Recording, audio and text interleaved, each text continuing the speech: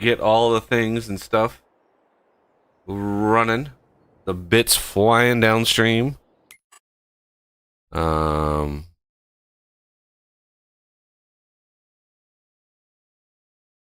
There we go. Pause the Rumble stream because reasons. Made a whole like 18 cents on Rumble, everybody, in the last like 2.5 months.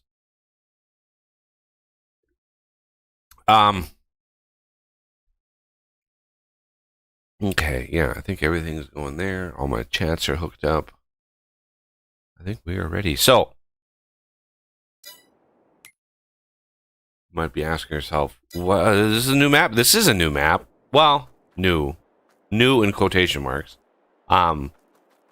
This is the Prairie Flats map. Only I removed the big dimple and lake out of it because that's like. It's like the piece of land you can start with. It's like the cheapest plot of land, right? This one right here is the cheapest plot of land.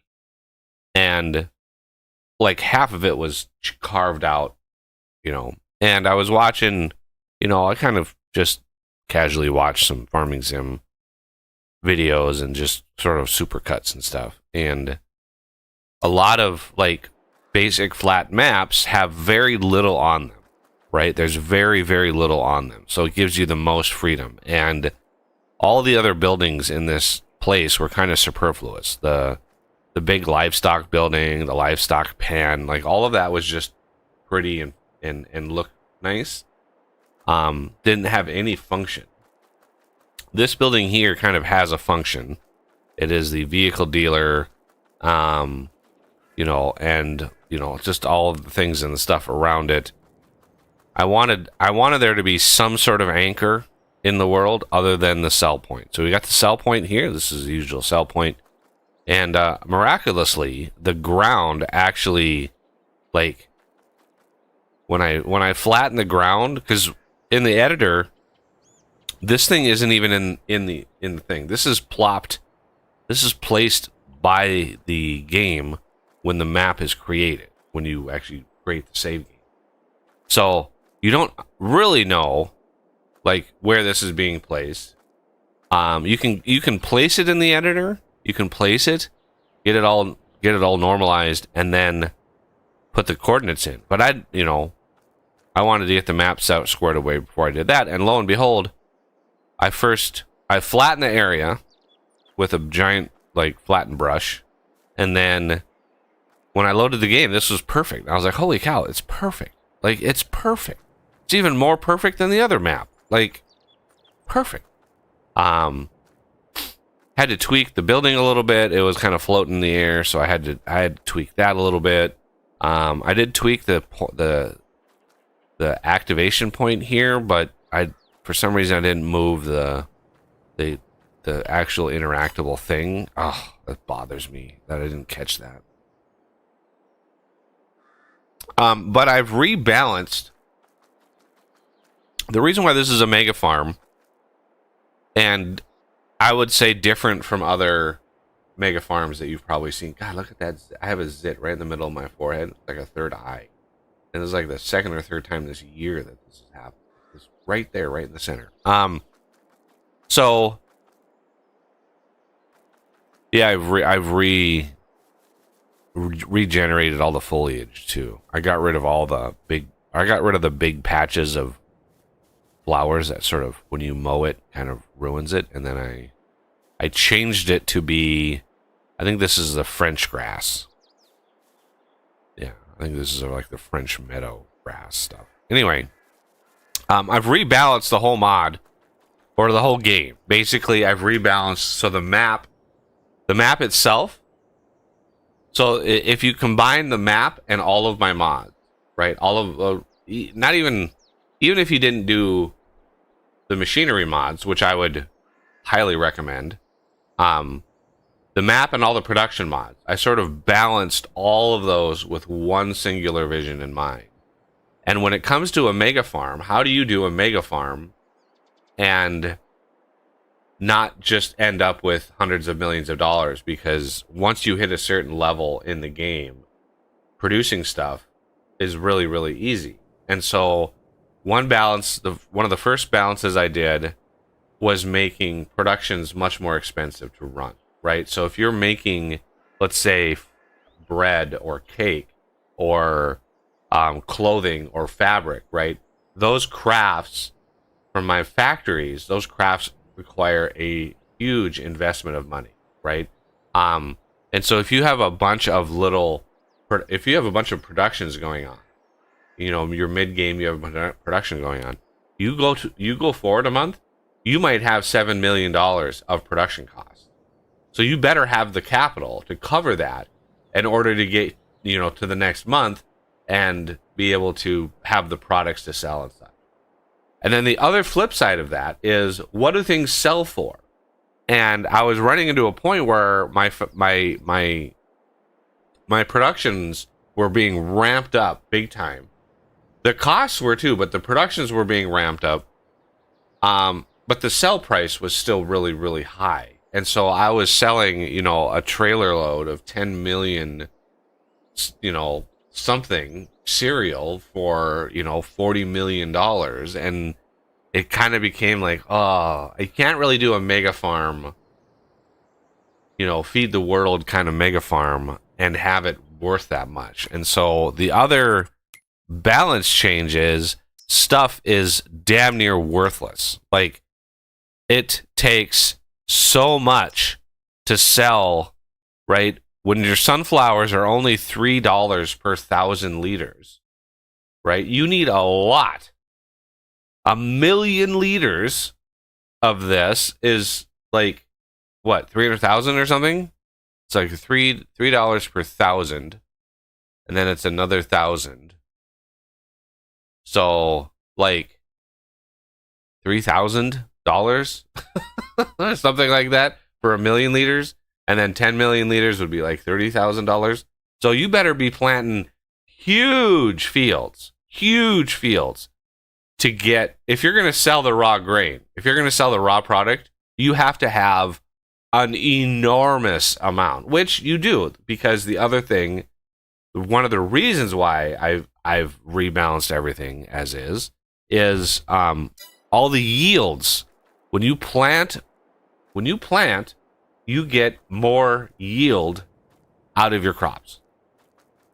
So yeah, I wanted bigger numbers. I don't know why. I could have rebalanced. I could divide everything by 100, right? Divide the yields by. I could easily divide the yields by 10, multiply the prices by 10, and have basically the same result. But I want bigger numbers. I want millions of liters. I want to simulate like feeding the world. I'm a small country feeding the world at this point. And so yeah, it takes full use of the really crazy tractors and equipment. Full use of that. But we got to start somewhere, and we're going to start small. And as much as I tried to eliminate the grass mowing early game, there's no other options. Well, there's not very many other options. So we're going to buy plot 36 here. 174,000. Yeah, and all the land, right, is very, very expensive, right? The farther you are away, the more expensive it is. So that plot of land right there is 4.6 million. That one's 3 million. These two corner pieces are like 4.7 million. So, as you go out, they're going to be more and more and more expensive. So the four bordering this, those are the next ones that you can afford, and then the corners are kind of out of our price range. But yeah, so you get this plot of land, and the other early game thing that we can do is trees, because I've got like 4 or 5 custom trees in this map.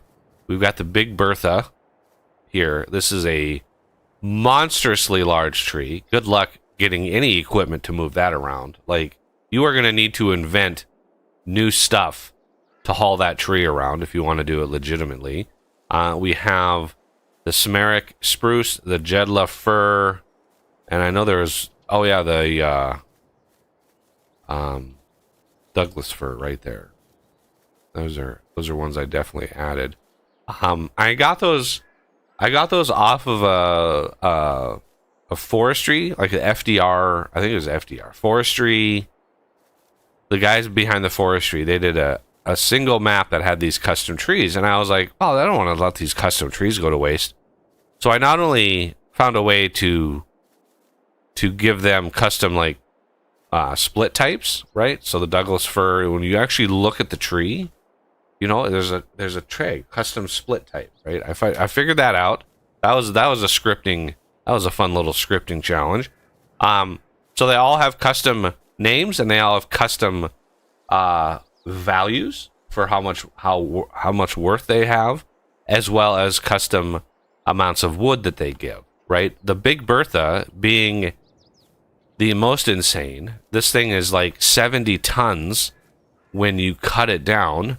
Gives you by far the most wood and wood chips of anything, right? If you can figure out, if you're a legit player and you can figure out how to manhandle that tree, it is worth it. It's absolutely worth it. You get a huge volume of wood out of that thing, but it is, and then you can plant them. Which reminds me, I need to set up all of these. Big Bertha. Just in case we have to resort to planting trees to make money. Because where's spruce? There it is. And if you really want to and maybe the buck, because bucks look cool. Yeah, there we go.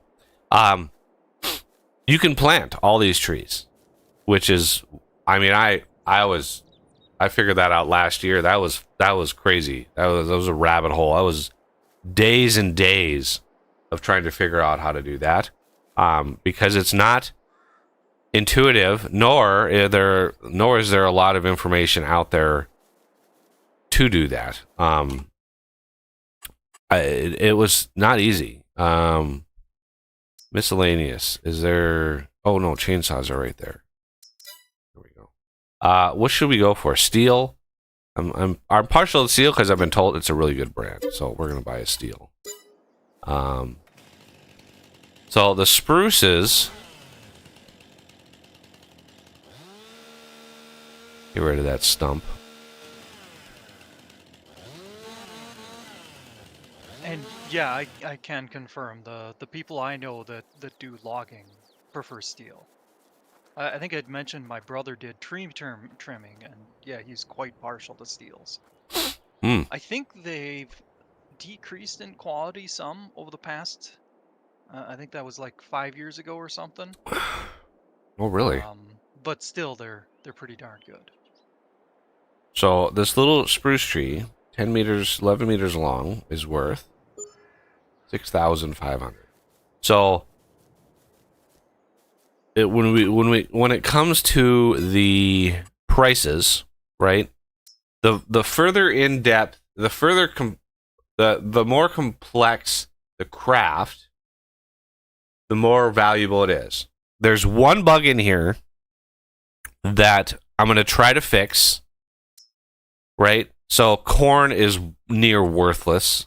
They are worth something, but the game, and I didn't know this when I balanced this, right? I learned this late last night when I finally got all of the pieces in place. I finally got the balance all in. If you go below 1,000th of a dollar price per liter, which is what most of these have, right? The game does not like to do that. I don't know, because it's not zero, right? If we look at one of these, corn, right? This is not zero. If you actually look at the files, it's like 5 cents per 1,000 liters. It's not zero. Yet the game, I don't know if it's actually zero or if the game is just rounding it down or up. I don't know. But a lot of these are just purely worthless. Like you can plant potatoes, but you're not going to get anything for them. So you better make something with it. And that is the point of this map. The point of this map is you can farm all day long, but you ain't going to make money off the raw materials. You have to dive into production. And there is a bug. There is a bug with this that I ran into yesterday. So TMR, TMR actually makes you money, right? If you're able to make TMR, that's a good money maker, right? So as you make products down the chain, you actually make money. So wood chips don't give you much. Silage does. You can make some money on silage. But grass, no. Hay, maybe a little bit. Straw, probably not. But silage, you can make money on silage. So just mowing and mowing and selling grass is near worthless. You're not going to do anything with that. But silage, you're going to be able to make some money. So that's one early way of making money. The other one is wood. And so if we go down, flour, again, going from like wheat doesn't make you anything. Flour is going to make you a little bit of money. Cat, I'm in the middle of describing something here. And you just claw your way up onto my lap. That felt wonderful, by the way. So flour makes you a little bit. Bread makes you a little bit more, right? So you're deeper into that crafting tree. And then cake is like, woohoo, baby.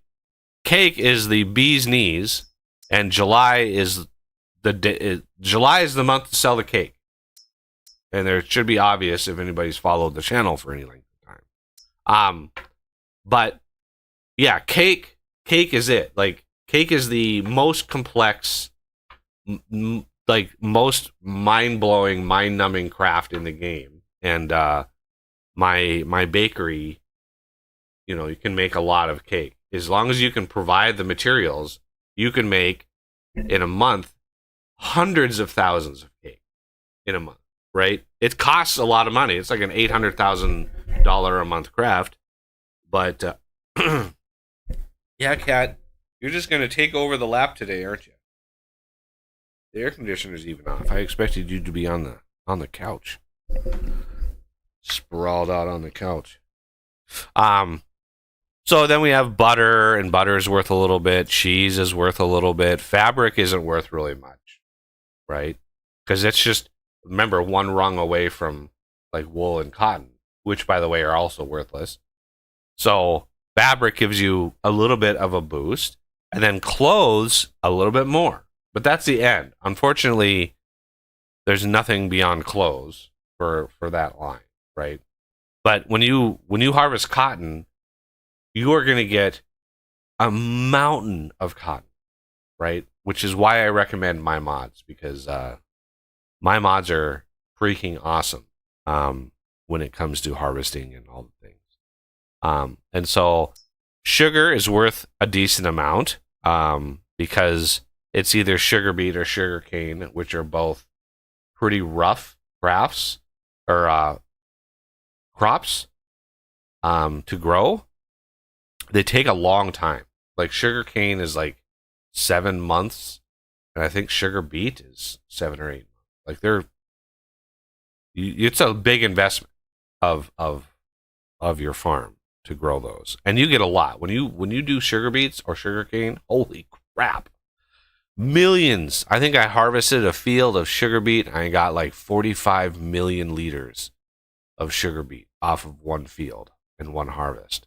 And all of it was gone in 2 months. I had processed and sold all of it in 2 months, 45 million liters. So big numbers go burr with this balance. And again, if you want this set of, if you want this map and all of these sets of mods, they are on, it's a pinned message on my general chat. channel of my Discord, and the Discord link is in the description. Let me know if anybody tries it and it doesn't work, because then I can, I don't know, regenerate. I don't know. I should have the links were generated, you know, to be good. So honey is worthless because there is a way with my mods to generate enormous amounts of honey.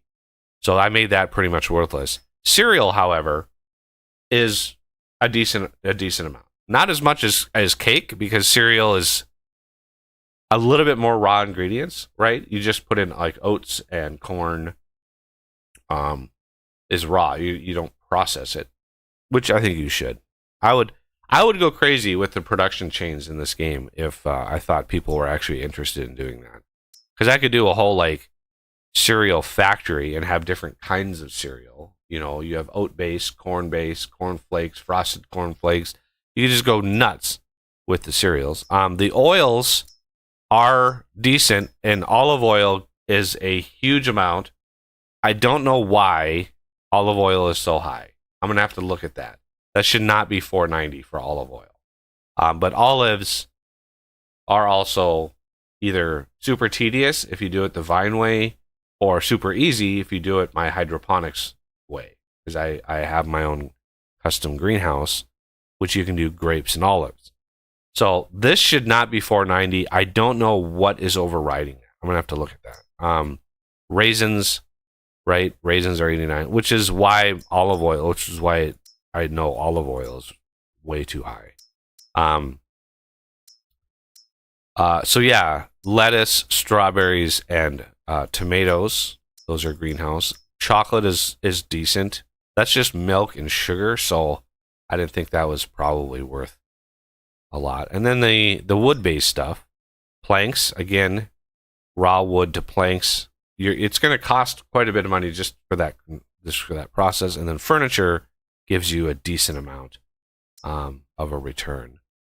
Fertilizers, those are consumables. Obviously, manure and slurry and digestate are pretty much worthless. Pig food, if you can make it, is actually worth a little bit. Lime, again, I have to make like lime and fertilizer.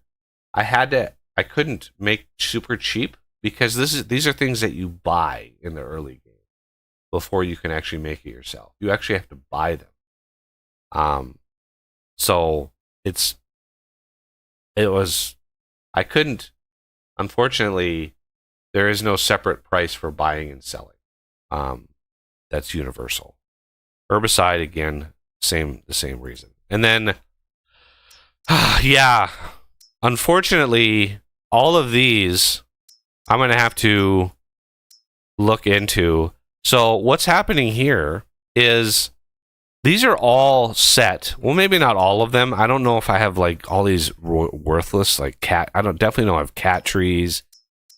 So my forestry DLC is overriding my map's fill type value, right? I posted this on a question on the production revamp Discord. I was like, why are these prices so outrageously high when I've rebalanced them all? And it's the map is being loaded, and then the DLC is redefining the prefab wall and resetting its value. So I have to, basically what I have to do is create a custom mod, which is like ZZZ _ altered prices. So ensuring it loads last, and then do the whole fill types again and redefine all the fill types and values, right? And that'll be the mod that sort of like rebalances all the recipes, and then you can just tweak that mod to whatever recipe balance you want. But they say as the mods load, it just overrides the fill type values as you go. So yeah, prefab wall should not be worth 5,000 for 1,000 liters. 100%. This is not this valuable. This should be like 200 right here, not 5,000. It should be 200. This tells you how off that number is. Armoire, again, this one should be 400, not 2,000. Armoires are a little bit more expensive. because they're cooler. Armoires probably take a little bit more effort to make than prefab walls. Prefab walls, you can imagine them going up fast, right? Put some studs in, put some sheetrock up, boom, boom, boom, prefab wall. But armoire, I mean, that takes a little bit more time. So a lot of these split types, a lot of these fill types from the DLC are way out of balance. Metal to paper roll as well. Paper roll should not be worth 3,200.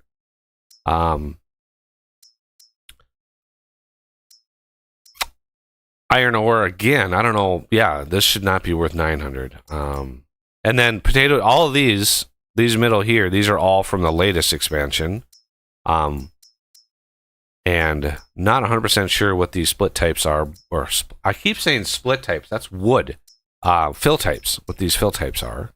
And then we have donuts, which I've rebalanced from my mod. These are introduced in Buggy's Donut Factory, and I've already rebalanced them. Chocolate donut again in July, worth quite a lot. So if you make these, don't sell them right away. Hold on to them. Which is, I encourage that because it allows you to feel sort of the delayed expectation, right? You're making a whole bunch of something to sell later. You need the money and the capital to keep that factory running before you're able to sell your product. So it gives you a little bit of a sense of delayed gratification. And then the French fries, again, I did that, and premium potatoes. So you plant potatoes, you deliver them, you make them premium potatoes, you take those and you make them into fries. And then you get a pretty decent amount. And then red beet carrots. These are, unfortunately, for now, going to be like the most lucrative crops that we can get because they are, the DLC is setting these prices. These are not fill types that I've actually set. So we might end up just doing that. Or cutting trees down. Wood is a major part. So yeah, as we get into productions, I will show off largely all of the fun stuff that we can do. And we are going to rely on leasing. I didn't want to. I wanted to like not rely on leasing, but if we don't, the first stream, the 8 hours that we're going to be sitting here is basically going to be cutting grass. And I really don't want that.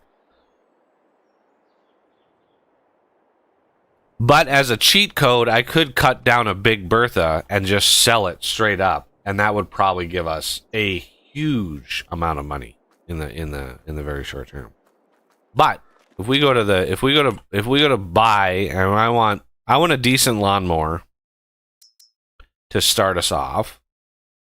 Since we're going to be leasing it, I'm hoping we can go with the big M500. This little baby is a beautiful thing. Again, this is FG, so if you see the FG, or if you see the word modded, if you see FG or modded, those are on the links that are pinned on my Discord. All of my mods and this map are all on my Discord. Alpine or what? I guess, okay. I want to go BKT if I can. There we go. I don't know why, but I like BKT tires. I don't know why. Wide, no, I don't need wide tires. 42 miles an hour working speed is fine. We're going to go US style. Speed sign, rear, reverse light. Oh yeah. Green crone. I don't know, where is it putting this? I don't even know where it's plopping this down. Oh, there it is, right there. US. Why not? Flag, no. GPS, no. Attachers, yes. PTO extension.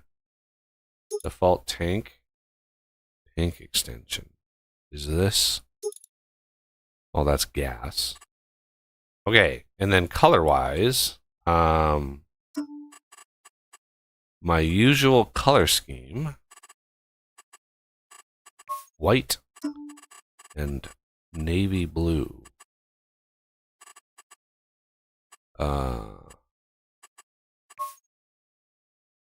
White and blue. Why I have that? I don't know. I don't know why. White or the nope. Rims are white. There we go. Second decal is white. Or no.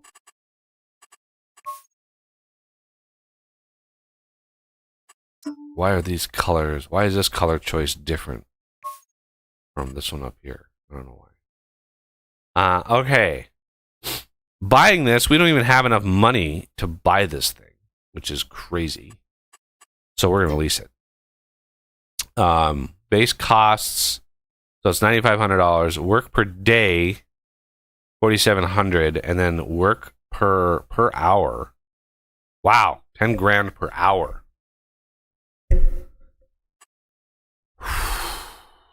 Yeah, sure. And then I'll show you one of the new mods that I worked on last night. I just got it working. It is the TARDIS mod. So we've got this Misty Cat windrower. This is a carryover from like many versions. You got this giant windrower right here. I was like, this is kind of janky. And I was like, let's see if we can't upgrade this to more modern, sleek standards. And then add some work width on here. So we have a 15 meter, a 25 meter, and a 50 meter work width on this baby. Or the default. You can always go default. But if you have 15 meter, you can say, hey, I want some crop guides on there. Which are not showing up. Oh, they're not. I don't think they're showing up because this is up. Yeah. This has to be down for them to show up. But trust me, they're there. There's my BKT tires, silage additive. No, actually, I don't want this to start. We need to do silage, and if we're going to want to do silage, we need to do bales. So I usually do a quick baler. It's usually the only thing, other than the continuous square balers, which we don't really need with this mower. So the quick bale, that's our go-to. BKT tires, of course.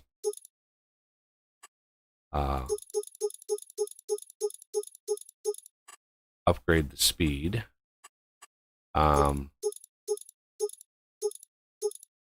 Let's do Crone because our mowers are Crone. Work area visual assist. I don't see a blue light.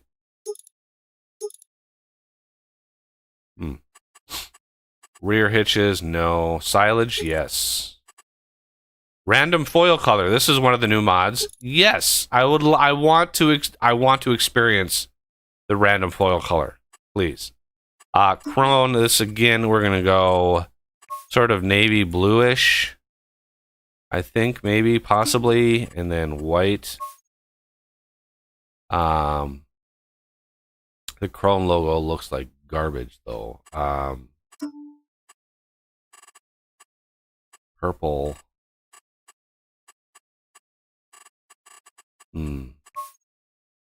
Yeah, that looks like garbage. That's not bad. Not as nearly as dark as the mower, but and then we're gonna lease this guy. And there we go. There's our two thingies right here. Good to go. Now we need to. I need to get some silage additive. And let's do purchase crate pallets.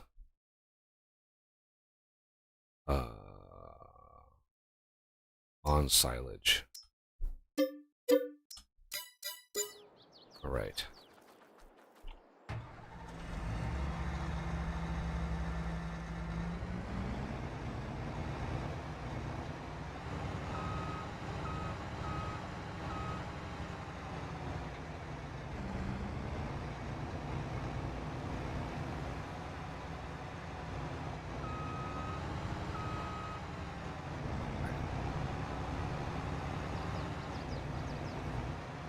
I think the silage tank is on that side.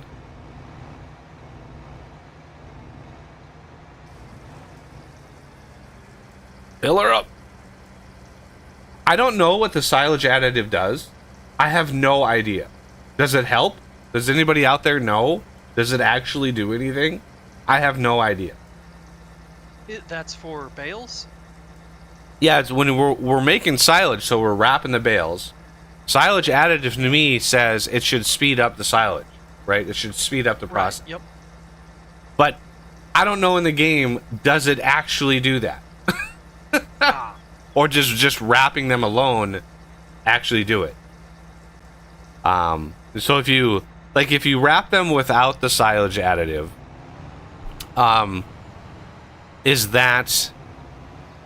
does it take like 2 months to make silage? And if you use silage additive, it only takes 1 month? Like, I have no idea. But usually when I do balers, I actually get it working. So we want, let's unfold this baby, because we need to set up the working mode, which I think is change bale size. We want 180s. What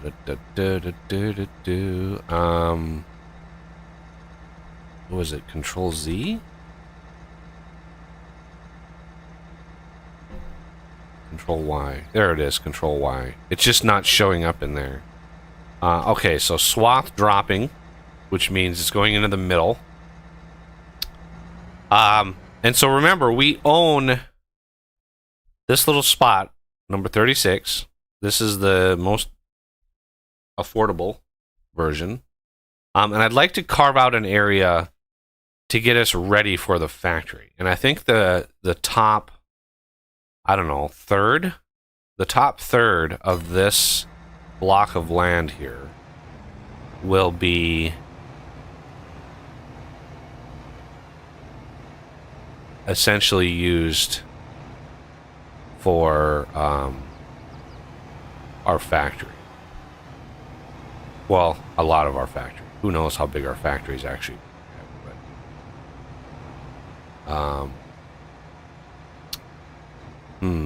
how do I want to do this? Should we go? Remember, if we run out of money, there is a shortcut. I don't want to give it away, but there is a way to do it.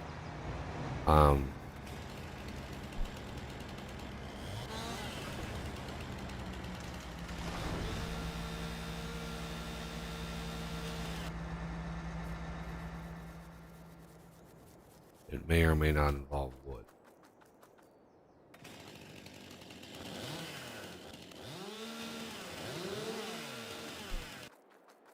So this spruce tree, I think in the base game this tree might be $1,300, $2,300, something like that.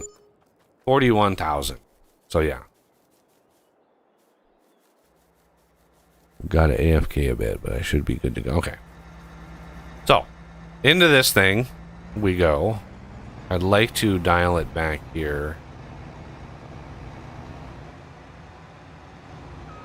And I've got the vehicle control add-on, which is, in my opinion, one of the most essential mods in existence. I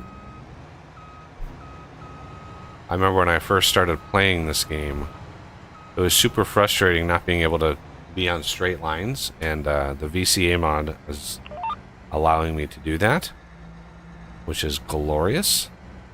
Okay, so Control V.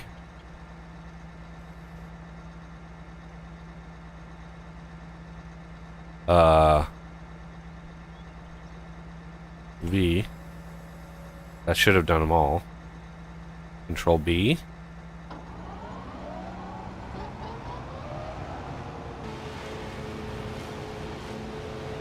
There we go. I think the baler, yeah, the baler's going.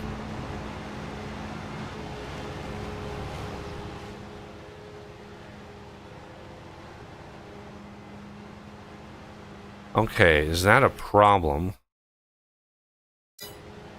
The grass texture on those spots of grass, I did not anticipate that.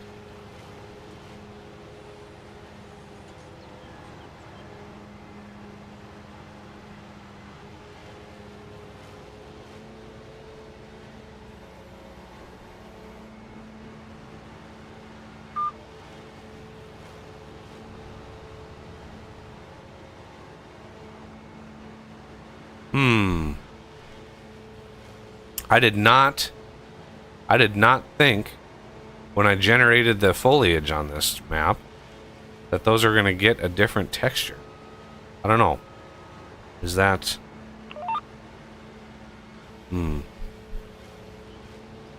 Not sure what to think about that.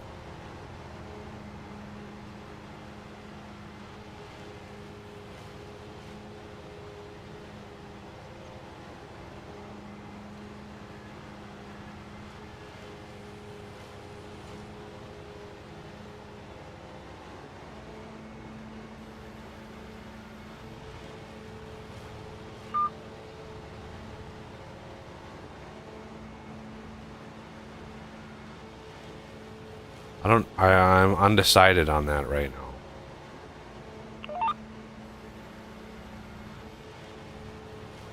I don't know what to think about that. I don't really like it, but I mean, it's not really affecting. Hey, there's a different color. Yay.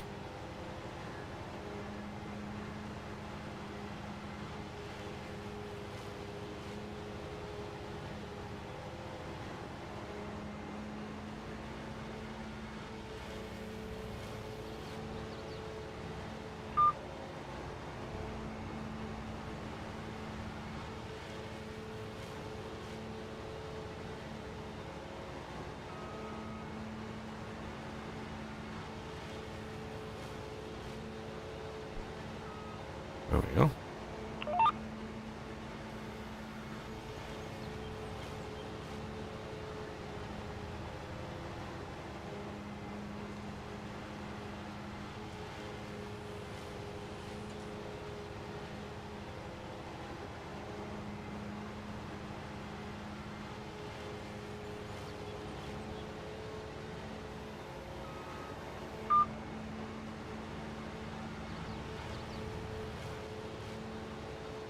And it even includes, let's see, I think the long way, I need to have enough room here.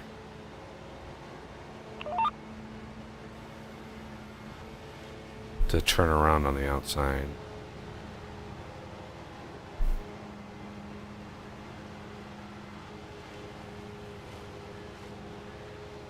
I don't know why I'm going so slow. Both the mower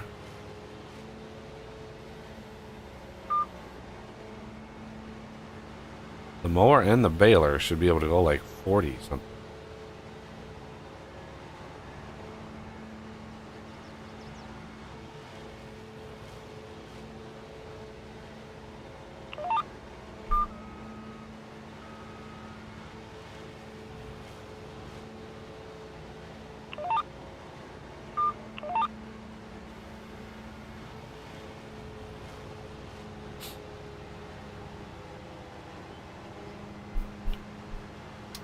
Yeah, what is holding us to 28 miles an hour?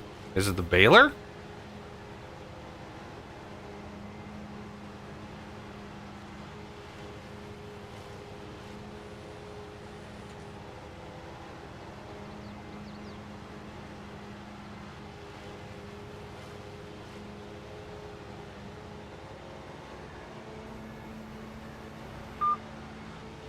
Oh well.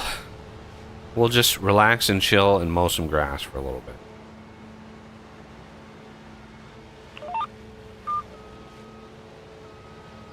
Because before I use this land for factory stuff... Oh, I still need to go back a little ways.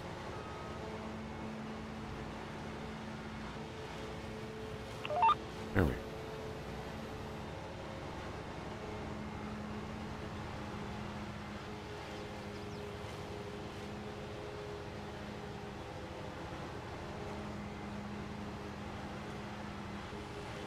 Yeah, I took the lessons from the quick baler and I applied them to my cotton harvester. So my Cotton Express 5000 is the cotton harvester of your dreams. It is the most unique, awesomest cotton harvester in the game, and it is phenomenal. It works so well. And you can harvest 50-meter wide swaths with it. So okay, so the way to go back and forth on a field, if you're doing it manually, with the vehicle control add-on, which, again, I would recommend.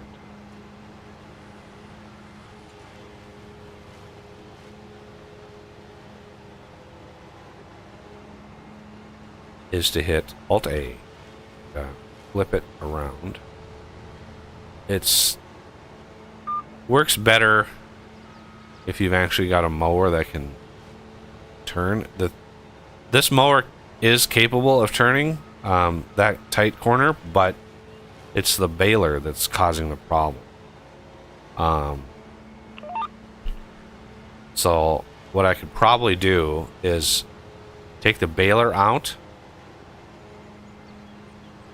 and just get a small tractor to operate the baler. Although I'm going to have to look at...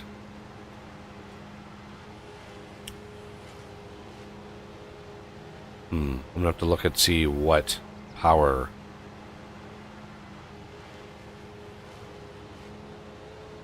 Yeah, still kind of on the fence.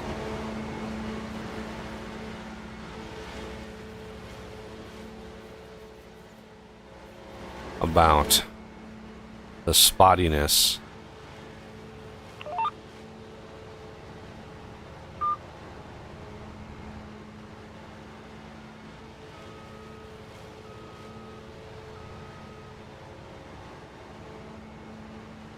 Okay, so when I get back here, take the baler off, because if Os joins, then he's going to need to do something. So the width on this mower is 13.2 meters, right? And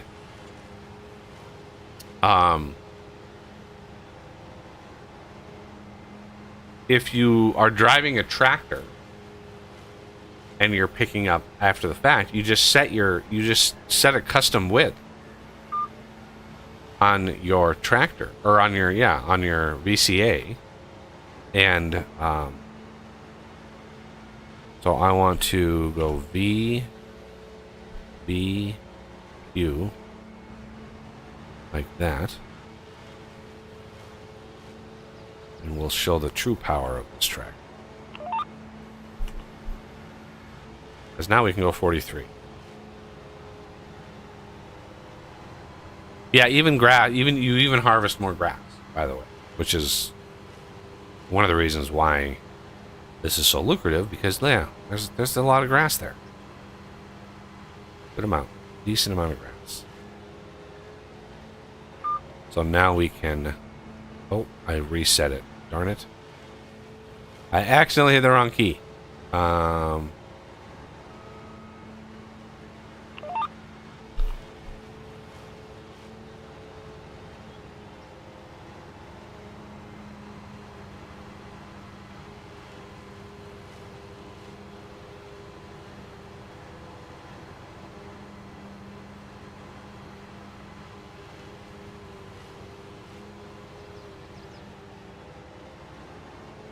So now you can lift, hit Alt A, and have it spin right around for us.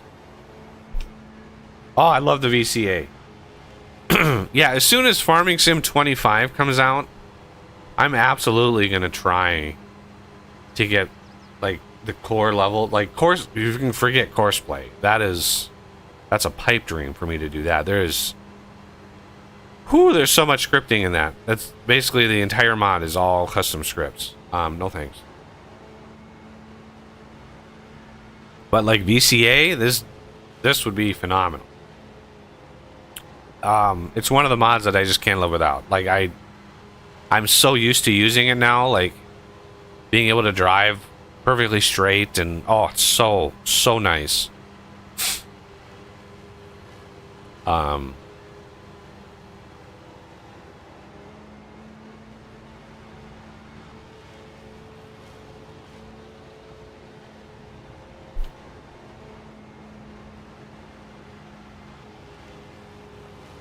Yeah, I'm still on the fence about the spottiness.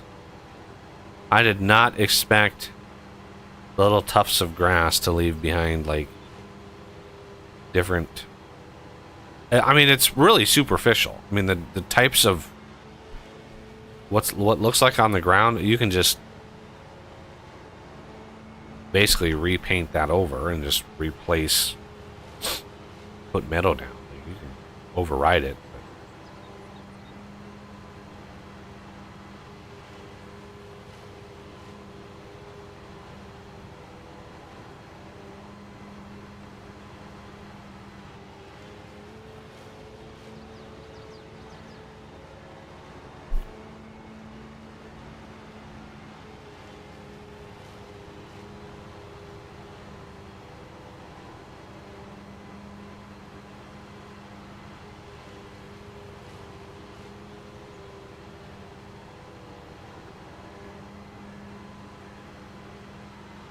And while we're just chilling here, I can put some music on. No. Where's mine? Where's mine?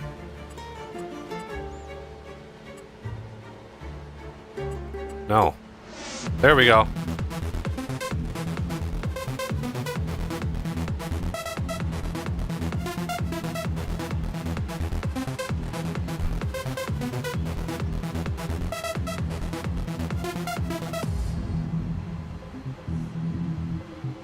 The music totally matches the mood of the game. Totally.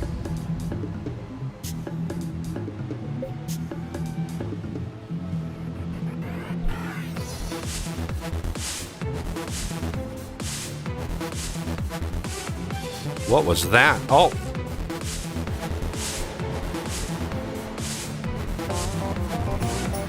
Alright, I'm connected.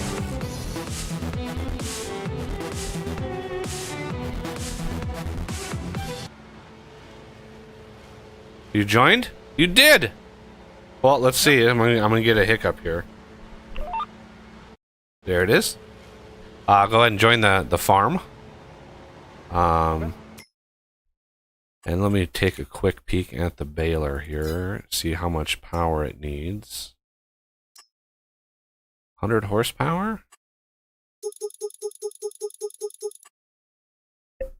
Yeah, 100 horsepower. It took a while. It took a while because the way the Google has their downloads, you can only download one file at a time, and it has to scan for viruses each time, and then yeah, it just slows everything way down. I could have done the download all, but there's a lot of files that you're not, or that I already had, so that would have just been a waste of time. I really, really don't like what that ground is doing. These brown patches? Yeah, if you look at the mini-map, you hit equal sign and it brings it up. I did not... When I generated the terrain, I was like, oh, I'll add a little variety to the grass. That's the only reason I introduced little tufts of grass, because there's a difference. The game treats grass and meadow different. They're different foliage types. I did not think cutting the grass was going to get you a completely different type of ground. and then have it be all nasty looking. Oh, grab this bale, grab it.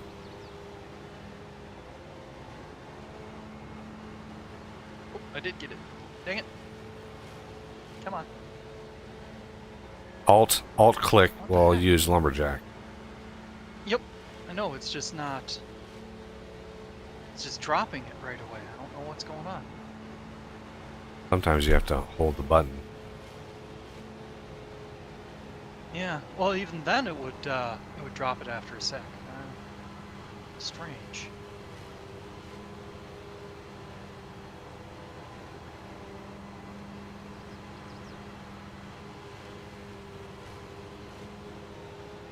Yeah, I think I'm just moving too quickly. It gets too far away.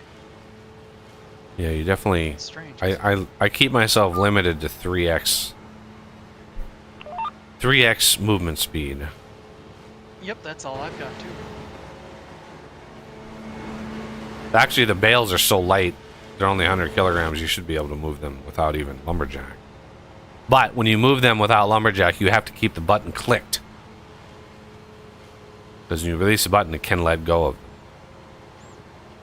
Even then, it drops it. Maybe. I don't know. If I move ultra slow, like even less than standard speed, I can keep it up. Oh nope, there it dropped again. All right, let me go to Really my. weird. Let's see, where's the format? There it is. Edit farm. No. People in the farm. Boss. Oh, do you think that might play a part? No. Well, I'm gonna prevent you from buying vehicles just because I want to buy all the vehicles. Reset. Oh, you can leave it that way even. I don't think I've bought a single vehicle in the multiplayer Hire games we played. worker. Manage. Cut trees. Landscaping. Lumber. Oh yeah, lumberjack strength was unchecked. There we go. Ah. Permissions given. Okay, let me purchase a tractor. Maybe we can get away with a medium tractor. 100. Yeah, we can get away with a medium tractor, I think. Let's see. What should we go for? They look so much alike. You do the fast track, Valtra. This is just for the baler. Want something to go decent speed. Class 31, 31. Pretty much everybody's 31 except for the fast track, which is marginally faster. New Holland. Quite Massey Ferguson's not bad.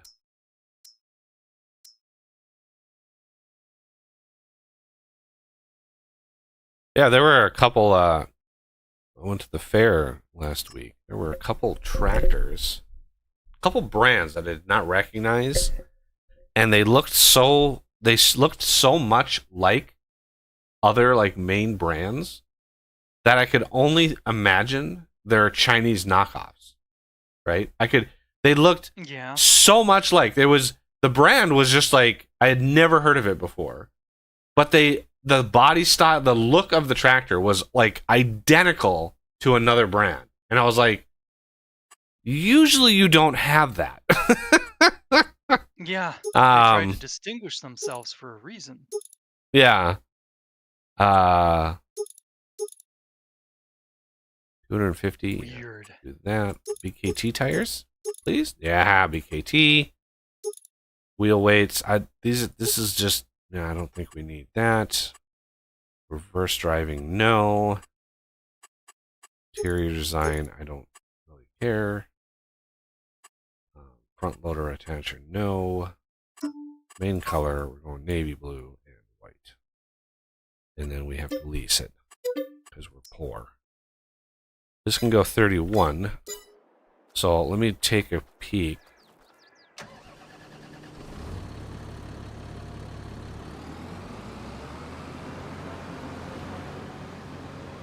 we'll see how it goes, but I'm not feeling too great today, so I might have to duck out on that. We'll see.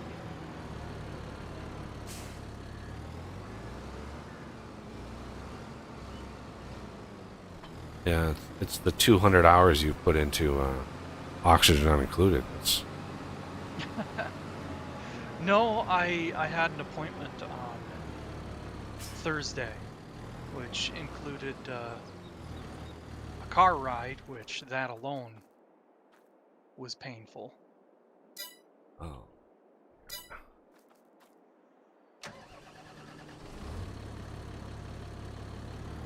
That's a bug. Just found a bug. Ooh. Yeah. The So you said this. Oh, sorry. Go ahead. Oh, you said the store was elevated a little bit? Yeah, the when I first generated the map after creating it, the store was elevated like 5 inches off the ground because the terrain around here changed a little bit. Ah. Let's customize. Why can't I customize this? Oh, I can't customize it because I don't own it. Okay. Well, if you Oh. wanna, let's see. I can go Control C, working with 13.2. And then when you create a path, you should be, yep, 13.2. If you want to try to use that, if you line yourself up with one of the grass lines, the 13.2 should make you be able to just go to the next lane easily with the Alt A or Alt D. All right. And then I need a purchase of a truck. I've stopped using these Macs. As cool as they are, they're when you get in them and hit the accelerator, it's like driving a tank. It takes so long. So I've been using these Volvo little itty bitty ones here for a while. And yeah, basically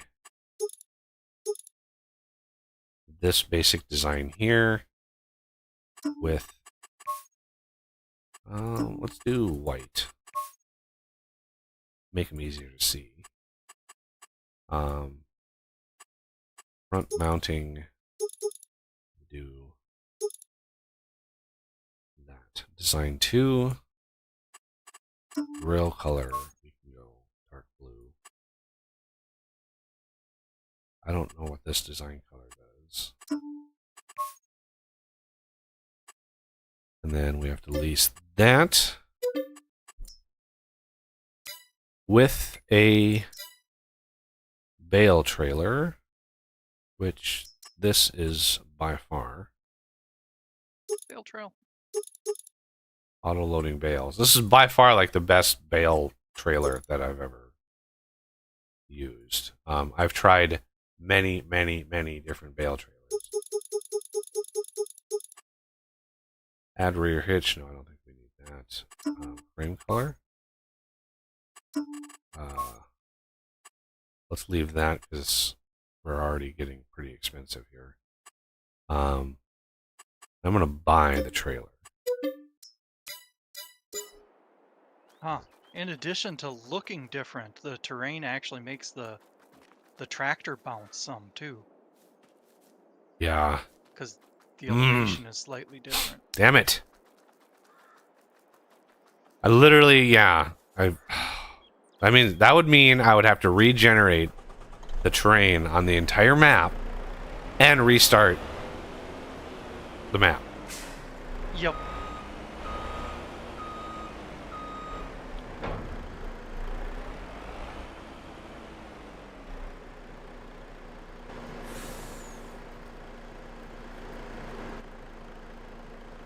Let's see. There we go.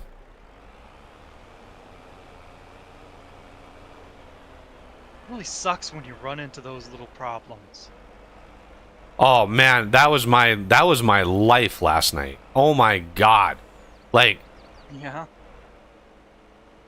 trying to get that TARDIS loader mod updated was such a nightmare. I was like, oh, I can add this little feature, and oh my god, it was like 3 hours before I actually got it to work, because it was one little thing after another. So one of the things I did is I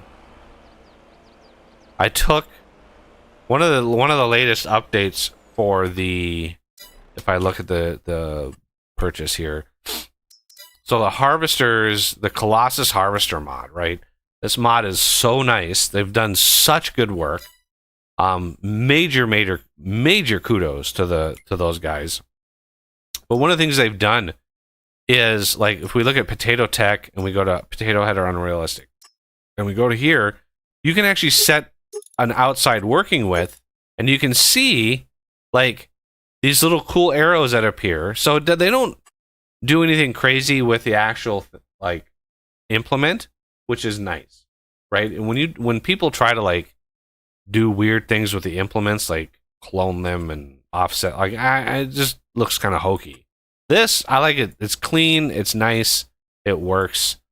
And so I was like, wow, I wonder if I can do that. And so I dug into the files on how exactly they did that. Because you can set this all the way up to 50 meters. You can see it's way back there and way over here. So 50 meters is a little much, but like 20 meters is great. 10 meters on this one is okay. But I was like, I wonder if I can do that with other things. So if you look at my Cotton Express 5000, this also can do the same thing, right? Glorious. And there's a custom script with this and a custom bale. So you can drive 50 miles an hour down the field, harvesting a 25 meter wide swath, and it will still slow down in time to be able to drop it off.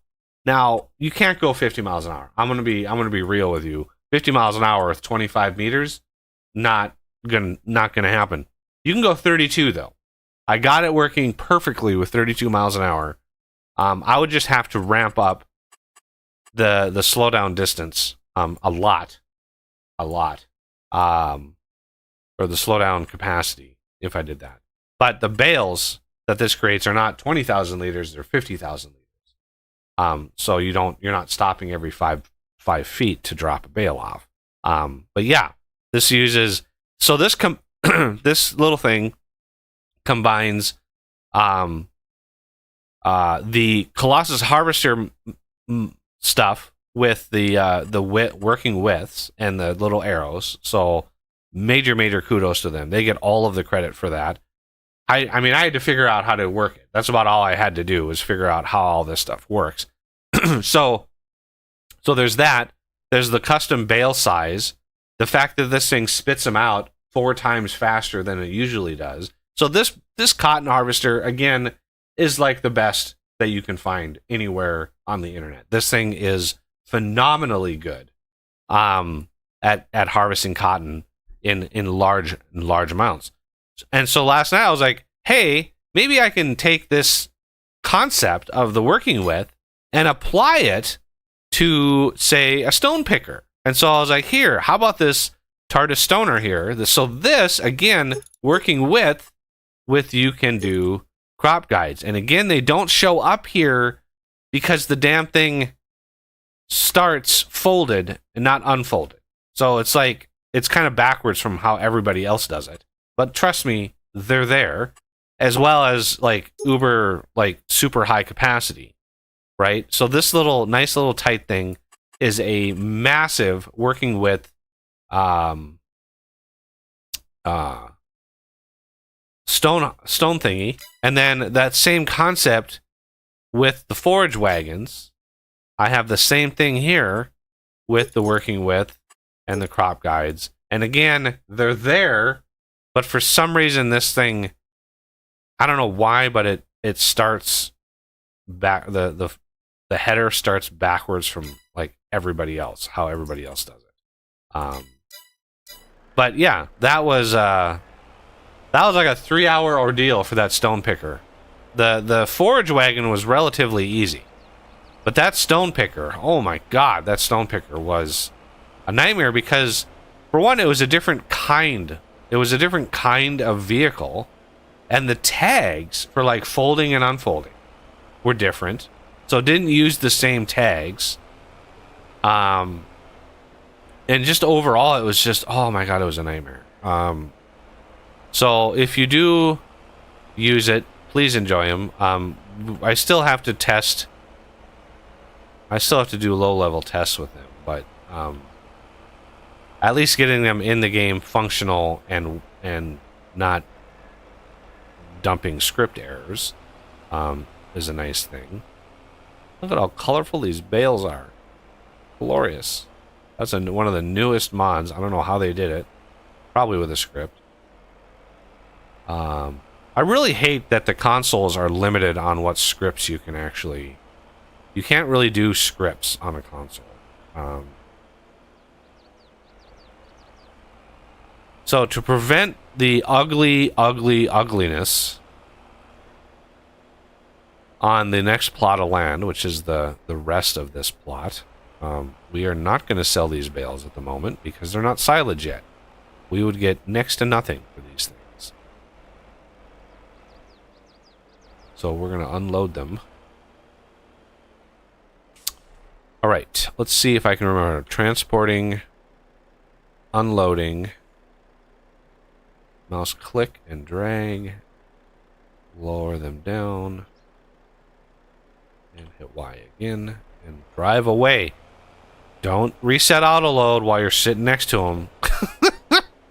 I've done that before and just picked them right back up again. That's fun.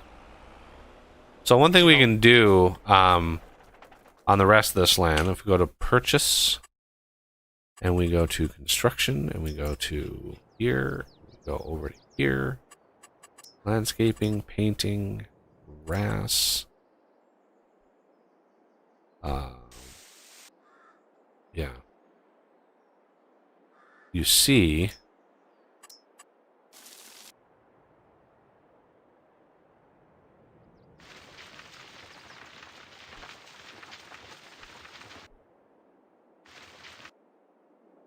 huh, that should work. Adjust rotation angle.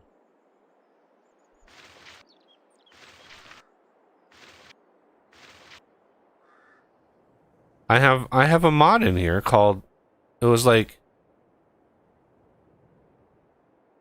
huh. It was like it's called like straight edges or something. So I'm just gonna paint the rest of this as much as I can.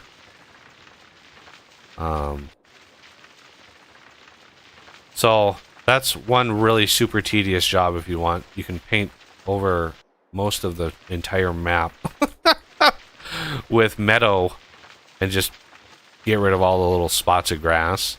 It's the only way to... We don't, unless we want to restart the map, the only way to get rid of it on this map anyway. And I'm gonna have to redo it. God, I thought I was being super creative and awesome, and but yeah, I'm just gonna have to paint over the whole enchilada.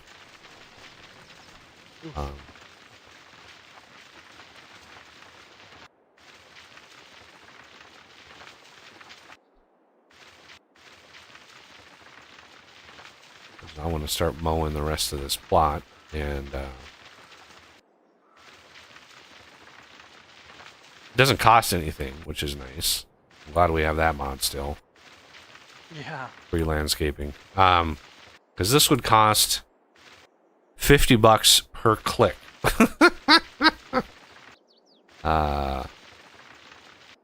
This would pretty much drain all of our money. Hey, there's a toy. I found one. I'm gonna mark it by taking the grass out.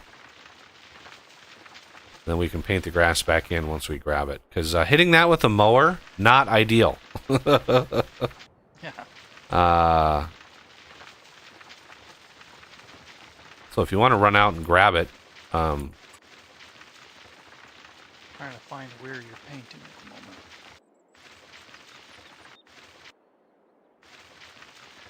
it's head straight south, and then a tiny, tiny bit to your right.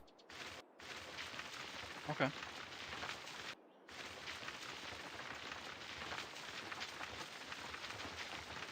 Oh, there it is. Yay! Now we're not going to hit it with a mower. Okay, that takes care, pretty much,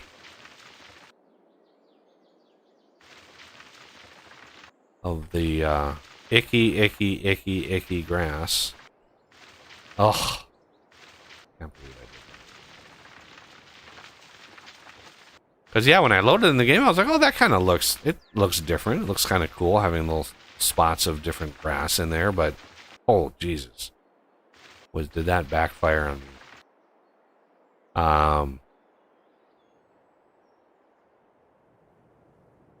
So, yeah, this is so ugly, but this is going to be mostly gravel and factories and all that kind of stuff. So yeah, one of the first things we're going to want is a sawmill. Purchase. Production. Okay, let's see if we can find my sawmill in this list. What menu is it for changing the terrain? I'm having trouble remembering. You hit P. You go down to the way bottom of the list on the left. There's 3 lines, and then you go to construction. Construction. Okay. And then landscaping or decoration or whatever. But landscaping gives you the painting and the plants gives you the meadow. And you pick meadow, and you hit M a bunch of times, and that increases the size of your brush, basically, and allows you to paint bigger areas. Although the brush is limited in size, you know, there might be a mod out there that increases that. I would love to find a mod that increases the max brush size. Because, yeah, in the editor, you can make a brush that covers the entire map. Literally the 4K map. You can make a brush that does everything. Which I did when I regenerated all this foliage.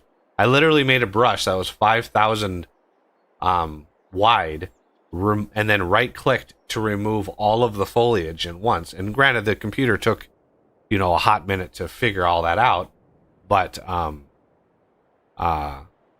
yeah, it worked. It worked great. Should I start in any specific area? Because I assume we want basically all the. We do want all of it. Eventually. You know, I would kind of radiate out from where we are outwards. But if you want to just start in a corner and work that way, it's up to you. If you want to do it that way. Close by, at least for now. Which direction you think would be the best? The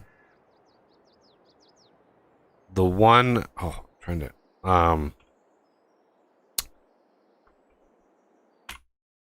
Save it here. Probably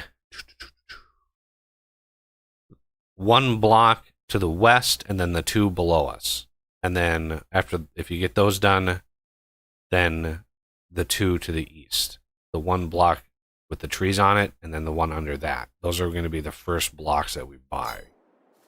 And then so west first. Yeah, west first. Because the thing over here is in the way, and we can already cut those trees down, so. Okay, purchase, construction, landscaping, painting, gravel.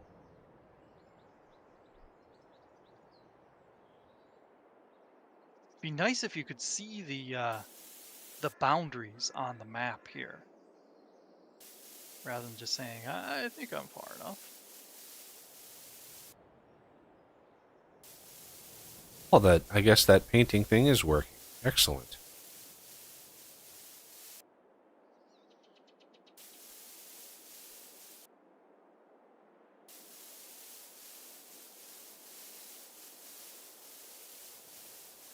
All right, we got a main street here.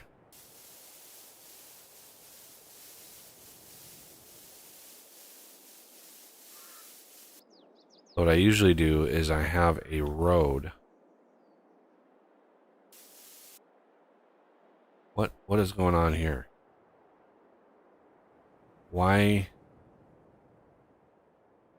Wherefore art? Why is that all derpy and ugly and icky and what is going on here?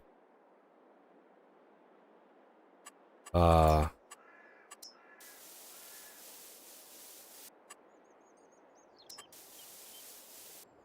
don't tell me that's really messed up.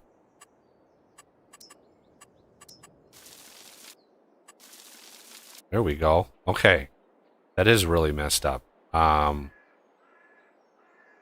Which means we need to also do what we just mowed because yeah, Yeah,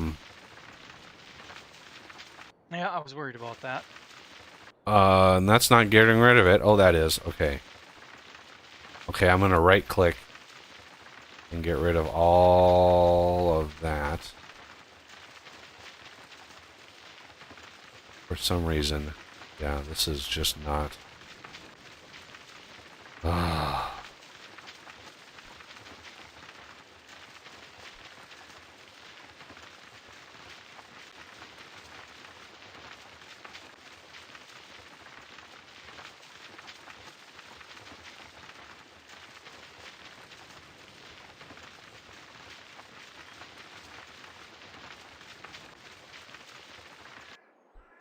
That's really weird that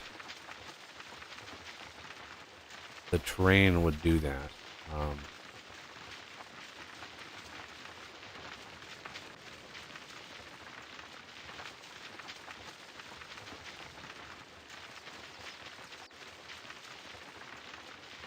But it is what it is.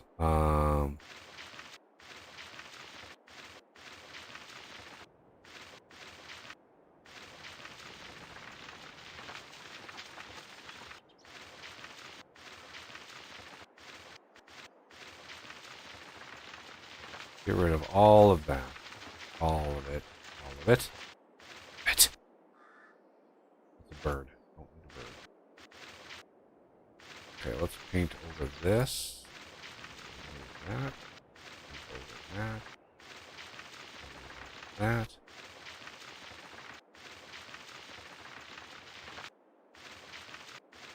I did not. That was a really bad problem. Like having that those little grass bits like sticking out like that. That's awful. So I'm gonna leave that stripped of all of its grass for a bit. Painting. Okay, so now I want to try to find my midpoint here. Because balancing this or creating a decent area to start with is kind of important.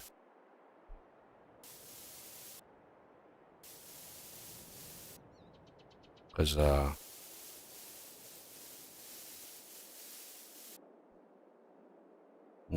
I'm going to try to line it up.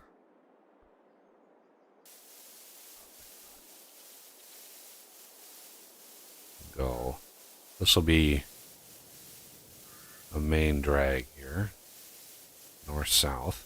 This is basically the center of the map.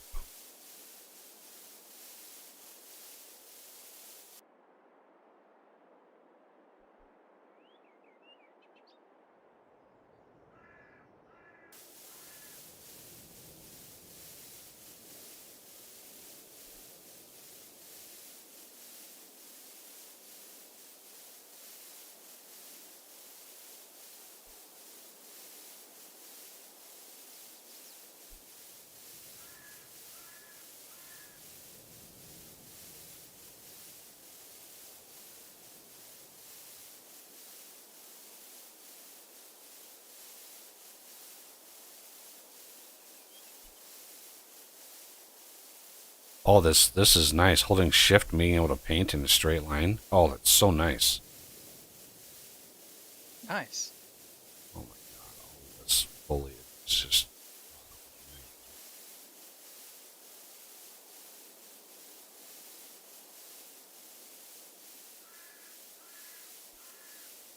Yeah, it's a big map, everybody. You're like, holy cow, this is a big map. It's like, yeah, it's a big map.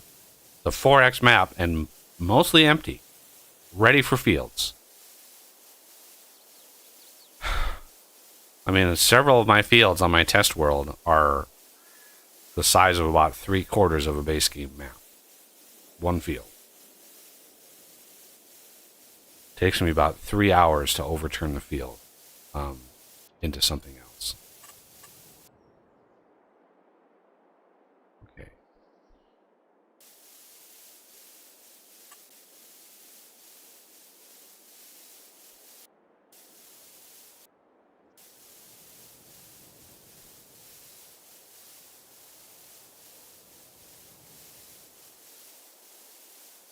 And I know Coffee mentioned a mod that allows you to zoom out further.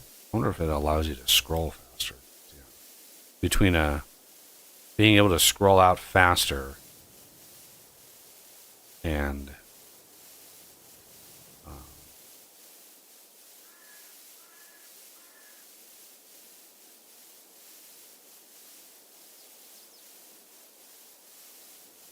you'd probably be able to scroll faster as you zoom out.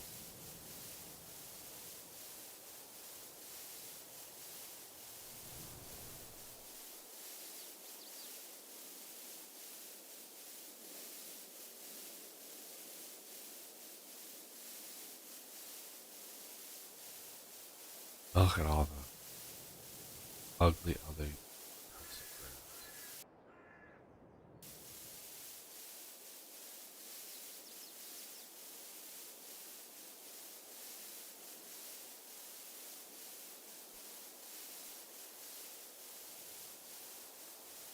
Yeah, this is just setting a foundation for the mega farm. Early days yet. Early days.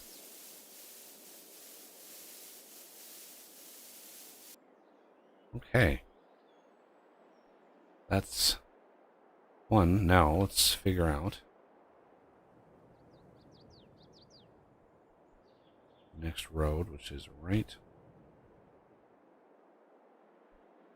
Trying to have that right in the center.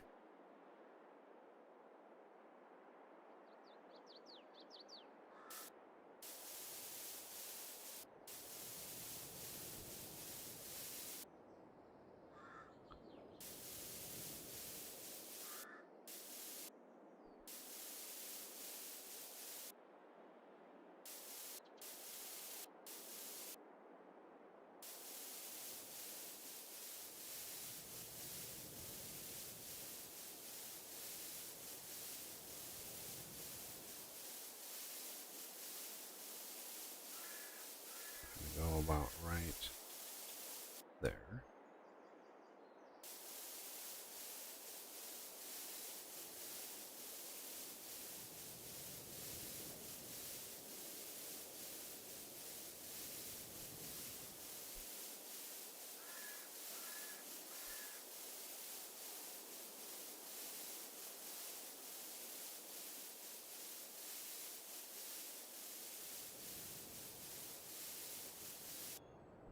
Oh, one of your roads has a little gap in it here.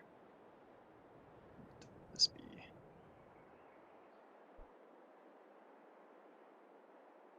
Gap in it? Yeah. Where there's trees or just out in the middle of nowhere? No, the road itself has a little gap in it. The hell was it? Ah, here it is. It's like the placement skipped a beat. So it has road grass, road grass, road grass. No, I see. That's just nice, solid Ah, gravel for me. sink issue. That's right, we've seen that every now and then. Well, hopefully it doesn't go the other way too, but it probably does. Okay, so we are gonna need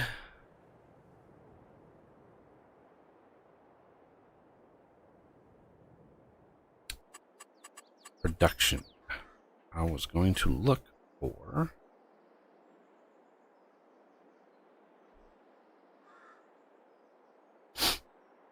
all these one here that are modded. Those are all my special factories. So, yeah, again, they're all available on the link in the Discord, which is linked in the description.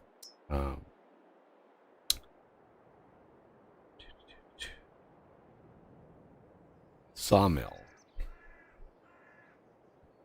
Now, Did I do the right area? Yeah, I must have, because this looks nice and smooth.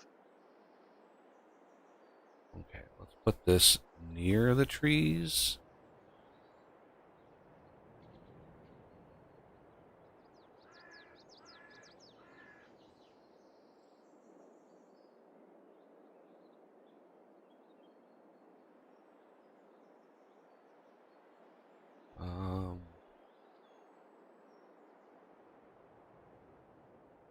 Yeah, right there.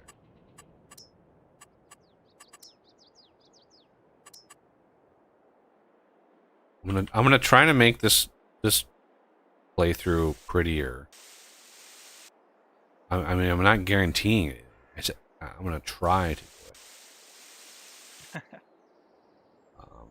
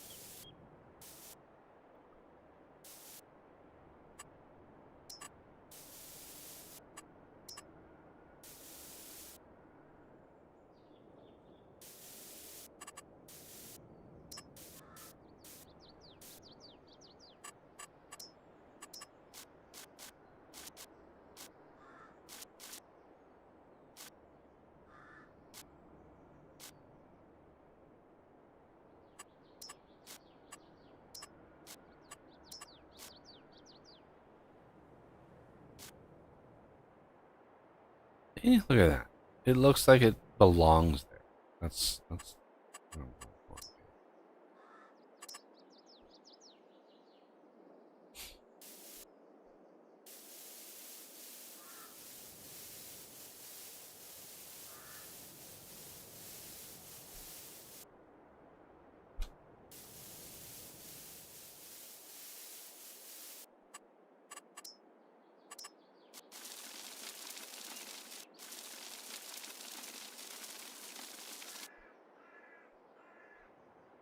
Okay, now. Oh, we got some more grass sticking out here. Plants.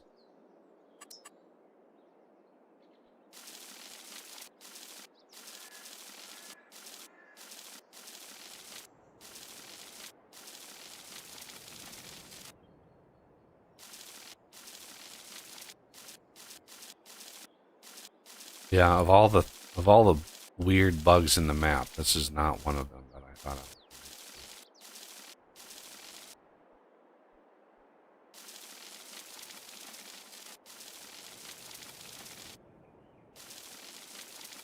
Huh, I thought I got rid of all these little tufts of weird land around here.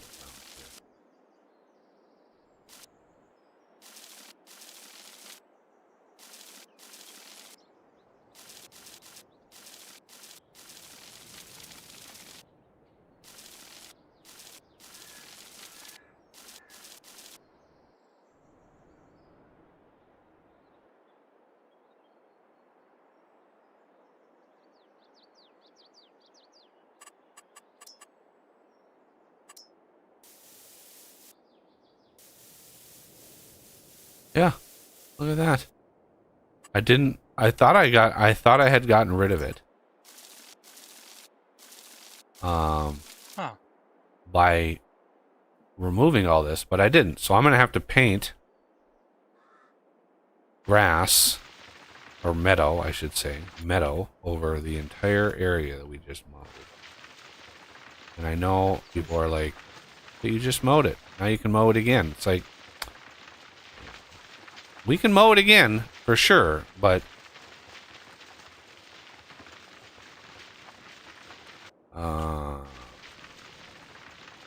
that's kind of why Oz is kind of redoing all the meadow on the whole map to try to get rid of that. Yup.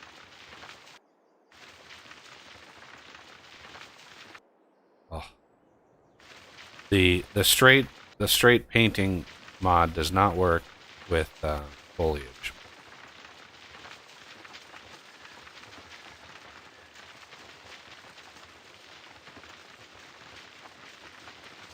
But you can have bigger brushes with foliage than you can with painting, so that's nice. Alright, this should officially get rid of all of the shenanigans. So I'd finished the west one. Where was the next ones we wanted to do? The ones to the east? The ones underneath. So the one under the one we're on, and the one underneath the one on the west. Those are the next two. Okay. So south. South. Yeah.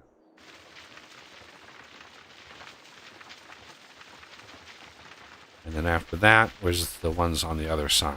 And then after that, the three above. The 8 surrounding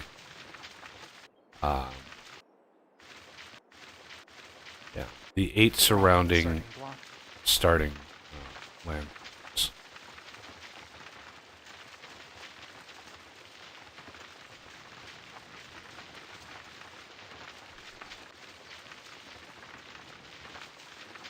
Now, do I do a road? I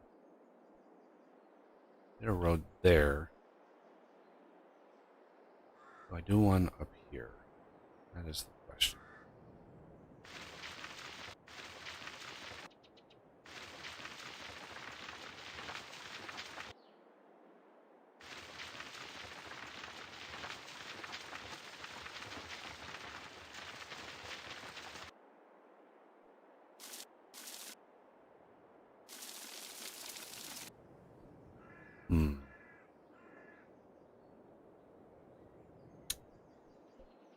Nope. Yeah, I think I'm going to have one up here. I need to be able to have more factories and stuff. Because this is basically the middle of the map as well. So I think I'll first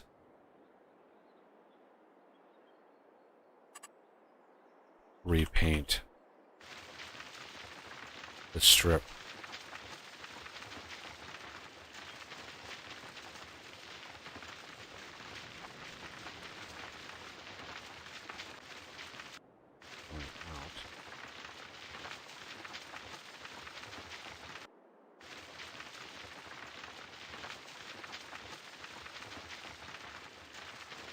Yeah, and I will if you're looking at this going, oh, I don't want to deal with this. I'm going to, after the stream today, regenerate. I'm gonna have to get rid of all the foliage and then regenerate it.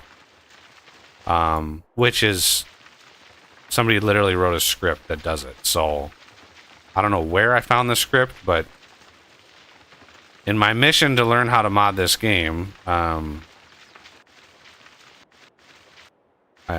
I found it on my travels, you know. My sort of like Yep, you probably Marco visited Polo. like a dozen sites in one day. Yeah, it's like it's a massive rabbit hole when you try to find information because everybody's trying to make a buck, right? Yep. Every modding site you go to outside of the mod hub. So the game has its own mod hub, of course. If you go to that, you're usually fine. But every other site you try to find mods on is just packed full of ads and misleading download links, and it's like one of the things I really wanted, I was actually looking into maybe building a FS25 mod hub that wasn't centered around ads and, you know, trying to make as much possible money off of every visit. But like, I found a good domain that the site on it hasn't been touched in like 8 years, right? It's like, you know, they had mods for like FarmingSim 15 and they haven't touched it since. So I like reached out to their contact email address and I was like, hey, you guys haven't really touched, you know, at all the modding for the new games. Would you be willing to like hand over the domain, you know, to somebody who's willing to, you know, support the new game? And yeah, the email was bad. It was wasn't a valid email address. So because I did not want to go for like fs25.com or .net or .whatever. I was hoping to find one that was like available, like more generic than a specific version. And yeah, I found one. It was perfect. Hasn't been touched in 8 years. I have no way of contacting who owns it. They still renew it. It's getting renewed. It was renewed just like a few months ago. So somebody's renewing the domain. You have to renew those every year. Like, somebody's renewing it. I have no way of contacting them. I have no idea. And I'm sure if I really pushed and I was really trying to get the domain, they'd be like, "Oh, we can sell it to you for like $2,000." You know, that's what usually happens. It's just like, but $2,000. Why would I spend $2,000 on a domain name? Like, why would you do that? You can literally now, the technology has become so, you can literally make up your own domain extension, right? So you have .com, .net. You can make up your own one, right? I could have flexiblegames.buggy if I wanted to. I don't want to, but I could if I wanted to. Yeah, it would cause a lot of issues with verification and stuff. Those, which, you know, usually that's more for email addresses, but I think even the websites themselves What do you mean verification? have problems. Well, like email, when you use an email and sign up somewhere, it does a verification to say, okay, is this a valid email? Does it end with .com, .net, etc.? So you probably wouldn't want to use a .buggy email address. Technically you could, but some websites... Well, I wouldn't use it as an email address. Yeah. I would use it, you but know, I think the domain itself. To... Domain itself would be what I would use it for, but and I think there are some more scrutiny for abnormal extensions. yeah.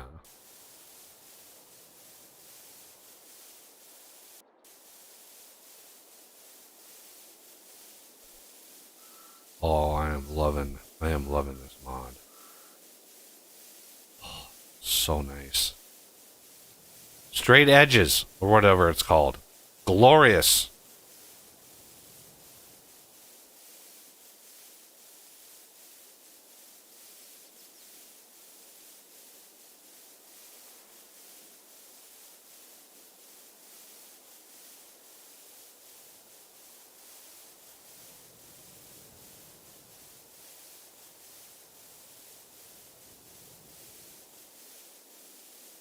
Yeah, it's gonna be a while before we own more of this land.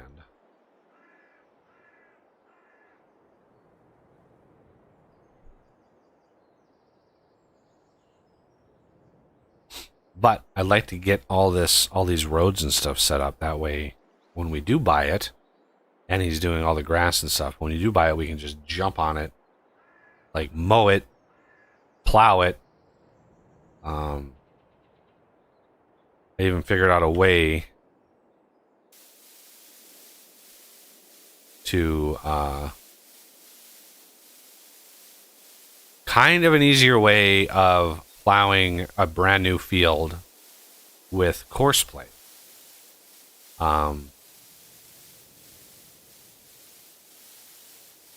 You basically plow sort of the border. You go in, so you have anticipated the size of a given field. You say, okay, this field is going to be X in size. You plow inside of that edge around your area. Then you generate a course with the plow, with as many plows as you want, up to 5. And then you generate that course by skipping islands. So there's a setting for skipping the islands, and that big area in the middle that you don't plow, that's an island. And so when you skip the islands, when you say don't avoid the islands, go right through them, the plows will go right through that and plow the land for you.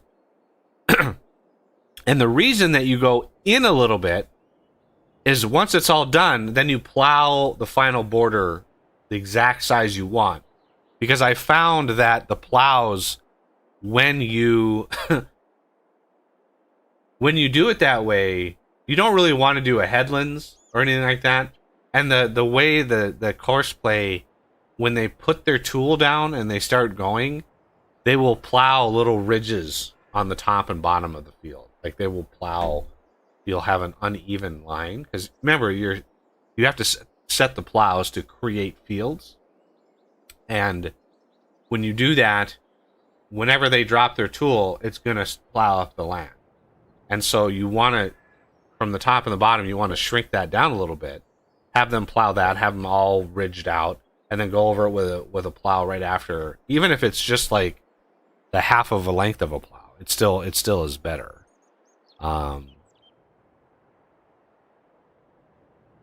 Yeah, all of this, all the grass and stuff on the road here will get redone when we get around to overriding. Yeah, I hope that's not a big issue. No, when you go over it, all you need to do is go over it with the meadow, right? And when you go over it with a meadow, it'll reset that, and then with where the road is, you just have to right-click the meadow and get rid of it. That's the way to get rid of the meadow. So it's pretty easy to do. Okay. And let's take this line here.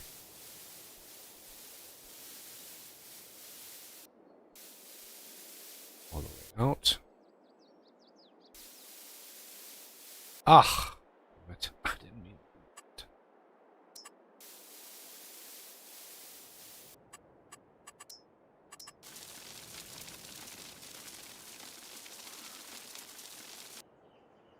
Okay. All right, so we have our first production. There's a save. So you can see FG Sawmill, but look at the cost, right? Production cost per month. Really, really, really high. Planks alone, $360,000 a month to produce, but it's going to produce a lot, right? Look at it's a lot. 172,000 cycles a month at a lot. It's a lot. You're going to be able to produce a lot. I doubt you would be able to feed the sawmill with enough wood fast enough to actually keep up. And I even have a wood pulp. Remember, all of my productions, when you see FG or when you see the word modded, those are all customized productions. And I have made massive use of production revamp. In fact, it's so pervasive on this map for production revamp is the map itself requires production revamp. Right? To play this map, you have to have 1.5 at least, which is just released, of production revamp. So this is a top of the line, like bleeding edge tech level of thing here. Yeah, it's possible. It's possible to run yourself bankrupt if you're not like using or selling the material that you're getting out of this. And again, you might ask yourself, what's with the pellet? Well, I did the pellet spawners on all of my factories, like almost every one of them, with very few exceptions. They all have double drops of pallets, and you're able to drive a trailer in between. Right? There's just enough space. Drive a trailer in between and load the pallets up from both sides.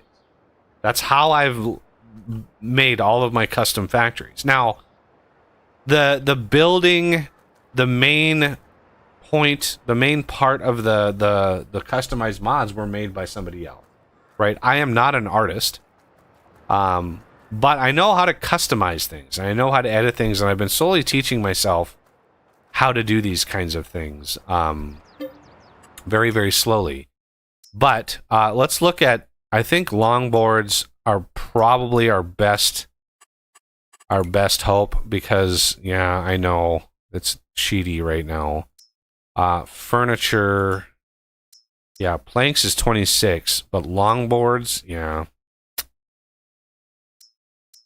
Longboards are being overwritten, so I'm thinking, yeah, longboards are going to be the way to go at first. And if we cut down one of these big Berthas,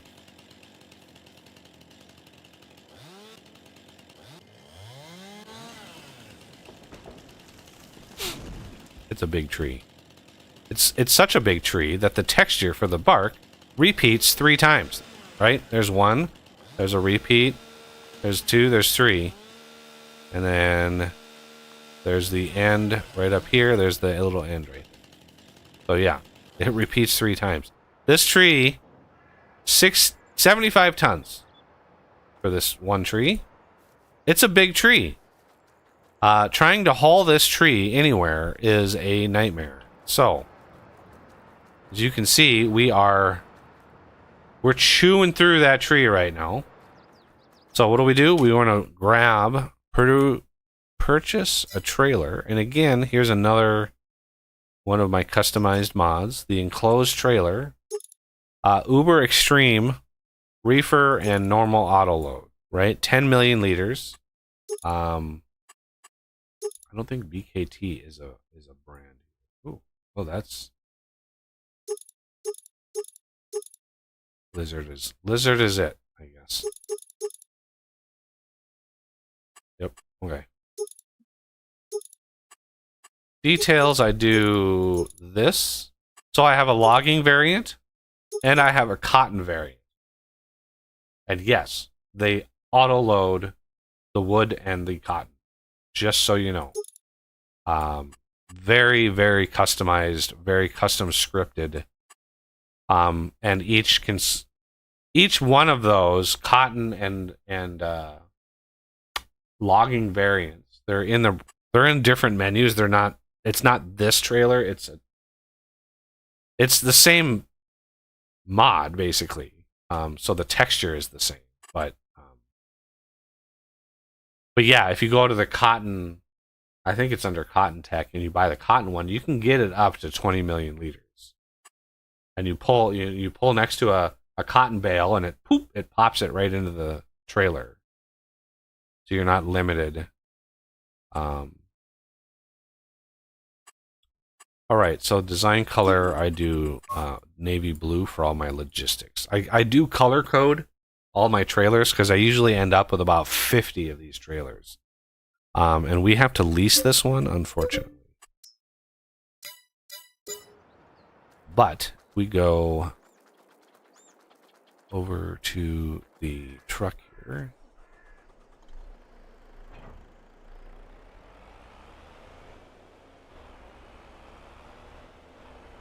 Before we run out of money. Show you how this trailer works. So this is an 82 Studios trailer. This is pretty much... I mean, I edited I added the Unreal like 10 million capacity. It also has a single million, and I think like 60,000 is the default. But I'll show you how this works. You have to open the back for these. Let's open that. So you pull right in between the two thingies here.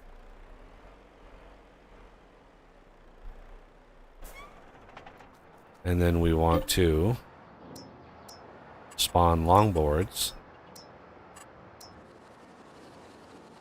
And there it goes.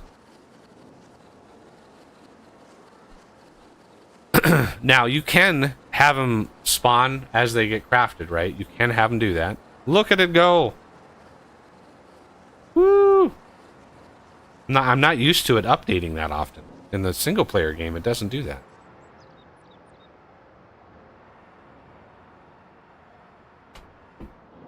But that's 430,000 liters in that baby right now. And these are still going. So we could just set these longboards here to spawning. And as soon as the thing catches up, it'll spawn them out. Now in the beginning, when you only have like 1 or 2 production facilities, that spawn trigger will be like so fast, it'll fill up both sides and then stop. But as you get more and more productions, the thing will just keep going until it's empty. So you can just leave the trailer there and it'll just sit and fill over a pretty long period of time. How many does it spawn at once? It does about 50,000 liters when it triggers.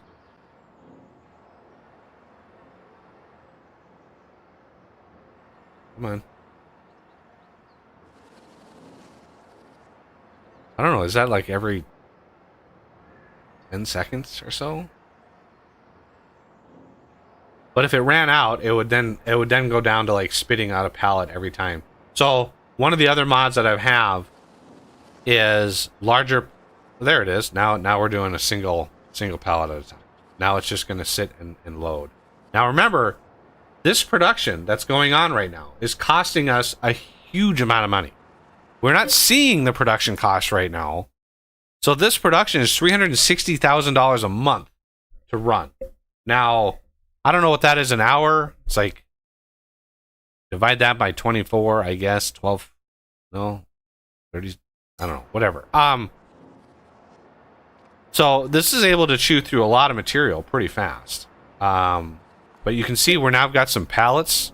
The whole point of getting this going is to get some pallets.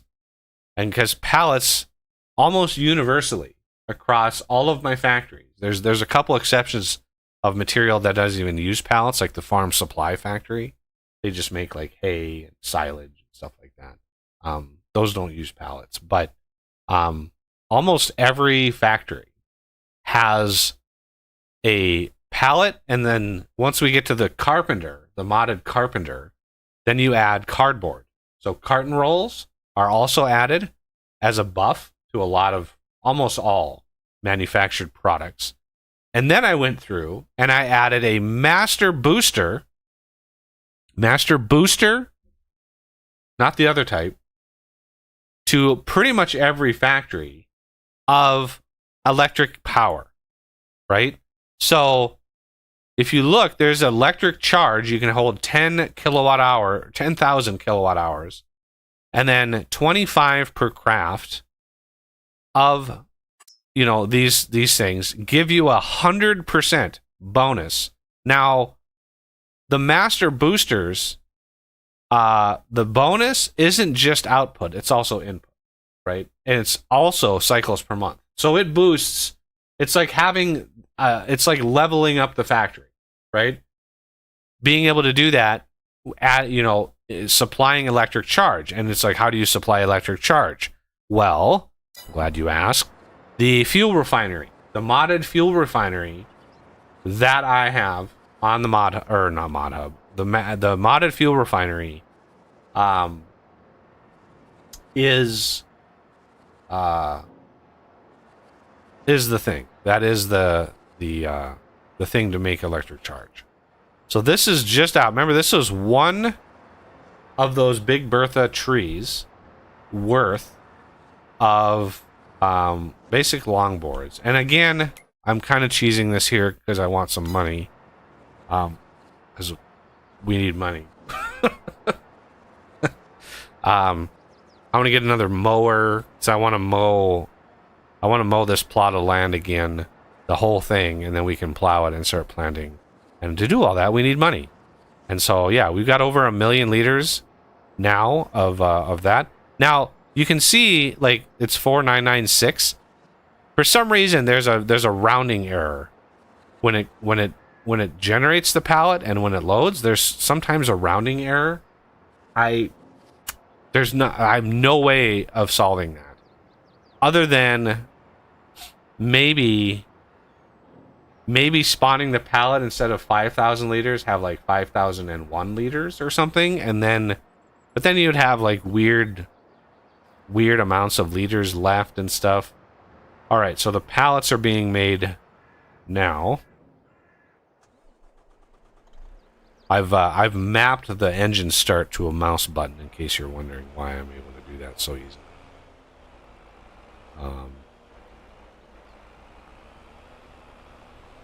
So we're going to sell this. This should give us a huge amount of money. Why am I not?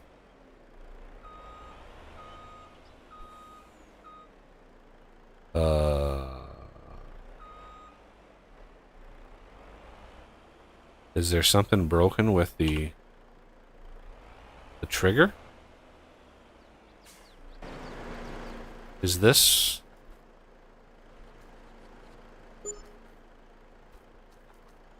Why wasn't that trigger? That should have triggered that truck. Is the trigger too...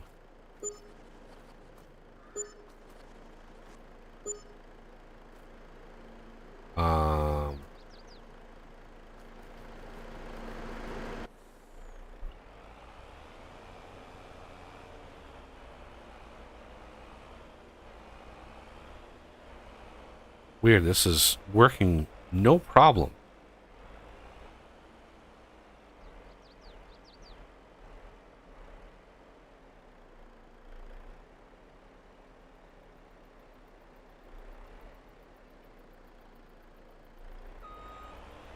Why is this not triggering?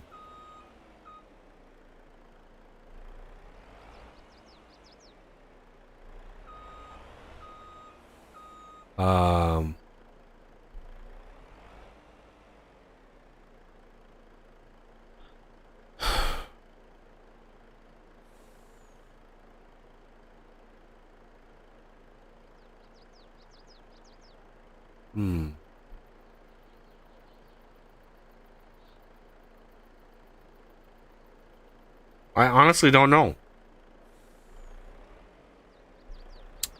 Let's...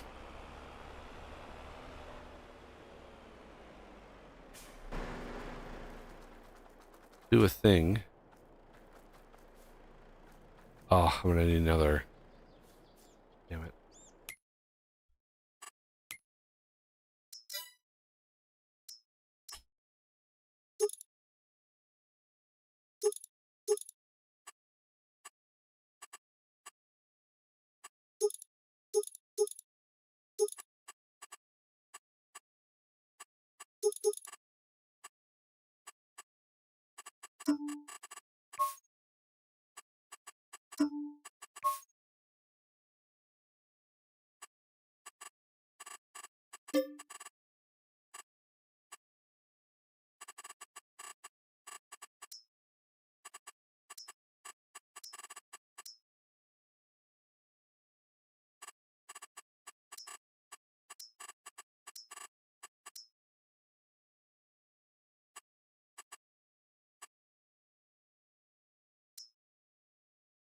There. Reset the license plate. Sugar Me was my test world. We're gonna lease this. I want to see if that drop deck trailer, although that's set to, well, that's set to bales. Maybe I can load. Oh.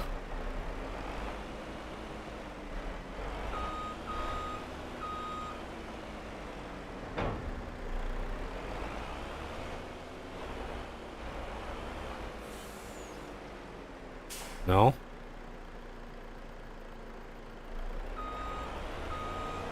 Yeah, I'm gonna have to figure out why that's not working. What I think is happening is there's an error with the trigger markers.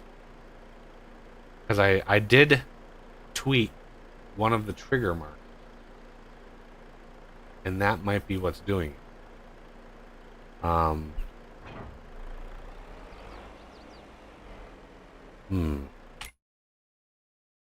Go to trailers, and then auto load, flat deck.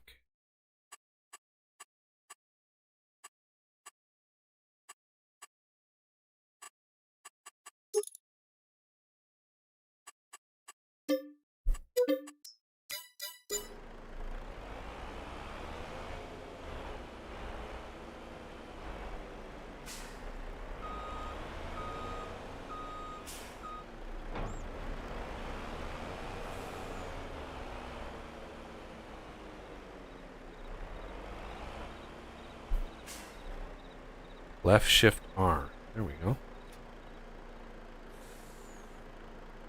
Okay. So now what happens when we drive over?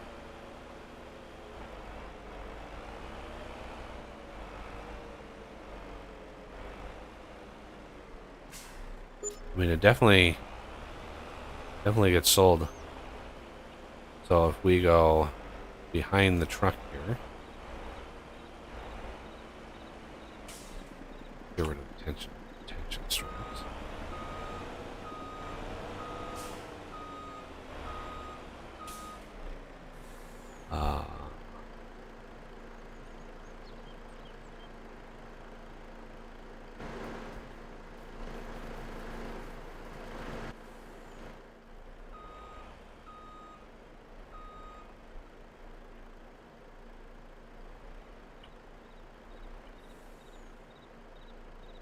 Really?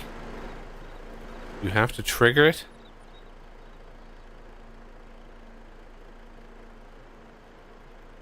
I really want to see how much.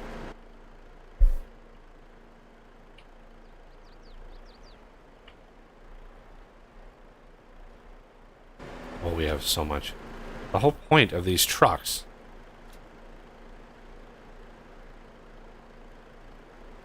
is that they're able to load a lot of material and sell it.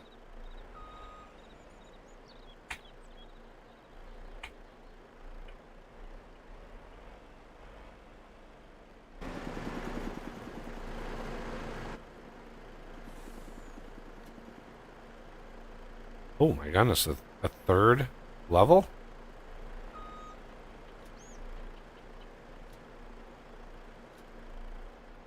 $32,320,000. Not a bad haul. Now let's see what happens. Yeah, I'm gonna have to look into that. This will have to be my test world that I do that. Longboards not accepted here. Yeah, you are.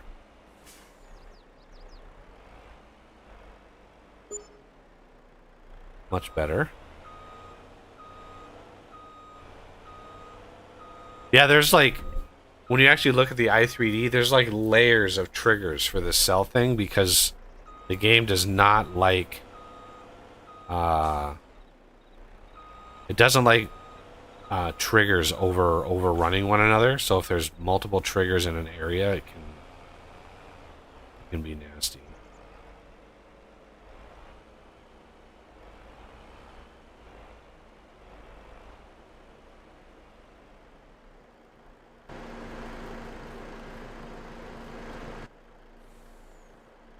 Really? How do you not see that one? There we go.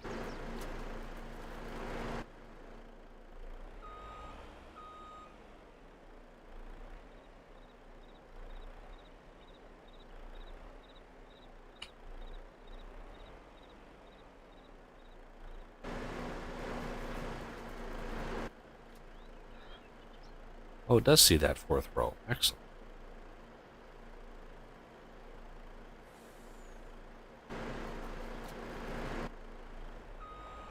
Yeah, I know this is really derpy, but I'll fix it. I'll fix it after the stream today. I just...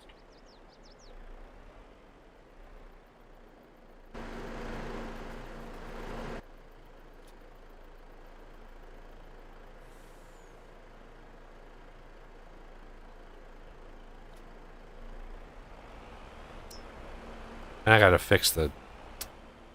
Gotta fix that vehicle thing, too. So do you think you'll swap over to FarmingSim 25 when that comes out? Oh, I'm sure. I'm sure. I mean, I was looking at it the other day, looking at some of the videos.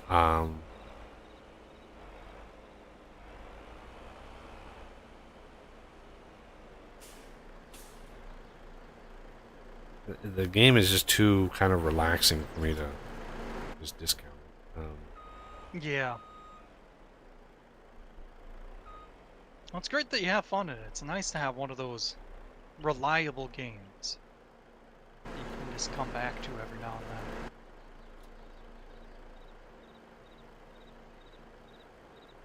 What's funny is I take, I think, more pleasure in the infinite tweaking and tuning and balancing and map making and stuff like that. Yeah. Just one of those games that you can tweak to your heart's content.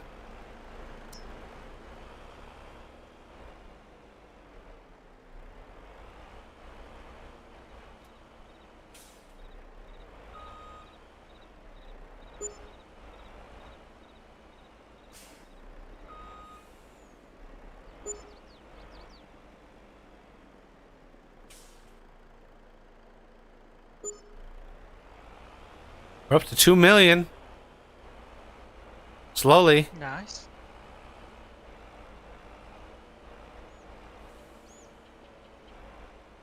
Yeah, these are way more valuable than they should be, but so I'm taking full advantage of it. How much more do we have left? Oh, not much. We're almost out.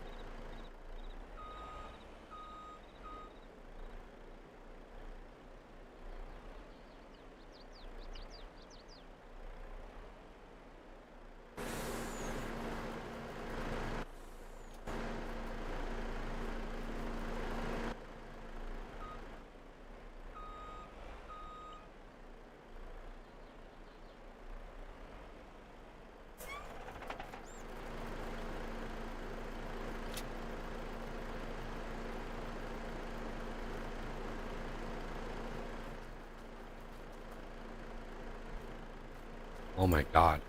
I'm trying to... Why is it... Boy, it really doesn't want me holding that. Yeah, there you go. It's not a full... Not a full one, so it's like, no. No soup.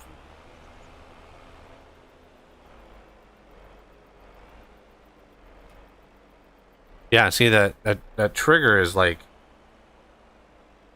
I don't know.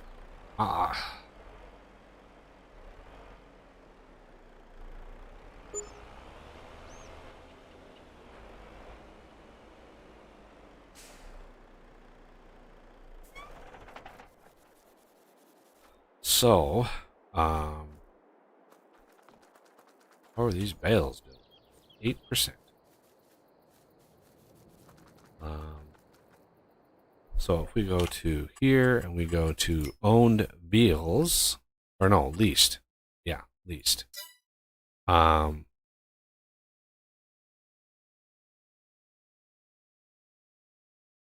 X.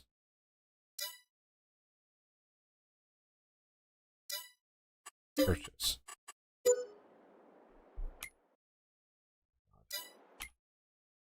Mowers. Purchase. Balers. Purchase. Trailers. Next. Purchase. Next. Purchase. Trucks.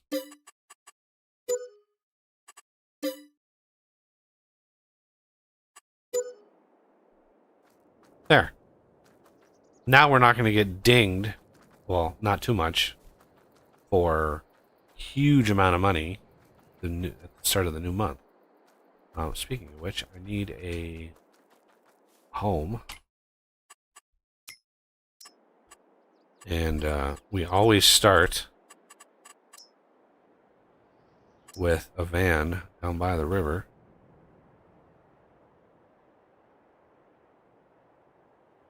I could just put the sleeping trigger down.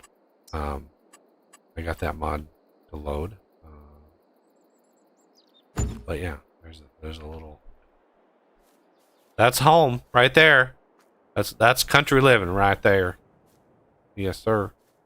All right.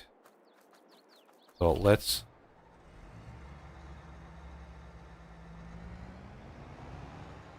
I'm gonna mow this little spot.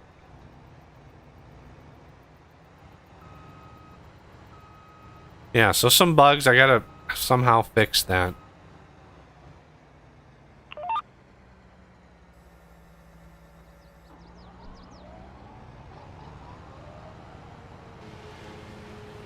Gotta fix that trigger thing. I mean, I know it can work because it works on my.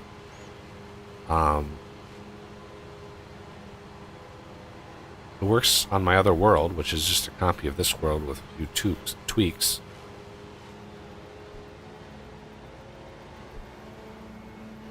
But I did change some things, so that's probably why. I don't know.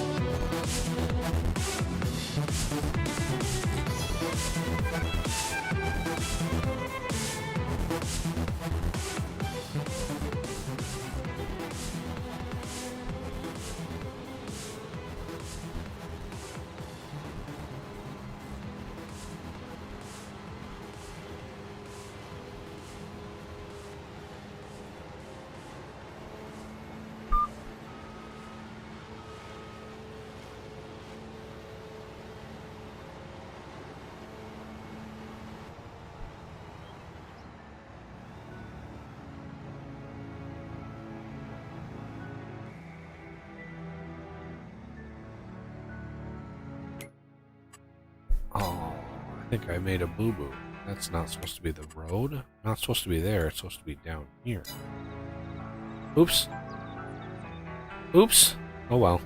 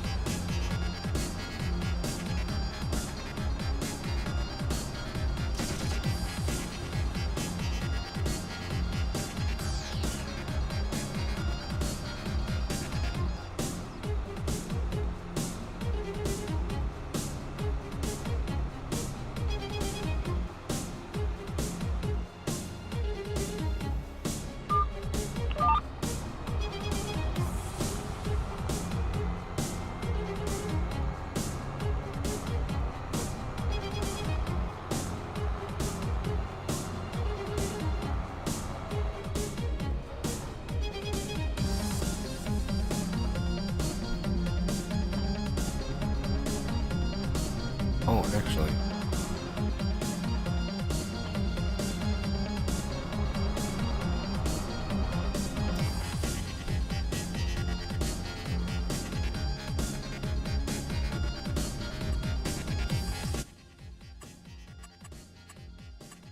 Huh.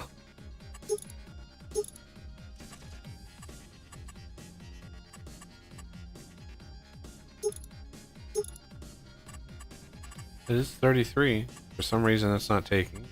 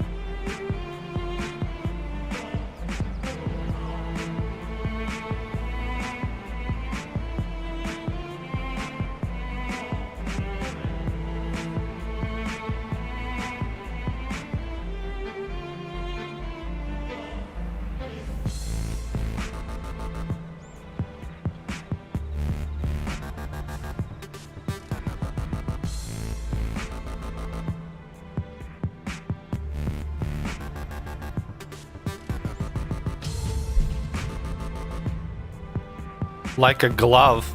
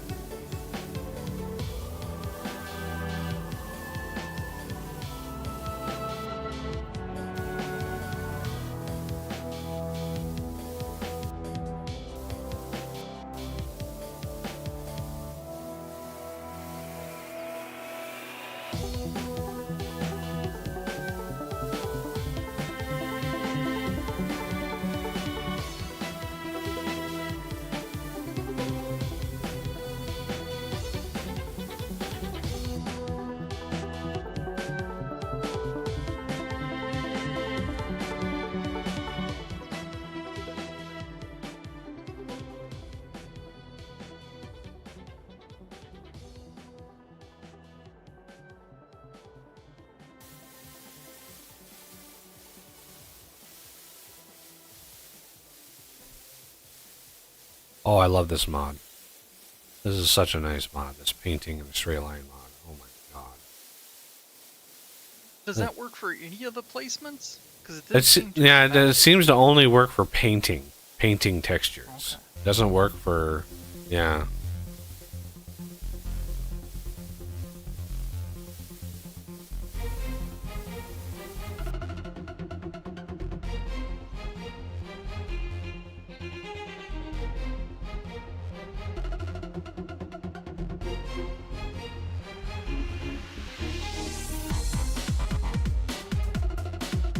Sorry, there's just the one plot to the like, southwest. I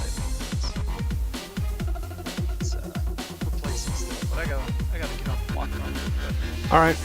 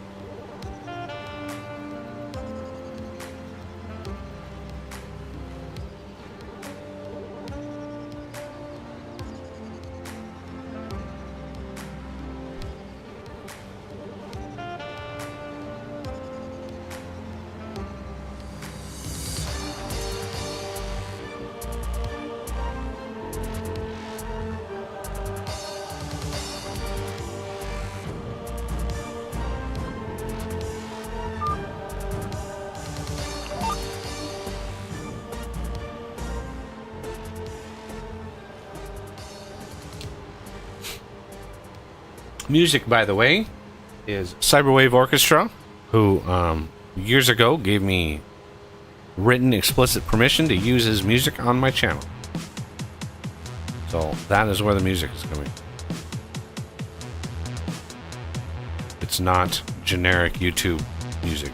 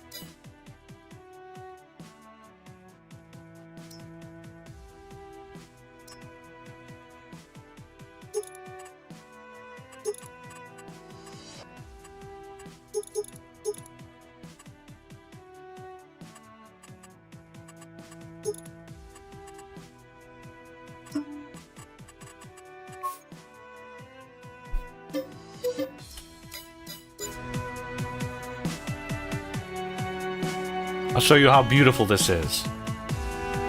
So proud of getting this to work.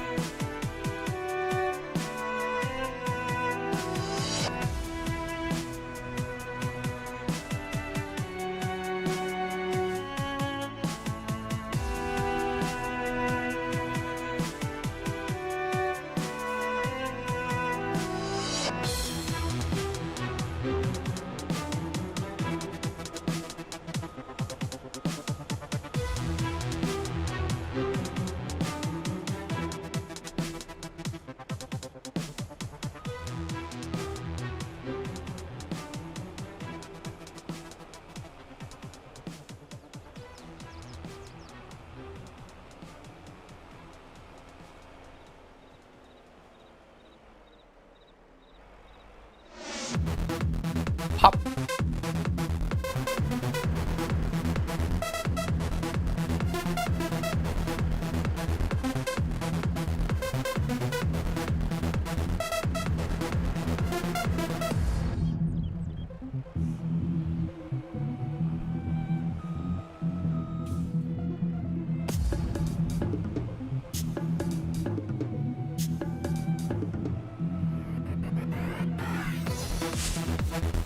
And just like that,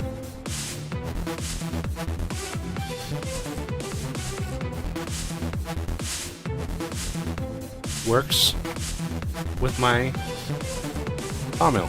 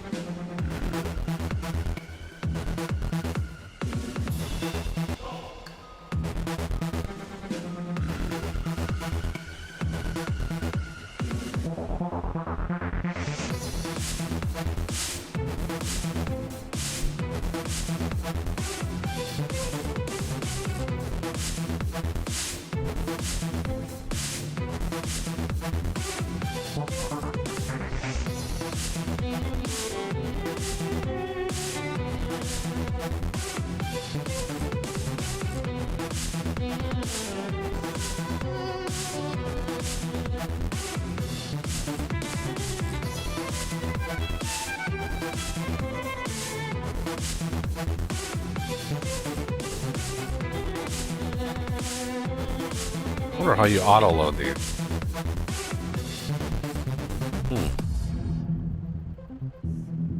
I don't know.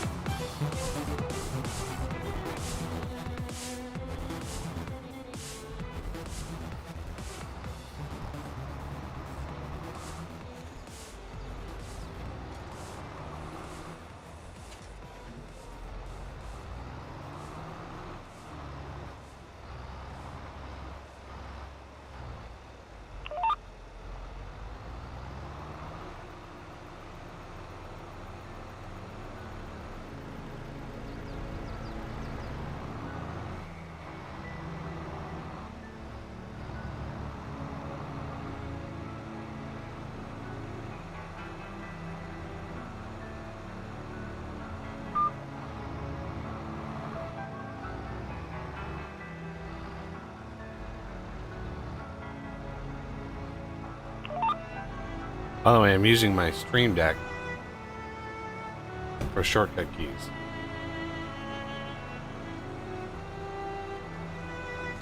I just programmed a bunch of keys for reset path, set path, reset width.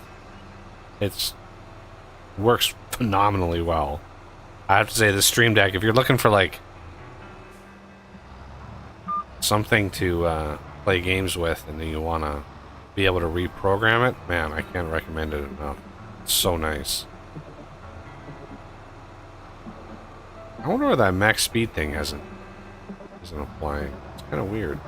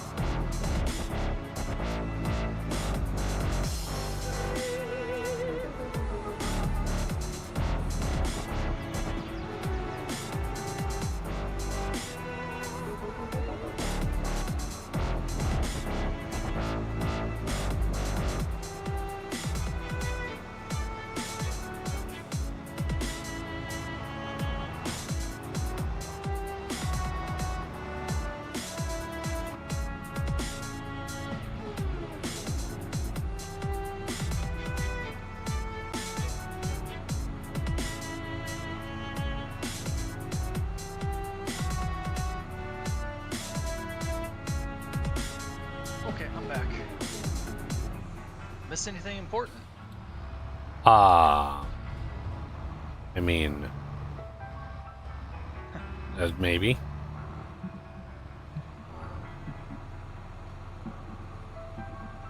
Well, as long as you weren't, you know, where's Oss or hey Oss. No, I knew you were AFK. I knew you were up and around and... Yeah.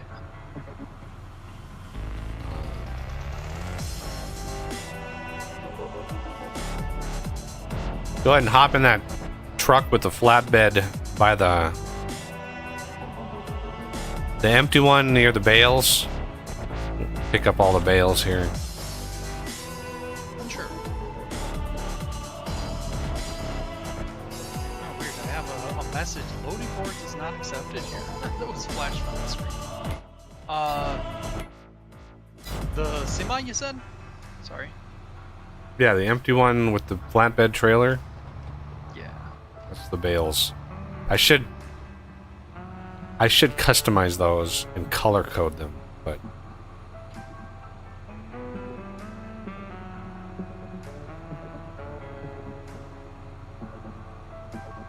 Yeah, be careful being near all those other bales. Yeah. Oh,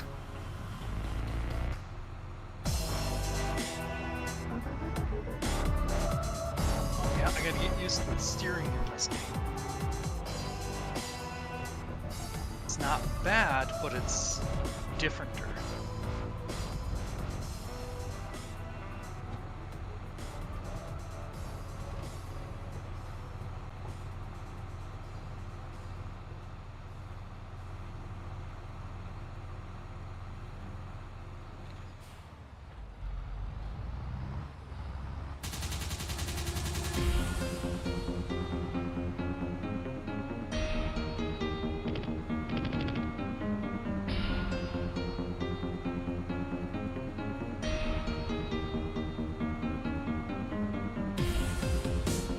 There's one way out there.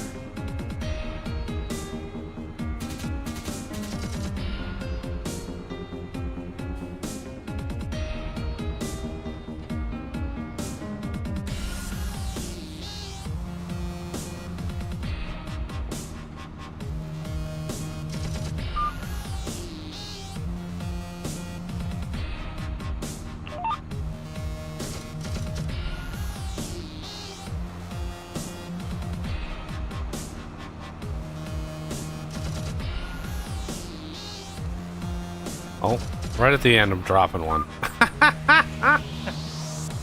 Of course. All right.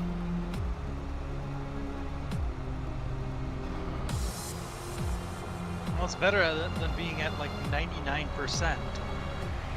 Not, not unloading that last little bale. Big bale.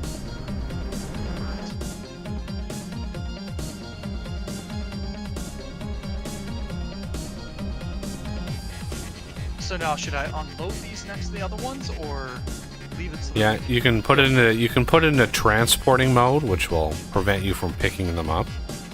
Yeah. Yeah, drop them next to the other ones. Okay.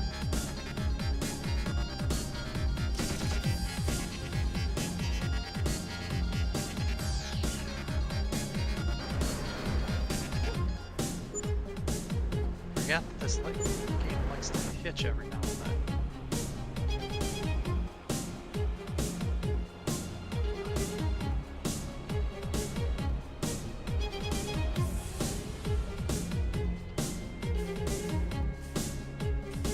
Fine under many circumstances, but when you're trying to do something precise, it's a huge pain in the butt.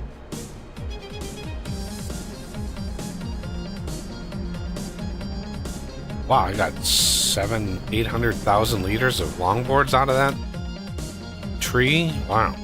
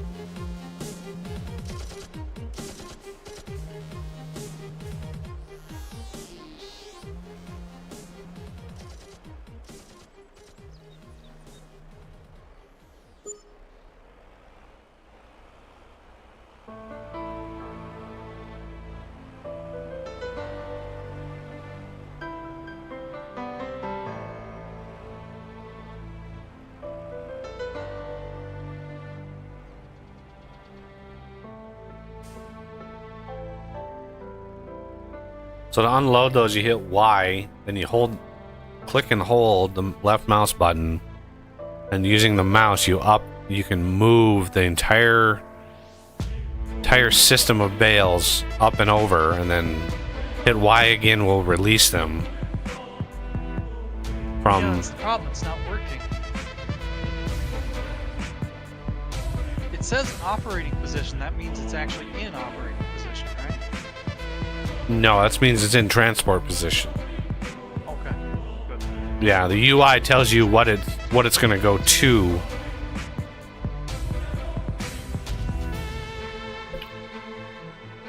Yeah, the Y button isn't doing anything. That knows nothing.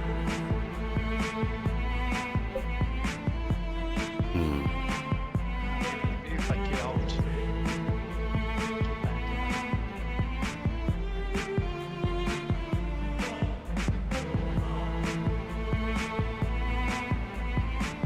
Unless. No. Ah, yep, that's what it is. Must have placed the bales on the tractor or on the trailer.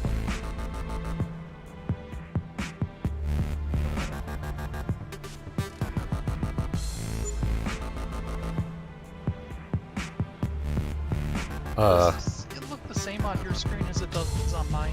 You're floating in the middle of the air. Okay, so it's not just me. Well, why did you drive away? You have to hit Y again to let them go. You hit Y, you click and hold the mouse, you drag him to the area, and you hit Y again, and that lets him go.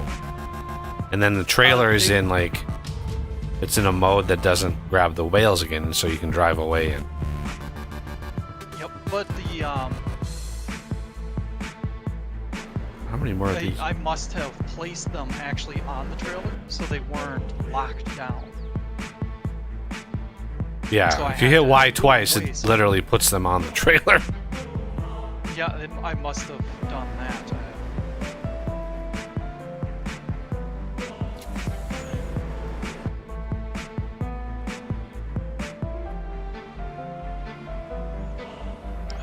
I'm wondering if somehow the controls list is limited, because I'm not, it's not saying which mode it's in. Oh, in part it's that I'm not used to the game, but it's those little frustrations that just really tick me off about this game. I know it needs a lot of controls, but trying to memorize all that for a game that I don't care. They're pretty universal. I mean, Taxing.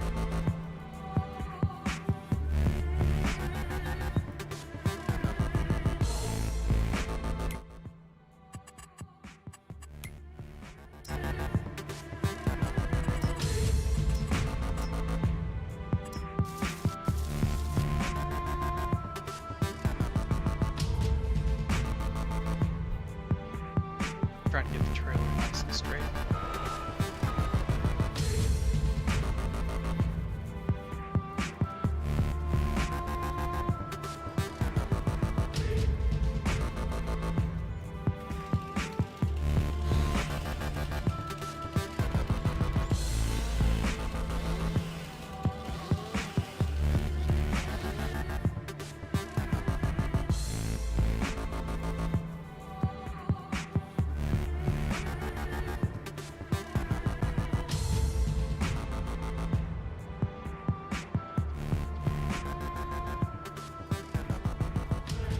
right.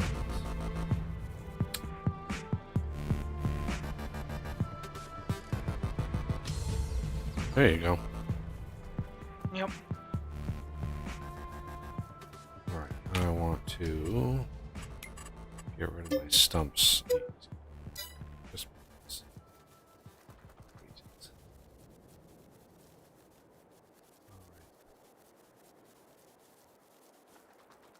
Okay, it's in transport position again, just in case you hop in it.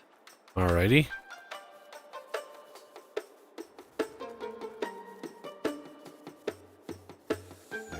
So now that we have some money,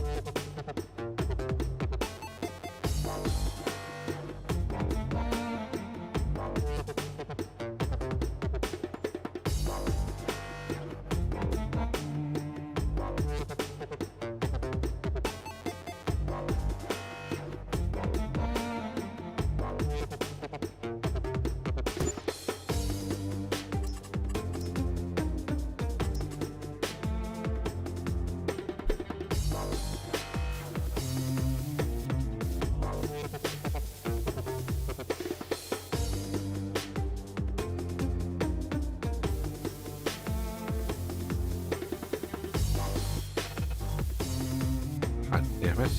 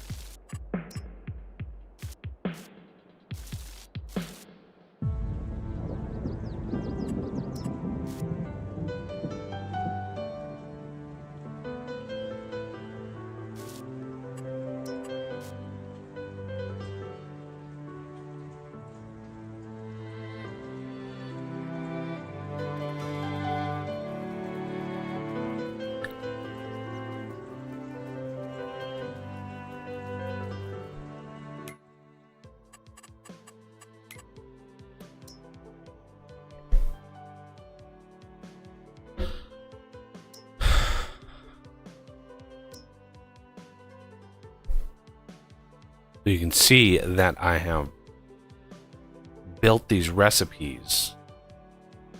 I've customized all the recipes to use the production revamp, which is why it's required on the map. Because, yeah, all of these recipes would be... I don't even know what they would look like.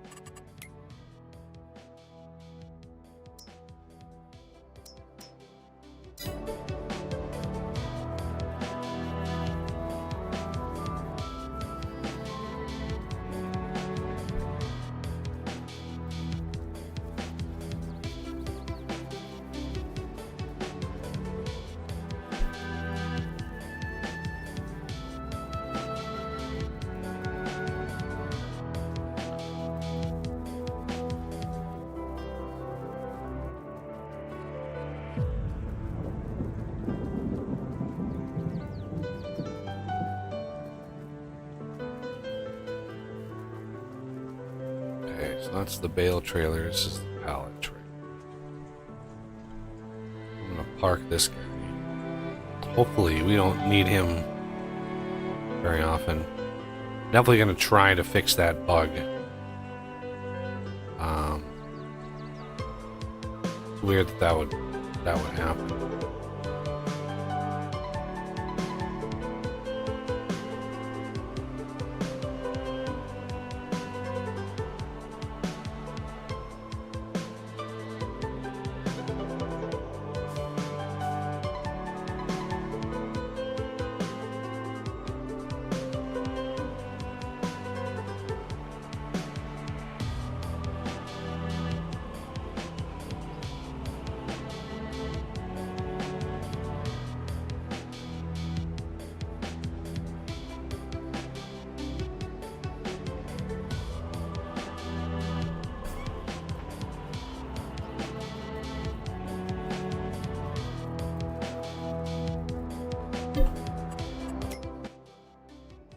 God, the autosaves are just brutal.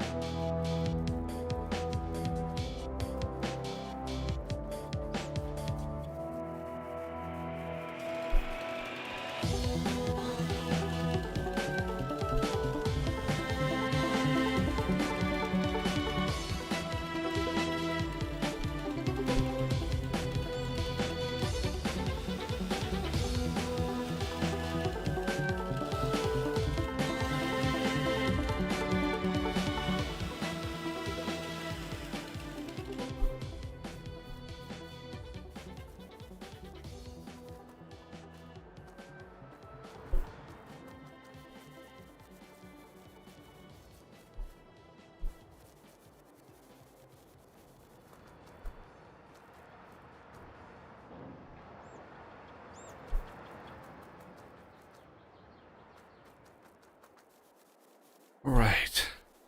Now we need to start thinking about actually farming, which means mowing this bottom chunk here. I'm tempted just to buy this plot of land here. 37. That would require us to take out all these trees, which is possible.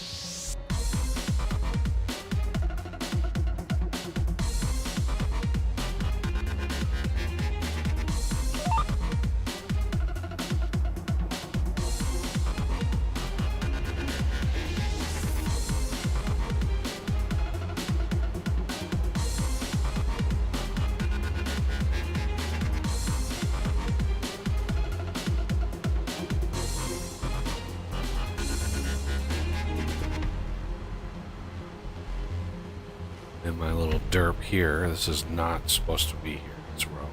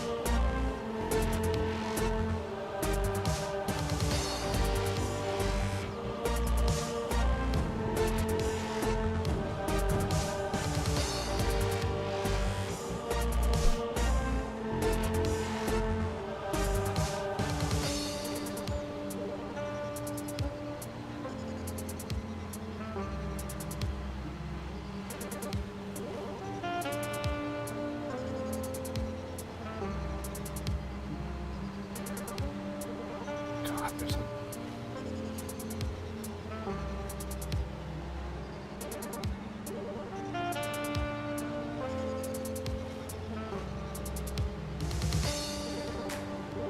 another one. These little effing little pieces of grass that are left. There's one right there. Amazing. Even one little nub, and they stick out like crazy. There's a couple more. Some more over here.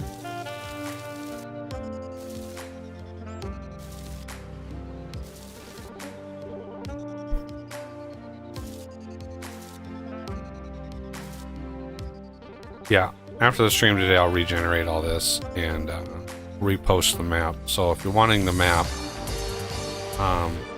if you want the map, you can just wait to download it till, you know, shortly after the stream. Just look for the update, you know, time on the Google Drive, and should be apparent.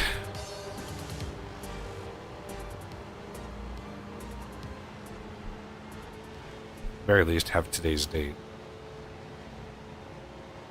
Did I update the map last night? I can't even remember if I updated after midnight. But... No, the only thing that was after midnight was targets. I still haven't fully tested that, but it is what it is. I suppose with time zones, you can't necessarily rely on that. Earlier time zones, it would like. Yeah.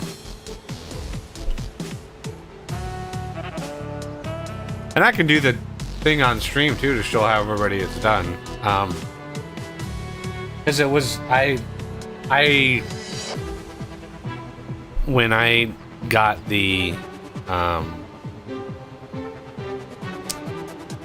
can turn the radio off for a second. When I was trying to figure out how to make maps and stuff last year, I looked. I watched so many tutorials. I looked at so many shady ass websites. There are some crazy FarmingSim mods and maps websites. As in crazy, as in like sketchy, right? Like fake download links, and like you don't know what you know. You find a cool mod, but you don't know which link to actually click on because they're all like scammy and spammy and misdirects, and it's terrible community guidance, like terrible that so many websites like spam, like there's one at website fs22.com, a decent amount of mods and stuff, but just on the main, just trying to browse that page, there were like 7 ads on the screen. 7, like 2 on each side, like 1 or 2 at the top, one or 2 at the bottom, and then some inside the page. Like it's like you. Oh my god! Why do you have that many ads? Like, are you really getting paid that much? Like, is it really worth that much money? God, look at that. Like it just, oh my god, I watched that and I was like, you know, one banner ad, bottom or the top of the page, and just leave it, right? No pop-up ads, no BS.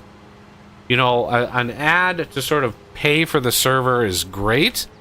I accept that, because not, you know, very few people are going to actually donate money to help keep it up.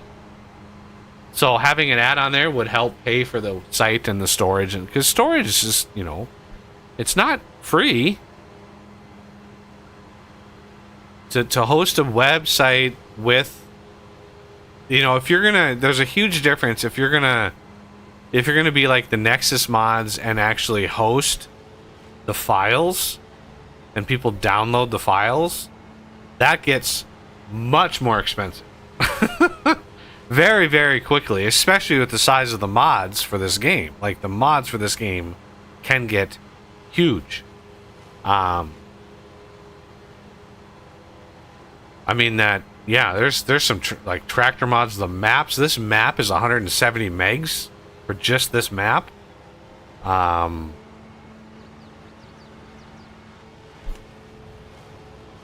yeah, it would get very, very expensive.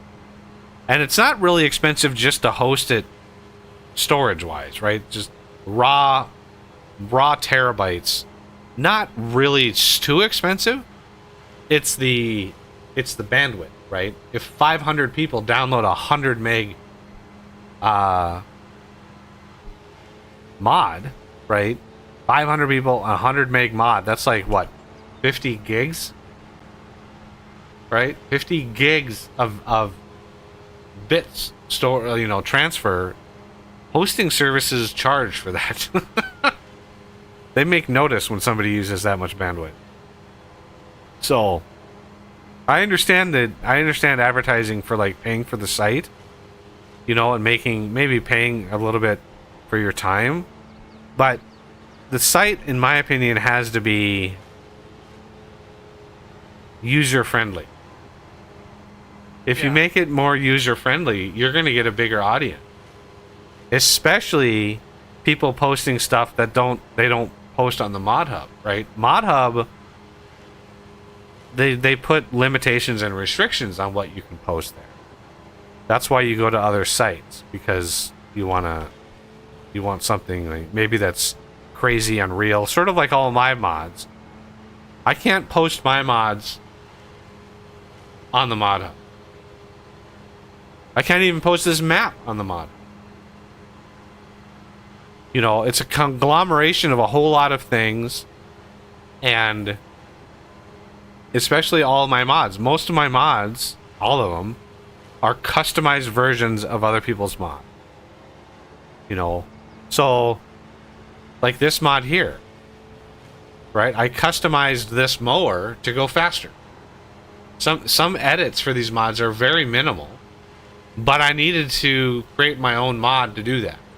There's no easy way of sort of... Oh, there's another spotted grass right there. Let me take care of that. It's not as easy to mod a mod as it is in Vintage Story, for example. Oh yeah, like modding a mod in Vintage is easy. I mean, it's very easy to do that. There's no real way of modding a mod in this game. There's no real infrastructure for it.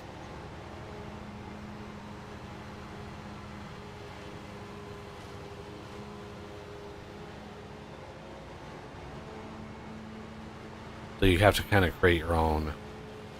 I mean, you could create your own XML that references the i3D like model of another mod. But then you'd have to have that mod and your mod, and like, it's possible. Like my Cotton Express mod, for a while that Cotton Express mod was just an XML that used the base game Case IH cotton loader, cotton harvester. But then I customized. Oh, I've still missed a piece of freaking grass. But then I had to customize the i3D to get those wider, that 50-meter wide swath and all the things and stuff. So then I have to include the i3D, and the i3D has all of its shapes files. So it's like, and the i3D with the shapes file itself is the big honker. Like, that's the thing that takes up the space, is the shapes file. The i3D can be big and complex, but how the game saves all the little shapes and stuff, I don't know.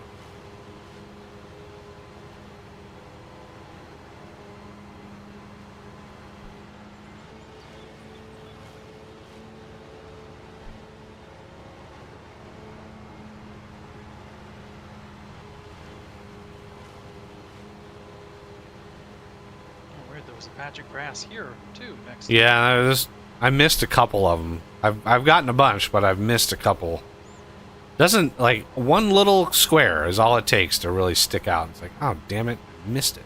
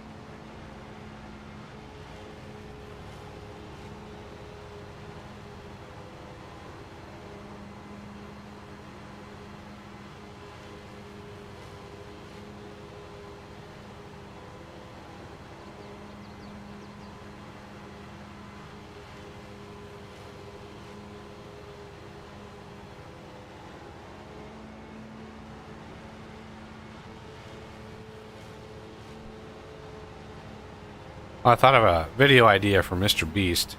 The guy likes spending money on videos. Have him buy a super expensive, like, top-of-the-line combine. Or some farming. Combine would be the way to go there. And then find like a family farm somewhere. Not like a corporate farm, God forbid. But find like a family farm. And approach them and be like, hey, you know, I'm trying new things. I've got this combine. I wanna do a video on the, you know, farming and what it takes and blah blah blah. Can I help you harvest? You know, find some farm that's ready to harvest or whatever. I'm sure he has many people that do research and stuff for him. But have him then go to the farm and help. You know, you can do the video where he's helping harvest, and they can show the combine and how it works, and it's kind of like an educational video in addition to entertainment. And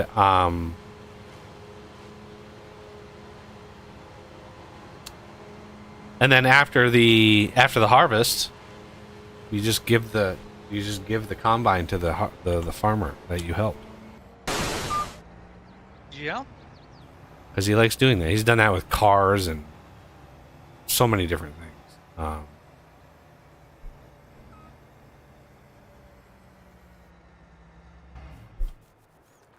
But yeah, helping out a small family farm.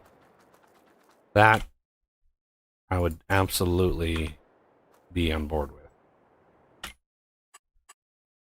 Purchase plows. Lizard.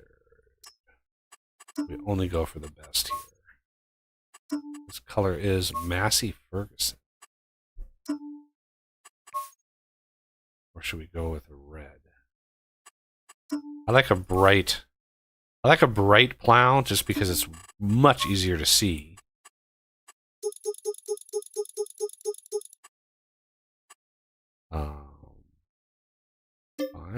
Yes.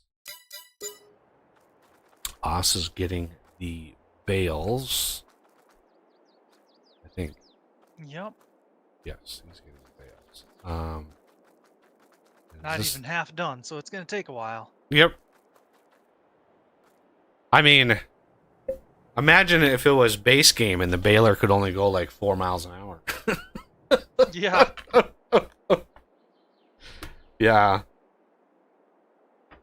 There's a huge difference in this game when you have like all the Unreal stuff and how fast you can like, you know, those Colossus harvesters, those can harvest at like 50 miles an hour. Like, when you actually watch a real farm video, and there's lots of them on YouTube, I frequently go down that rabbit hole of like, you know, planting potatoes, harvesting potatoes, you know, planting corn, planting wheat, stuff like that. Very often I get lost in the weeds on that. They're just fun and relaxing, all the big equipment. But holy crap, are they slow.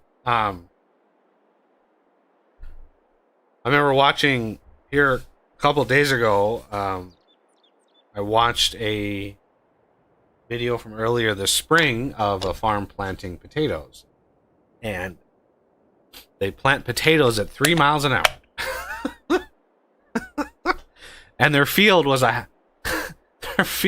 literally like a half a mile long. So it was a mile for going down and back. It was a mile, and they had to refill their planter on every return trip, right? So it was like every 45 minutes they're having to refill their planter because it only went down the field and back. Their field was so long, half a mile long.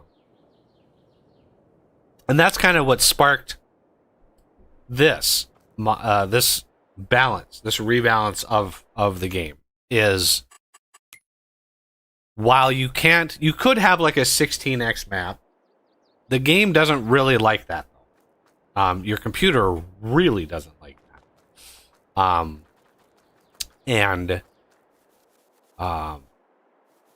So the solution there is compress. Imagine you take a field that's like a mile on each side, right? 1 square mile of a field, which is actually a pretty tiny field when you think about it. You take 1 square mile of a field. Now, how many meters in a mile? It's like 3,000, 2,700, something like that. So the base game map is one by 1 or no, is it 2 or 1? I think it's 2 kilometers by 2 kilometers. Yeah, 2 kilometers by 2 kilometers. So, like, the base game map is like a mile on the side, just about. I don't know. I don't have the formula in front of me. What the formula is, but there's a lot of farms in this area whose fields are that big. And there are farms in like Ohio and Nebraska that are near endless. They're so big. So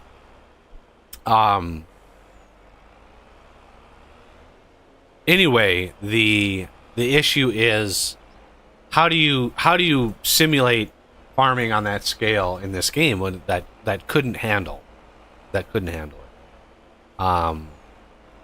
Well, you increase yields, you decrease prices, and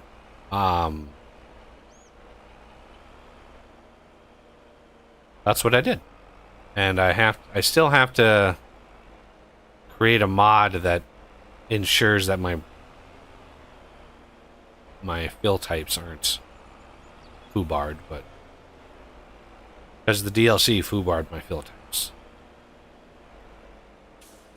my prices.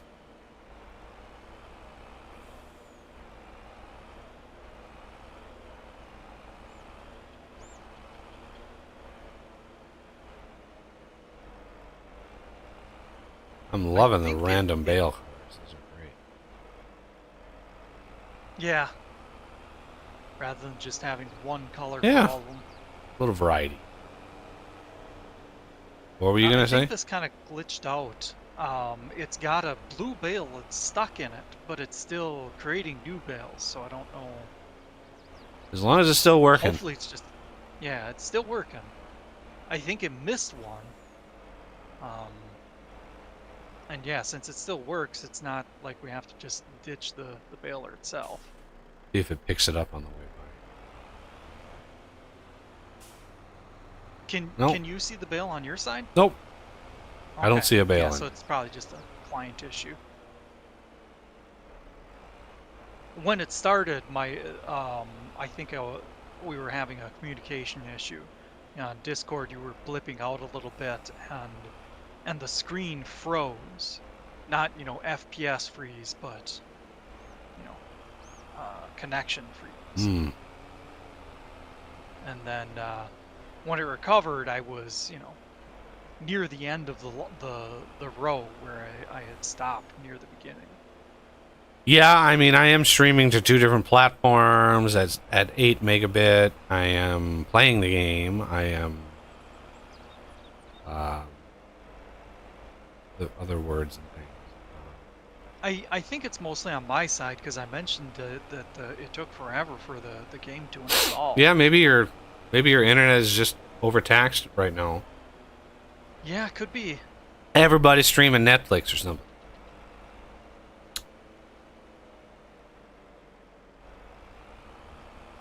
Two more bales. Oh, yeah, two more bales. This thing will be full. Ooh, there's one. You see it? Oh, there's two. Oh.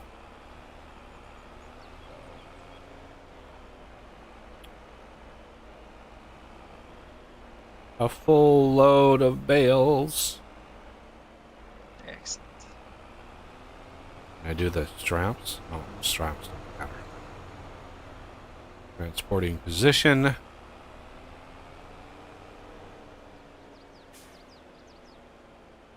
Whoa. Slow down. Slow. There you go. Y, up, over, down, Y. And drive away. Yeah, I watched somebody, okay, reset auto load. There we go. Put it back into operating position. Now we're good to go for another round. Yeah, once you get used to the keyboard commands, it's, you know, kind of second nature. I watched my first introduction to the train mod, because there's a train mod where you can place rails, you can buy trains. It's crazy. That guy, that series he did was the making 10 million just with silage, right? The stuff we were making with these bales. And so his first attempt at making a huge amount of money was basically like mowing the map and creating bales. And he had on his save in his world 3,000 bales. 3,000 silage bales. And he was getting like 4 FPS. Oof. And as he sold those bales, the performance of the game like started ticking back up again. But it was insane how much it got hit. So, and hey, Vejas, how's it going, sir? Hello. I really wish I could get people interested in this game, but you know, it is what it is. I'm not going to sweat it.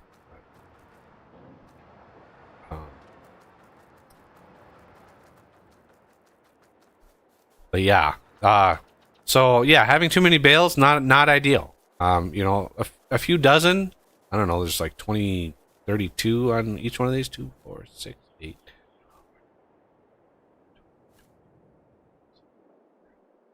34 bales.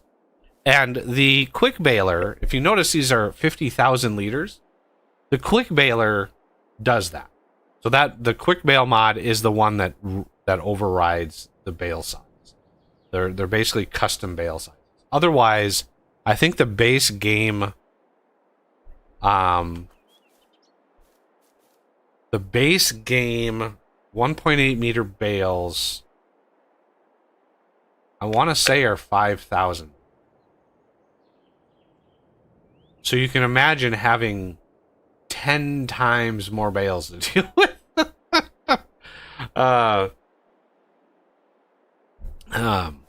But yeah, that's what gave me the idea to do that for the cotton baler, the Cotton Express 5000.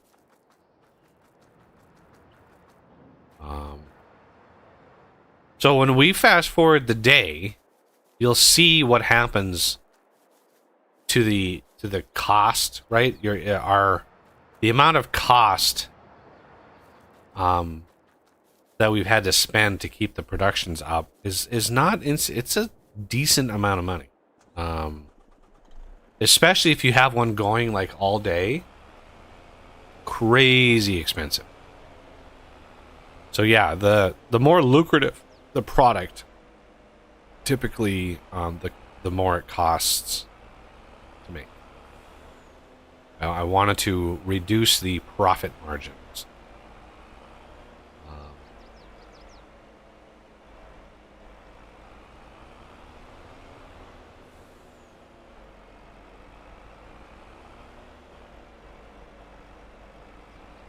I'd love to try this game with a really nice wheel, but those are like $400 just for a nice wheel. Not that there is like a farming sim like branded wheel and controller, but they're just so cheap.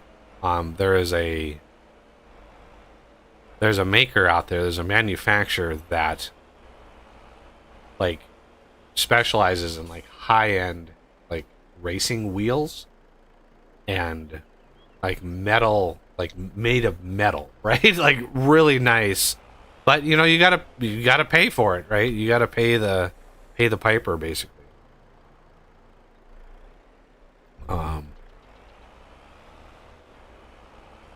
But you can see, yeah, we have 2.5 million, and you're like, well, that's a decent amount of money. Like, that's basically end game. You can quit playing the map at this point. But alas,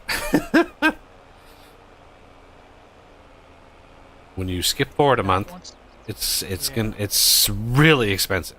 The production lines in this game for this balance, very very expensive. All right, probably get one more bale. Possibly a second, because it's just dropping one off now.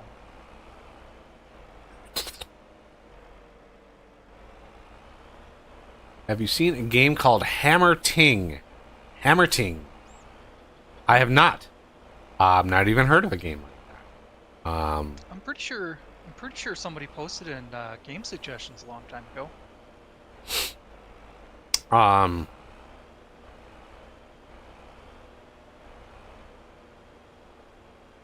Oh, nope. Didn't do another one. Transporting position. The game loves to do those hitches when, you know, not when I'm going down the lanes or anything. Not too often anyway. But when I'm like, you know, trying to do something precise, it's like, oh, nope, we're not going to run right. Yeah, Himmerting goes on sale for pretty cheap, actually. Fairly frequently. And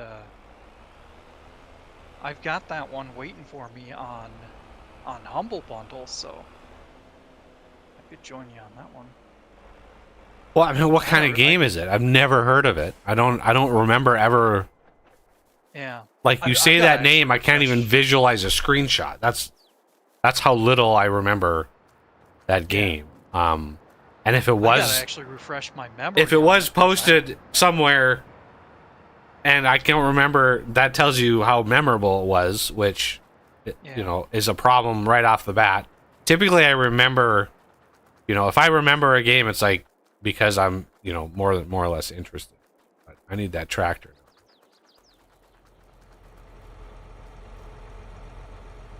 Okay, I mentioned it. I didn't give a link, but I mentioned it July 7th, 2021. It's since gone 1-0. 3 years ago. Yeah. I don't remember what I had for dinner 2 days ago. I need the tractor. Oh, I'm sorry. I was gonna look up info for you on that. Left it running for you too.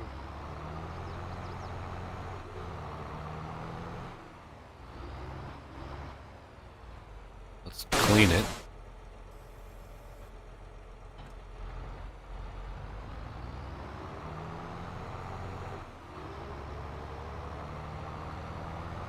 Wow, they must have really barked this game. I remember it having positive reviews, and now the most recent review cycle, the last 30 days, is mostly negative. Whew. Yeah. Never a good sign. No.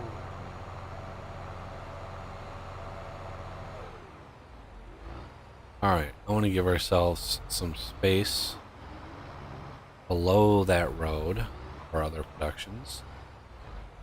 I think.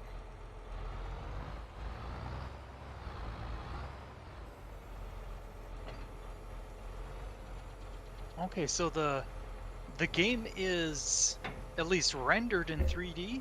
but it has like a side view. It's a little reminiscent of Oxygen Not Included in that regard. I think it's, yeah, Dwarven Mining Colony. Managing work.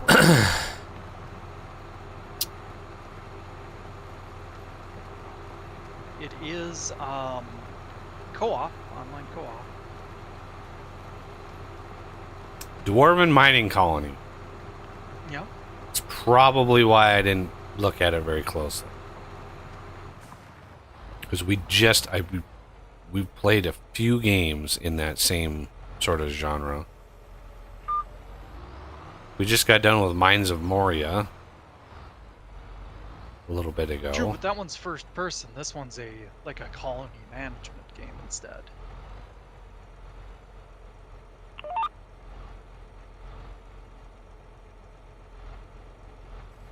Ah, okay.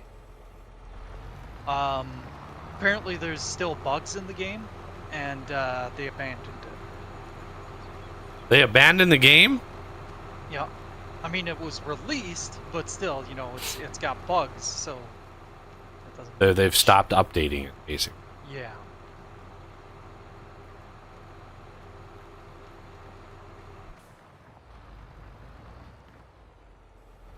Which, you know, after I mentioned the mostly negative, I think I noticed why. The developer is Team 17. Once they make a game 1.0, they sometimes make a couple updates, but they don't continue the development cycle for long after that.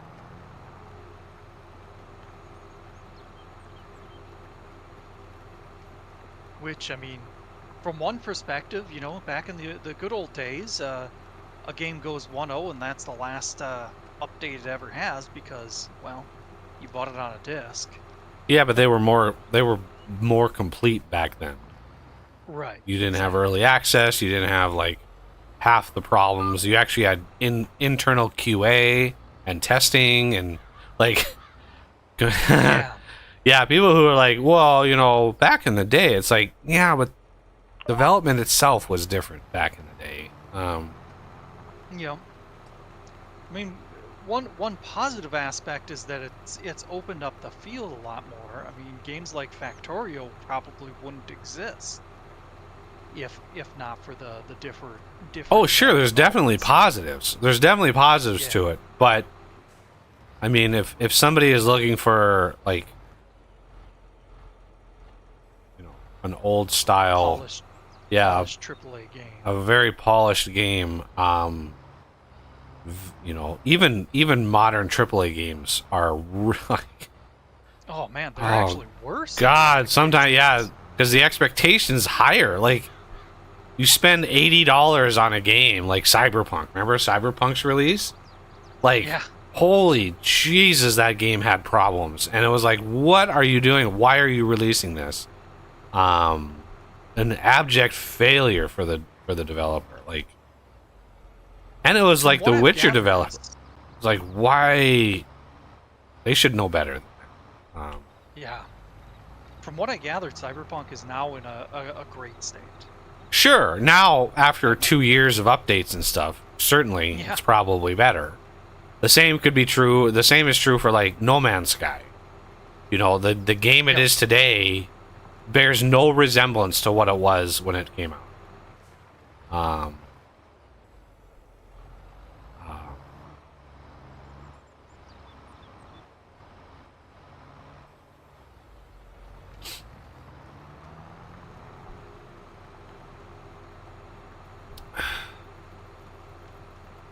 Sorry, Vejas, we were shooting out a lot of stuff there for a bit. What was it that you didn't know?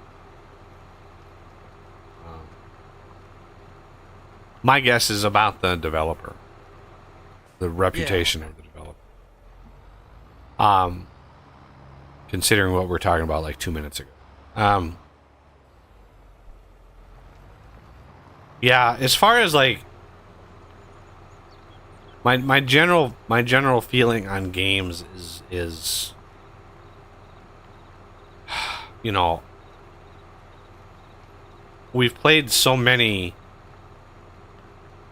and the ones that we have played, we've played so often that the entire process, the entire genre of those games it just doesn't bring me joy. I just don't enjoy it, right?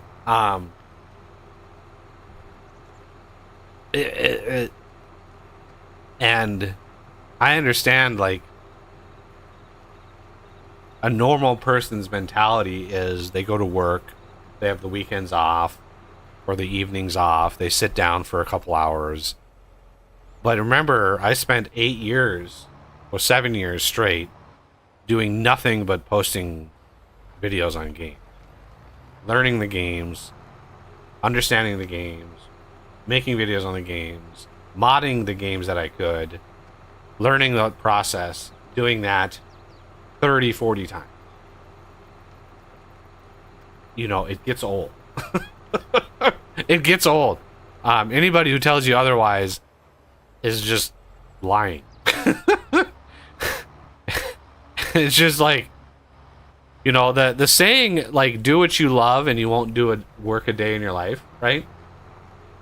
I think now that's total bullshit. Honestly, I think it's total bullshit. Because if your job is doing what you love, it's no longer just doing what you love. Now you have to actually make a go of it and make sure that it succeeds, which adds a whole lot of, like, weight and expectation. And so when you when you do that, when you have that weight and expectation, it changes the calculus of the enjoyment of the game, or enjoyment of what you're doing, right? So let's say you love woodworking. You love it, right? You love working in the shop, building shit, you know, which I do. I love woodworking. But I know that if I were to spend upwards of 5 to 10 grand, which I don't have, on equipment and start making shit like furniture and whatever, and then start getting paid for that, then it would become a job. Then it would be like, well, I've got orders for this armoire, I've got this table to make, I've got this chair, I need to work on this chest of drawers. Like, it loses its, ooh, this is a cool hobby, and now it's a job. And so, yeah, while it's a great thing to think of, you know, if you do what you love, you don't work a day in your life. But the reality is, no matter what you do, if there are economic expectations upon that, you know, your mind changes your mind. Unless you have a huge amount of variety, which is why I think Elon Musk has 20 different companies. At any given day, he can just, like, go to Neuralink and figure out what the hell they're doing. And then the next day he can go to Tesla and make a bunch of decisions there. And the next day he can go to SpaceX and make a bunch of decisions there. Like, he's not locked into one thing over and over and over again, so he probably gets a huge amount of enjoyment out of all of that. Because it's not the same thing every day. Whereas he has such an enormous responsibility. And by the way, there's been 2 attempts on his life in the last year.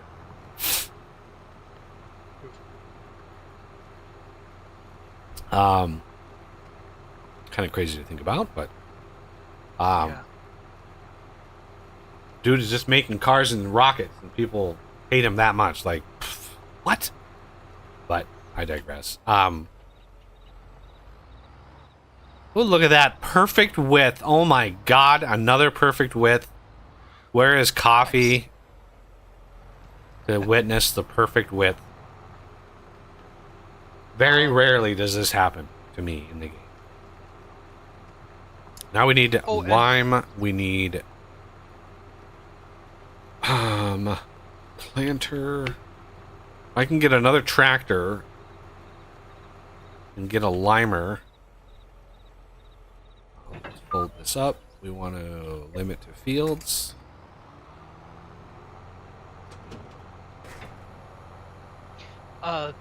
like Vejas mentioned there, the game is on sale right now. That's the main reason he mentioned it. And by sale, it's $250 right now. 90% off. Yeah, that gives you a hint. That's a hint right there. All right. We want to grab construction and silos and no container. Come on, lag spike. Farm factory thingy McDougal here. And let's put it next to this tree.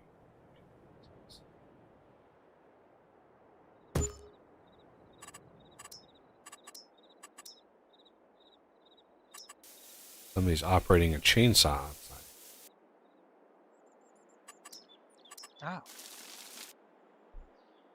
I can't hear through Discord, but yeah, I've got the volume. My mic is pretty good at knocking that stuff out, getting rid of it. And then I need purchase a fertilizer spreader, the Axis 402 modded. Again, look for the modded monikers. The bestesses.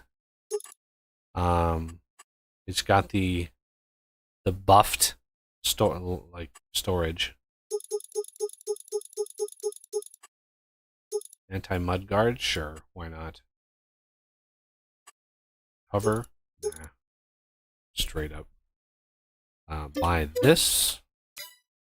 And then I need a cedar. Is it? No. Planter. 1775. Yeah, the DB120s, we're not quite at this level yet. These are the most insane thingies ever. Oh, I needed the modded version. Yeah, the DB120s, whoo baby. They are they're spicy. Super wide, like yeah, 36.5 meters wide. It is you need some big fields to justify that.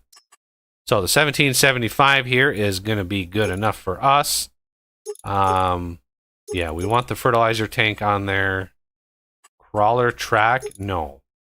I don't know why it defaults to that, but 55,000, no thanks.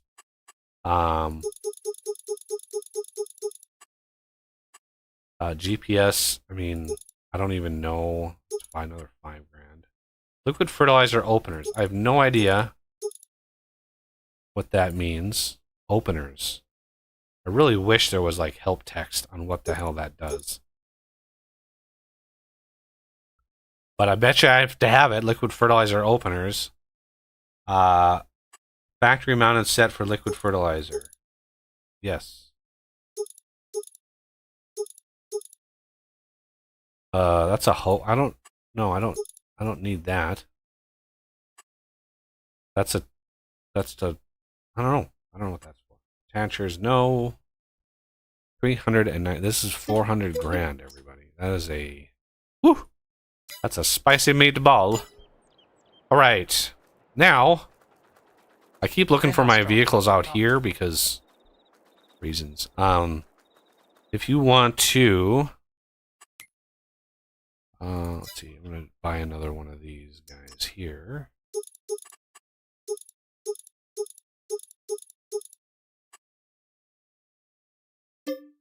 Just an 480,000 for that.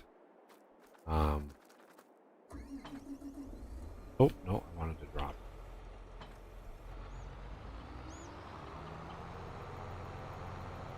I'm gonna put a little bit of lime in here. This is gonna be expensive.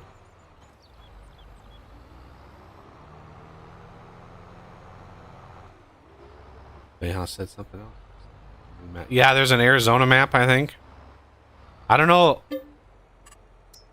if that's like a direct like reference to 7 days, like if they did that just to reference like 7 days. But to me, it's referencing 7 days. The 7 days to die takes place in Arizona. And why, of all of the places on the entire planet, would they choose Arizona for their for their new map? Like,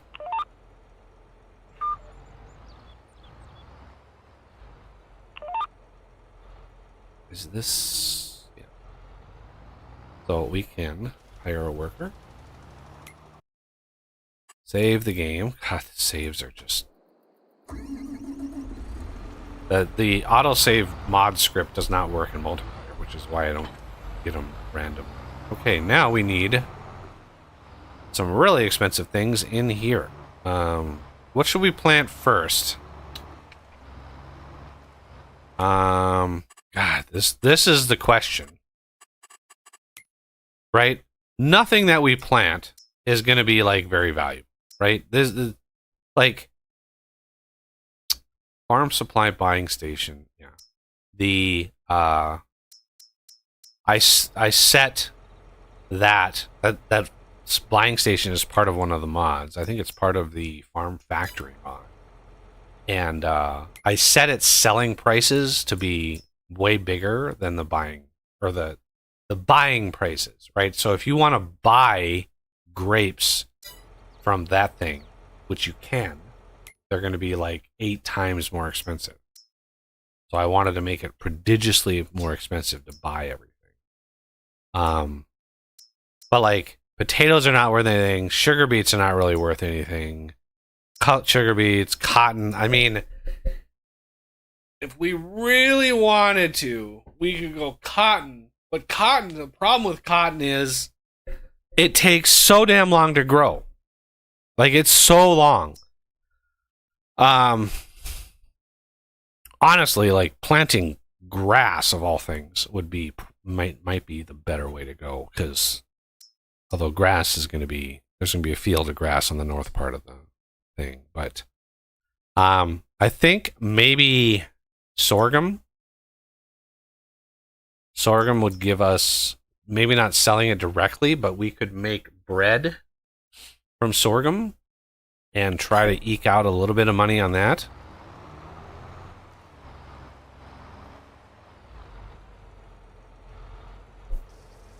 Let's give it a little bit of fertilizer. Remember, this stuff is pretty damned expensive. So 200,000. Okay.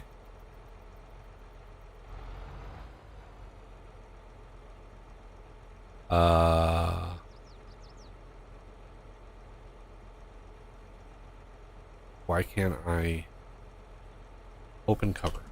There we go.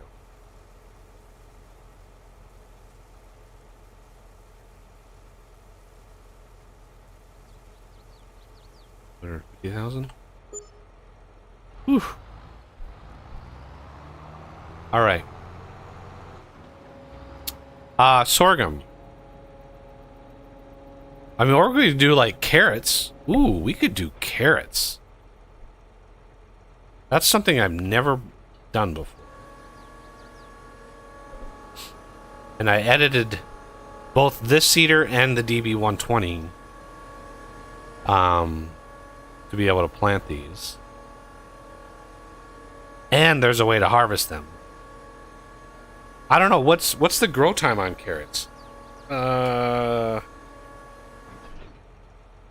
Don't really know.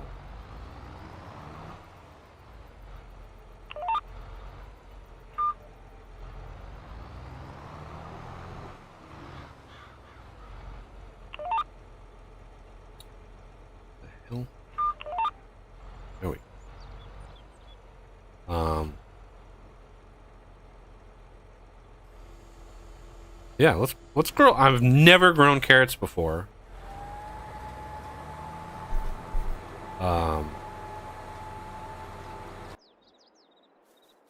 Worker is hired. Let's see. How many growth stages? Only 4! Ooh! That's actually not bad. We need to fertilize it.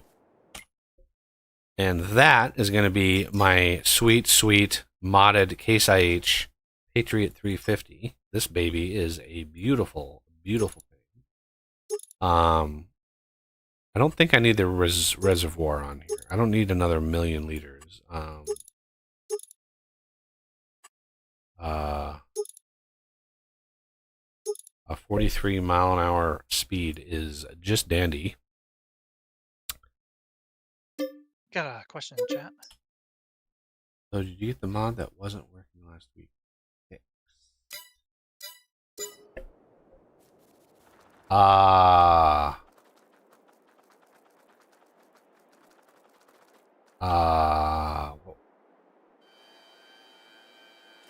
trying to. I know. I worked on something like the last 2 hours. I'm trying to remember what it was.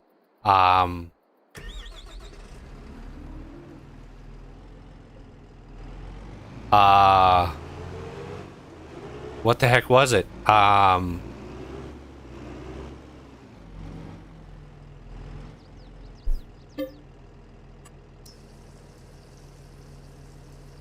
It was like, what was it? Damn it! It's gonna bother me now. I'm not gonna be able to think about it. Do you want me to watch last week's stream? I was working on something. Maybe Spy remembers.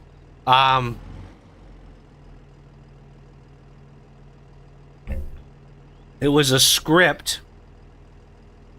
Oh, yeah. The editing of the slowdown, the bail strategy, yes, but it's not an elegant solution.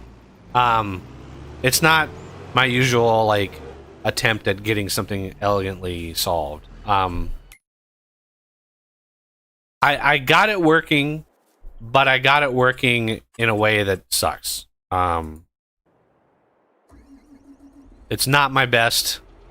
I basically overwrote the function. I copied and pasted the function line by line, edited the little tweak that I needed to edit,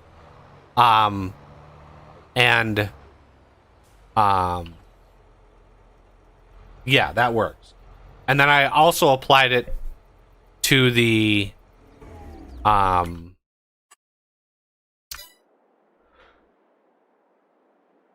Colossus harvesters, because the Colossus harvesters suffered the same problem.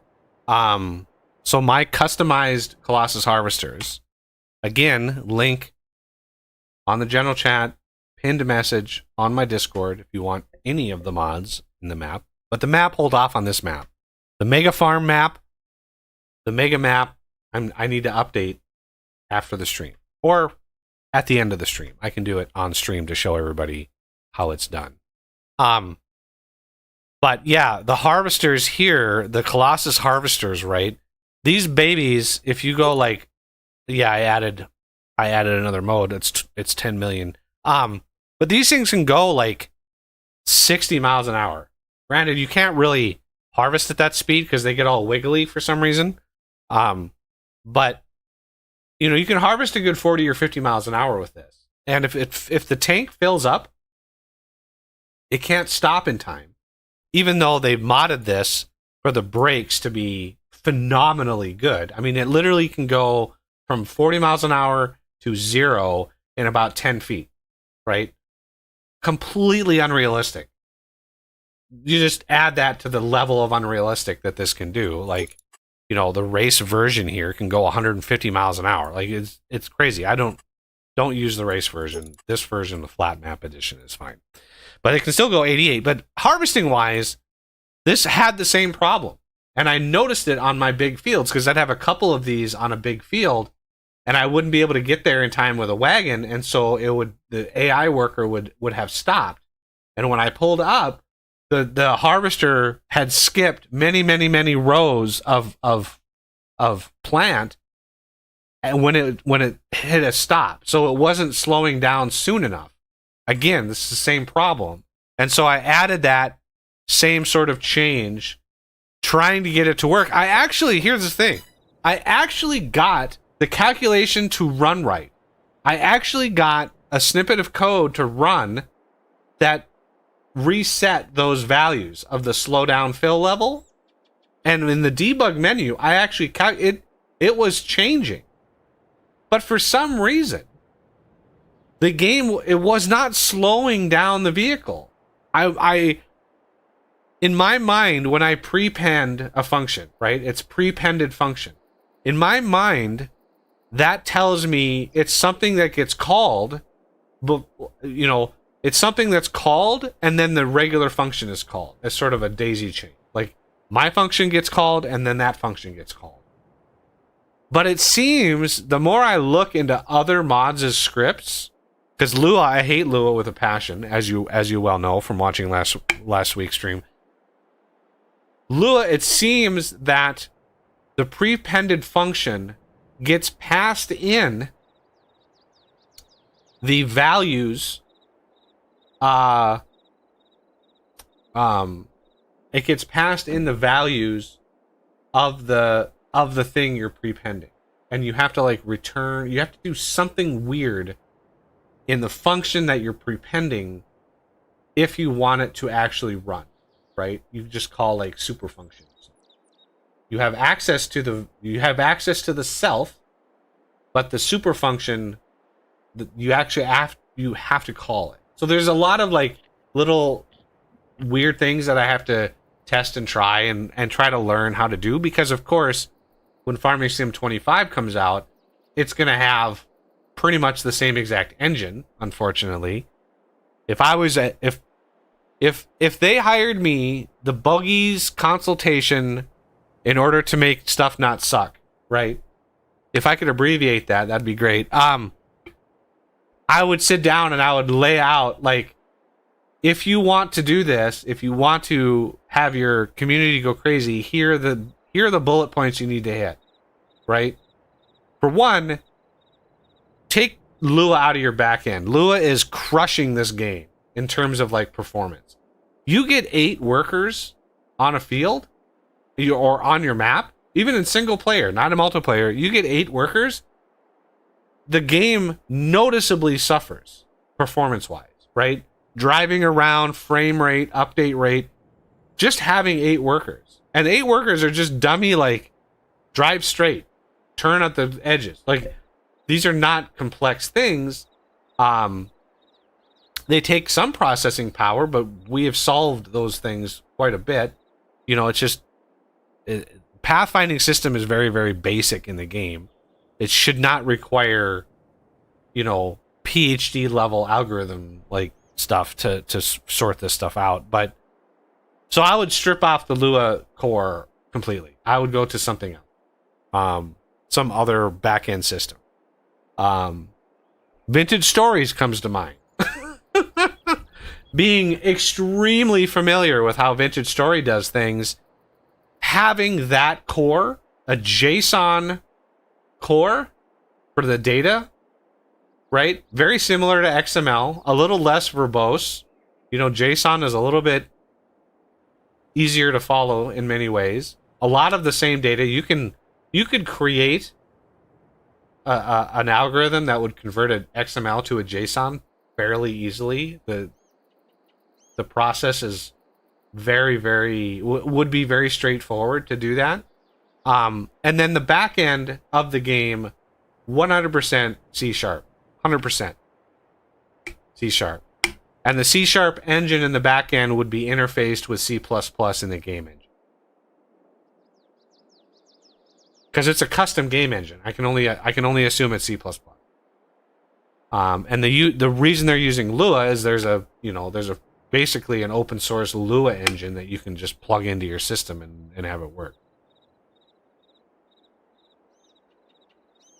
But it's horribly inefficient, Lua. Horribly inefficient, especially with memory. Because the entire game's data model is all stored in one object. Data. Right? It's just all one big blob of blah. It's just awful. Not type specific, very dangerous. If you get the types wrong, yeah, it's just awful. So I would absolutely strip out Lua. And then I would the other priority after that is done, the other priority would be voxelized terrain, deformable, actual voxelized terrain that you can dig. You know, there are ways to optimize those kinds of algorithms. You know, marching cubes. There are ways to do occlusion culling. These are all problems that have been fixed in the industry, right? But you know, even if you don't do the whole map thickness, right? If you look at like 7 Days to Die, the entire map thickness is all voxel.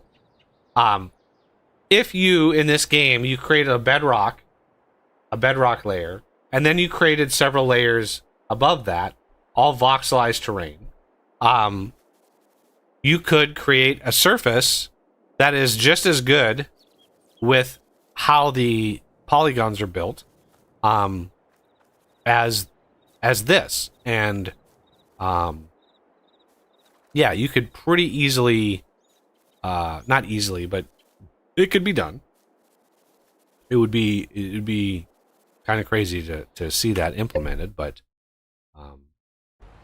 that would encourage, or at least support, the construction industry. Imagine the game having this kind of access, where you would have like a paver, right? You'd have asphalt, you'd have a paver that was actually paving the terrain, right? It was actually changing the blocks underneath. It wasn't just painting a texture. It was actually changing the type of block, right? The type of terrain that node already. And the game is already built around segmented terrain. Each little square that you see, that is a little like square meter or whatever the unit of measurement is. I think it's smaller than a meter, but I could be wrong. It's hard to gauge the scale of the game, but yeah, you'd be able to sort many types. You'd be able to support with one engine. You'd be able to do the farming. You'd be able to dominate like the mining genre of games, gold mining, whatever. You could do construction industry, mining industry. Yeah, you'd be able to support all of that. Forestry would be nothing. I mean, that's just all surface level stuff. Terraforming, building a dam. Like, let's just go crazy here. But yeah, the little iteration they did on the engine, while good and nice, and fog and God rays, and it's beautiful. As far as like the technology behind the game, I was expecting more of an advance, especially with how big the community is and with how variegated the mods and stuff. Giving more power to the modders, more tools for them to use, I think would be incredibly advantageous to the company.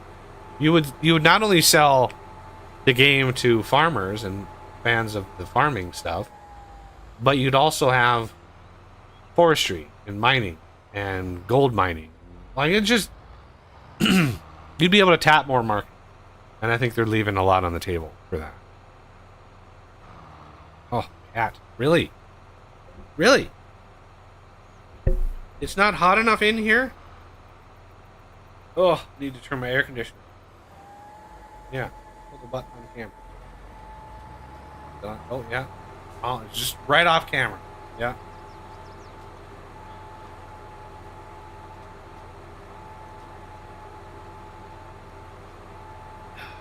But yeah, all the mods now, buy if you're still around. Ow.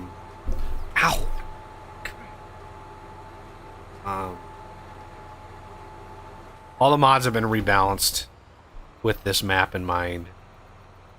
I can show you the.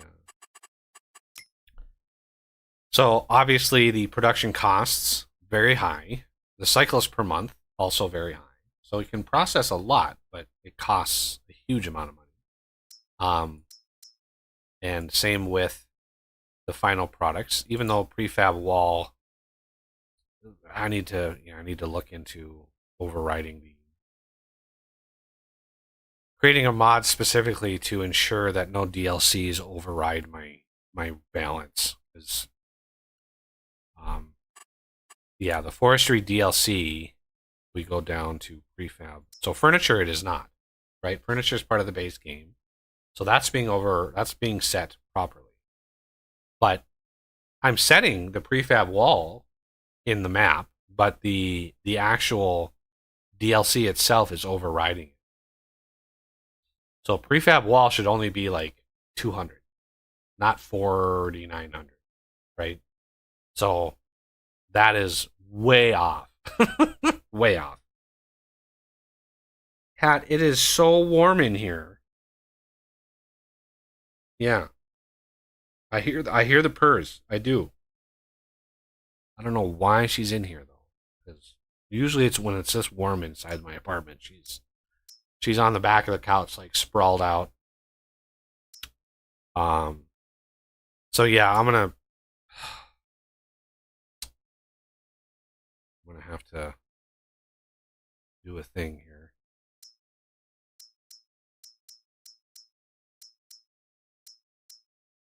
And I might have to, well, yeah. I might be able to figure out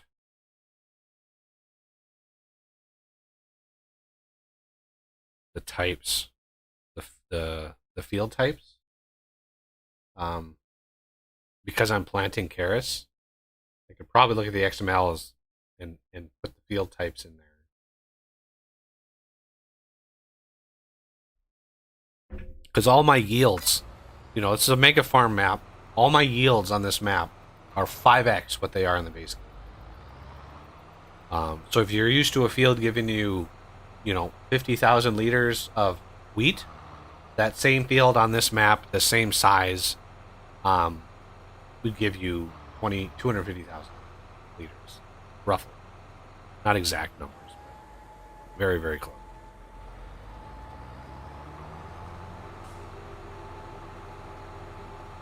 All right, we have carrots. Look at that. Day 1 carrots. First time I've ever planted carrots.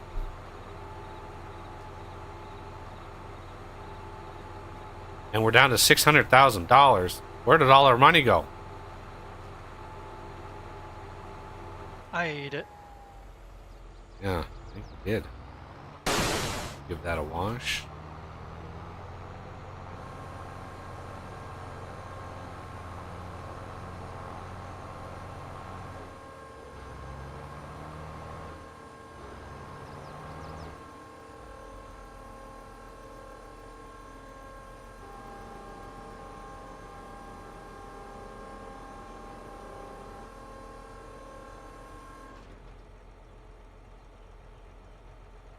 I do like that.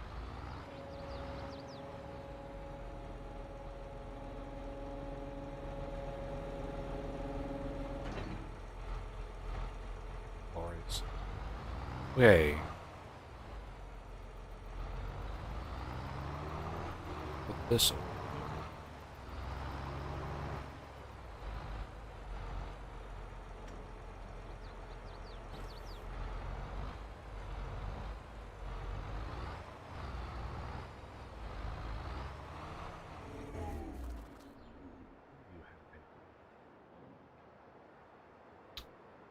$265,000 long. Yeah, there's one bug with this map with the sell point. Not 100% sure what's causing that.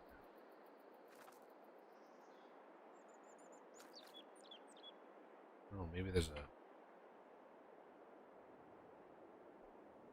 Let's see if there's an error in my log. Yeah, I have the development version enabled just because.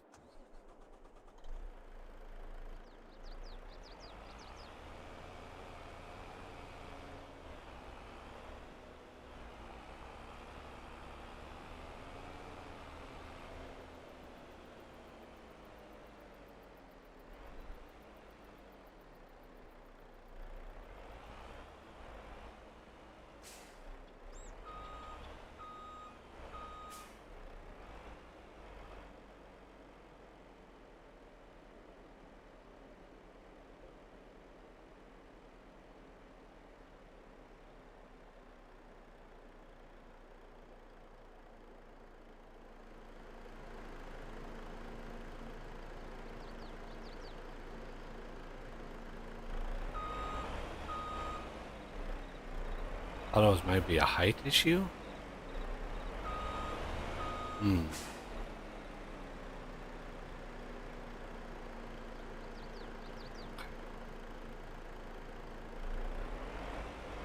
What could that be?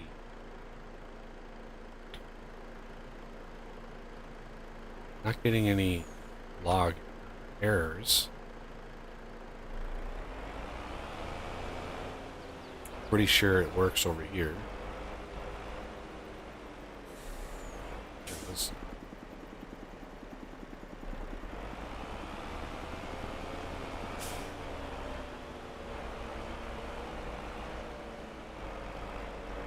Again, these are split in a way that allows you to drive right in between them, as long as you don't drive crazy like I just did.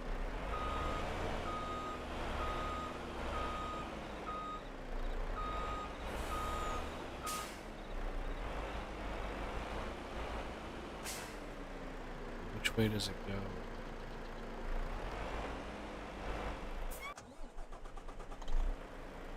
Back.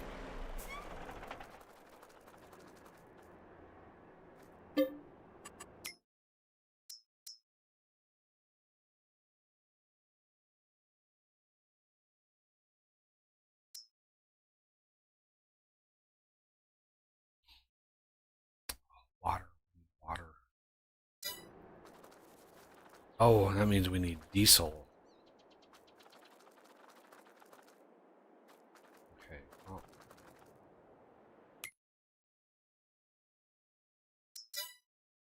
God. Why is it whenever I stream, that's when they choose to do some shit outside? All week, quiet as a mouse. Saturday, chainsaw going outside all day. Like, really? You couldn't do that like 2 days ago? I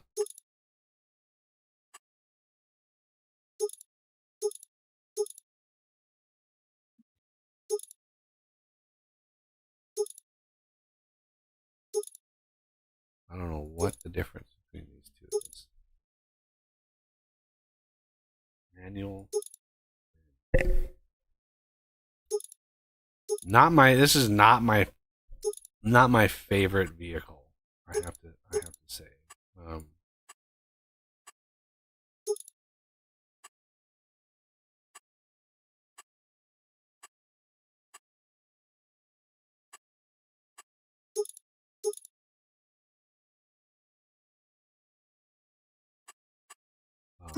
gonna do blue.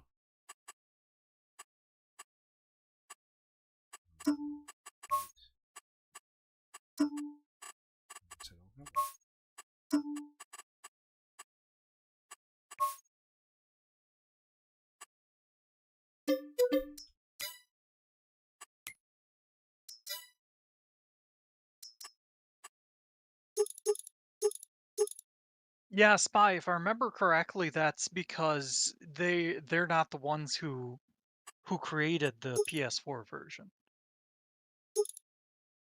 Yeah, it was a different company, and the company that actually made it like went out of business. So yeah, they had to like wrestle the rights back some way, somehow, and like it went to I'm sure the company, like, when they found a new company to work on it, because the way to develop console is very, very different from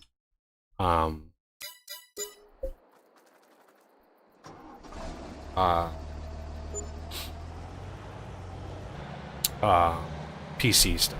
So they are very different in terms of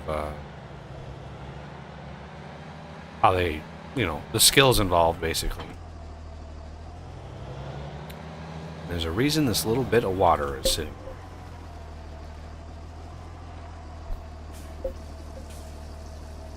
But yeah, the company that had to take it over, which is why people who owned the PS4 version have to rebuy it for the next version, because they are technically different. by completely different companies. They just don't. The two code bases are probably very, very different.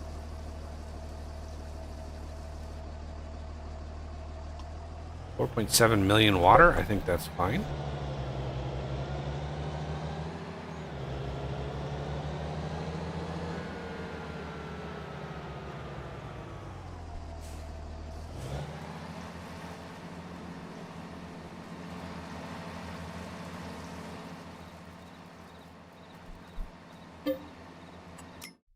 Okay, so I want empty pallets. That's going to use the wood chips. And then what should I make? My armoire.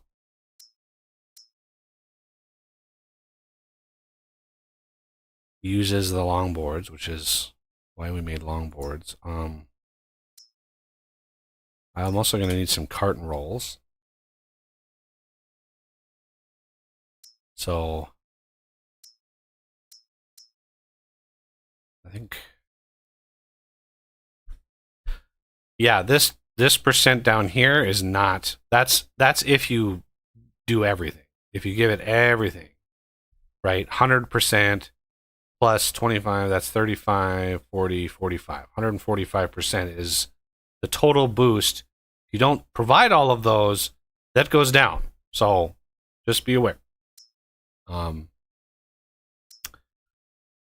But I do not want to, I don't want to make prefab wall. I can't make prefab walls right now. So armoire it is. Yeah, so now it's 110.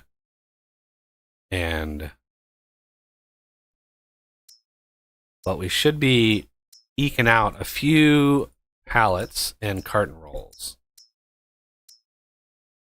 Yeah. While that goes, I'm going to take a quick break.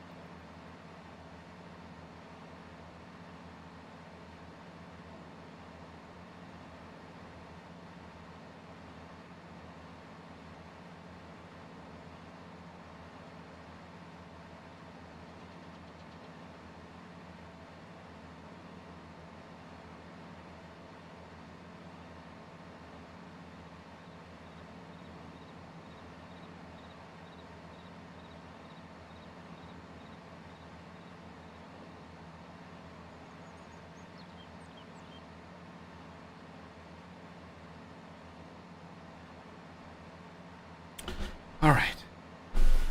Hey, Ray. Hey, guys. Hey, Ray, how's it going? Thank you, sir.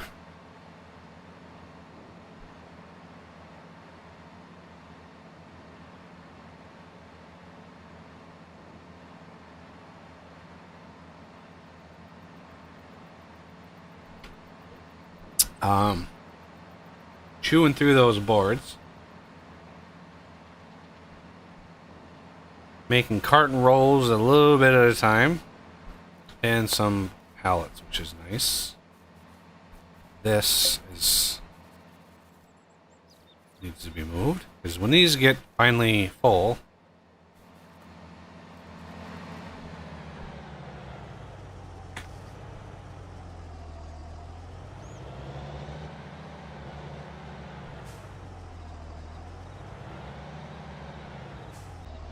must have only 3 million water.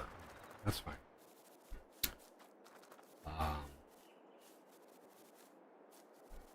So if we go over to here and say, hey,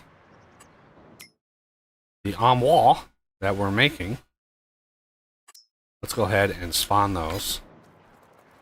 You can see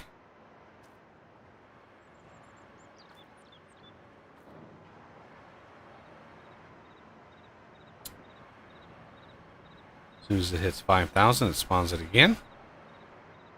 So this is a way to do it piecemeal, or you can let it fill all the way up and then spawn them all at once. But the spawning, when you come in here and you do this, right, and spawn them manually, if you don't have a lot of productions on your map, it does it too fast. And even with the double lanes, it's still too fast. But once you have, you know, a half a dozen productions on your map that are all like working, then the pallet spawning is slow enough. By the time it gets all the way through, the first one is emptied, and so it's just continuous. So I have a feeling selling these are going to be just as bugged as the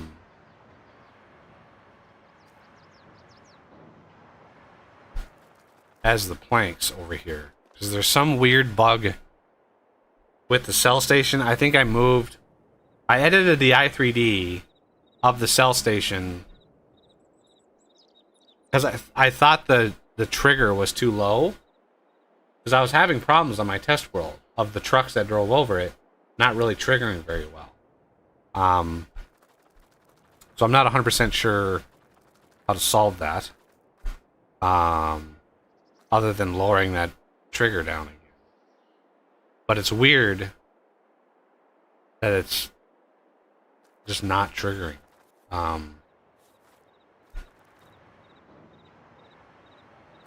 So if we... Let's see. So I'll show you just the sheer cost of production now. If we sleep through the night...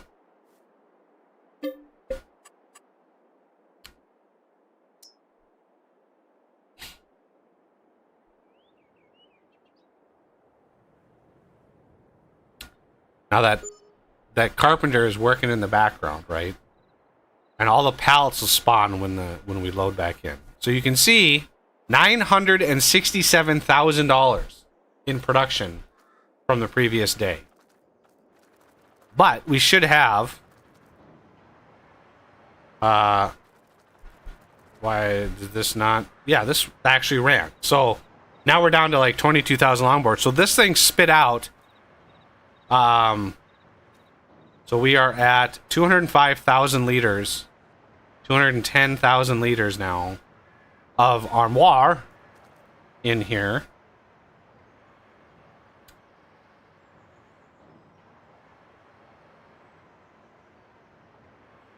Carton roll, yeah. Wood chips, okay. So, in order to get us out of the hole, we need to sell these. So let's see. This really bothers me, why this is...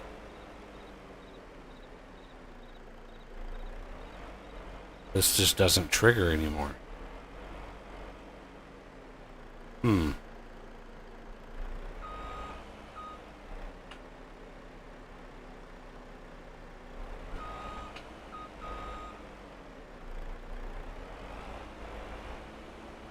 Well, we have to do this the old-fashioned way then.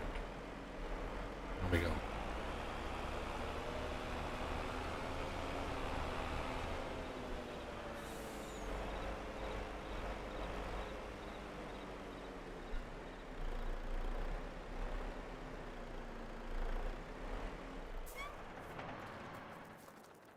I hope that we can make a little money out of all these armoires. Okay, let's slow down, because I don't want to walk so fast.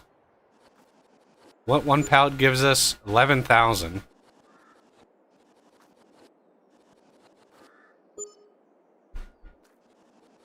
Is this going to be enough? This is annoying. Fine, I'll do it all at once. You talked me into it, game.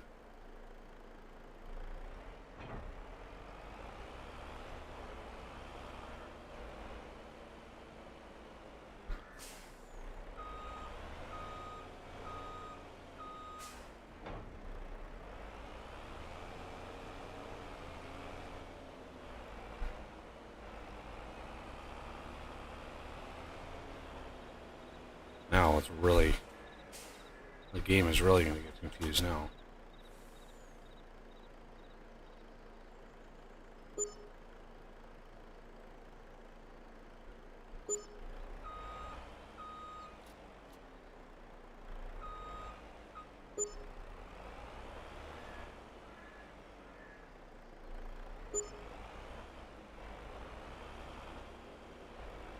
Ooh, that was pricey.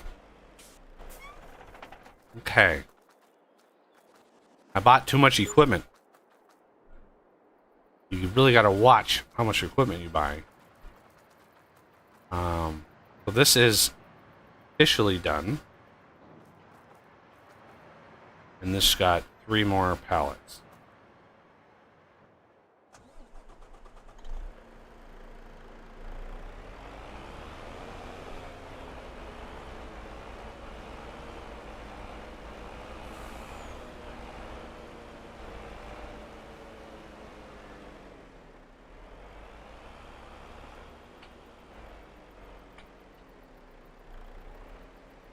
There we go.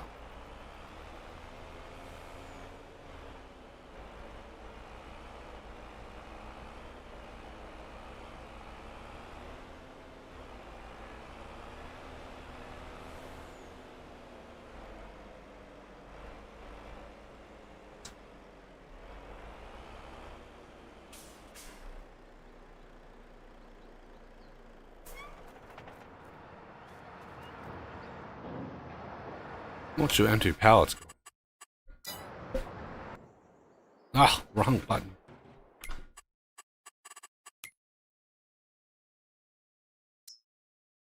Yeah, empty pallets are not really worth much.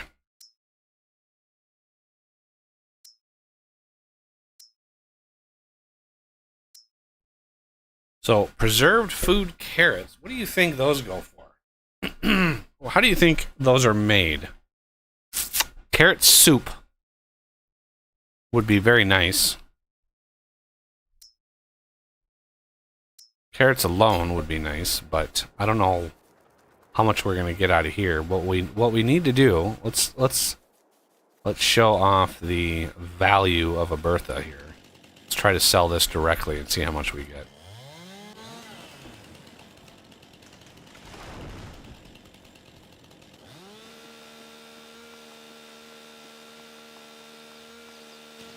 These trees are pretty valuable.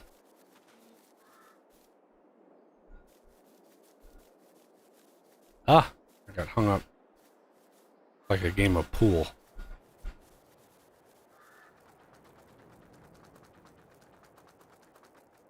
Want me to chop down some trees too? Let's see what this one gives us. Oh, my nose. Okay. Sell the armoire here. And then how much is that tree? 219,000. Less than I thought.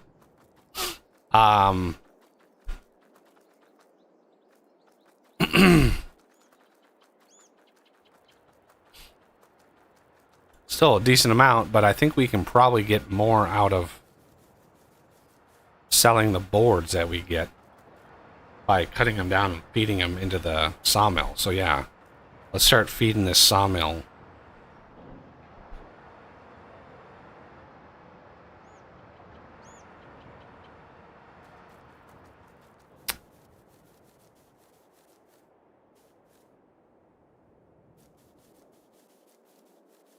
Oh, let's look at this.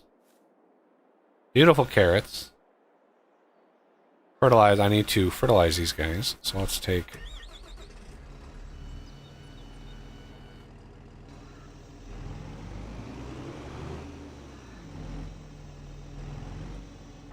I think they're only one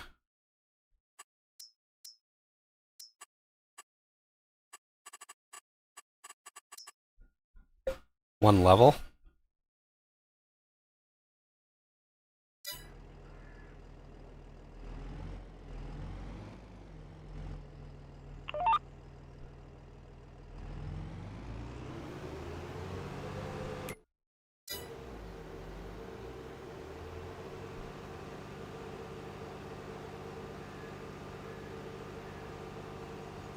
Yeah, go ahead and start cutting those trees and feeding them to the sawmill. Alrighty.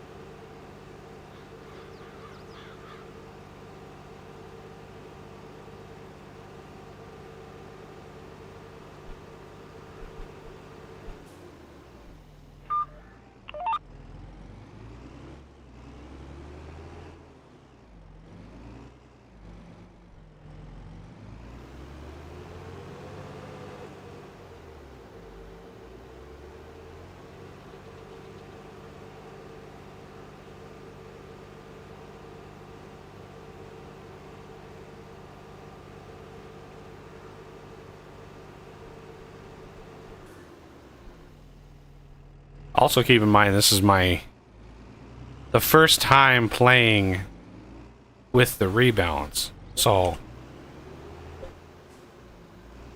you know, we might have to tweak some stuff down the road, because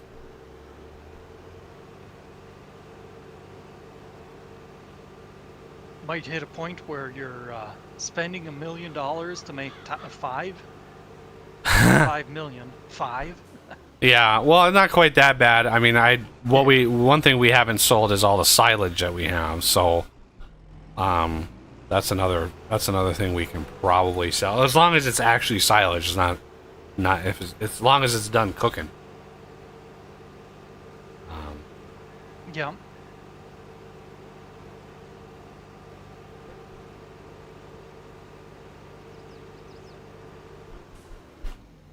I would hire a worker to do this, but we're in debt. I can't hire a worker. God damn it. Come on.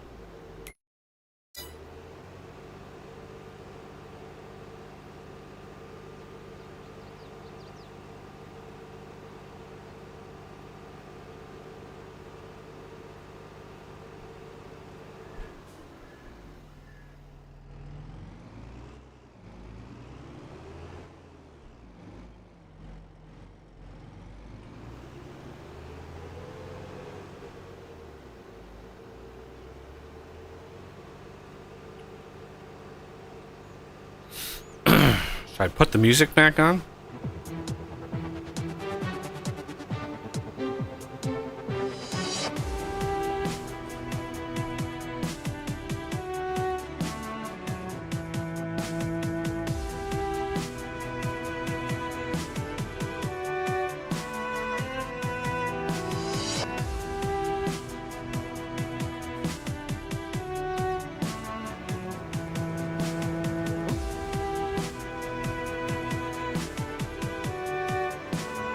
Log I chopped down went straight into the trailer. Or not straight into, but it's definitely into the thing that went into the trailer.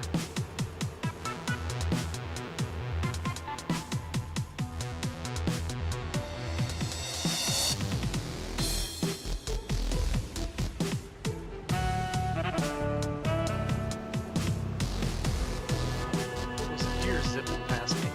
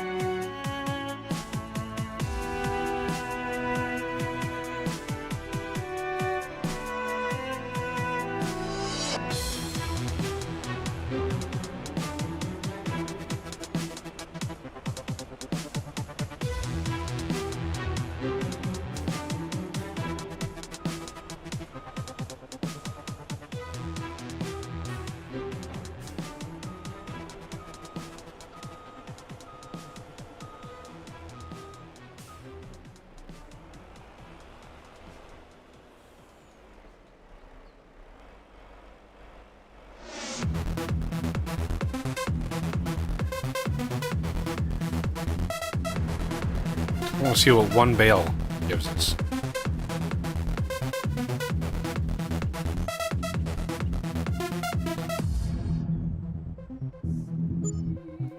$5,800.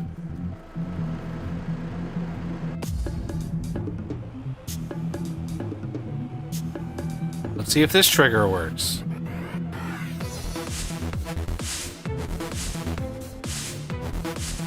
This trigger's not working? Actually, why?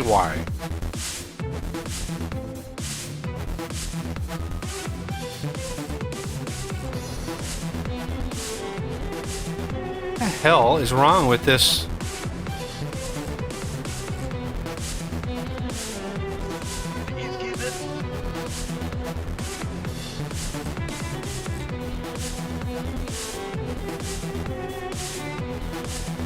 What the hell is wrong with this?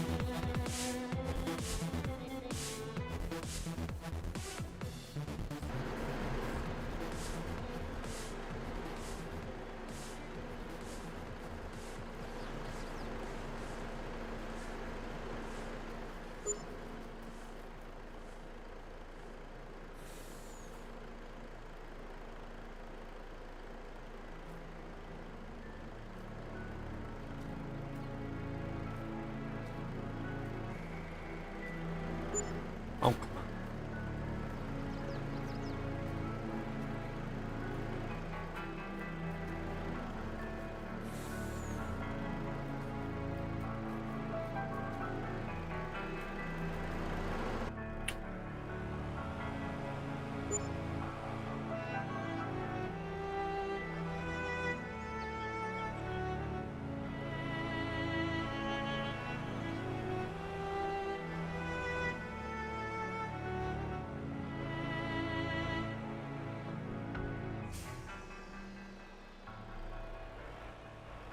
Yeah, I don't know why.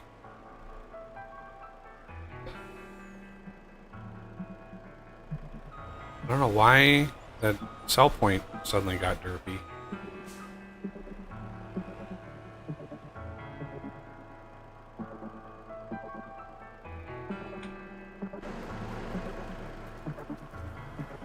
Cat, you were just in my lap. And now you're back? Oh my god.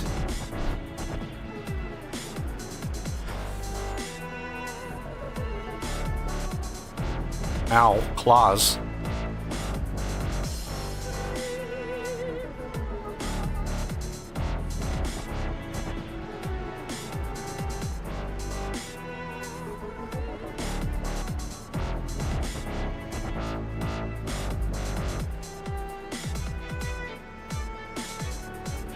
Yeah, you can nudge me all you want.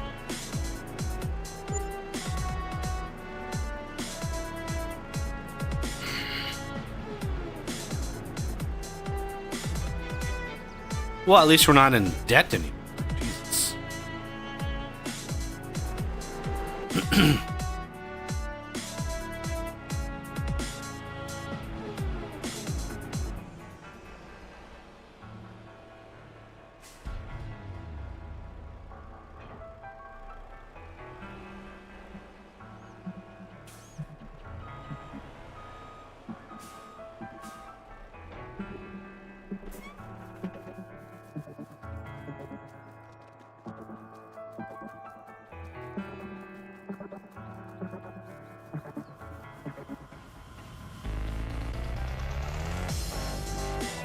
Yeah, Jesus.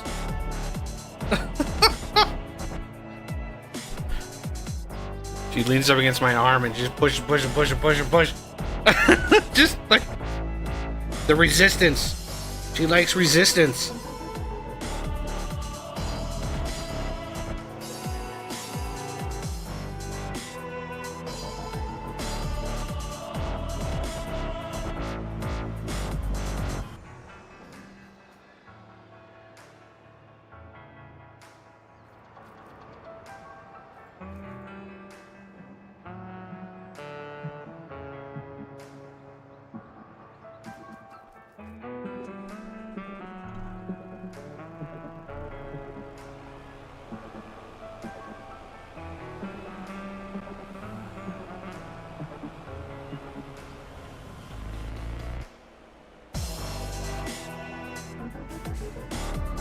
See, this is what's supposed to come up when you drive over that sell point. You're supposed to be able to drop it.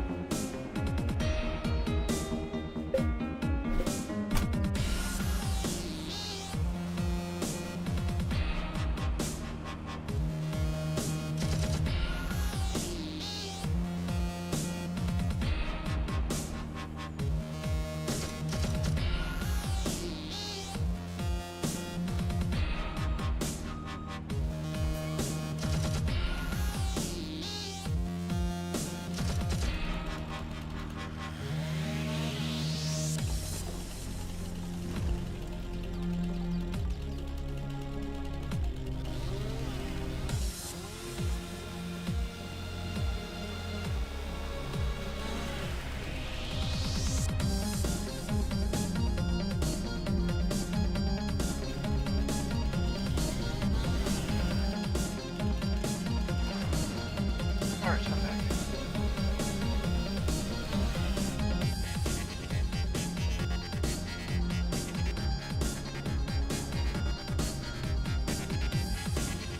Welcome back. Can I pick it?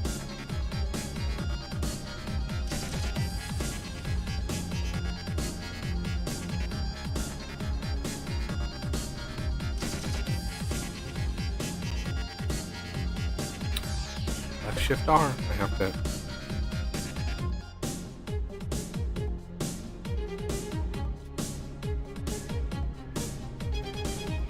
Need to sell some of these, otherwise we're going to be hurting. It is possible to make money. There she goes again. It's just really hard. Making money now with this balance it's touch and go until you get a mega farm going. You know, once you have a farm that's a certain size, then it'll be far, far easier.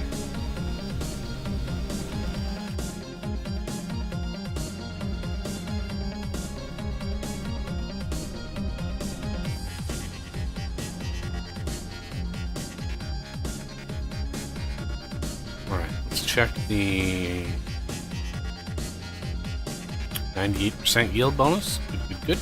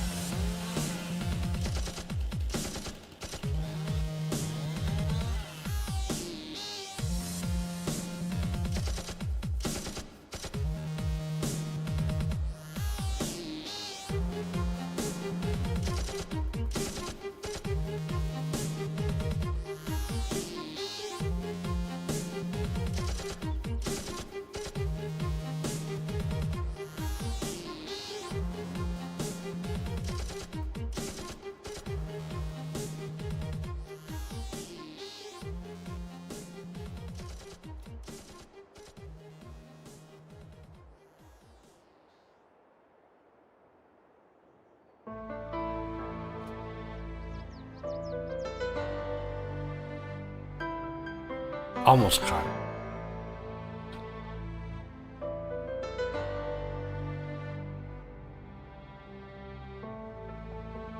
Oh, I just noticed Ray's comments. Kitty heart. Yeah, I showed her on camera. It's usually all it takes. Yup.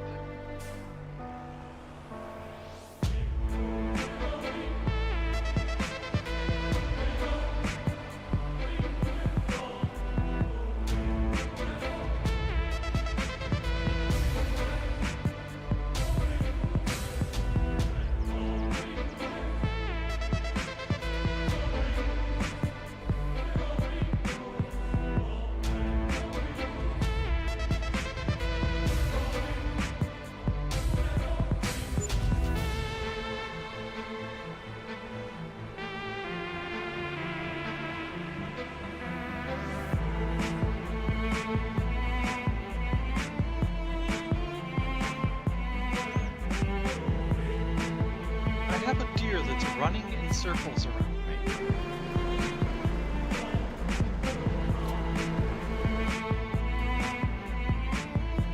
A deer's running circles around you. Yeah. Nope. Give it a chainsaw.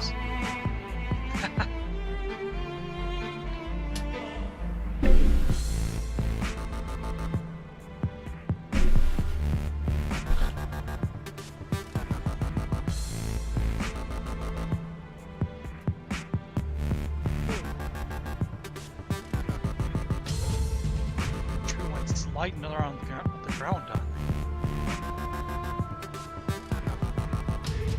Yeah, I wish I could have like a camera on her. You know, if she had like a cat bed or, you know, was that all consistent? I could, but Yeah. like she's never like very consistent with where she sleeps, what she tolerates.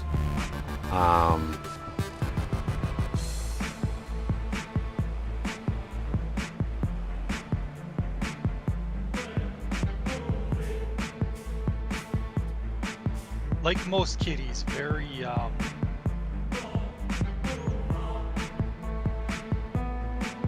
I had a good word for it, but I lost it. Random, crazy. Any of the above. Yeah.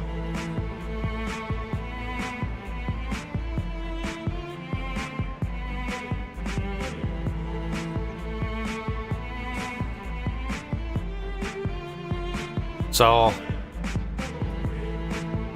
I'll turn the music off for a second. Another thing with this map that y'all need to be aware of if you play it. If we get to the animals, because when I was testing in my test world, all the balance and stuff,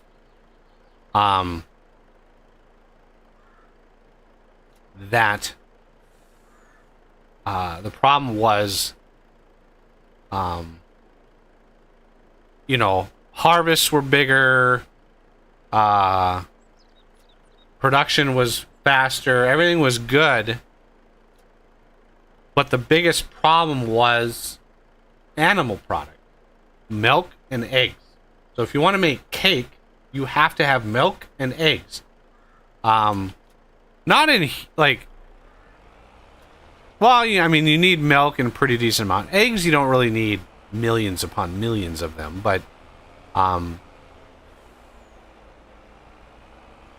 So I introduced a new set of animals. They're the super cow and super chicken. And if you really want to go crazy and you want sheep and you want a lot of wool, you buy the black sheep. Black Welsh, I think it is. Gives you plenty of wool. But the super cow and the super chicken are unbelievably expensive to buy, but will give you ample amounts of products. More than you probably ever want.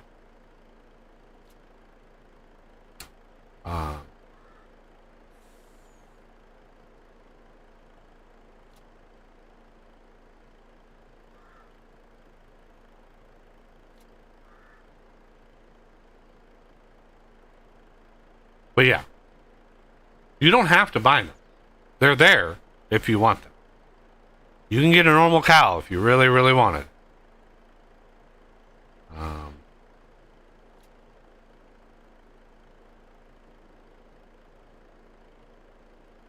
Or a normal chicken.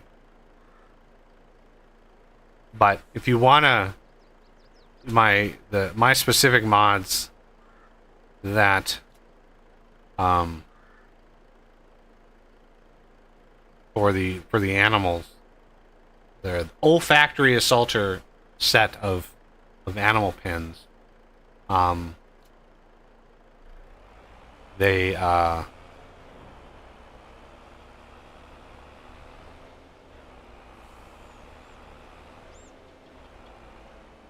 hold a lot of animals.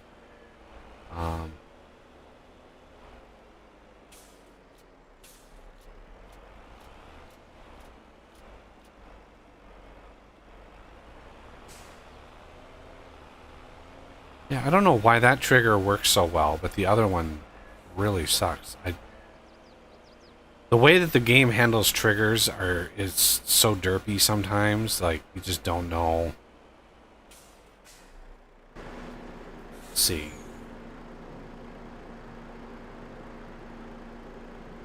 Planks we're doing pretty good on. Probably want some more of those. Interesting. Wood chips is going up fast. Yeah, these facilities are very expensive to run, but oh baby, do they process material fast. It's either, you know, the counterbalance to this, if you're thinking about it, is if you want that level of production in the vanilla game, you need about 20 sawmills. Well, the game, the structure of the game collapses under the weight of that much production, right? And you're limited on the number of productions you can have, period. So you can only have like 64 productions on a map. So you're limited to that amount. And the vast majority of productions that I have end up being greenhouses. I usually end up with like 24 greenhouses. Grapes, strawberries, and olives are big. I even added custom textures for the custom plants for olives and grapes inside a greenhouse. Now I didn't go crazy. I'm not a 3D magician, but I took the tomato, the texture for tomatoes, and I just colorized the tomato part purple and really, really dark, like grayish purple. So the bright purple is grapes, and the dark, like grayish purple is an olive.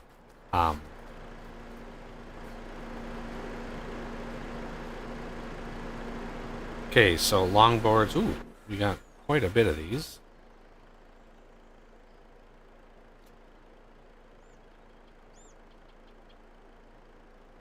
Come on. Give it. Give it. There it is. I was trying to. I'm hoping to get to a point where it's going to be like constant. That would be perfect.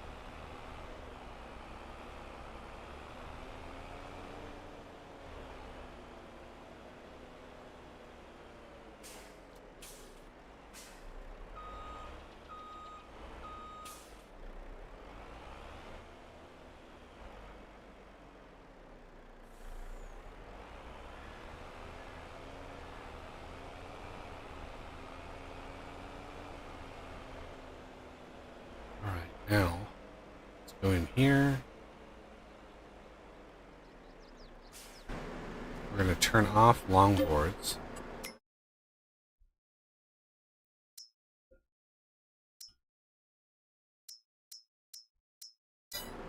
Get some. I'll continue to spawn them so we can pick up the rest of these. I think we have a decent amount.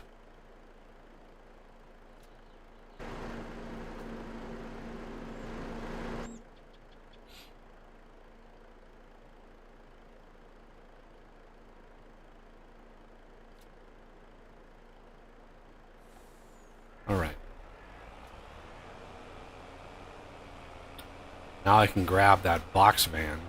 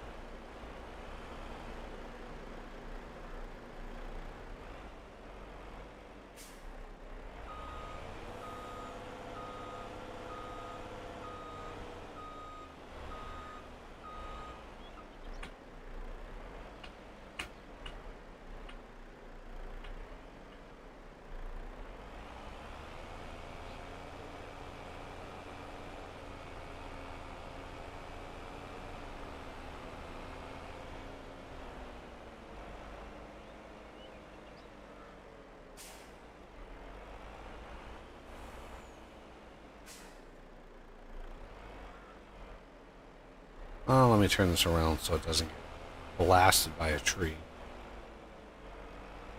Wow. I'm not even able to keep up with the the wood. Not chopping it down quick enough.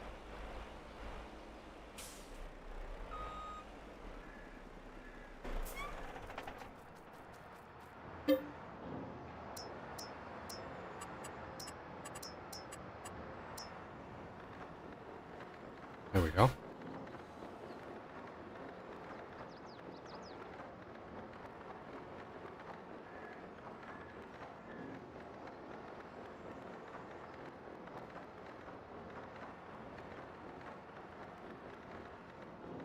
Yeah, as the number of production facilities increases, it slows down the rest of them. So it does slow down.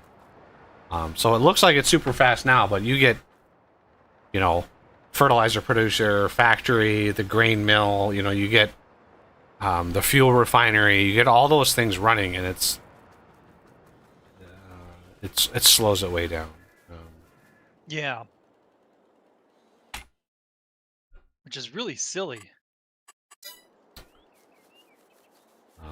Yeah, it's the Lua engine behind the scenes can only do so much, unfortunately.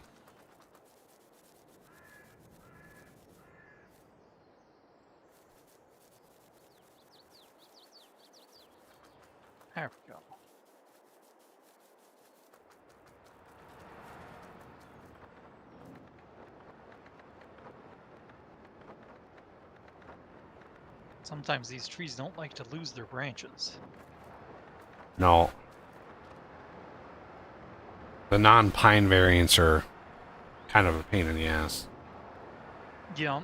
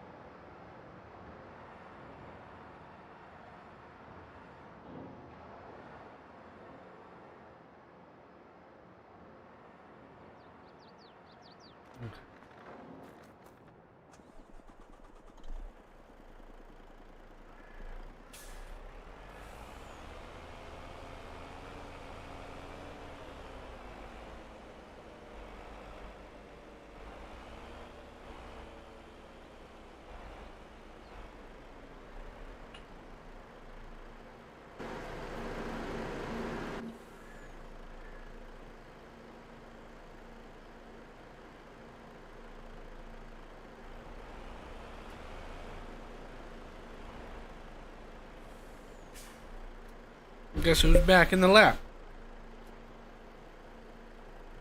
We just repeat the cycle. In the lap, gets the pets, gets the chin scritches, lays down, then jumps off. 5 minutes later, repeat, rinse and repeat. All right, now we should have the planks, and we should have a little bonus. Yep. See, there's a 25% bonus now. Now we're actually producing a little bit more for every longboard we have in there. So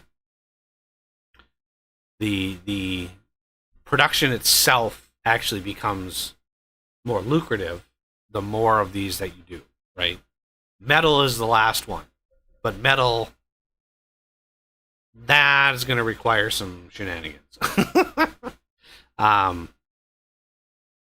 it's hard not to pet you. You're just so soft and fluffy. He's so fluffy. How's my water? Oh, my water's doing fine in here. Okay. And if you run out of, or if you run low, or run out of space for wood chips, because eventually carton rolls fill up, empty pallets fill up, and your wood chips will start filling up.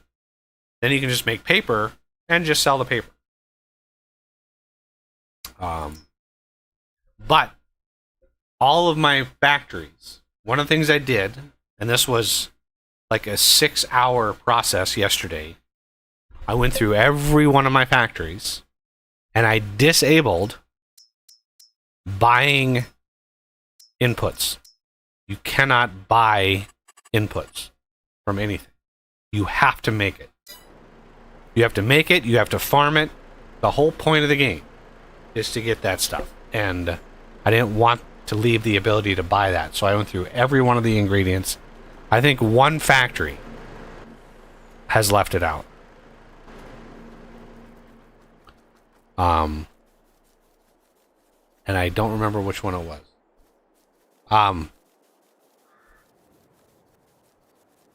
But it was late in the day and I was I was tired after 6 hours of doing that.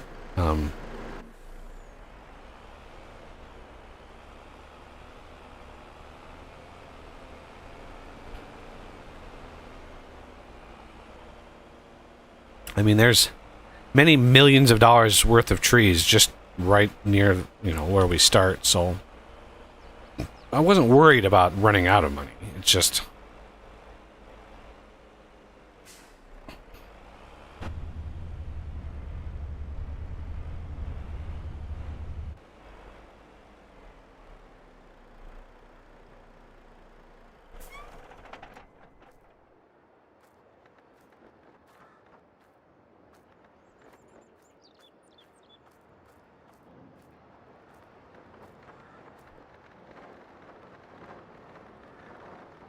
Ooh, look at that. It looks like it's just able to keep it running. Nice. Yeah, wood chips in here is going up fast. Okay. See, this is one of the other things with this sort of set of mods and prices and stuff is you get sort of a delayed amount of money.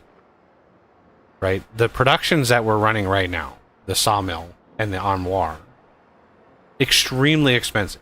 We don't see that right now. Right? You don't see that cost.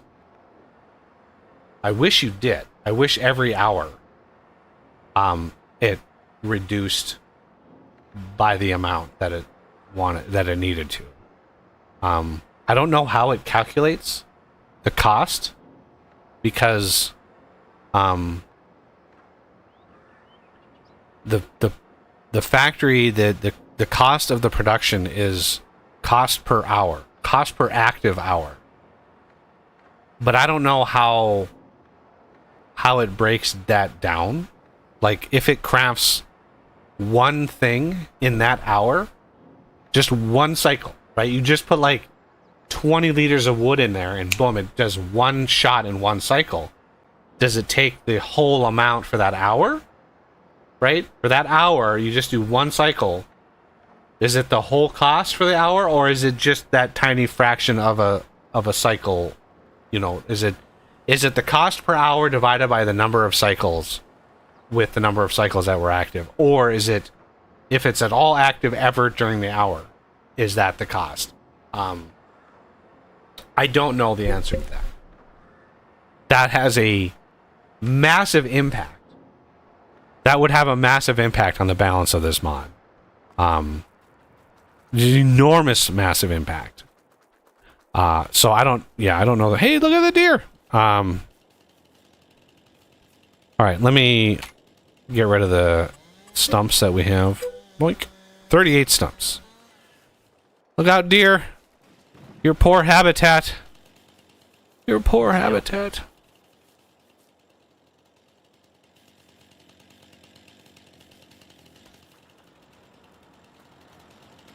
Don't worry, I will provide them with a new habitat. My freezer. Oh, this one can just straight up die. Okay.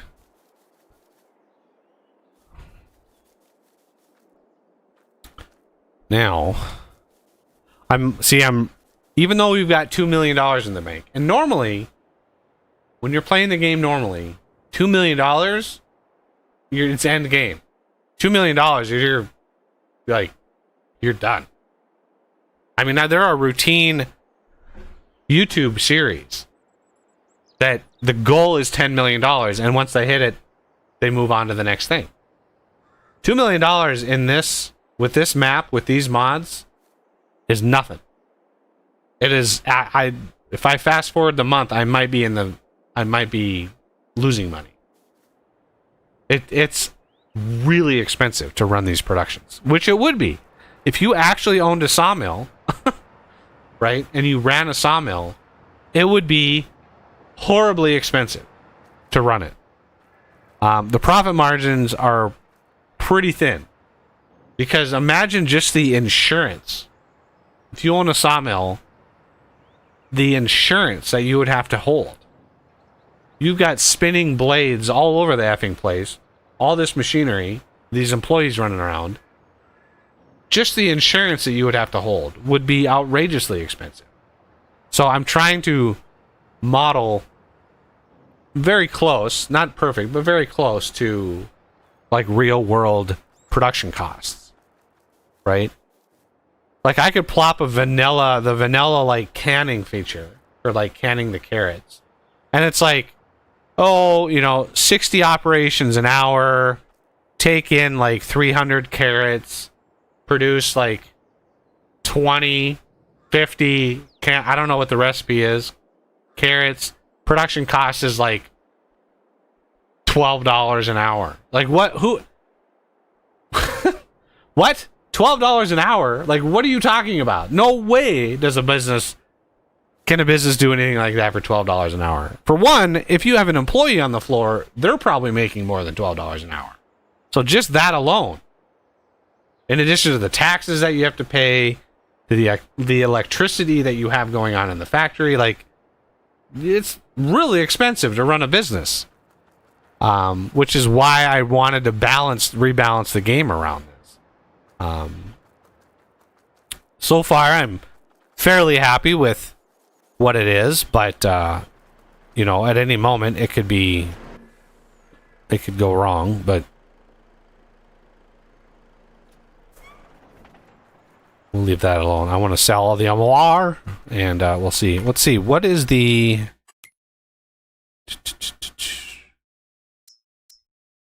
July is the best day, but the difference between now and July, not worth sitting around on our hands for 8 months, 9 months while we wait on that for an extra $200 per piece. It's just not worth it. Let's look at the production in here. Planks is still doing good. Longboards is actually running a little low, ironically. So how about we do... We're going to open production. Turn off planks. Turn off the spawning of planks. Turn on longboards.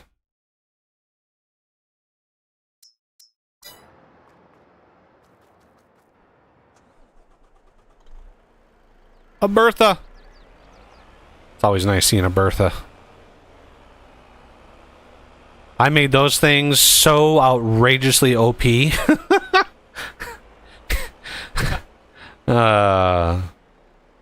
And you can plant them. You can plant the Berthas.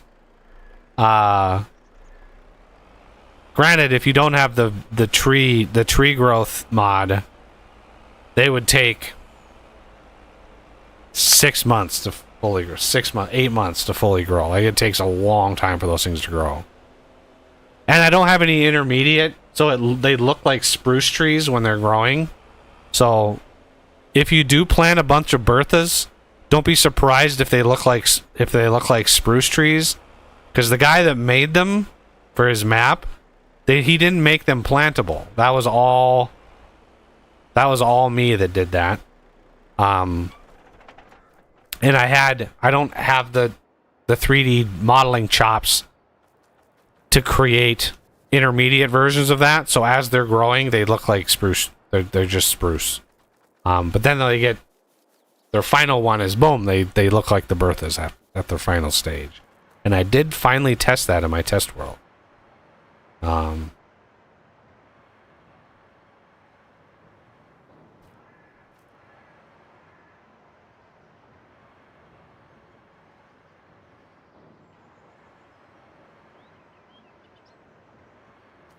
Okay. I'd like to expand the farm, but whew, I could paint some more. I know people would just go head over heels for me doing more construction. Plants.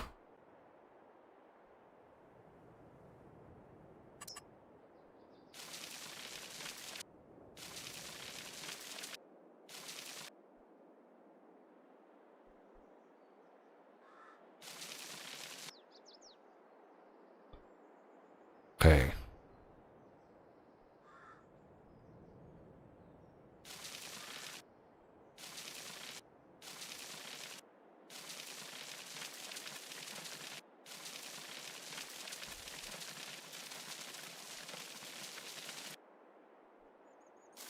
Oh, that tree finally fell.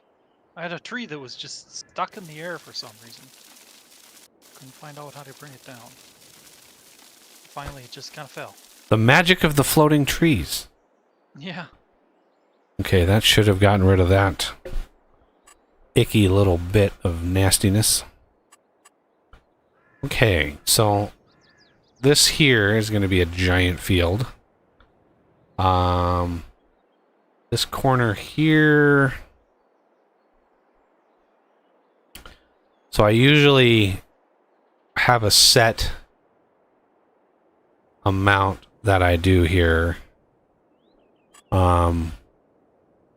Usually these blocks, these two here are grass. Because another thing, I've mentioned the super cows, and the super cows, especially super chickens as well, they produce a lot, right? The fully mature super cow produces 10,000 liters of milk a day. Or a month, or whatever you want to call it, right? A day. 10,000 liters. And so my olfactory assaulter animal pen, if we go to cows, right here, olfactory assaulter cow holds 500 cows. Right? The amount of food they eat is 500 liters a day. Right?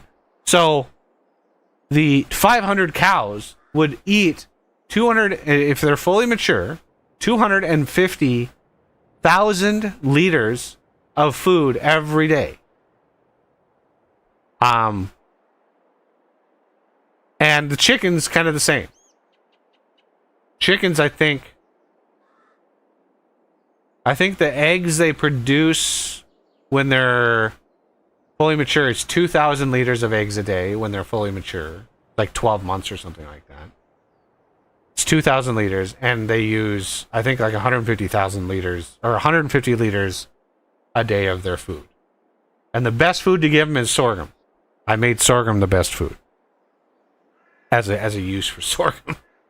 Sorghum doesn't have that many uses in the game, so I made it the best of the grains, because why not? I saw too many videos of just people planting wheat and soybeans literally every time. Like, that's all they plant. It's like, there's more shit in the game to do than there's those two crops. But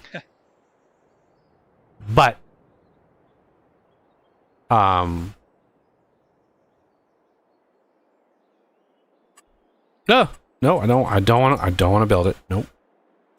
Let's see. Productions. I'm trying to picture a super cow with that kind of production, and the only thing that really comes close would be every teat would be a fire hose. I mean, yeah, I know it's super unrealistic, but it's either that or have 20 cow barns. Like, Yeah. The game just cannot support the level of production that I was going after. Oh yeah. So yeah, the super cows, and they produce a decent amount of manure and stuff like that.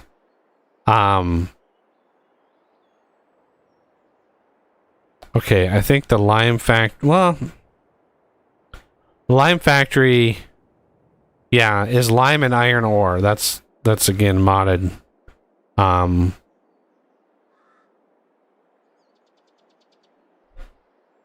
I don't really know what happens if you try to play this map without the forestry DLC. I don't really know. I'm kind of afraid to even think about that. Kind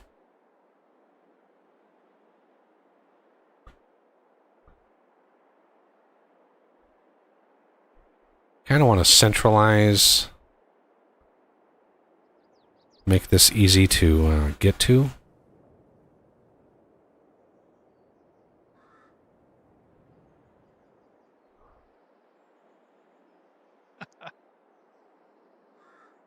Now I was trying to envision the chickens and like a full auto machine gun style chicken. I mean, yeah, 2,000 liters of eggs in a month. Imagine a chicken. Usually a chicken will lay an egg a day. You know, a healthy chicken, I think it's an egg a day. I might be wrong on that. I don't think I am, but you know, I'm pretty sure you're right on that. Any farmers can clear that up, but I think it's not necessarily that cut and dry, but you know, that's the calculation. I mean, yeah, that's assuming the chicken is happy and healthy and getting as much hog as they can possibly handle. Yeah, I kind of skipped over that word, but I said it anyway. Which technically that doesn't matter as much because the eggs they lay, at least the eggs we eat, are unfertilized. Somebody actually told me that they're not, that they're actually fertilized, but I said the same thing. I was like, I don't think so. I think they're unfertilized. And they're like, no, they're fertilized. They're just refrigerated right away, and so they don't. But I still think, yeah, I have the same mind. Like, the ones that we get are not fertilized. Because you do every once in a while get one that's like bloody. And it wouldn't be bloody if it was unfertilized. Yeah. I mean, it does happen, but...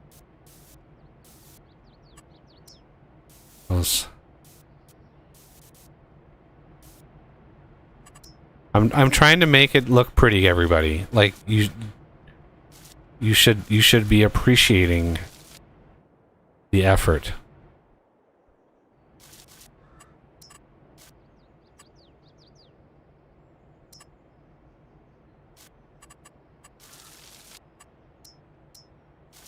Oh.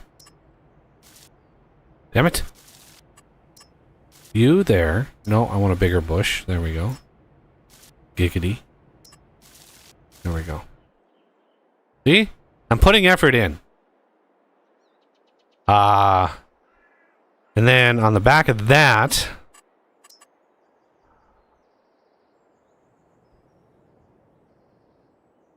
little alleyway behind here.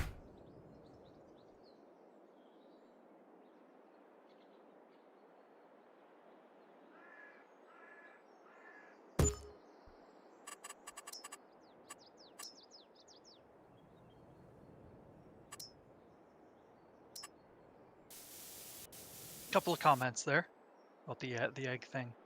You know, one thing I heard is that there's, I think it's somewhere in the Philippines, but it's considered a delicacy to eat not just fertilized eggs, but eggs that the chick has developed some. Oh. Yeah. Why? Why are humans so gross?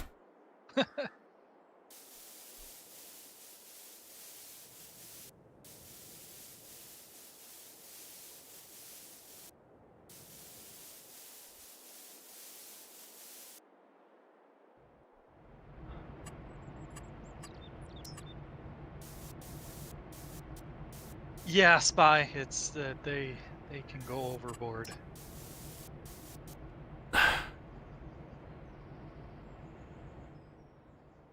Yeah, the same people who yell and complain about the unborn babies are the same ones that fight and fight and fight for abortion rights. Yeah. So, yeah, I don't really listen to them very much. Yeah. How can you be cruel to animals? And, yeah, it's like, well, how can you kill unborn babies? Like, well, there's a... I'll just put his wood in front of my face. Oh, sorry. Longboards. Oh, you bumped the truck. I did. Shoot. Sorry. Lucky I'm Superman. Yeah.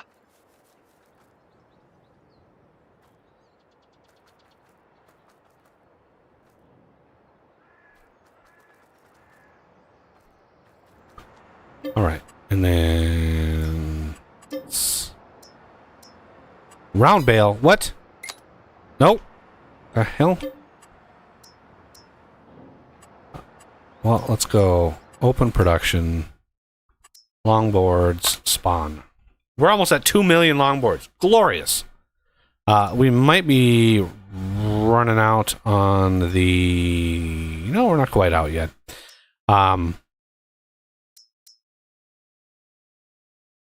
Yeah. So the fertilizer production, again, these are not cheap, right? They're not cheap. 400,000 a day to get fertilizer.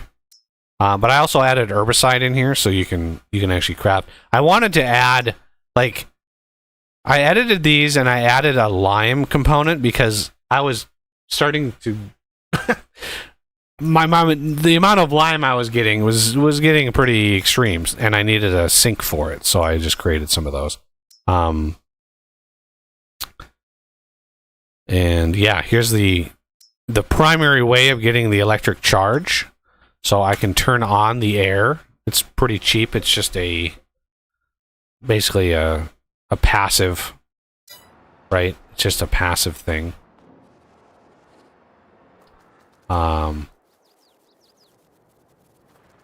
Right, kind of simulating the fact that you've got wind generators and stuff up there, but it's not enough to really do much with. But this thing can make diesel, and then you can use diesel to get electric charge in larger amounts. And the whole like electric charge methane is actually like canola oil for some reason, but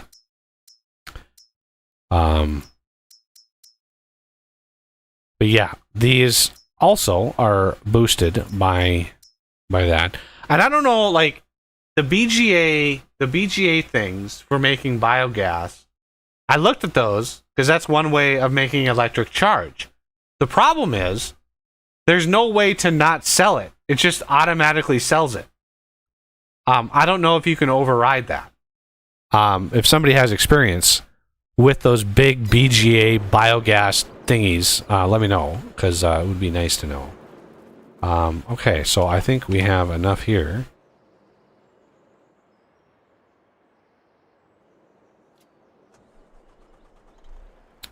Let's go sell 320,000 liters on moi. On moi.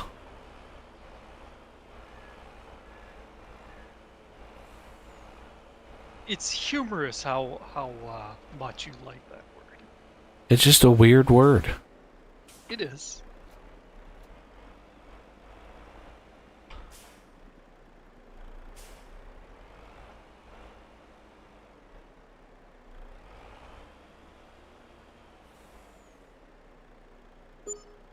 $700,000 for a full load of armoire, which is not bad.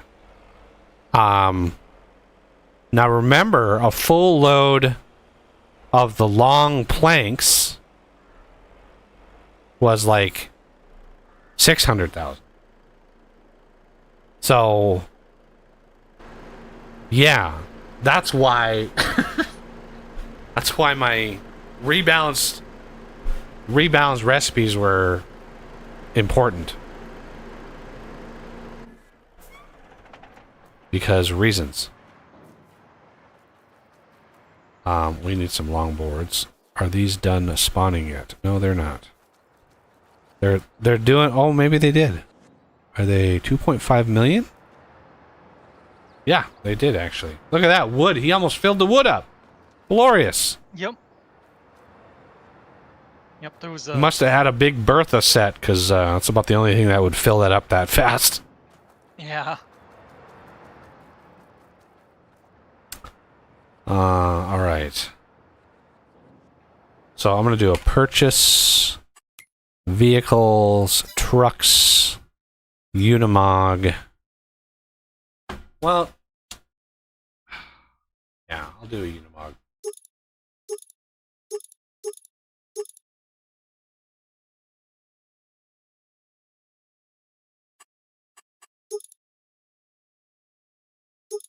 Let's splurge.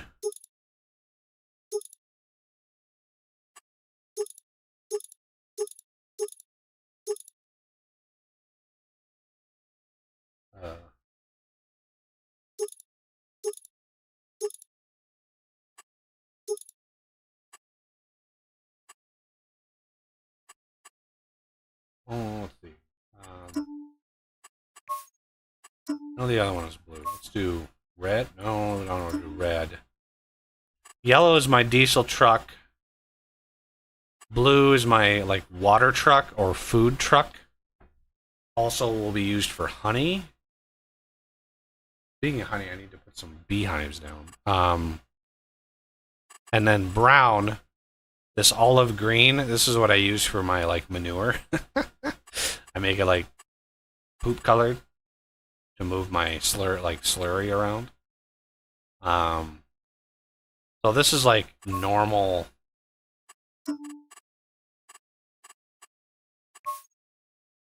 A vivid green. Oh, spruce green. Maybe the spruce green. That'll work. And then cover color. There's a whole bunch of German words in here. Sure. Why not? Rim color. Okay. 67,000? I mean, I wish I could spend 67,000 that easily. It would be cool.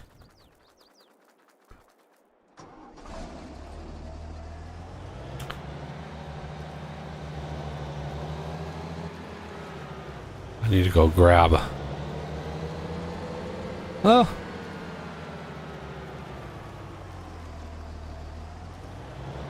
Wood chips.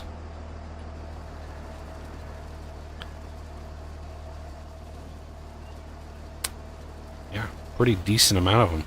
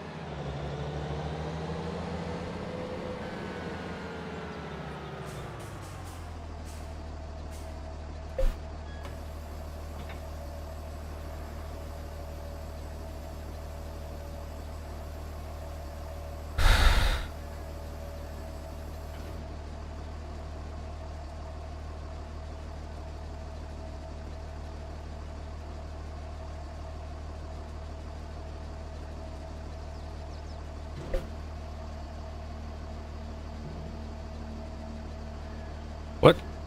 No. What?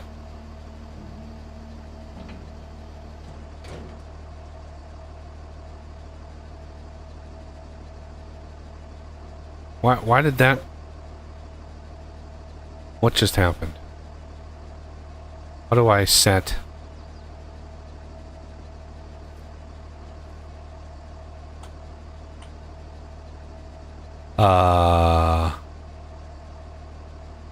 There it is, you. I don't know why it... Ugh, weird. I think the discharge node, yeah, the discharge node going out the back is faster. I think. It feels faster, I'm not 100% sure, but...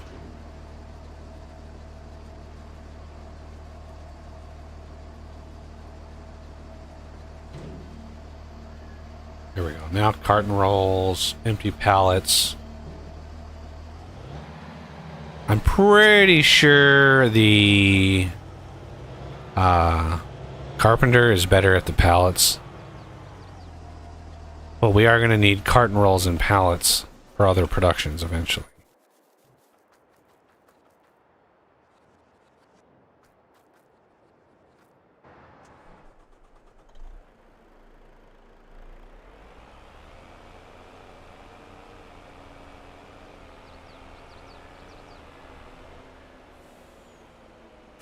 And this is why I really want to get that trigger fixed over the sell everything, because the fact that these trucks don't trigger over that is a huge problem. What time are we at here? 6 hours.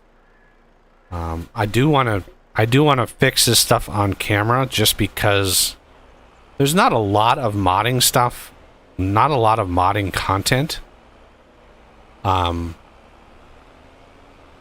Like how to do these things for this game. So I want to try to contribute as much knowledge as I can. The knowledge that I've gleaned thus far, anyway, right? Like, I've learned quite a lot about how the back end of this game works, and you know, if I can impart a little bit of that knowledge to you guys, more the better. And I plan on doing, when we get closer to FS25, which is in November. November is going to be a busy month for me, so I might do these all in October. I'm going to have a lot of time in October to do. I'll probably do a series. I'll probably do a modding series for the game where each video covers a certain topic. Now, I'm by no means an expert at this modding this game. Far, far from it. But there are a few quirky things that I've learned over time that would be helpful to people, I think. So yeah, I want to help people out at least as much as I can. Oh, it's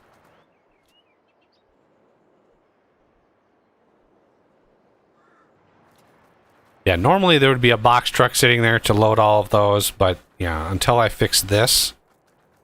But I'll have something to test. I'll be able to load this world up and test it. So it's hard to fix things when you don't have something to test right away, because then you've got to try to set up the scenario. But in order to harvest these carrots, we are going to want the root harvester, the FG crazy root harvester version at 3,500 horsepower. Yeah, $613,000. I made this very, very expensive. I should have made the engine also very expensive, but let's get some BKT tires. I don't know, Earthmax. Maybe go Earthmax this time around. I really don't like those tires. I like these. I like extra marker lights. I like all the lights. Oh, this thing is so cool. Wait till you see it. What they've done with this mod is so cool. White and white. And design is going to be pearl white. Yeah, why not? Grids is...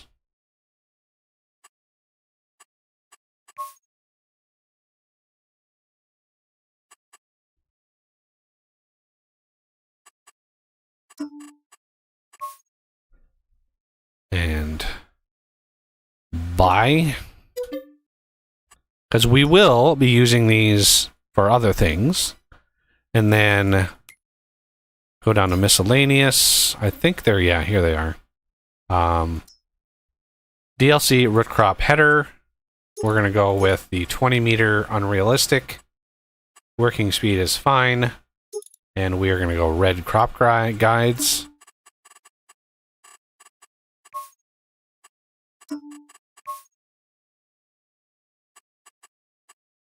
This is what I use for my, I use this for my cotton harvester. It works just so well. Took a lot of nitpicking and figuring out how it all works, but you learn a lot about the back end of the system by doing that.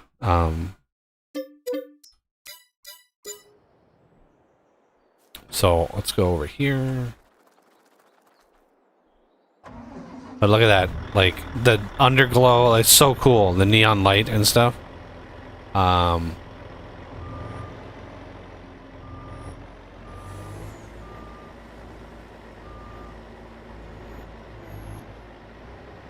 Trying to take a bow break.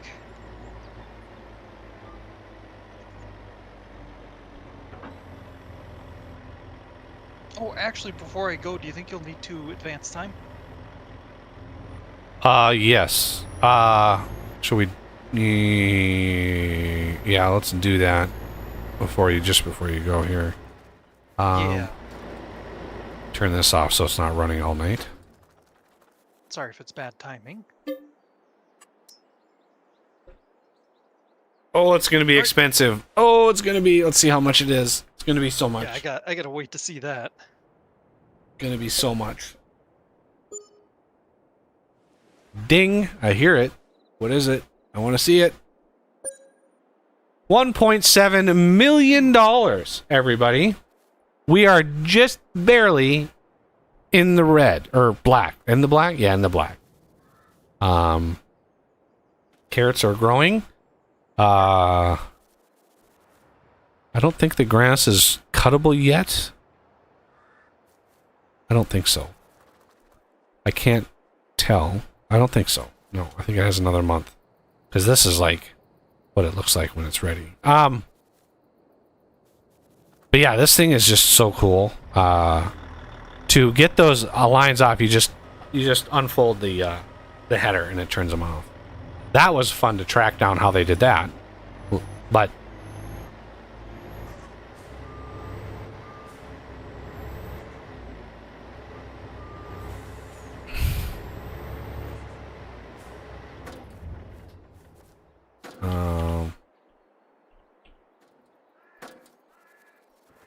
all right. Well,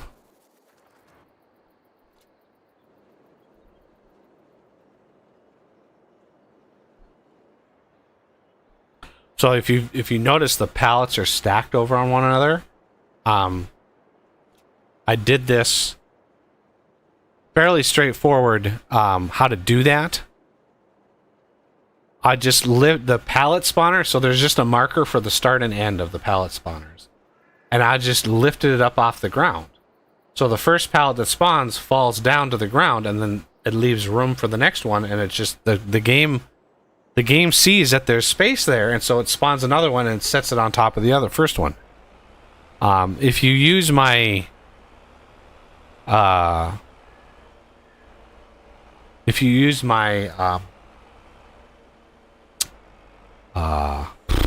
God, words in my brain.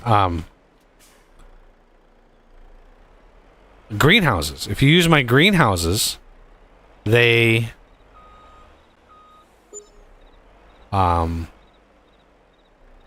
stack three high, three pallets high. So I figured out a nice, cool way of dealing with pallets.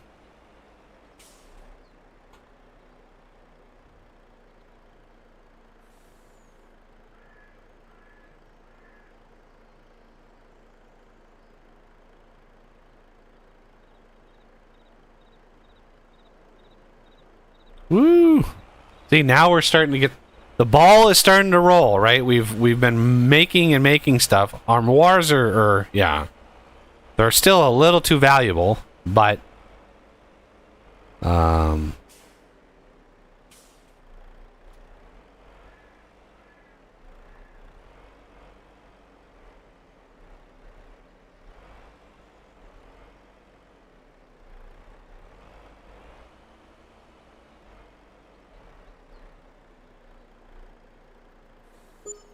with that 670,000.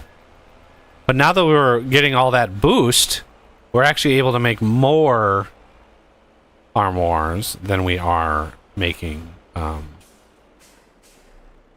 like the boards, right?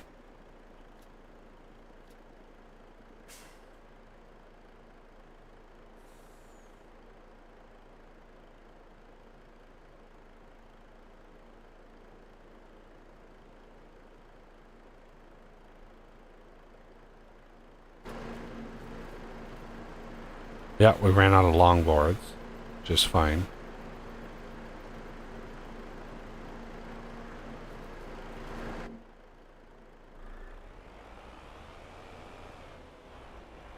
So that nearly $2 million that it cost us for the month, we're getting that back in spades, right? So you have to have a decent amount of money when you skip to a next month. If you don't, you'll be in debt by quite a lot sometimes. There's also a loan that I want to pay off. Be debt free on the first stream. And one of the reasons I kind of left wood, the process of planks and wood, to be profitable, because I needed a way to sort of bridge, because there comes a time when, if you want to make the more profitable, like cereal or cake, it takes a huge investment in time and money to get to that point, to be able to even make the stuff, right? To even make it, it costs quite a lot. So I needed a way to sort of allow people to still make money that wasn't cutting grass all the time. You can still cut grass and it's still profitable, but there are alternatives. The wood alone, like just selling a log, that's not going to make you much. Not at all. Yeah, we still have 2.6 million more liters of armoire to load and deliver.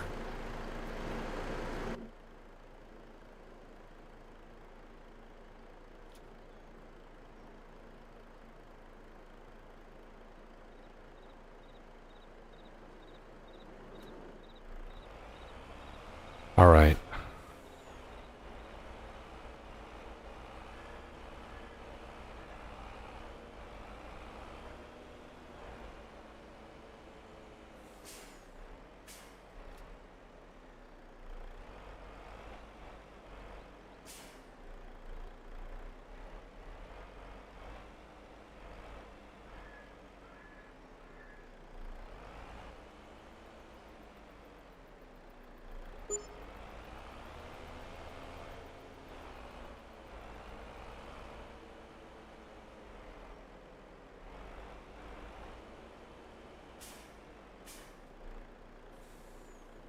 One more load. I'm going to do one more load.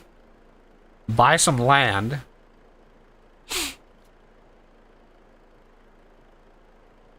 I'm back. Yep. I get that reaction a lot.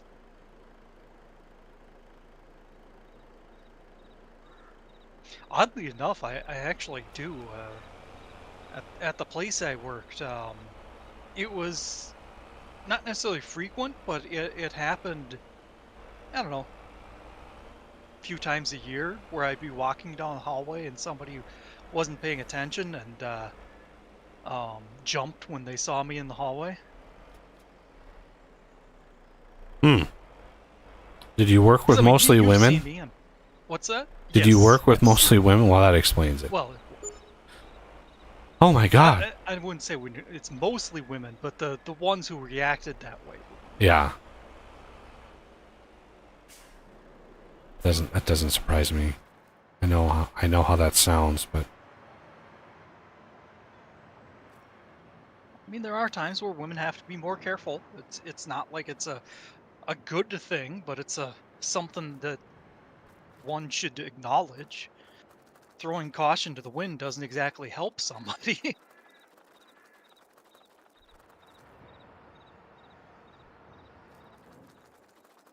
all right. So what I want to do is find that Unimog somewhere. There it is.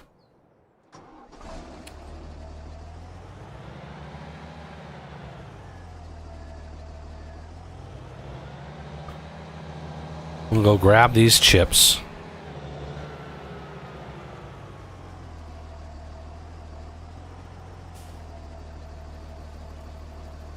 Remember, there's still like 2 more million liters of armoire to process, to sell. So, yeah, it costs us like $2 million to run that factory, but it's going to get us a lot.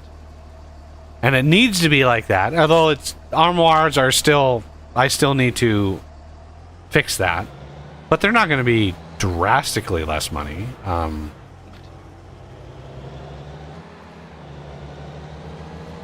Trying to be careful with this tree, but it wasn't dragging.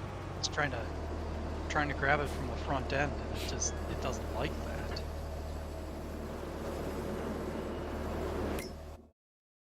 Save. All right, so now I want diesel wood chips.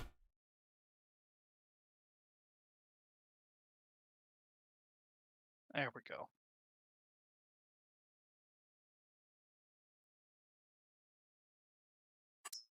So we've got 14,000 electric charge in there.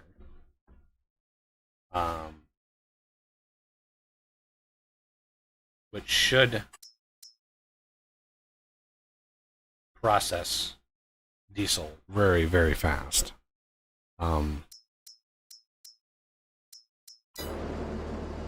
This probably still has a few more in it. Yeah, just...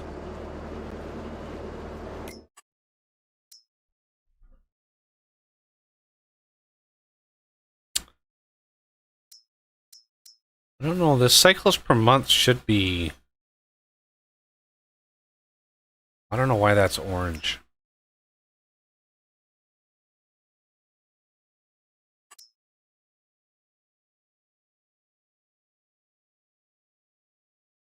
I don't know why that's orange.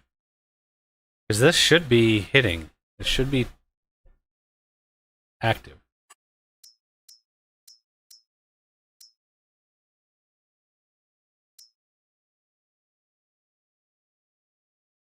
And if we go enter this, this will start making electric charge faster, right? And then if we go to electric charge and we say distributing,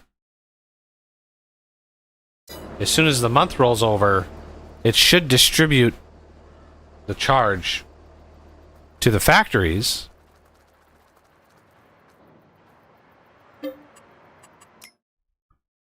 Which should ramp up the speed at which they process stuff and things. So you can see we've got 3.4 million wood chips in here. Now, we could get those and sell them, but they're near worthless. But the better thing to do with those, if you have a lot of excess. Now, I want to keep some excess in here. Because carton rolls, we're going to need carton rolls and pallets in large amounts. Pretty much every boxed product uses carton rolls and empty pallets. So these, now you can truck these around. Certainly, you can truck them around, or you can just set it to distribute. Now it costs some money to distribute these, so it's not free. So this has about 126. So we'll just leave that sitting for a bit.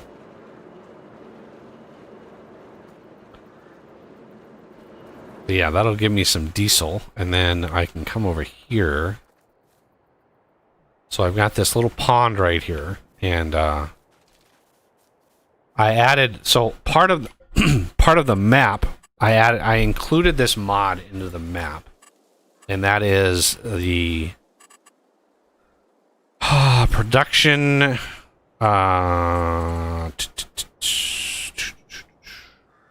Where is it? There it is. Right. So this water distributor is part of the map, and it's an edited version of this, and you feed it diesel and it generates water. And yeah, and you can set that to distribute, and then that'll distribute the water. And that's one of the only products that I actually auto distribute like that, because I don't know. The logistics of moving stuff around is more or less kind of what this game is about, and to to just abstract that away kind of doesn't make sense. So, where's my water at here? I think I can. Oh, I turning radius is just oh.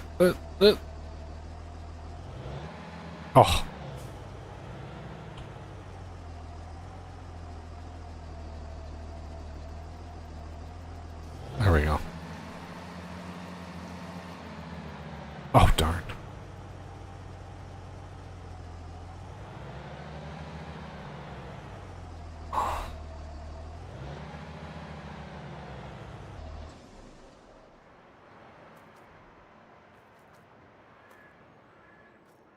Okay.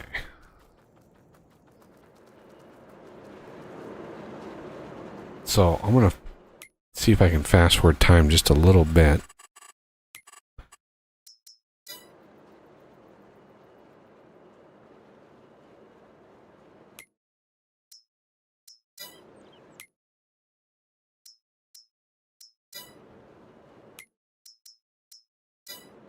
Okay, so as soon as that hour flips over, right, we have 127,000 electric charge in there.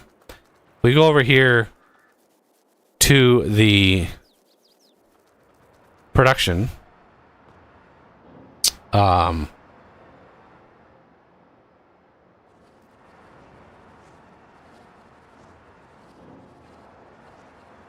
mean, it's fast. And this one chews through a lot. But there's the 9. Do we have electric charge? We don't. Why don't we have... Did I really not set that to distribute? I think I did.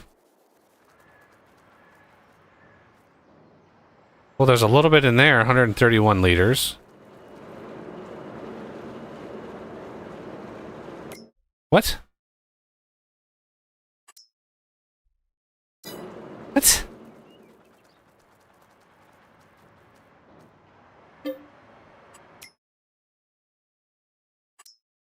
It put 131 in here.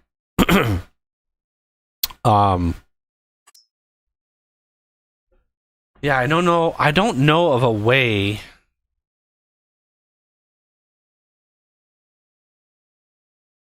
I was looking around for a mod that was basically like a battery truck, or in some other way of moving the electric charge. Maybe you could spawn it. I'm just so curious. This might even crash the game. I don't know. No, I don't think there's a way. No, there's no way to spawn anything over here. It's not really a fill type.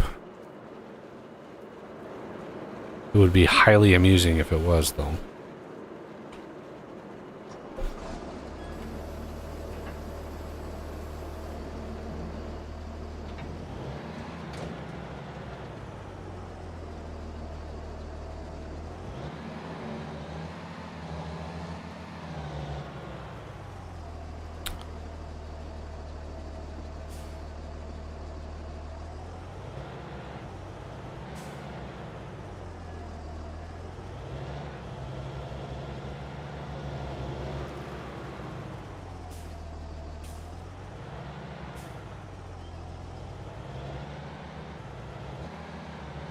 Yeah.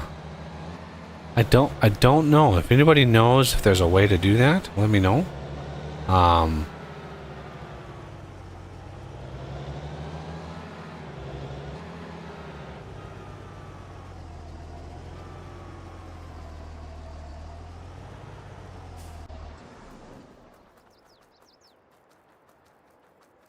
Oh, look at that. 10 million longboards in there already. Yeah, we've been chewing through the wood. This forest is just about dead. Let me clear out the stumps. 30 more stumps.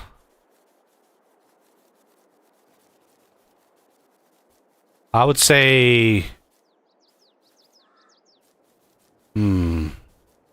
probably load the rest up in the truck Well, you might not be able to fit them all in the truck, depending on how many berthas are left. Yeah. I don't But, think there's a lot of them. I mean, the truck will hold 20 million liters. Well, there's more than I thought. Yeah. Are you trying to deplete the supply in there? Well, yeah, I want to use the wood as sort of a, if we need money, we can use it to get money, right? The whole point of this is a mega farm, not a logging system. The wood is a good way of making some money so we can have a big farm. So yeah. All right. So I want to go here. We're going to kick on the beams and the planks so we can get all of them.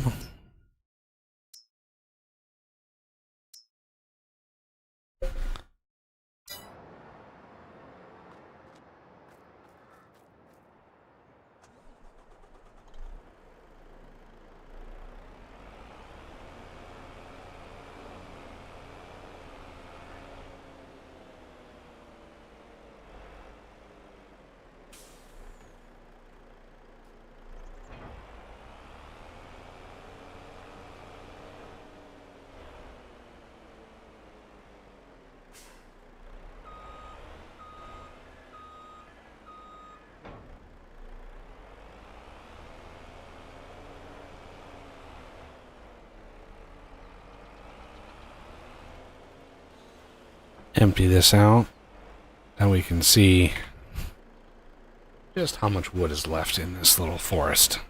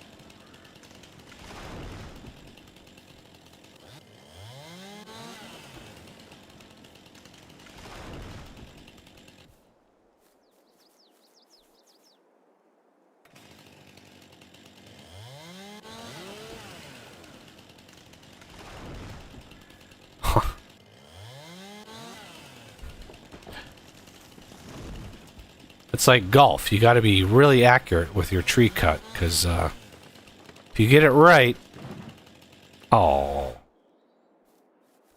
it sucks it right into the truck.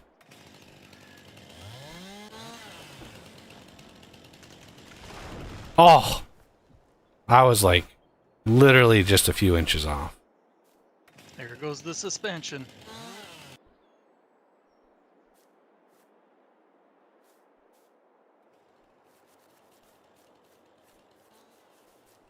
All right, what are we at? What are we at? 4 million. Jeez. All right, let's see.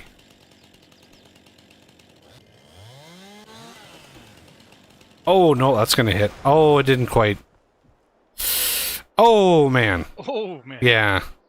Jeez. These are heavy. These trees are heavy. The birthers don't mess around, boy. They are beasts.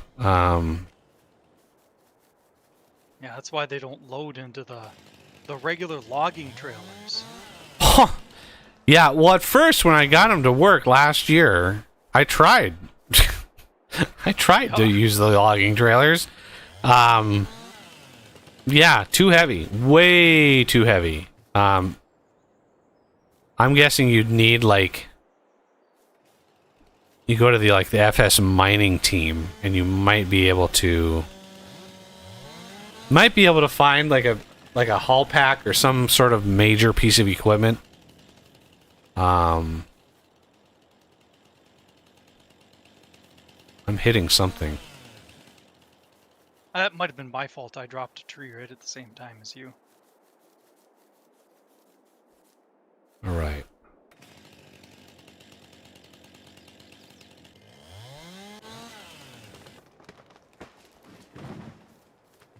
Oh, I hate when they bounce Saw the back. field in the distance, and it looked like a downed tree. Just All at right, a what are glance. we at? 8 million. Oh yeah, this is definitely gonna not fit in the truck. This is way more wood than uh-oh. Oh man. That's way off.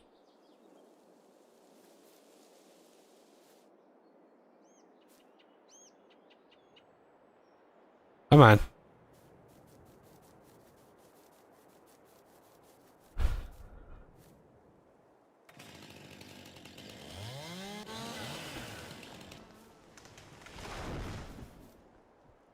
Don't bounce back. I don't know why they do that. The physics is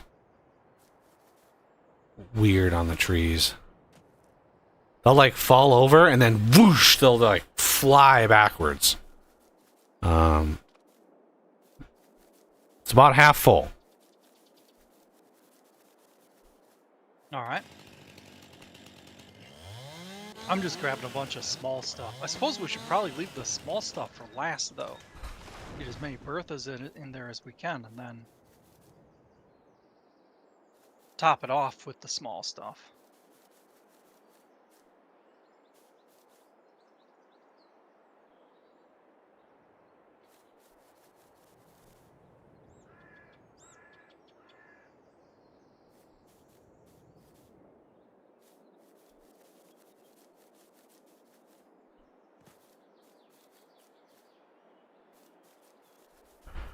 Well, million.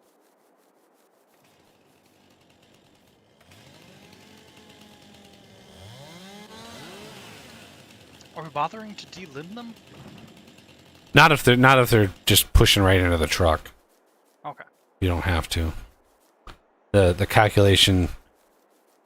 The only calculation that matters with delimbing is if you're directly selling them.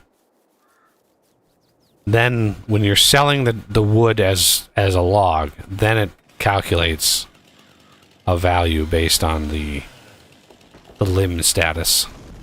But if you're just loading the volume of the liters of wood, right? So it's just a number, wood and a number. Then the limbs are completely ignored. I've done many tests on that. Yeah. I thought for role-playing reasons we... Yeah, I usually do, but I'm wanting to get rid of this forest, this stream, so next stream we can just jump into expanding the farm itself. So taking out the forest. Over? I don't think so. Like the map itself, I need to regenerate the foliage. I mean, there's no way around that. I really don't want to start over. Let me put it that way. I really don't want to start over. We've done too much. Just repeating the last 8 hours is not my idea of a good way of streaming. Come on. Why isn't the truck? Is it too big? Is it too much? It is. It's full. I was like, why isn't it loading? And it's because it's full.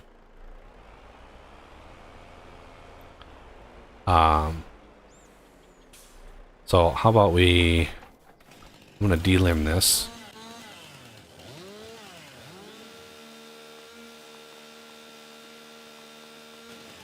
And then let's see. Can I load that one? Oink. Okay, can I load switch? Yeah, if it's not able to take the whole, like it checks the volume, right?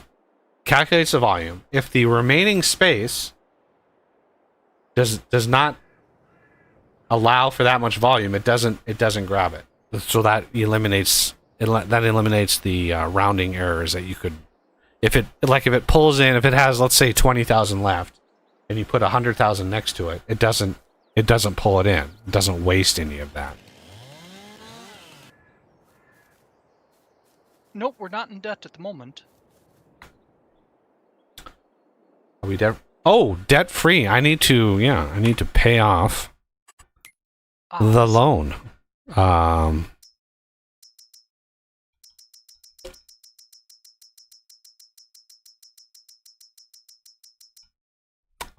Yeah. What is interest?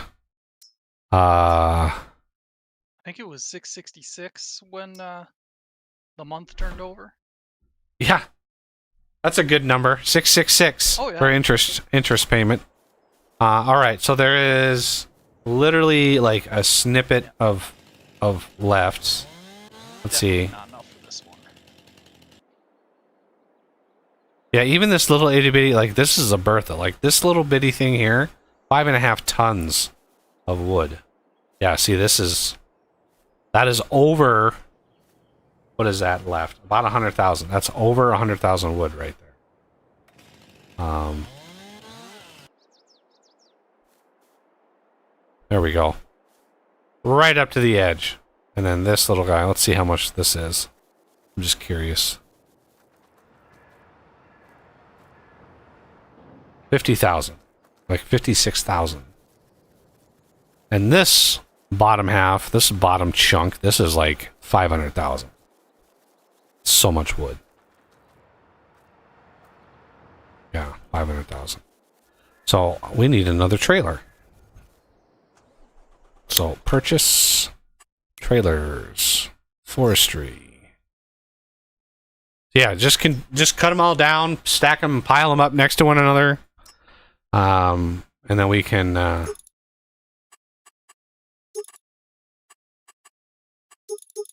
just pull them in with this thing.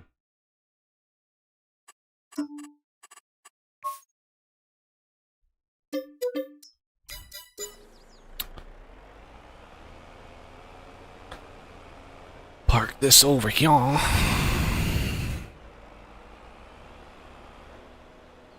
Bring another trailer over? Yeah, I'm bringing another trailer over. Okay, I'm just gonna down a bunch of these. Get them to face kind of the same direction.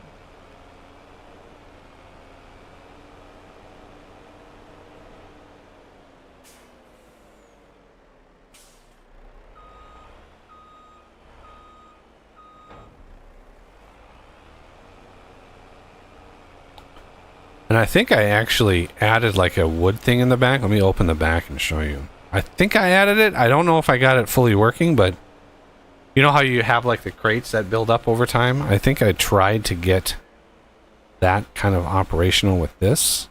Yeah, look at that. Huh. It actually has logs in the back that show.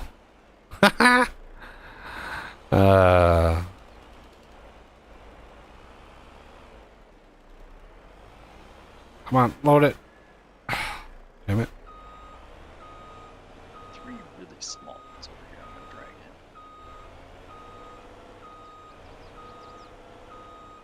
in. Very nice. I mean, I try. I do put some effort into the mods. Yep. Doesn't look like they have collision, but that's no surprise. Yeah, they're just generic log shapes. Like there's nothing special about them at all.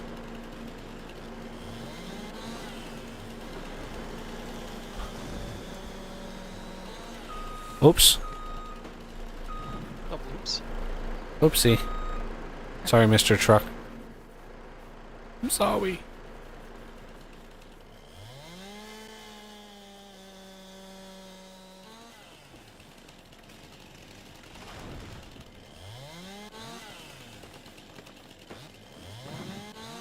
Got that line of trees. Over here.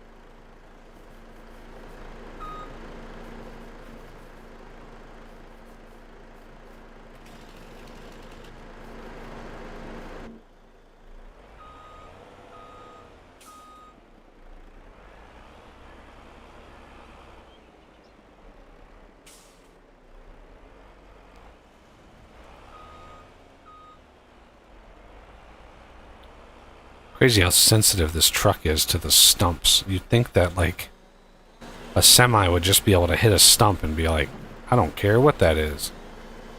Yeah.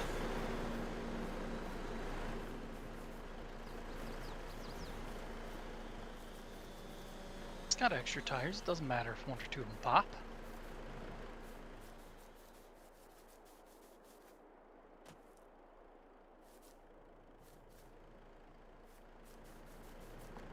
Oh, it's just all branches. That's all I see. Okay, there we go. Yeah, same here. I'm looking for the trailer.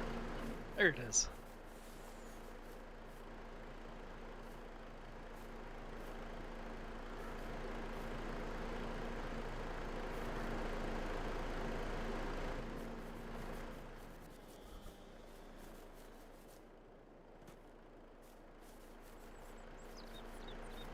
Oh wow, that one slid a ways. That was another about 15 million. Yeah, 14.7 million liters in that little bit there. Gotta watch the, if I blast into a stump going like full blast, it's not a good thing. All right. So I think what we can do now, because I don't know how long it's going to take to solve these problems. Let's make sure everything is turned off. That's kind of quiet. This should be relatively quiet. Yeah, indeed. This is going, but we had another hour go by. What is my electricity? 414. Did this get any electric charge? No. It's weird. So there's a bug where it's not transferring? Well, if a production isn't actively looking for it, it's like it just skips it for some reason. I don't know what the calculation is. I sort of did that system thinking it would work, but yeah, it's got 1 liter of electric charge in there. Like what? I don't understand. I don't understand. Like, does it track like how much it uses? It should distribute it regardless. Maybe there's a help thing that I can look at, but go ahead and gracefully exit here. Never. Not sure how you're up on the side of that building, but okay. Oh yeah, it's a glitch. It's probably client only. So I'm gonna save game. We are going to quit to desktop. Let me get the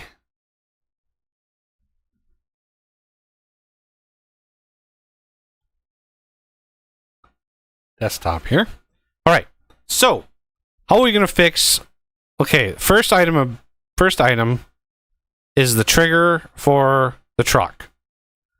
So the Giants editor. Anybody can get the Giants editor. Okay, you have to sign up to the Giants developer network. Don't ask me. You have to sign up for it. It's one of the weirdest website sign-ups that I've ever had. Like, I signed up and they sent me the password, and there is no way to reset the password.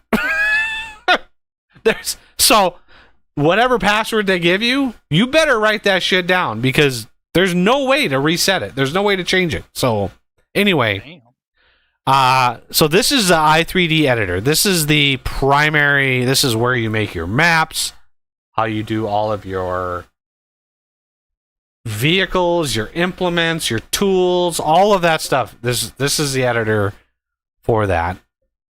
Okay. So we're going to try to load. We're going to go to map stage. We're going to, a bunch of maps. Prairie Flats Mega, and here's the map i3D. No, we don't want the map. We want placeables, sell everything, sell everything.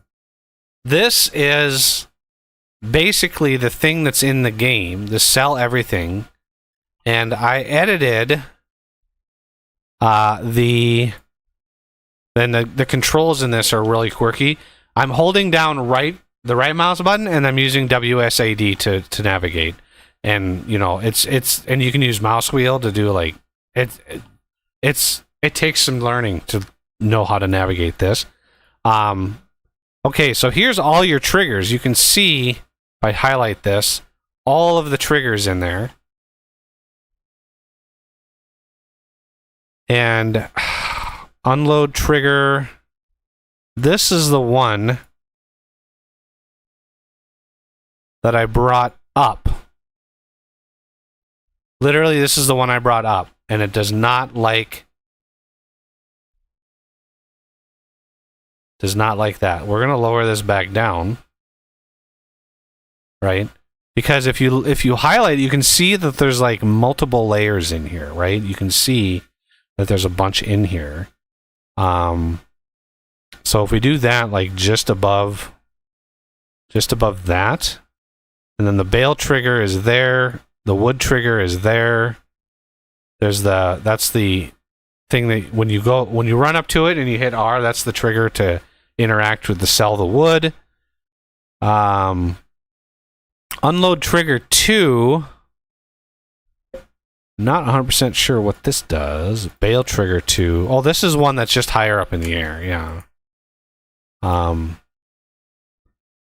Because I was driving over it with trucks and it wasn't actually able to do that. So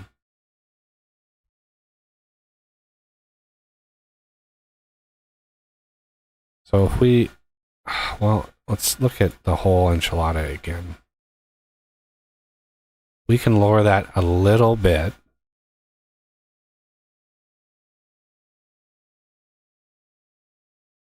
Trying to close this gap right here.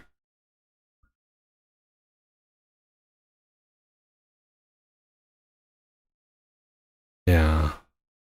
So it seems like the bale trigger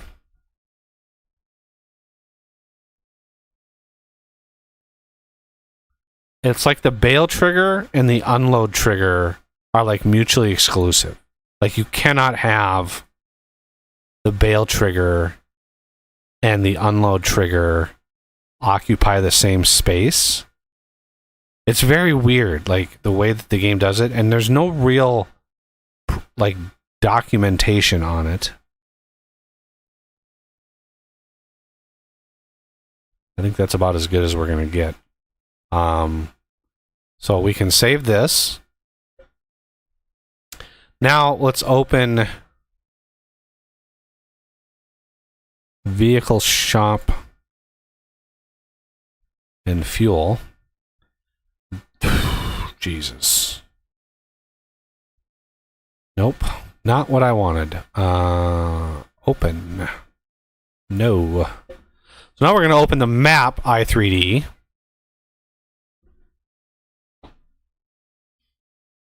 Now remember, that sell everything trigger, that all that whole thing is not in here. It's not in here.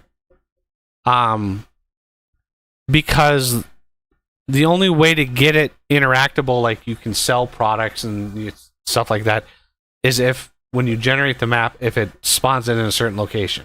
So the location is fine. I like it, the height, everything, and that's in the placeables XML file. If you look in the zip file of the mod or the map, there's a placeables XML that has the coordinates for those things. And so this is what I was looking at. The problem with the vehicle shop is, yeah, nothing in the vehicle shop. None of the triggers are actually there.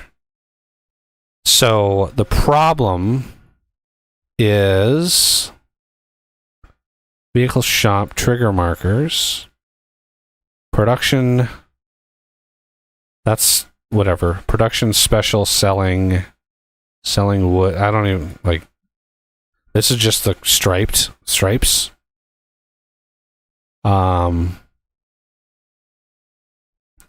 Vehicle shop.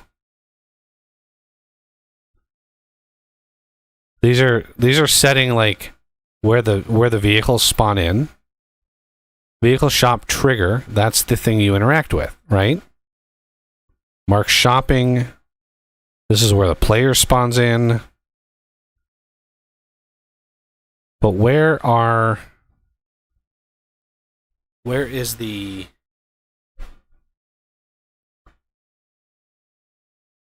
Oh yeah, and I need to redo the terrain or the grass. That is going to be an advanced thing. Is regenerating the grass. So I know everybody is itching to get their hands on this map. So what am I going to do? I need to remove all the grass and the foliage that's on here now. So how I do this is kind of funny. Kind of go into the middle of the map here a little bit. Just find sort of the center-ish of the map. I don't know where I am. Sort of the center.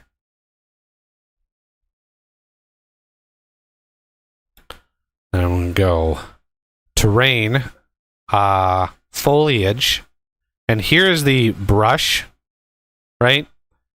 So LMB is replace, middle mouse button is smooth, right mouse button is add. We want to subtract with middle mouse button, right?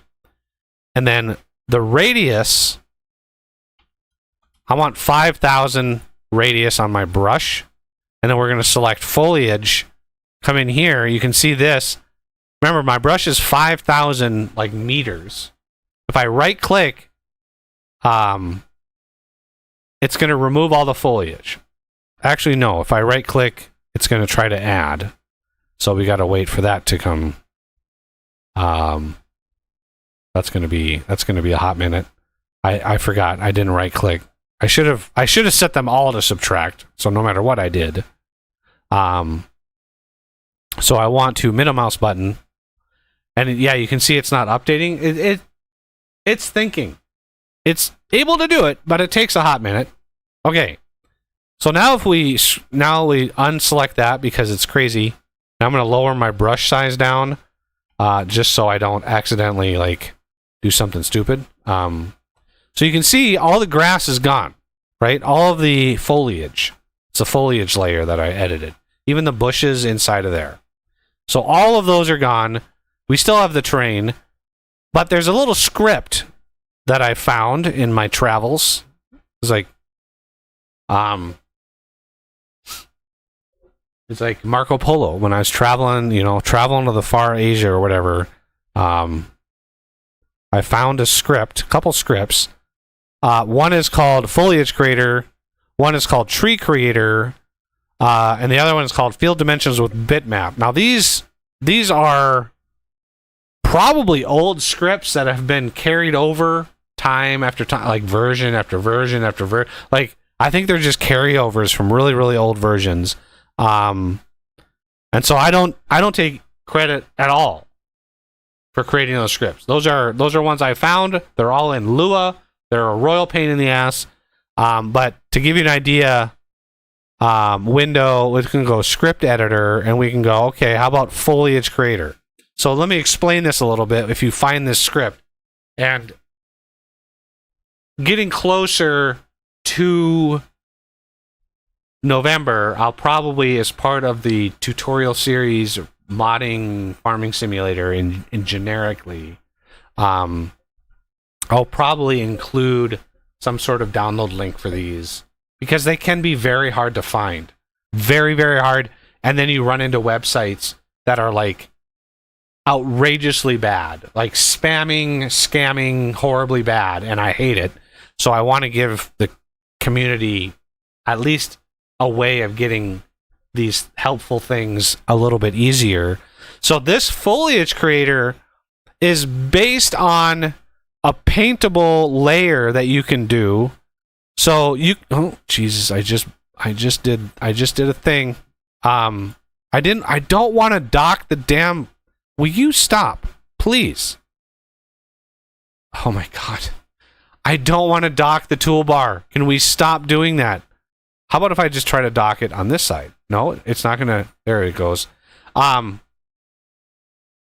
The foliage layer, right? If we go here, we can actually paint in the foliage layer, or where was it? Yeah, I think it was foliage layer, or info layer. Was it info layer? God, I can't. I thought it was info layer. Fruit density. Yeah. Info layer, fruit density, and then grass, grass deco, and forest. These, right, the flags, the channels that you paint directly relate to things in here. So just know that your channels will relate. And when you paint in these modes, if we go to info layer painting, which I think is, that's terrain info layer, you can see this weird painting system. And I'm painting in, let's do add, subtract. So remember, I'm painting in info 0, so I can paint that. If I go 1, right, it changes. Right? You're changing it to here. So now you're on forest. Now you're on grass. So these layers here relate to the flags that you have here. So I can go to forest and it selects it for me. It's kind of nice. But now when you paint on forest, that applies to the tree creator. Very, very nice. Anyway, that's the info layers. Let's get out of here before I really mess something up. Let's get back to the script. So a lot of the stuff you don't touch, you have to set, obviously, the directory of the info layer, right? The info layer is what you're actually painting. And when you finally paint something, don't forget, before you run the script, to save. You have to save it, which then writes that file. And that's the file that's being read. The max factor is basically the randomness. And then you have modifiers, and these actually apply to the foliage that you paint. So if we go to foliage here, foliage layer meadow, and then the layer state is harvest ready, which is the 4th layer state in here, right? Don't just ignore the flags. You don't have to worry about the flags, but the harvest ready, that's what that applies to, is that 1, 2, 3, 4. If we come down here and we go modifier meadow, foliage equals 4, that's what that means. It's the 4th one in. And if you look at modifier grass, foliage, if we go to grass and we go to 4, it's harvest ready on grass. This is the one I want to remove, right? I want to remove this one because obviously having grass is bad. So I just want meadow. And remember, this is only for the grass layer that I painted. The forest is a different one altogether. Grass deco and forest. Now, this is all of the foliage that it selects. So it randomly selects, and it's just, it just will randomly place these, and it does such a good job. So remember to save the script before you run it, because it takes a hot minute to run, as you would expect. It takes a hot minute to run because it's literally placing tens of thousands. It's not necessarily, it's just painting a texture. Let's be real. Okay, so we want to scripts and just click foliage creator. It's going to run the script. Or you can execute it from here, right? So we can save it, we can close it, and then we can just foliage creator, and now we sit, twiddle our thumbs for a hot minute and just chat. While it's literally going through the texture and it's painting, because there it is. Boy, that didn't take very long, did it? So now you can see it placed bushes randomly, and it placed the meadow. And I like this meadow a lot more than the this is like the French meadow. I like this a lot more than like the US meadow. But yeah, now there's no damn grass that we have to deal with. And then it just generated, remember, it randomly selects what it places in the forest area to be a little bit more, I don't know, to break it up a little bit, make it look kind of good. Now we got to figure out, we've done the thing with the cell station. Now we got to figure out this thing here, because this is a problem.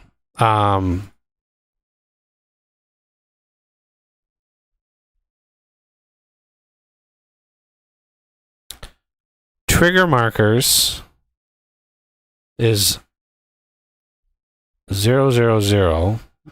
Vehicle selling is this. So I wonder, because I moved this out from the back, right? I moved this out from that. But again, the triggers that you're interacting with in the game, they're more or less plopped there. So I have to look at games, map, stage, mega, and then we go to placeables. Vehicle seller, this right here, selling station vehicles.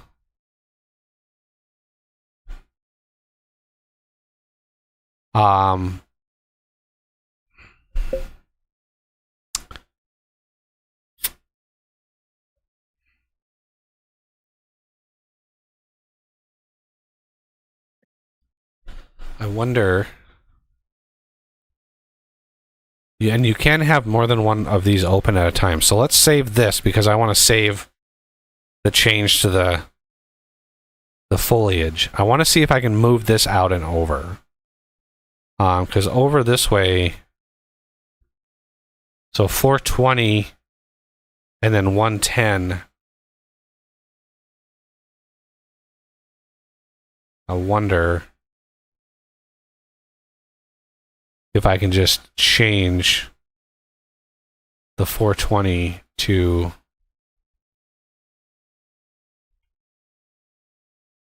412.456.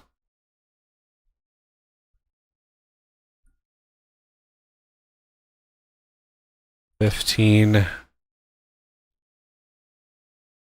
and then 105, 657.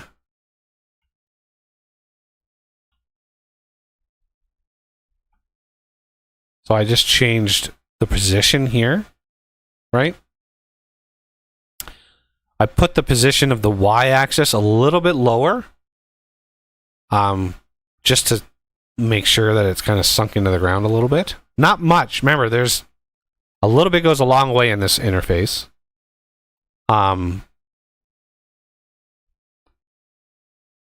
But I want to check that XML really quick. So I'm going to load another Giants editor, and I don't know why it starts on that monitor. So placeables. Wait, data. Wait, what? That's a base. That's a base game thing. That's not even a. So, placeables. Let's see. Placeables maps US.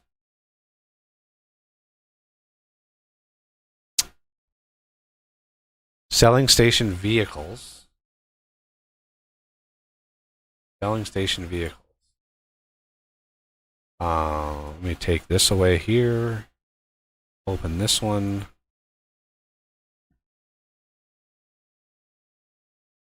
Aha! Yes. That's it for the selling station vehicles. That's all it is. There's the vehicle trigger. There's the player interaction trigger. So the whole thing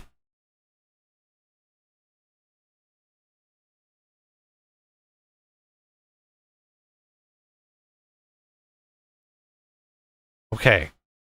That makes sense to me.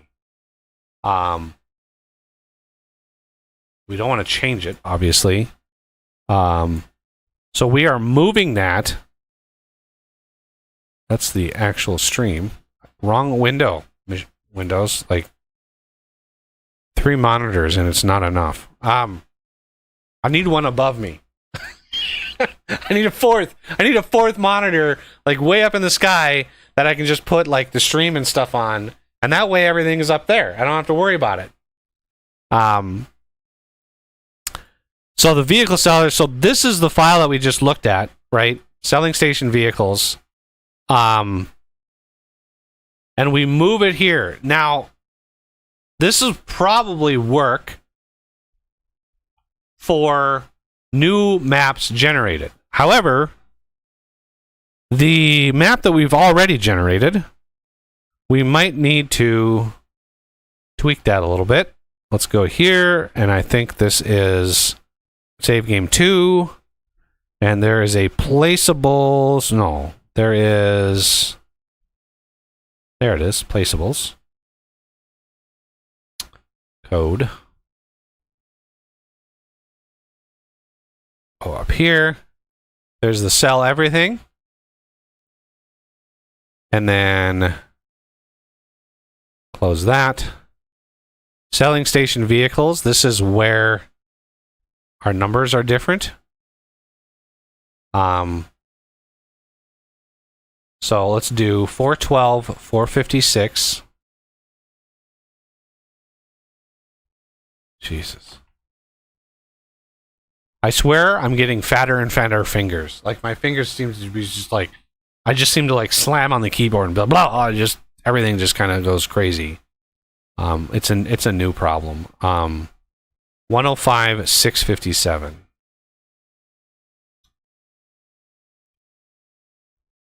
So that is a way that you can kind of adjust things.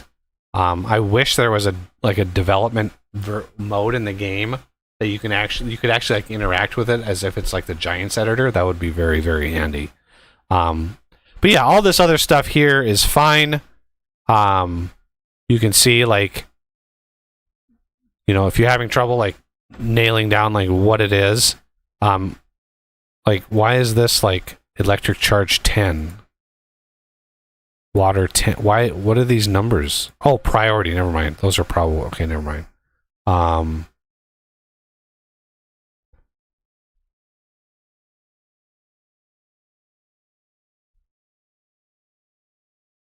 that must be that's the fuel refinery.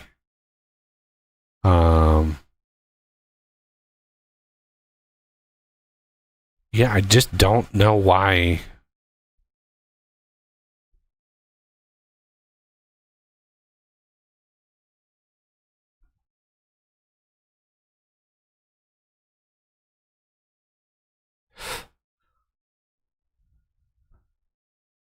Okay. So that's the placeables for our save game. Hopefully, when we go in and test it, it'll be good. But we need to test. We need to test that truck trigger. We need to make sure that truck trigger is good to go. So that's why I wanted to change this in here. The selling station is fine. I like exactly where it is. It's perfectly placed, perfect height and everything.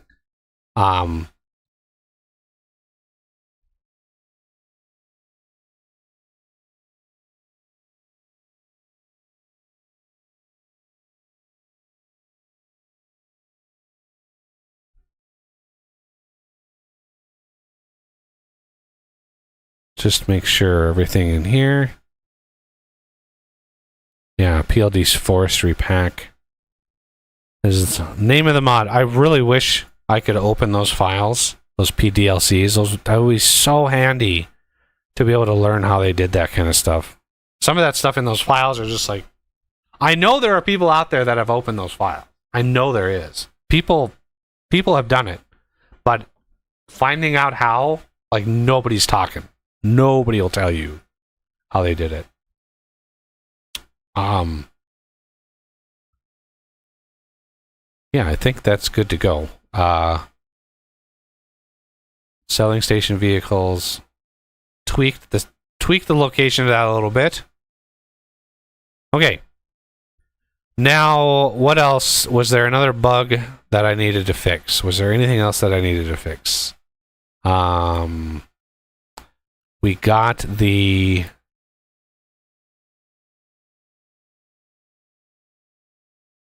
We got that moved out. The reason I have it moved out, because it's super annoying when it's back here. It's so annoying trying to get a big trailer and stuff back in there. So much easier to have it out in front. Which should also move the info trigger. Everything should shift out fine. But yeah, I think this will do it. Let me just save it once more. Saved. And exit.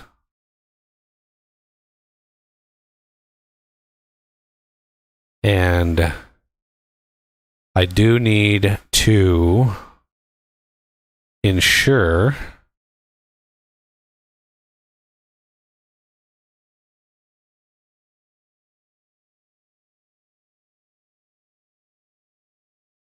okay. And to zip it back up again, I have a little trick that I do. I put text files. If you notice, there's text files in most of my mods. And then there's a reason. I'll show you in a second. I need to increase the version number.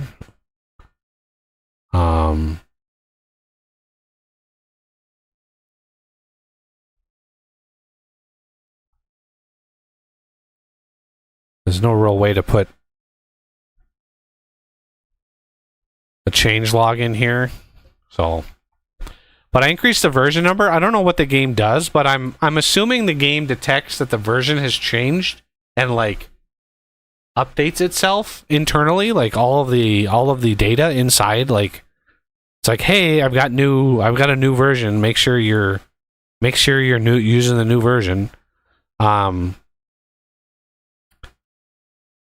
And if we look at my fill types, you'll be able to see like furniture. There's your $95 for furniture. Planks. These are the long boards. Not supposed to be as expensive. Armoires. Remember, we're getting several $1,000s for those, so those are should not be nearly that expensive.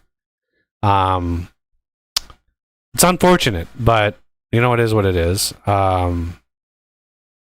So we're going to take that and select all, right click on my text file, and then send to compressed. When it zips everything up, whatever you right click on, it takes the name of that file. And I just click up and boom, right there. Good to go. Now, I need to add that to my mods directory. And I'll upload it after I verify that the trigger is fixed. Then everybody can download it. And I'll just load this up in a single player world.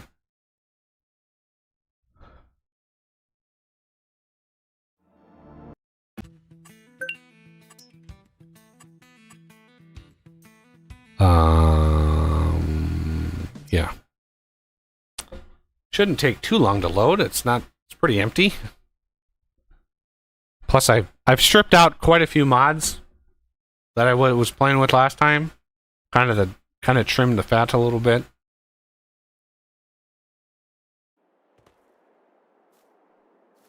Okay. And good. Didn't ruin anything. And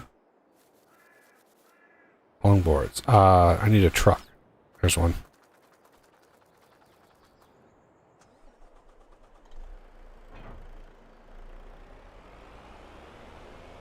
And hey, the trigger on the cell station moved.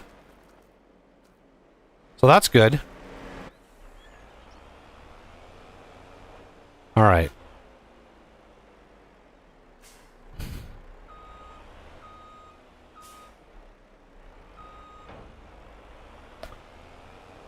The biggest test here is driving over this. There it is. I told you it was the trigger. I literally moved that trigger down like a half a meter, like literally, and that's all it took. So yeah, now we're able to deliver material in huge volumes to the cell station. But I don't want to do it yet because all of my prices are out of whack. But let me ensure that this trigger over here, this should be no problem. It should be fine and dandy if we drive in here and listen for it. Oh, I didn't hear it, but let's check. Hey, found it. Yes. So yeah, I moved that out and over. And now it is good. It is all good. So I am going to save it for funsies. And upload this to my Google Drive.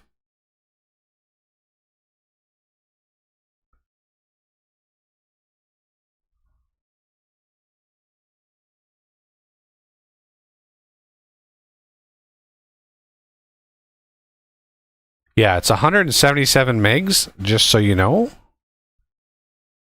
It's actually, for a map, it's one of the smallest. All right. Map has been uploaded, everybody. Map has been uploaded.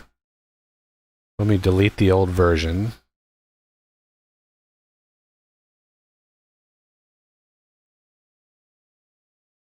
I wish there was a way in my Google Drive to just say, don't keep 5, 10 versions of each file. Like, can I just please not do that?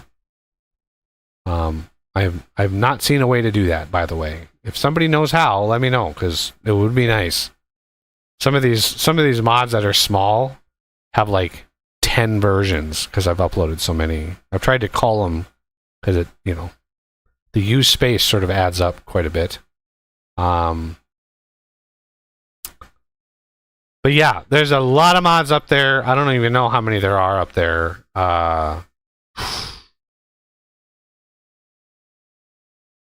Yeah, some of these we're not using right now, like Sweet Bakery we're not using, Cow Barn Big we're not using, Vehicle Sales System Customizer we are not using.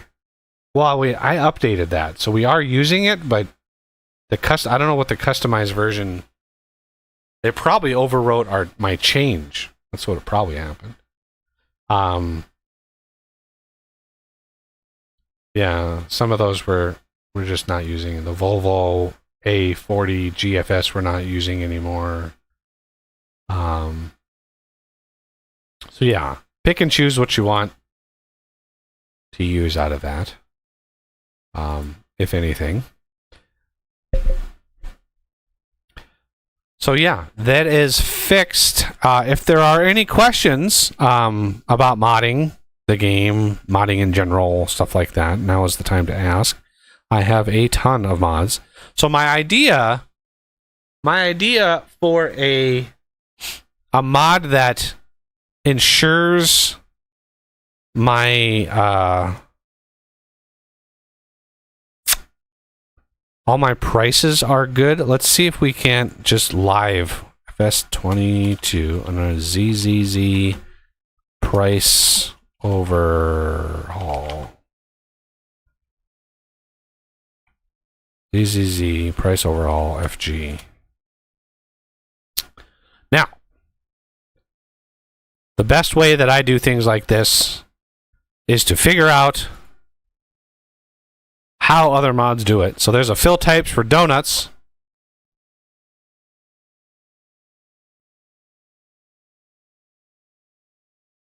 And the whole point of this is to have it last. So there's a fill types. I want just a random mod description. Actually, no, let's look at the donut factory.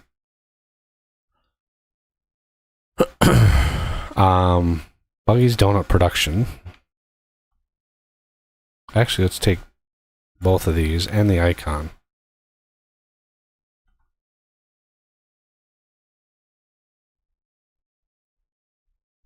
And because the only thing this mod needs to do is redefine the prices for things. And let's go to open with code and go ZZZ price overhaul 1.0.0, and this is like the first mod that I can actually put my own name in. I'll put like maybe flexible games. I don't know. I'm not Dutch or Polish, so take those out. Somebody wants to do that, then fine, but again, I don't know what this C data is, but I see most mods have it. And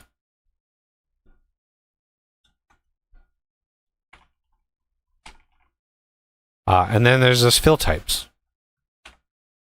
Right, multiplayer supported, icon, store items, don't need that, don't need that. Literally just fill types. Initial version. And then the description is attempts to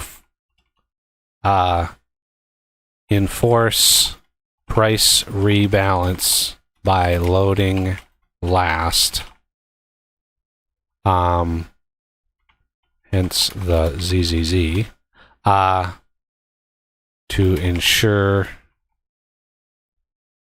any other mods or DLCs do not overwrite the prices. Okay. This is essentially what this is, so that's literally done. And then we go to fill types. We go to open with code, and we go to my map, and we have a fill types here. Here's all of my fill types in this map.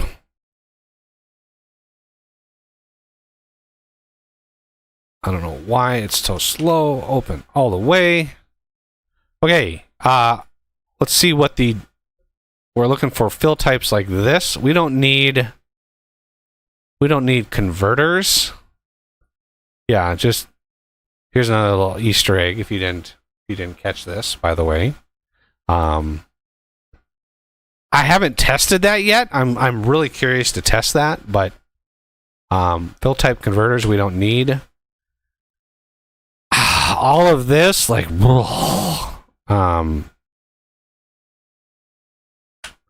all I want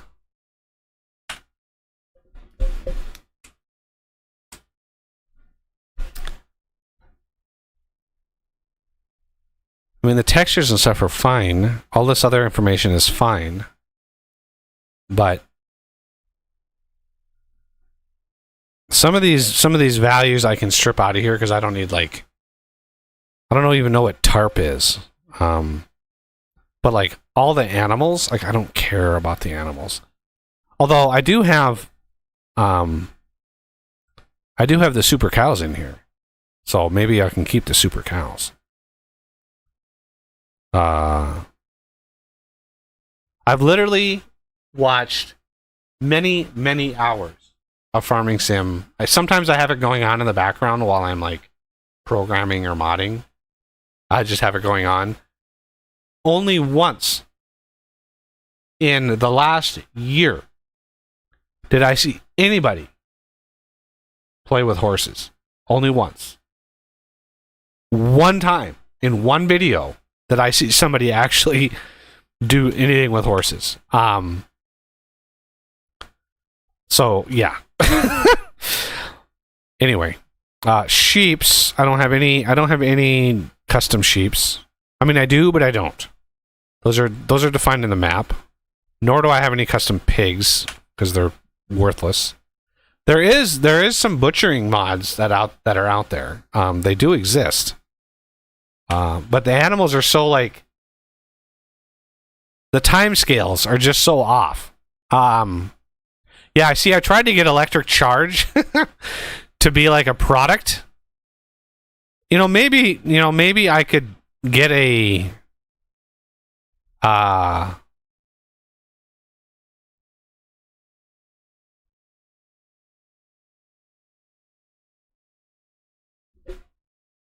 maybe I could get like a pallet on a battery pallet or something. That'd be kind of cool. Oh my god. My shoulders are so tense. Because normally you don't ever do anything with this stuff. Oh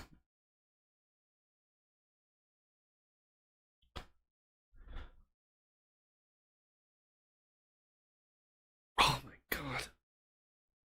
So yeah, I might have to try to convert electric charge to a literal like box that you can spawn. I thought for sure that the pallet stuff was in here somewhere. There it is, image palette. Yeah.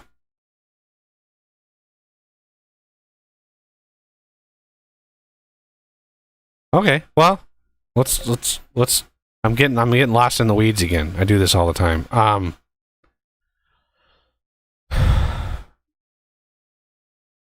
Yeah, all the prices are fine.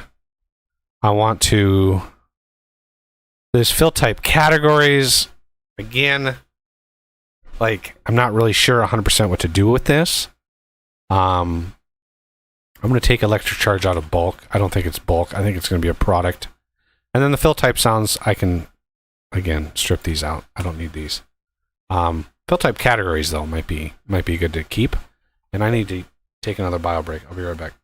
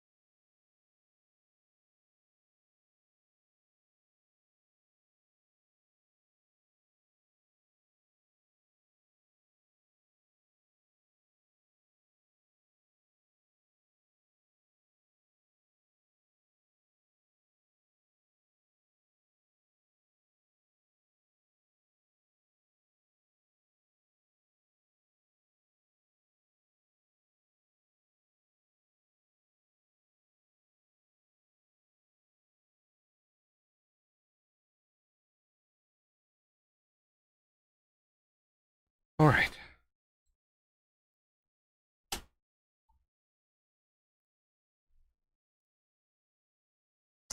Eyeballs are no longer floating. Now, I'm curious.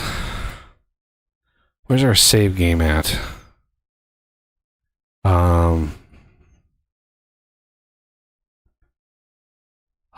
Fields.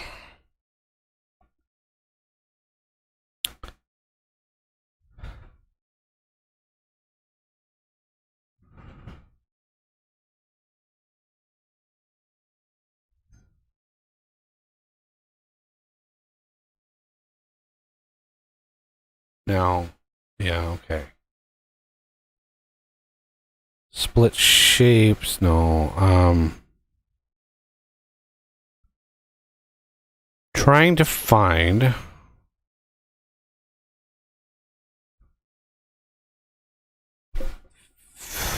farmland. There it is. Nope. Fields. This has got it. Nope. Where the hell? That field we have is planted with carrots. Oh, you know, I bet you it's in...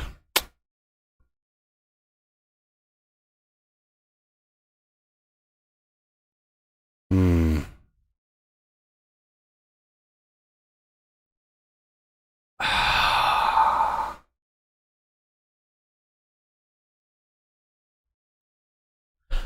There is a way.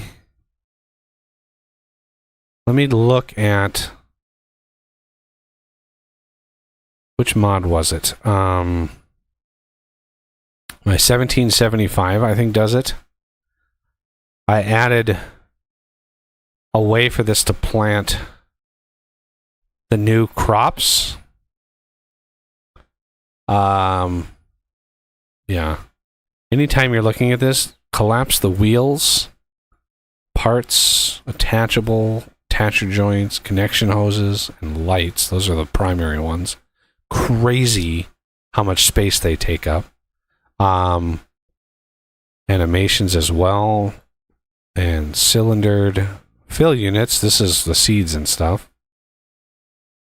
There it is. Carrot, parsnip, and beetroot. Those are the three. Those are the three, like, main ones, but I don't know what fill types. I don't know what fill types the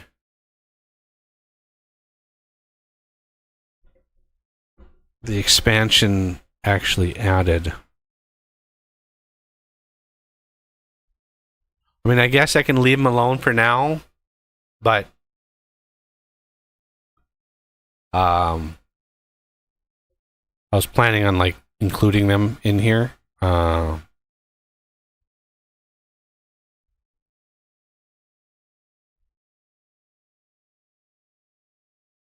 Okay, so the map.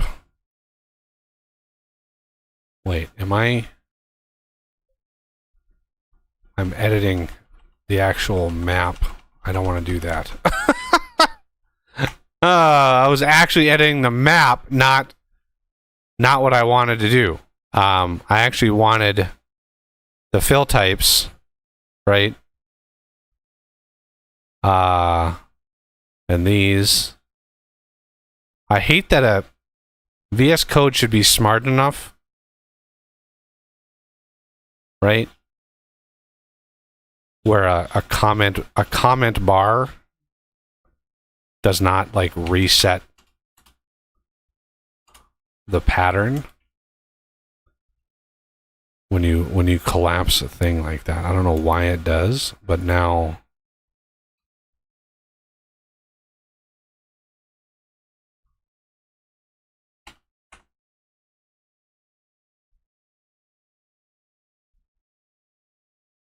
okay. Well, I can grab it from here. Fill types. Copy. Because remember, fill types is here. So oh, it's actually, it does have map on there. Okay.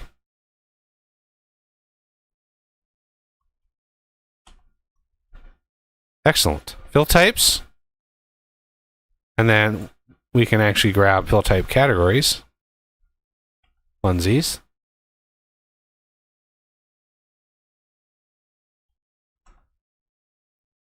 Now remember, the mod itself, I've balanced the donut mod already. I don't need to rebalance the donut mod.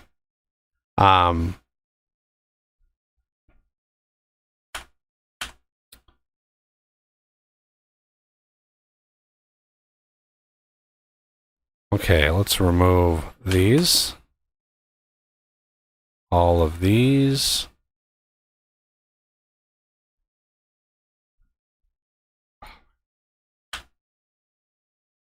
Keep the super cow because reasons. Take all the horses out. Okay. Now,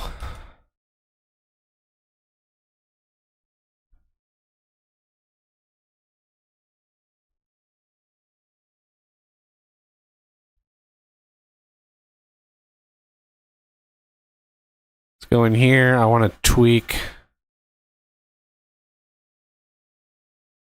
Yeah, see boards, furniture, planks. I'm going to increase that a little bit. Increase that a little bit.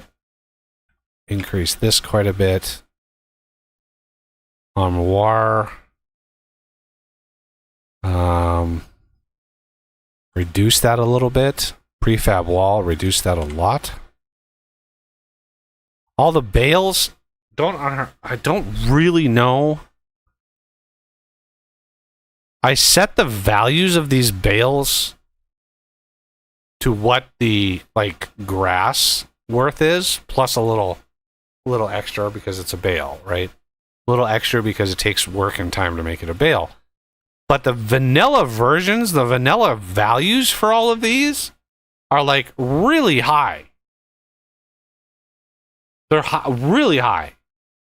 Price per liter of like round bale grass is like $1. Like round bale cotton is like $4. And I don't know if it actually like takes that price per liter. Because remember, a round bale of cotton is 10,000 liters. Is this value used, or is it's cotton, so it's looking at cotton? That's what my hope is. So I'm just gonna axe the bales. I don't need the bales in here. I'm not worried about that. The silage that we sold felt like the right price to me. It didn't feel like that was out of place. The fertilizer, again, I really would like a feature of being able to set the cost to buy different from the cost to sell, right? I want to change that dynamic. I want to make it cost way more money to buy a product directly than to then sell it back.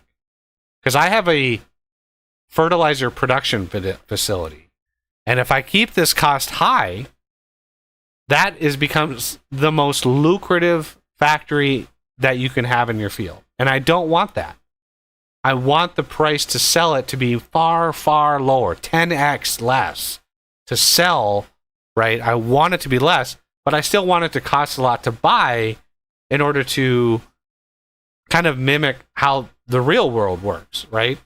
I can guarantee you the farmers selling their grain to a grain silo, right, a grain elevator, is not getting the same amount of money that grain elevator gets when it sells it to, say, Sweetheart Bread, right? They're getting some, and Sweetheart Bread is paying a little bit more than what the farmer is getting, and then the elevator is getting the difference, right? So the farmer is, when you looking at like how much is a thing of grain, that's kind of what the farmers are getting. I think the last time I looked at wheat, it was like $5.50 a bushel for wheat. And a bushel, if you convert it into the units the game uses, a bushel is about 35 liters, right? So $5.50 for 35 liters. So you divide 5.5 by 35, and that's your price for wheat per liter, which is like a dollar, or no, it's like 12 cents or something. I forget what it was. Now I have to use the right number. 5.5 divided by 35. It's 15.7 cents per liter. So I tried to translate that into the values of stuff, right? Wheat, right? This is per 1,000 liters. Or no, this is price per liter, right? So I'm looking at 15 cents for a liter of wheat in real term. That's where these numbers came from, right? This is 13.7 cents per liter. Actually, no. This is this is not. This is per liter, so this is yeah. Because when it's translated into the game, it becomes per 1,000 liters. So it's really annoying. But yeah, I need to up the value of the grains a little bit because they're all like zeroed out in the menu, and I really don't like that. Sorghum, grape. It kind of throws off my balance a little bit. Sunflower, definitely not worth that much. Soybean, definitely not worth. Maize, I still want maize to be worth almost nothing. Because you get so much of it. But yeah. A penny per liter. $3.50 per bushel, essentially what you're looking at. Potato, that's fine. Sugar beet is fine. That is fine. Cotton is fine. Sugarcane is fine. Diesel. Again, I really don't want people selling diesel. I want them to craft what they use. By the way, my map is set to high fuel usage, so it's encouraging diesel. Plus, I've got quite a few little things that use it, so it's a good thing to have around.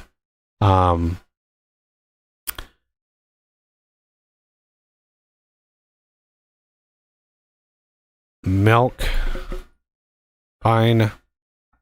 I made milk like next to worthless because remember, super cows. Forage, I might drop this price a little bit. Chaff is worthless. Wood chips are worthless. Silage. Oh man. Nah, I think I have to keep silage. I really don't want people just mow lawns all day. But I have to have some way of making money, at least in the early game.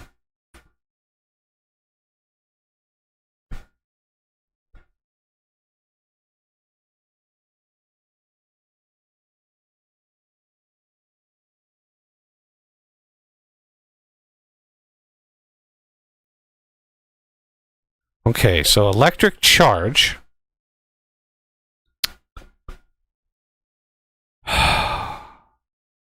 Pallet. Data objects, pallets, flower pallet. I mean, what are the odds that there's a pallet for electric charge? Probably 0, but we're gonna check anyway. Data objects, pallets.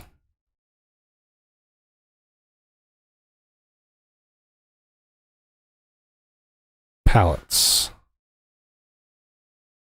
Definitely not in here.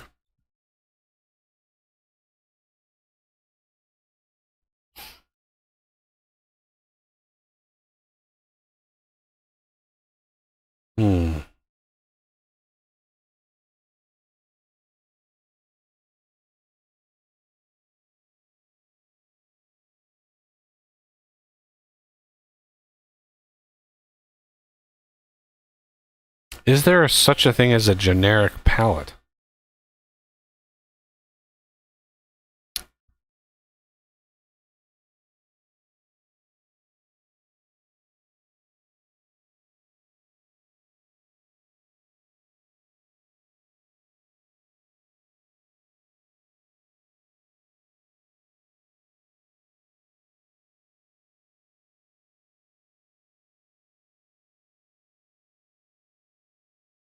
I can make it look like the tomato box. That'd be kind of funny. Sunflower oil.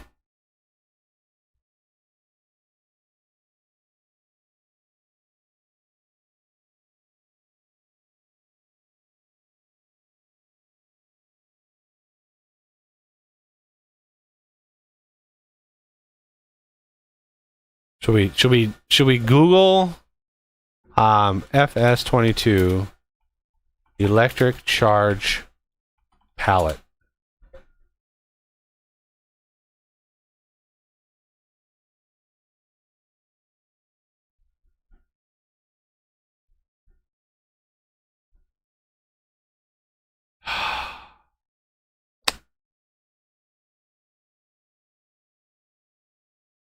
Ooh.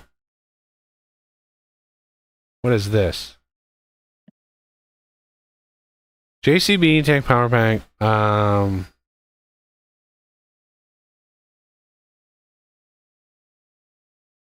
Use this to charge your electric vehicles and transport electric charge to remote locations.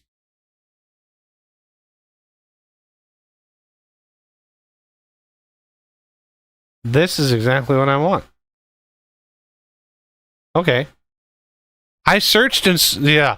So the base game mod hub is so bad and the search engine is nearly worthless. I was searching like electric charge delivery, electric charge this, like I was searching for so many different ways and it was literally there the whole time. JCB E-Tech Power Pack.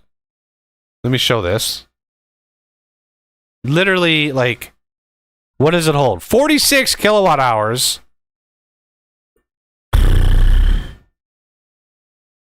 Well, I think we can do better than that. Right? I think we can do better than that. And the cat just brushed up against my leg again because she can't last 10 minutes without bugging me.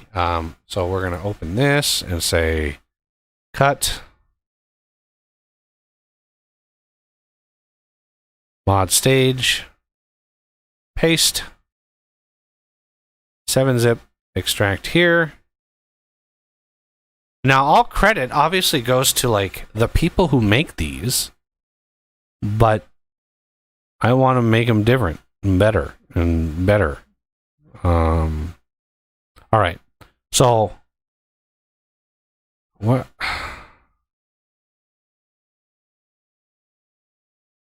I just took... I have this...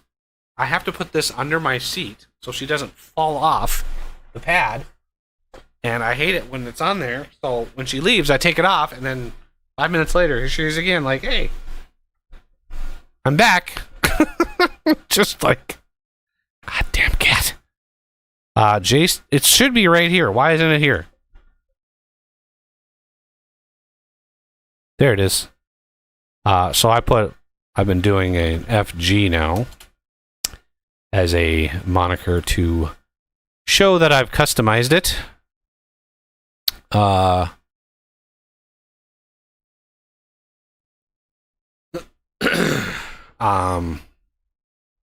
the version number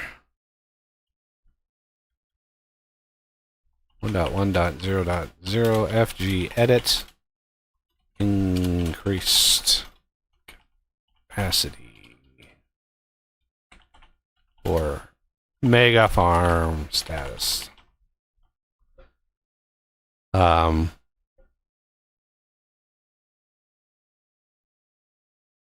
E-Tech Power Pack. Excellent. Now, I take no responsibility or claim of the mod itself. Again, the credit goes to the people who made it. Kudos. I'm going to increase its price, of course. So electric charge, right? Fill unit, this is what's filling. Capacity 46. I think we can do better than that. There are some of my factories that have 10,000 kilowatt hours storage. And if I have to truck this thing around to fill it up, I mean, 50,000 kilowatts, that's a lot. That's 50 megawatts of power in this little in this little cube. It's glorious. Start fill level 46. Really, you actually I'll start it with 50. Why not? Ignore fill limit.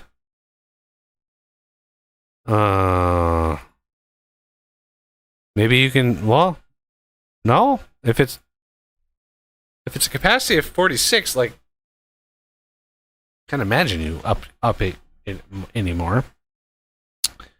But remember, you have to enter it in order to charge or discharge it, I think. So it is what it is. It's okay. So discharge node here, empty speed. Oh, Jesus. Literally 1 a second. Oh my God. 1,500 a second. This is why we edit these things, everybody. Because holy Moses, that would be royally painful. Imagine charging a 10,000 factory at 1 a second when the factory is using more than that. It'd be really painful.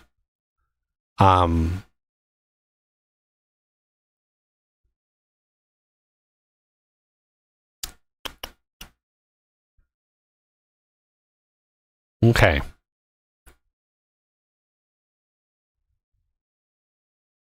Should I do more than 50,000? I'm gonna do more because more is better. More is good. More good. More better. Vehicle type pallet battery.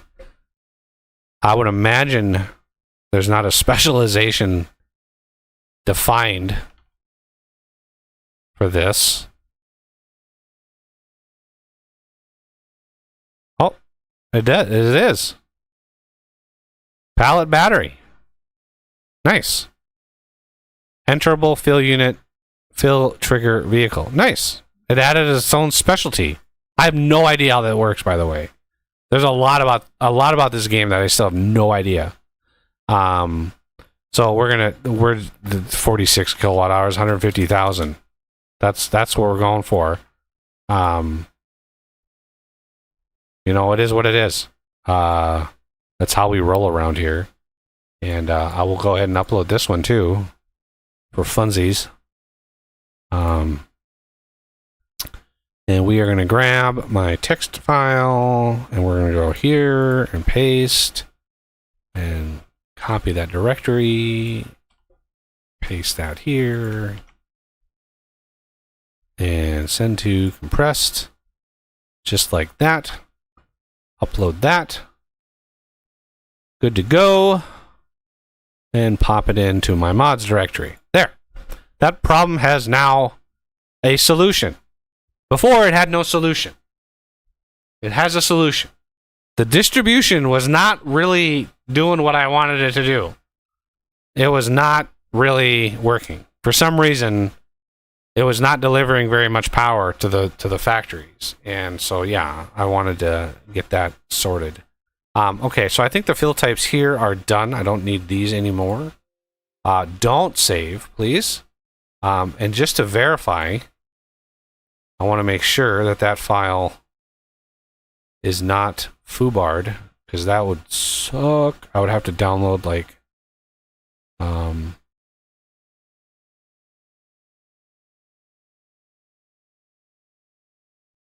okay, fill type converters,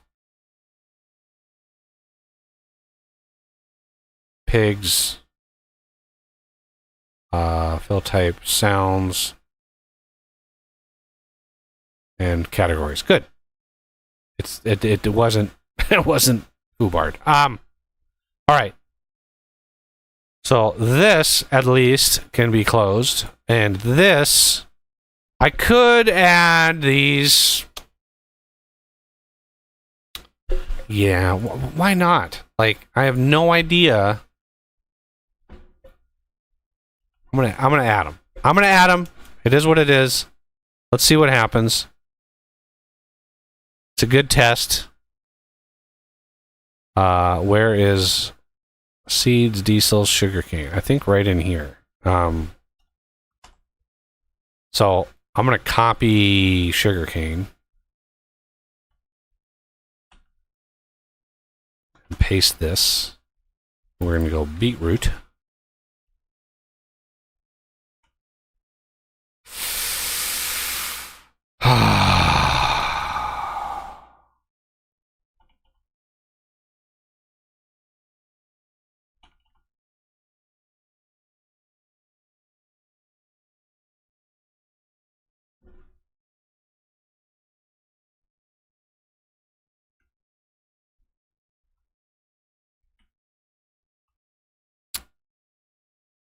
I don't care about the thing.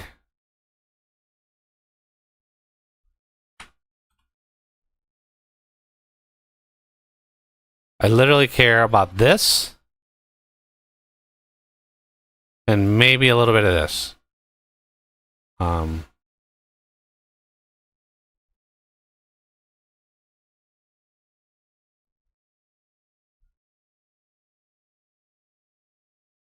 So I know we planted carrots.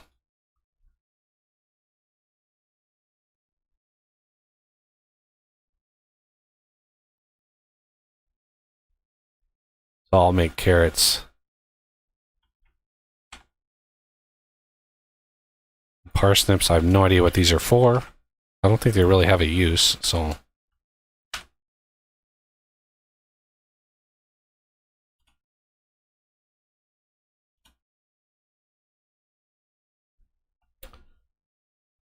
All right. All the other data, all of these things should, I mean, they should be set.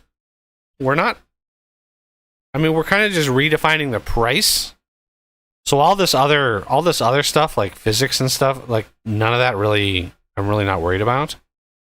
Or the HUD and all of this things and stuff. Especially the pallets. Yeah, the pallets we definitely don't want to override the pallets. That would be bad.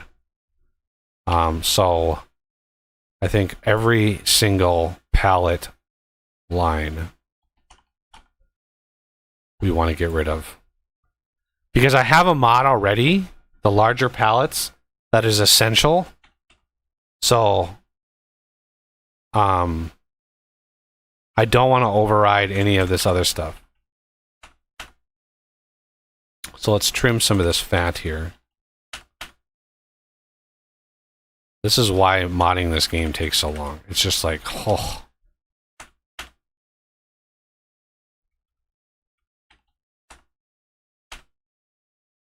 Grapes.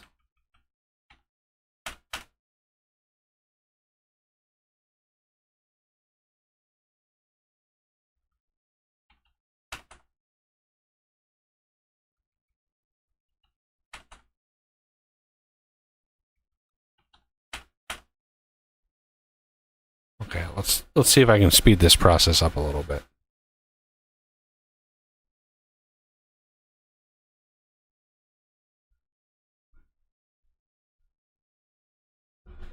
Ow. That was a claw in the leg. Thanks for that. Yeah. Got a little meow out of her. Yeah. I know what time it is. Way past tea time. T stands for treats. Oh, damn it. I just activated her. She heard me. Shoot. She heard me. Darn it. Oh, I know. Not much slips past them. No. Not much. Yeah, I know. It's time, I know. Yeah.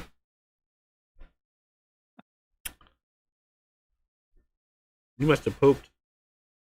Yeah. You can smell it.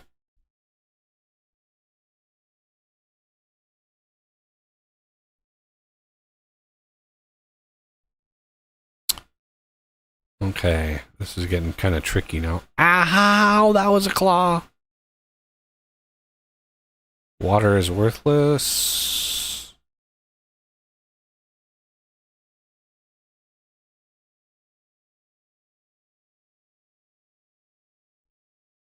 I don't even know what this forage mixing is. I have no idea what that is. Chaff.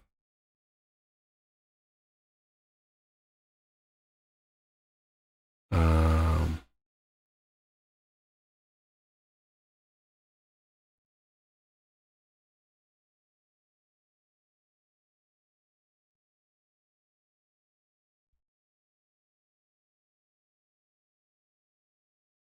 Fillable pallet. That is a generic pallet.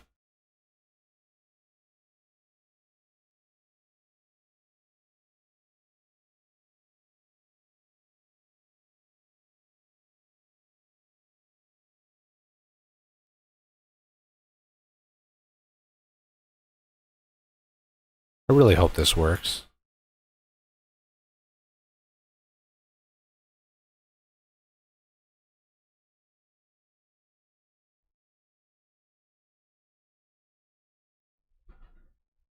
Save it. Def. I don't care about def. I don't even know what def is. Or air. Electric charge I overhauled, I think. Let's reduce it a little bit more. Methane is fine. Snow never has any value, nor does road salt. Flour. Bread. Cake.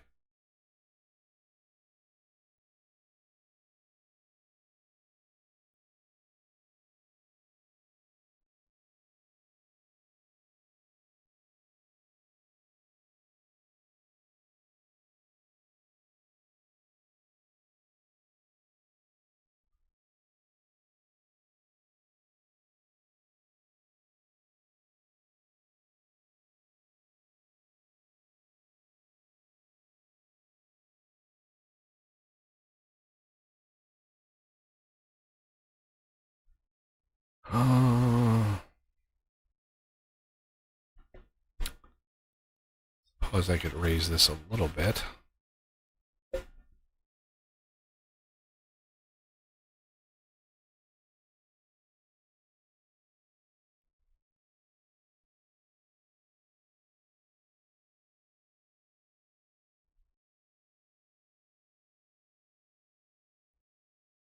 Almost done.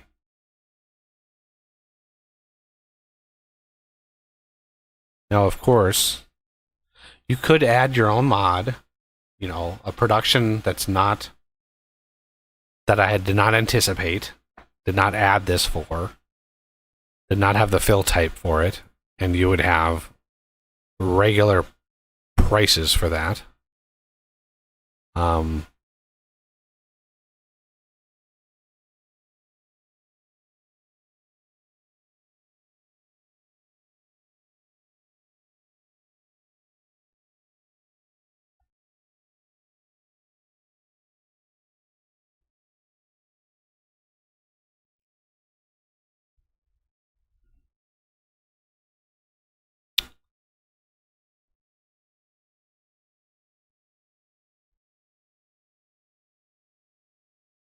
I leave it to other players to decide how much they want to cheat.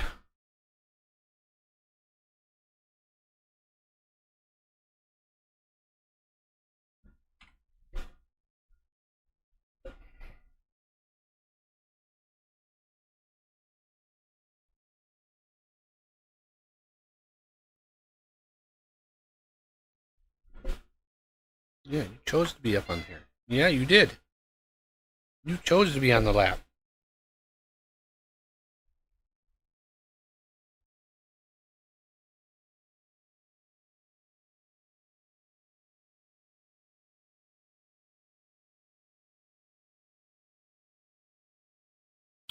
There.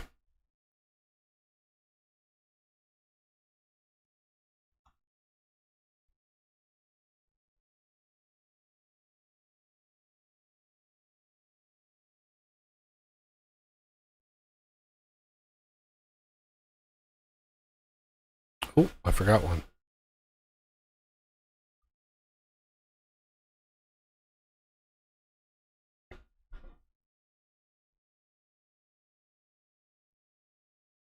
Anybody know what tarp is? I have no idea what that stuff is.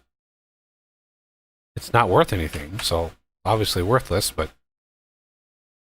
no idea. Just in general, or? It's TARP, like it's like DEF. I was told DEF was diesel exhaust fluid. Ah. No idea what that is. Like nobody has ever told me there's some weird exhaust fluid that you use with diesel. I have no idea what that is. And so tarp, I'm assuming, is something, you know. I have no idea. No idea. A tarp is just something you put over top of something, like That I knew.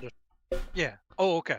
I knew what that was. And there is a thing in the game that if you have a bunker silo, like you crush the silage, you crush the chaff and stuff down with, like, you drive over it and stuff, and then you cover it. But I didn't think it needed a fill type. Like, it's tarp. Like, really, it needed a fill type to put a tarp over. I don't know. It's weird. It's weird. And there's a comment from the coffee. Oh my god, it's a coffee. You are 7 hours late, sir. 7 hours late. How could you? How could you? Okay, I don't think I have. Oh, I missed wheat. How did I miss wheat? Okay. All right. So no results for pallet. Good. Now, we should hopefully have this good to go. Bulk is carrot. Nope. Carrot, parsnip, beetroot.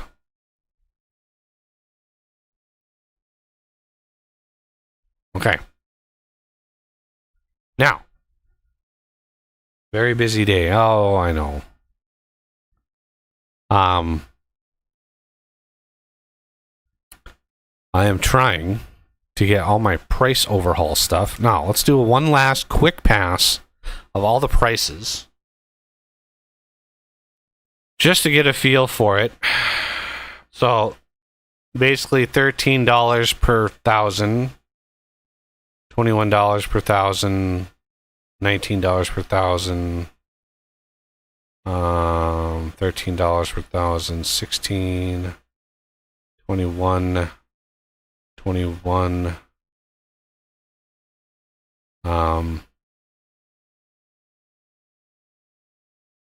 sunflower. Let me increase sunflowers. There's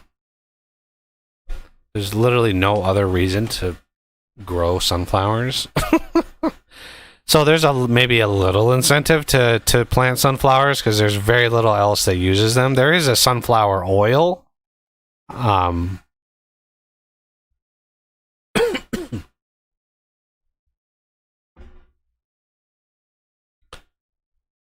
I still don't like. I don't want corn being $10 for 1,000 liters. That's for 1,000,000 liters. Because you get so much corn. Yeah, I'm gonna have to keep that near worthless. Because remember, I've increased the harvest levels on this map. So when you harvest corn, you get a lot of corn. You know, that little field that we planted. Remember that little field we planted. If we planted that with corn, I would roughly estimate 600,000 liters off that field. That's how much corn we would get with the current settings in the game. So it's a lot. Trust me.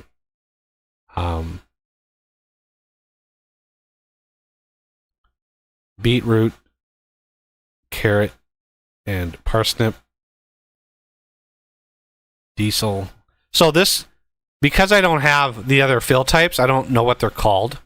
So there's like a preserved carrot. So that might be carrot preserved, or it might be preserved carrot, or it might be carrot jar. I have no idea, right? Because you cannot dig into the DLC file to figure out what they did, right? You can't find these names. You have to literally have it in the game, have a palette in your world, save it, and then look in your XML to find, because the palettes that are in the world, they're literally vehicles. So if you just look at the vehicles XML, it'll be listed in there. All of your palettes are listed in there because they're technically vehicles. So you can spawn the palette in or create it, have it in the world, save it, and then get that. It's so stupid. Like, why not release that information? Say, here are all the types, here are all the fill types that we're adding, here are the planting types. Like, at least give us some information, right? So the modders can actually use it. But no, they don't do that. You just kind of have to wing it. Yeah. Okay, so diesel, I have to keep diesel high, otherwise, like, there's literally no incentive to actually, if it's cheap, should I make it like diesel? I think I just saw it yesterday. It was, I saw it per gallon. How many liters in a gallon? Oh, It was like, I can't remember. it was like 2 point something. But yeah, $2.99 for a liter of diesel. I think it should be way higher than that, but I'll keep it like that because I don't want. Yeah, I'll make it a little cheaper. If it's too 3 point. Yeah, 3.79. So diesel here is like $3.79 a gallon. So it's like $1 something per liter. So yeah, $1.99 per liter. That's like fine. Again, I don't want people to make and sell diesel. I just don't. You can. There is an oil mod, but it's literally plop and profit. There's no work involved at all. There's like, you plop down the pumps, you plop down the refineries, and you just sit and, like, there's no work involved at all. Okay, so milk near worthless.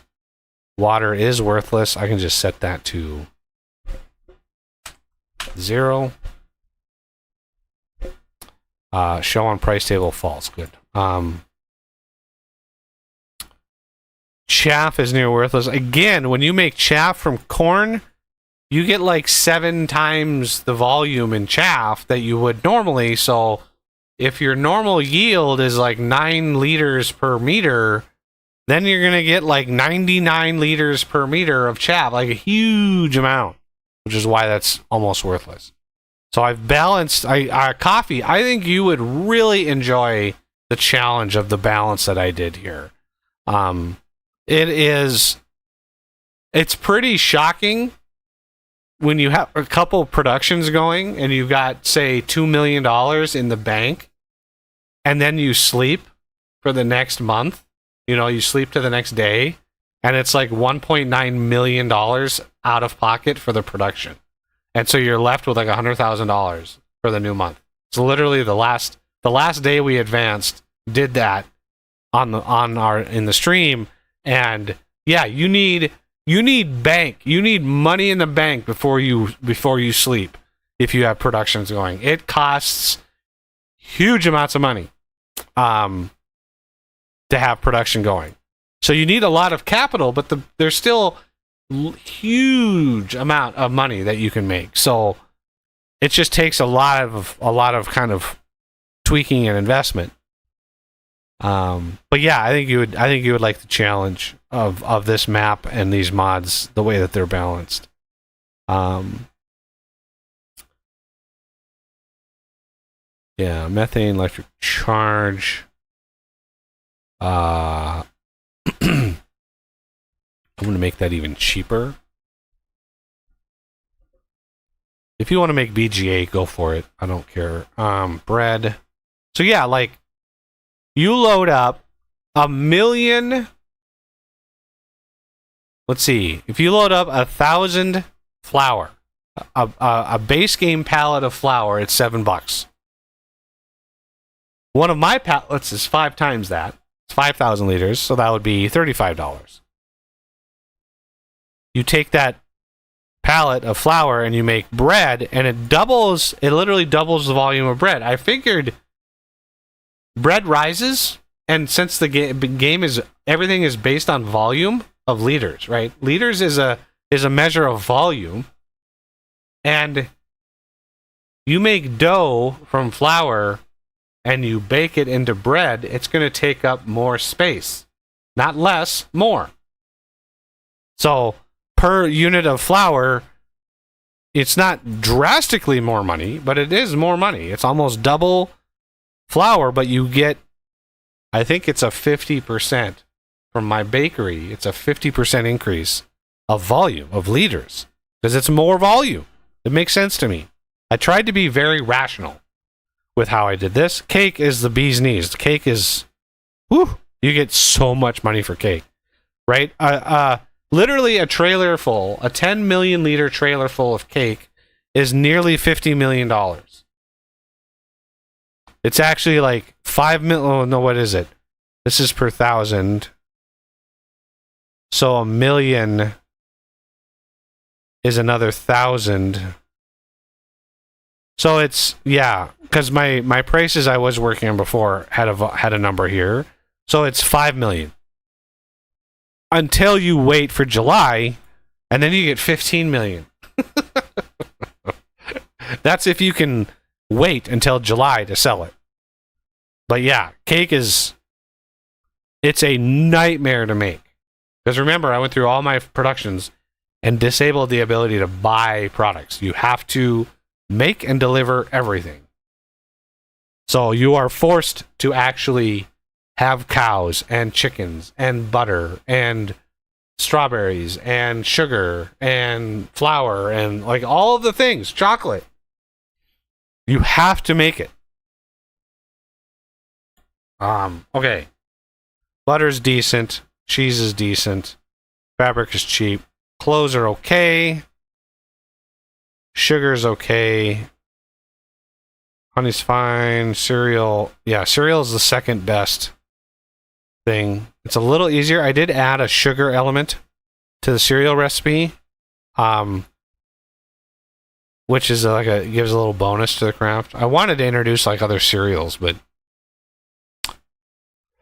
it just didn't make a difference. It's literally pixels in it's a line item of a recipe, and it's pixels in a truck. Like, it doesn't matter. It doesn't add anything to the game to add another cereal variant. Then you have the oils. So sunflower oil. I gotta boost this up. Because remember, I increased the value of sunflowers, so sunflower oil is now a little bit more valuable. Olive oil. I thought olive oil was wrong when I saw it in the menu, but it wasn't. Like, olive oil was really that valuable, but nope, not anymore. Well, it was way too valuable. Lettuce, tomato, strawberry. Yeah, and I'm really proud that I added two things to the greenhouse mod that I have. So you can make grapes and olives in them now. And I actually edited, they have a custom texture. They use the tomato plant, but they have a custom texture. So the grapes are like a bright blue instead of a red for a tomato, like they're blue. They look like grapes that are that big. Same with olives, like they're giant, but at least it's not blank inside. At least it's an actual plant, but that was another like 45-minute to an hour detour I took yesterday trying to get that texture to work. All right, so furniture, again, $195 per 1,000 liters.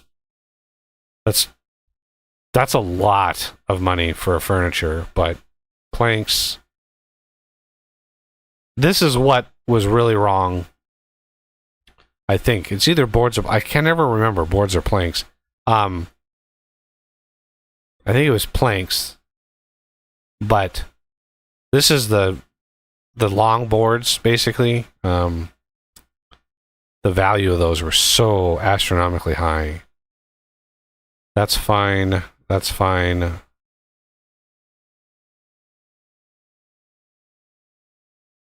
I don't need factors in here. I don't. It's manure. It's like, it's literally shit. Like, why would manure be worth more in February than it's poo? Poo is near worthless.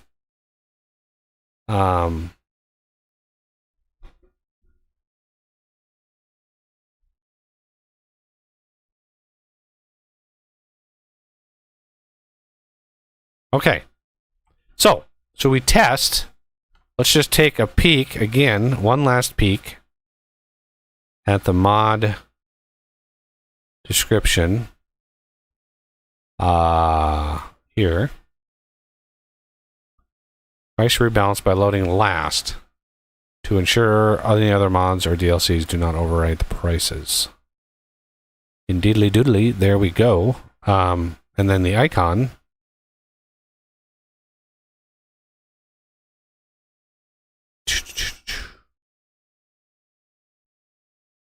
Can I open this with Photoshop? I have no idea. Yeah, Photoshop, it can't save DDS files for reasons passing understanding, but no, it cannot open DDS files. Literally the best, the most widely used image editing program in the world can't open DDS files. Why can't it open? I have no idea. Like, why? Literally paint.net, an open source program, can do it. Why can't Photoshop? I want to do PNG, icon.png. It is what it is. Close that. Icon.png. Now I can edit it in Photoshop. See? Now it's all good. Okay. I want to grab this color, and I want to grab this color here. Filter, render, clouds. And then text. Price, fill, type, price. Price overhaul. And that font is ugly as sin.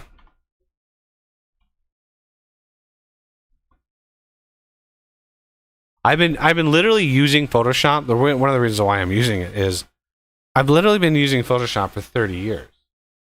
I started using it in the mid 90s, and it's like I'm just so used to it that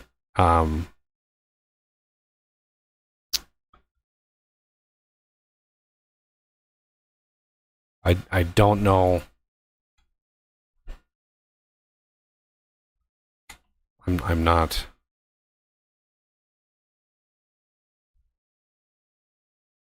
Let's put this in the middle, right? In the smack in the middle.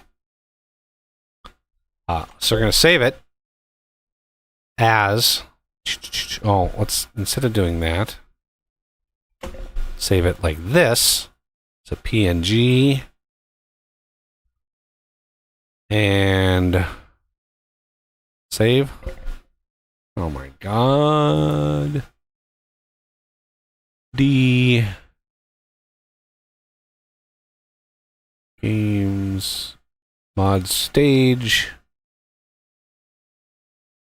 ZZZ icon save replace close. No. Now exit that. Now the icon has changed. Now, so stupid. So stupid. Photoshop, why are you so stupid? Save as. And then DDS. Save. Yes. BC1 is fine. Mip maps, we don't really need mip maps. Doesn't really do much. So why not? Is what it is. So now, look at that. Just like that, it's good to go. So now we can do this, and right-click, send to compressed, Now let's see if it actually loads at last. And the only problem, I want to test this before I upload it, obviously. Close that. Close that. So I'm just hoping that it, like, the load order is the same as, like, it's just alphabetical. That would be the best way of doing it for me. Let's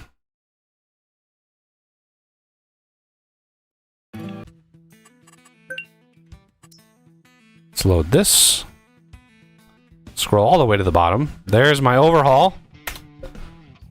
How is ZZZ price overhaul before zero turn mow it pack? How is that ZZZ ZERO? Is it lowercase? I have no idea. But there was one other mod, that JCB thingy, right? There it is. We want to include that. Give that a try. Oh my, yeah. My muscles in my shoulders, whatever these are called, they're just so tense. I don't know if my chair is too high, not high enough. Like, I don't know what it is. But man, the last 6 months or so, my body has just not liked me streaming for 8 hours. So yeah, there's a lot of, you can see the mods, like the big buds and stuff. I've just not included them because I never use them. I have a tractor that I use, so don't really pay attention to that. Here's that productions palette. This is what I was talking about, like the mod that overhauls the pallets. So this ensures that the pallets are used. So let's actually try to load this. Now the graph, I don't know how to rebuild that graph. If anybody knows how to do that, like Coffee, if you're still there, that when you open the prices list, if I go equals and then prices, right? If you do this, the fluctuations, is there a way to regenerate this? Because if you change the prices, this is when I was testing all the price changes and stuff, it only shows you, right? See, $14. And then if you look at this, we are in October. So if we look at something that I changed, let's see. The big question is going to be prefab wall. 142. So 142, which is right. Boom. So this is wrong. This graph is wrong. It is so far wrong. It's not even funny. Like they're so different. So I don't know. So the mod works. The mod actually works. It's actually able to override these. Some of these, if you want to make cat trees and sell them for 3,000, more power to you. I'm not gonna deal with that. Metal. Why is metal and paper roll? Okay, I need to write some of these down.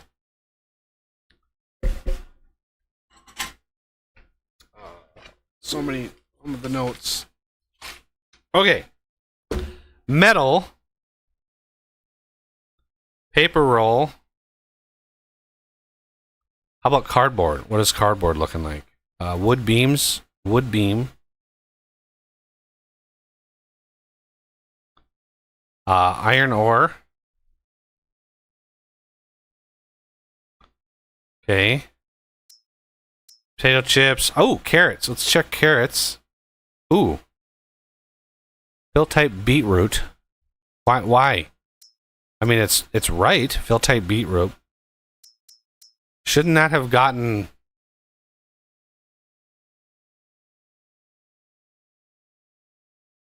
Oh, I didn't update it for all the other ones.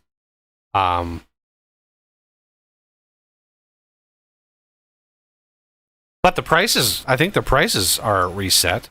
I'm pretty sure if we look, yeah, the prices are definitely reset as we are here. I don't know. I don't know if this did a thing or not, but French fries, donuts. So one thing we could do as we're debugging this, again, tables. So table, staircase railing, shingle.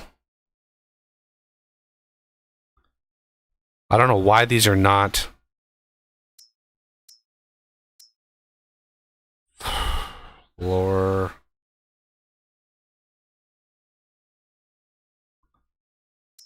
Easel, I don't care. Doghouse, I don't care. Chair. Why I don't know why is cat tree so goddamn valuable? Carton roll, yes, carton roll needs to be overrun or overrided. Barrel definitely does. I'm actually able to make those. So prefab walls, armoire, longboards, good. That's, remember, those were like $2,000 per 1,000 liters. We able to advance pretty fast in this save because of that. We took a little bit of advantage to kind of move things along for the stream. But yeah, furniture's good. Chocolate, everything there. So like clothes, ooh. That should be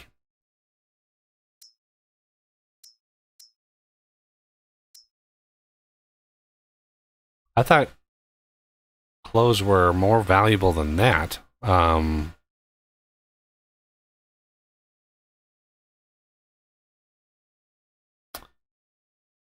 Where are you?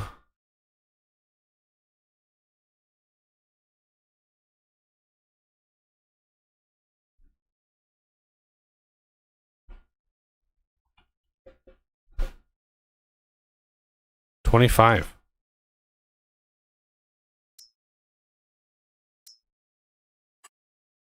And we are in October, which is July, August, September, October. Ooh. That would be why. 77. That's drastically cut into the price. So clothes, I think I need to make a little bit more valuable.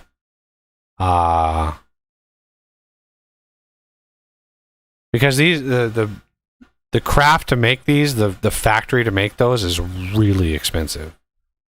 Because you have to make the fabric and then the clothes. So you add those two up, and it's like $400,000 a month to keep that going. So yeah, I was like, oh, 9, and then only 18. I was like, double the price. Like what? Because clothes are one of the crafts you have. You typically get fewer clothes than fabric, right? You put 1,000 liters of fabric in, you get like, I don't know, 850 or something clothes. Because you never ever use the perfect amount of fabric. So one thing we can do, I'm really surprised on metal and paper roll. If we go over here and look at the production of this. So there's some things in here. Floor tile, staircase, rating table, chairs, prefab, buckets. Why buckets? Like why? Weird. And then I want to purchase. I'm guessing it's like miscellaneous. There it is. Beautiful. It says 46 liters. Why is that 46 liters?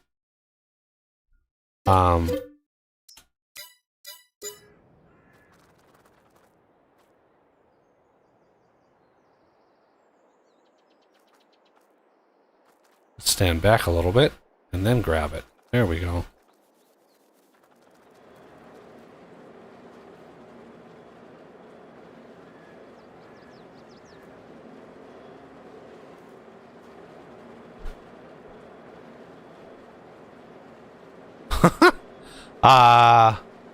Start charging.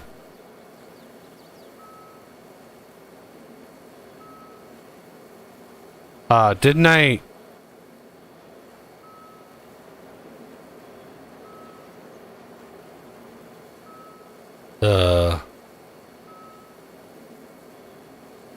Oh my god, that's slow.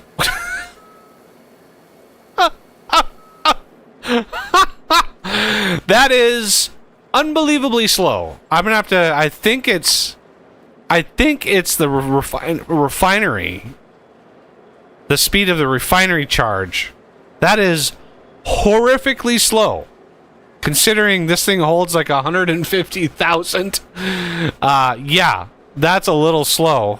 Just a little bit. You can see the bar graph way down the bottom of the screen there.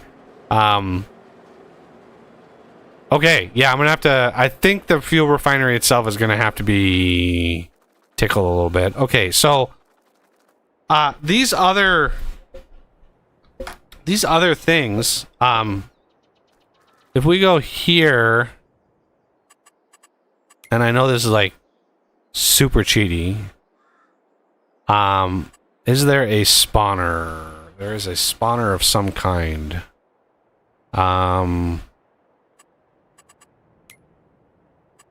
Production point, objects.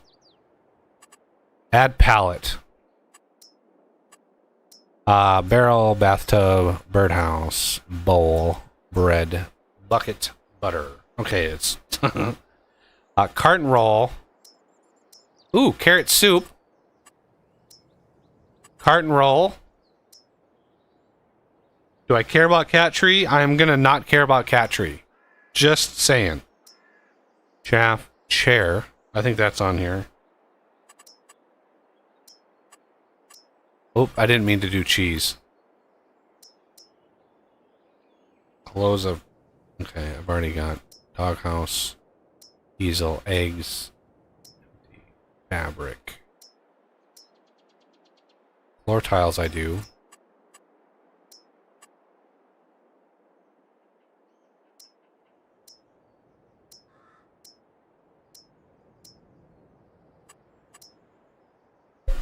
Iron ore.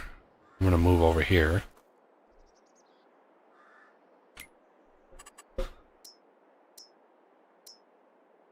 Metal.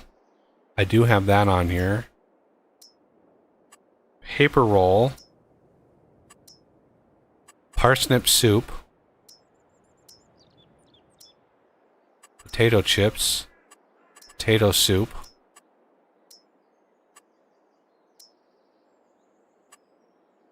Preserved fruit. This will. What I'm doing is I'm getting the fill types, right? I'm getting the information out of these. Pearl wash, raisins, red beet soup.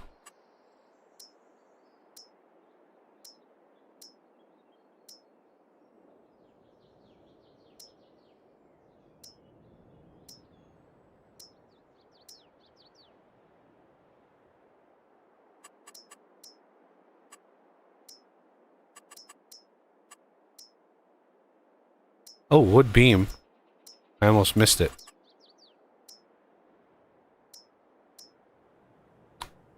Okay, that's general. Barrel was the only other one. There it is, barrel. Metal, curtain roll, wood beam, iron ore, table, railing. Staircase railing? Did I do one of those?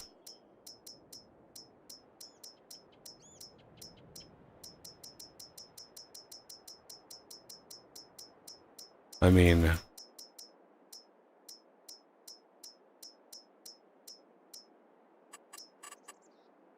just for funsies. Okay. There's a lot of stuff. Oh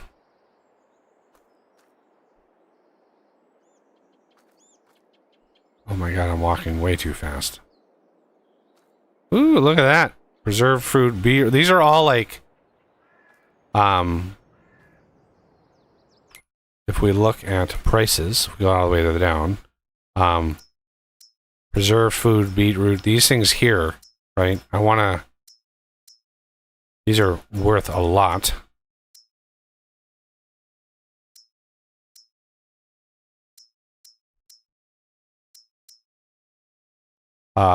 Oh yeah, let's do...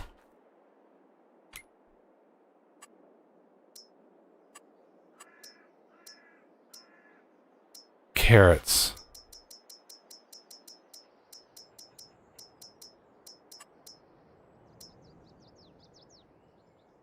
But I can't add...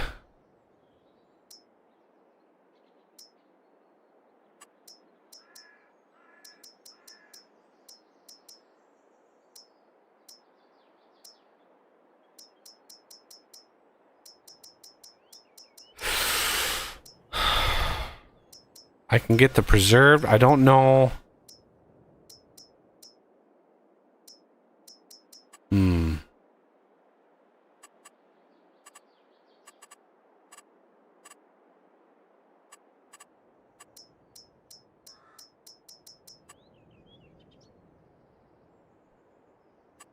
Tip to ground. I can't do tip to ground? Really? Huh. What's surprising to me is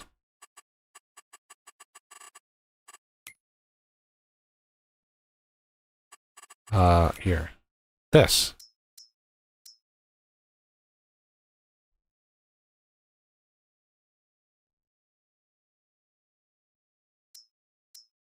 So let's look at... I need to save it.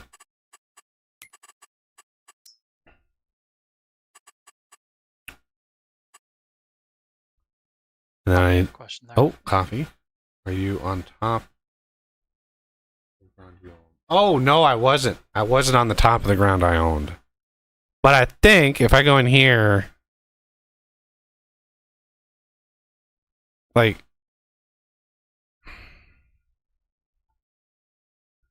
right? Carrot, maybe? Maybe. Carrot, beetroot? Maybe R is capitalized? Like she's sugar cane, beetroot, carrot is fine, and then parsnip. Okay. Now I thought I had like paper. No results. Carton. No results. Interesting. Where are these values coming from? Like metal. That's methane. So no, metal is not in. So these must be barrel? No. Yeah, these are all from the forestry DLC. I've just been taking advantage of the fact that I've got the DLC. I mean, I'd not recommend playing the game without it. It's phenomenal, but now we need to look at the save and vehicles. Because believe it or not, pallets are vehicles.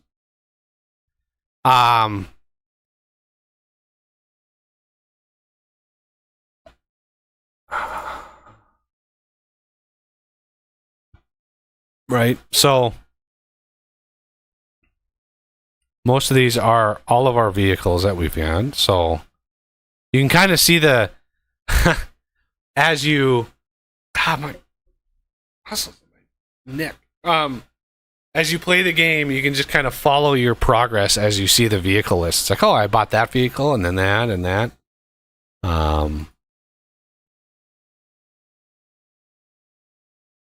Another vehicle. There's the sprayer. There's the Unimog. There's the tank. There's another Unimog. There's the Colossus harvester and the header. There's the capacity. There's the pallets. Armoire. Oh, I've already got those. Yeah, I've already got the armoires done. Those prices are fine.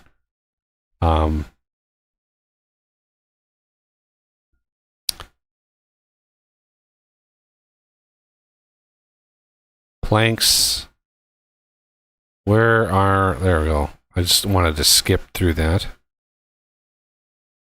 So that's why, like, the game can slow down when you got a bunch of pallets and stuff, because literally writing this stuff to the file every time. So there you go. Like, soup cans, carrots. Like, it's not obvious what these fill types are. Soup cans, carrots. Soup cans, carrots. And your file name, right? Your palette file name, stuff like that, is fine.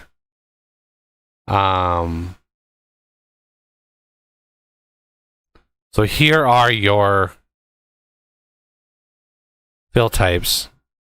Now, the palettes, the ones that I'm missing, the values that I'm missing, which is why I opened this in Notepad. I'm going to put this over on another monitor. And I know this is a whole lot of, like, modding on stream, but, you know, this is kind of part of the process. There is a huge amount that I'm going to be doing here. So how about I do, like, new stuff here.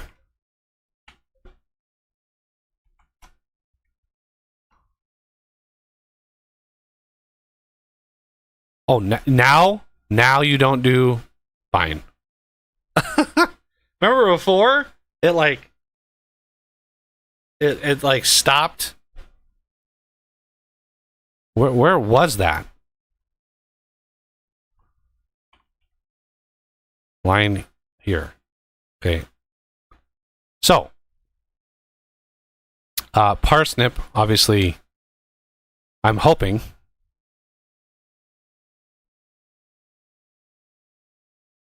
Beetroot, carrot, parsnip, and then now here we go. New stuff here. Okay, soup cans, carrots.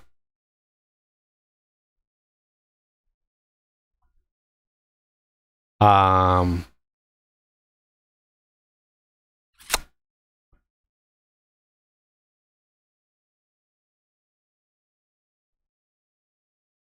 am going to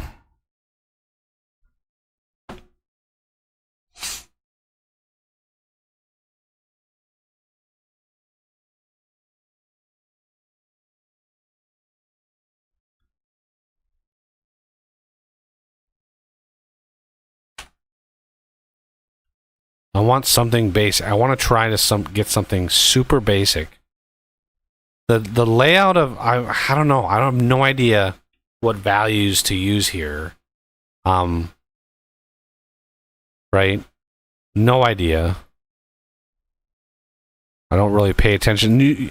People normally don't do a lot. Like, when they sell stuff, they usually find the best price they get for it and sell it at that point. They don't sit and hold something for a long, long time and then sell it. Very rarely do I see anybody doing that.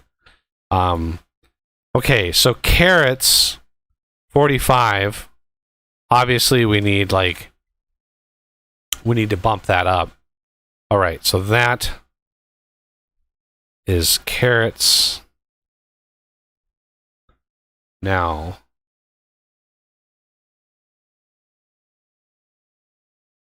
soup can parsnip. Parsnip is 55. Let's do 185.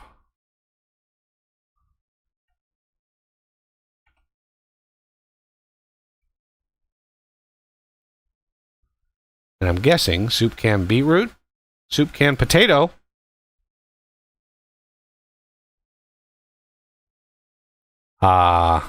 Potato soup is yummy, so that's going to be worth quite a bit.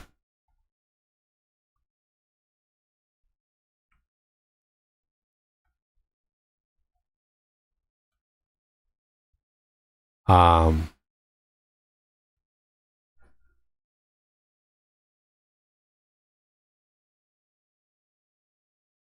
did I not put... Is there not a soup can beetroot? Oh, no, there it is. Okay. And then beetroot is 25.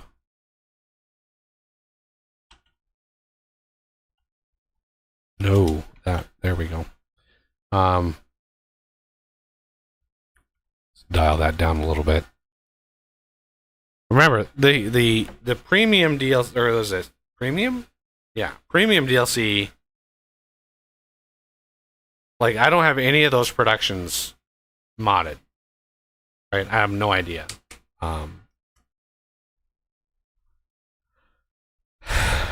It's possible. You have to basically build it on the map and then look in your placeables, find it, and somehow try to reference it and whatever. Like, I don't even know. Okay.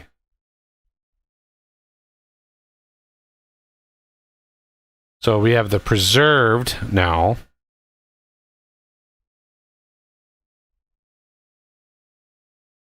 Like, let's just copy this whole block. Parsnip, potato, beetroot. Let's take potato out of the middle. Add it to the bottom. Because I don't think there's preserved potatoes.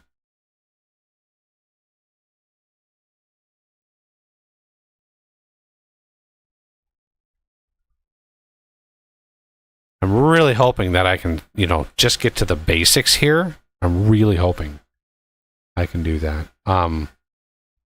So now we have preserved carrots,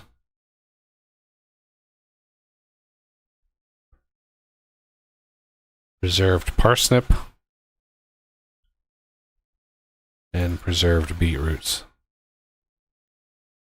And I have no idea, but we're gonna 65, 065, 70, 075, 045. Okay. I'm trying to add some variety in here.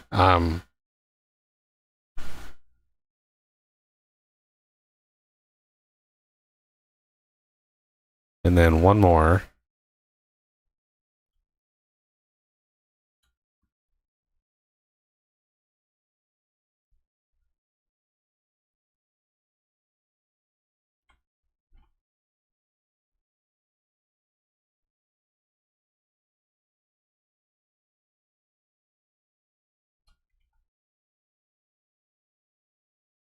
There we go. Remember, the yields of harvests on this map are extremely high. So, like, yeah, I'm cutting the costs by a lot. The mixed soups were like $1,700. That was 1.7. So I'm cutting that by a lot. But again, I'm going to try to boost the yields. I think I already tried to boost the yield. Maybe. I don't know. I don't even know if I edited that in the map. I may have not have done that. Okay, so now we have a bunch more stuff.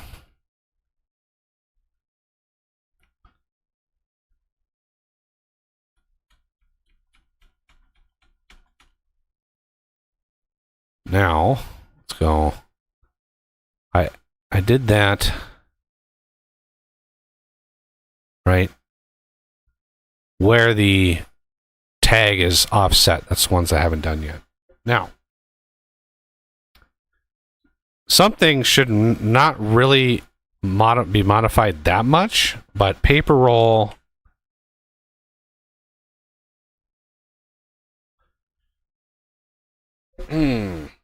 paper roll. How much should a paper roll be worth? 1,000 liters of paper. I would not imagine to be very valuable.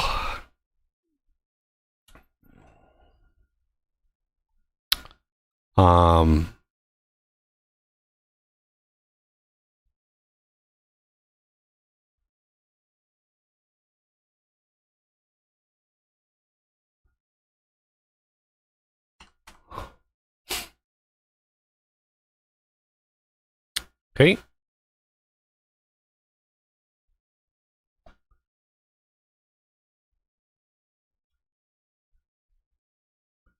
Metal. I mean, how variegated is the price of iron? I would imagine it's not worth too much. And this is like free money.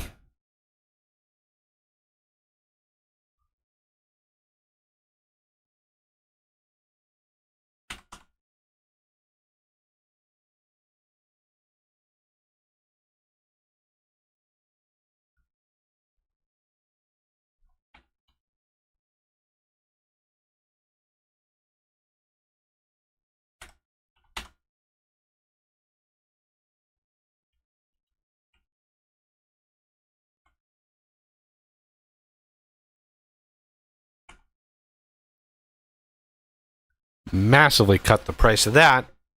So it's really worthwhile. You get almost 3 times the amount of money by just moving it into iron, but you cut in half roughly the amount you get back. So it's more like it's 1.5 times more valuable as metal. I did paper roll already, cheese.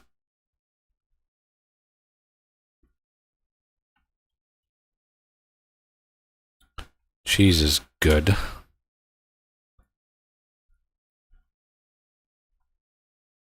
Cheese is on here 4 times.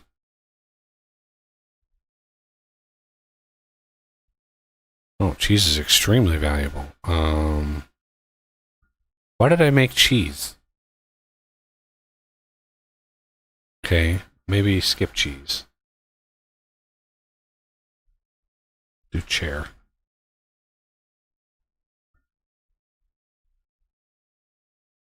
I highly doubt chairs are so random in what their value is. Today, the chair is worth $35. A month from now, it's worth $72. I mean, yeah, it's kind of the way things are going. Certainly, that's possible. Floor tiles, again, I don't really...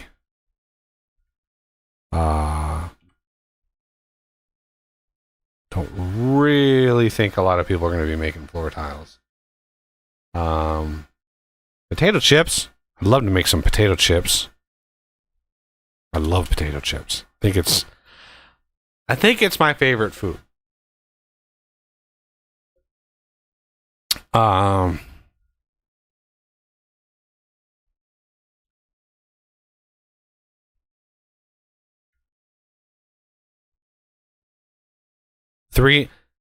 So $34 for 1,000 liters.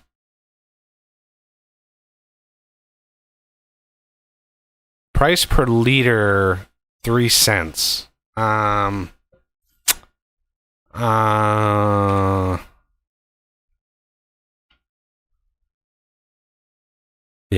why not? Again, floor tiles, we're going to...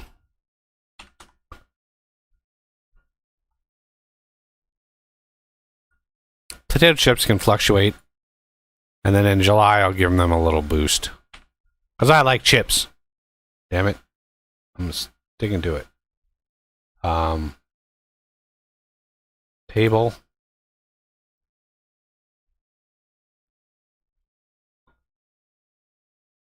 Zero. 3. 2. And again, I don't think there's a lot of price fluctuation with tables in the world. Wood beam. Wood beams might be more valuable during the summer months than the winter months as people are doing construction. So if 5 is July, which is, it's so counterintuitive the way that they did the time scales, right? The period of 1 is not January.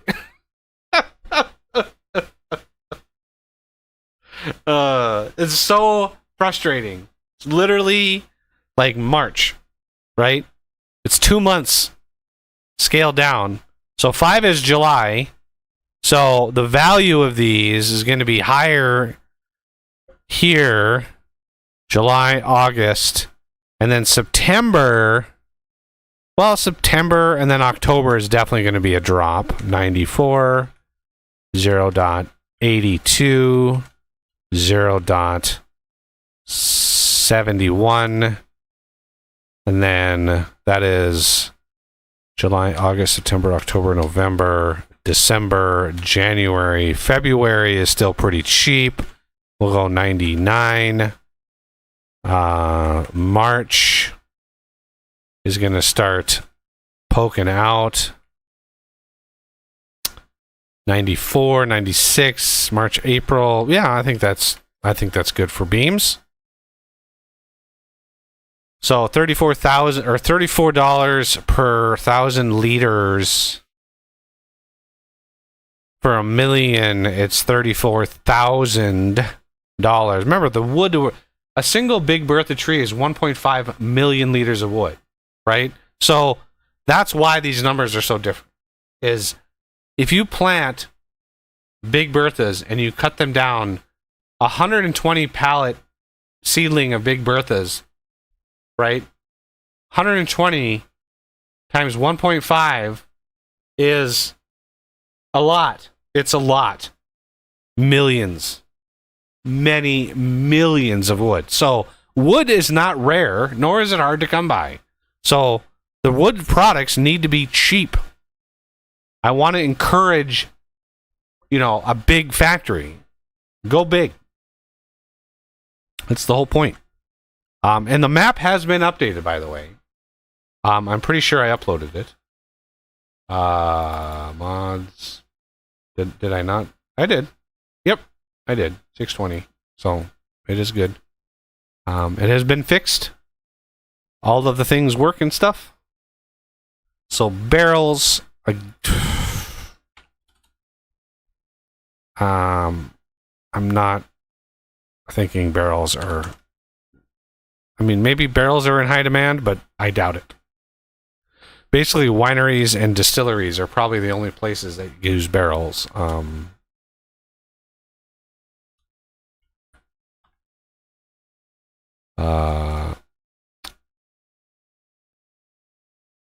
Yeah.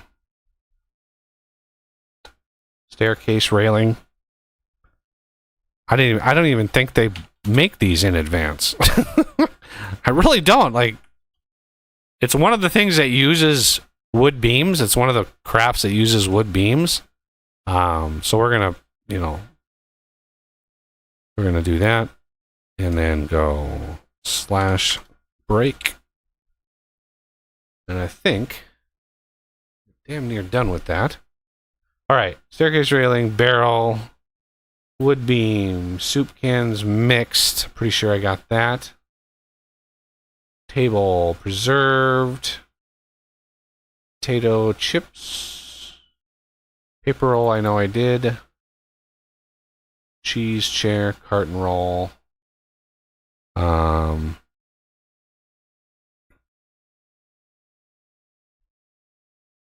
Look at that, only 2 extras. Oh, 3 extras. I don't need this one.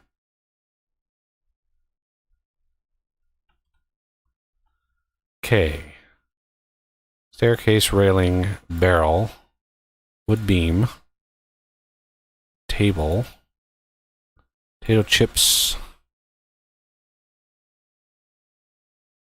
floor tiles.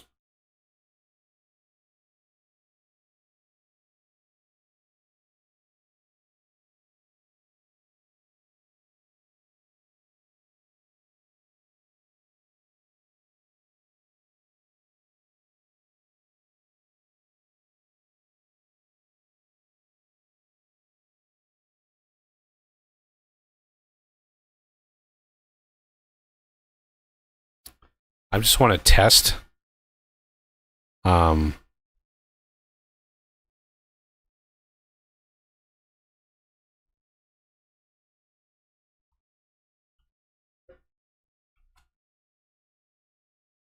want to test to see what all is loaded. If I don't include any of the other things, because I didn't down here, but okay, save it. The other thing I want to do real quick. This is why this is why it takes so long to mod this stuff. So the fuel refinery.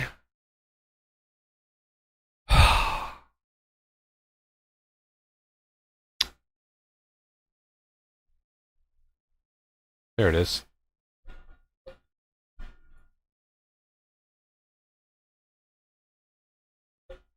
Remember how slow that thing was charging?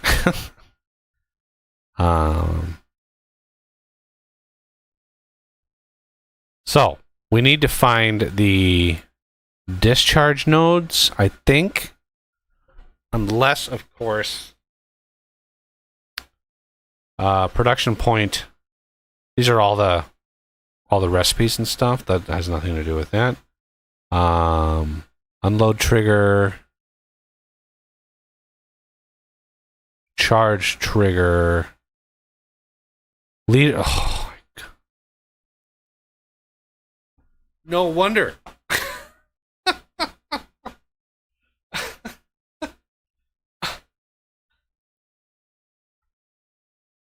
Oh. Oh, my back. Wow, look how slow that is. That's impressive on how slow that is. How about we increase that?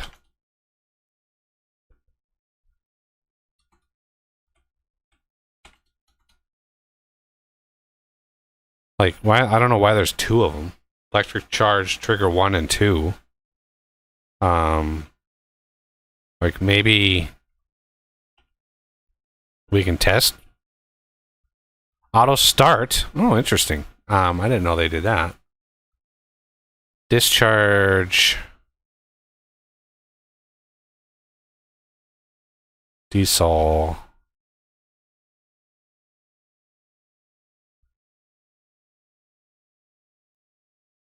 Okay, charging station. Sound, charge indicator. Okay. I know it's a small thing, but do you realize that charging thing can store... What did I say to that? 150,000 kilowatt hours? And this thing was loading it 0.13 per second? 0.13. You know how long it would take to fill an entire thing at that level? Crazy. Maybe that's why the distribution, like I can look. I wonder what the code with that. Now I'm on a rabbit hole. And I blame all y'all on this. But production revamp, I wonder, because it's revamp that does that, right? So this would be some sort of thing of distribution. Party event.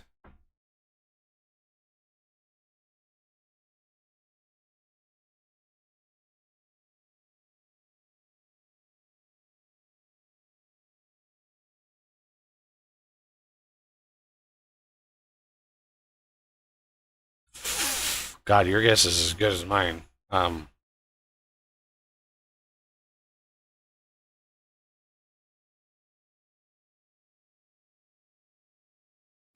Maybe I can search.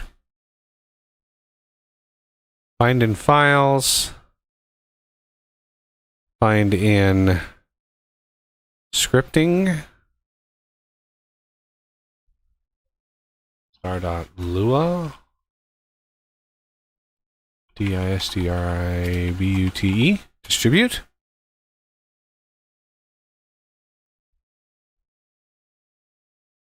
Okay. Revamp priority system. Distribute goods. Yeah, all the comments are in German. Not helpful. I'm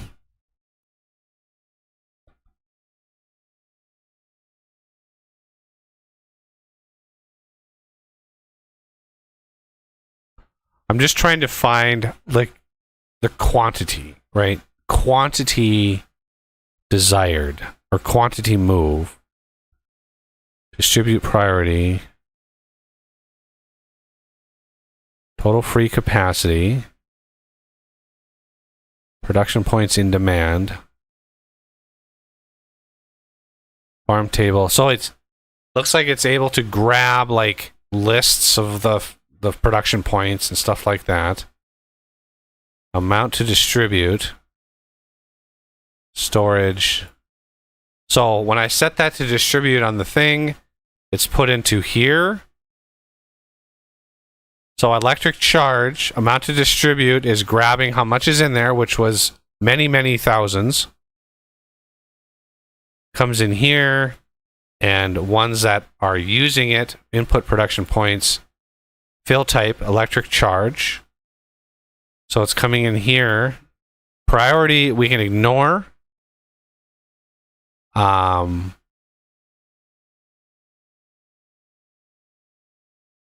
So if anything,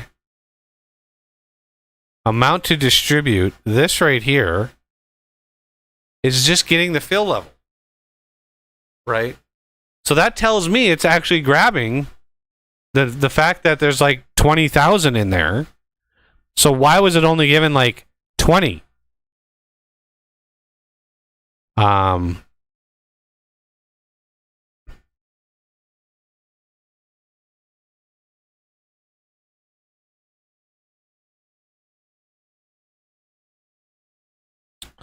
Local running.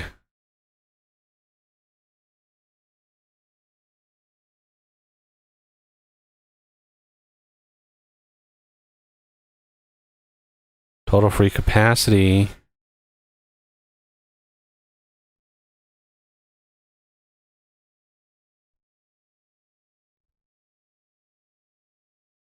Yeah, I don't really think that it's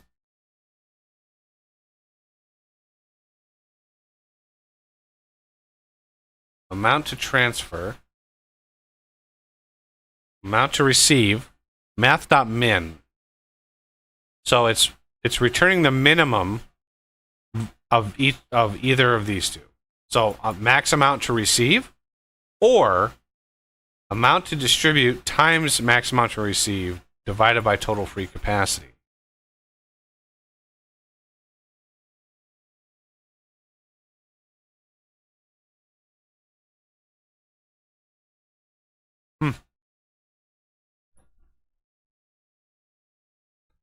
Yeah, and there's really no way that I know of to like step through code in Lua, which is one of the main reasons why I hate it with a passion. Okay.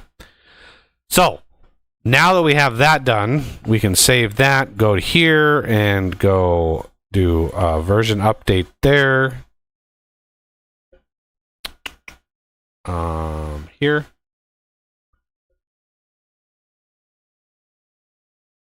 The 1.1.1.0 dash increase electric charge speed.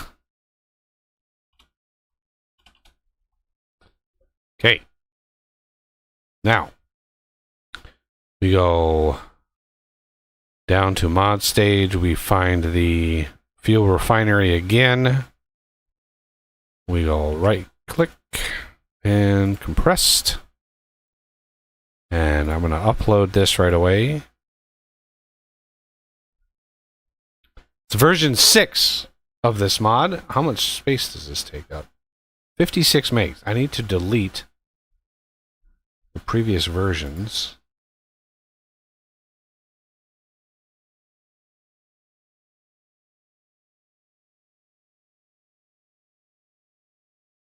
Yeah, I don't know how to disable that feature from Google Drive, but I really wish I could. Okay, so move this over to here. And then find my ZZZ price overhaul. Pretty sure I'm done with this.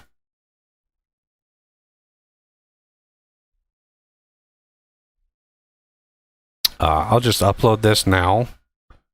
I'm going to assume it's right.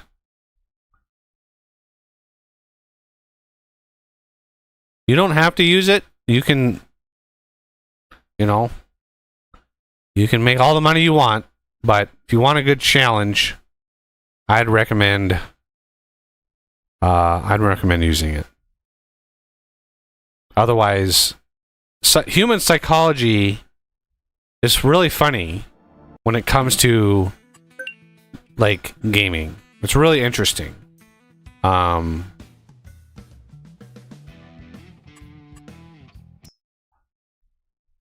If you have just a single thing, God, look at the zit on my phone. If you have just a single thing in a game that's out of balance,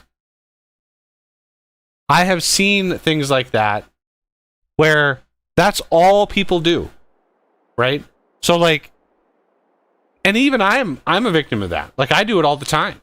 You saw during the stream, like, yeah, farming was not lucrative. So what do? We started selling wood shit. Like you just naturally gravitate mentally towards the least amount of work, right? The least resistance to something.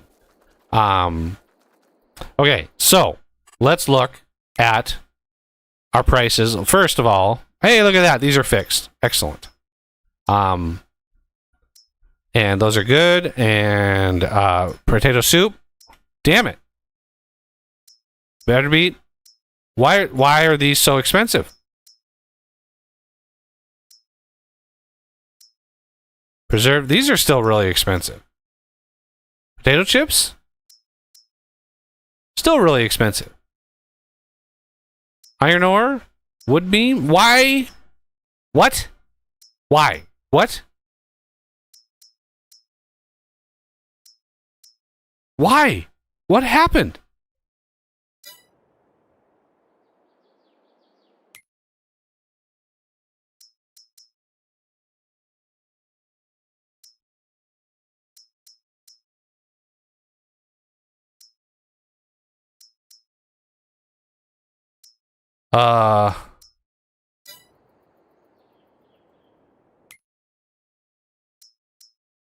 I don't understand.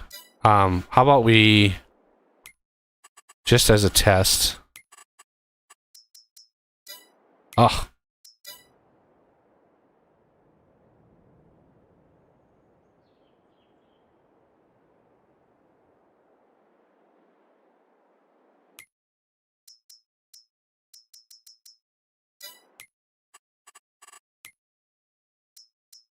Nope. I was hoping that they would kind of reset, but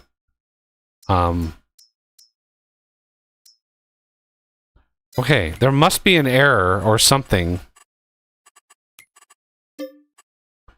Let's check my log. That's weird that it would suddenly like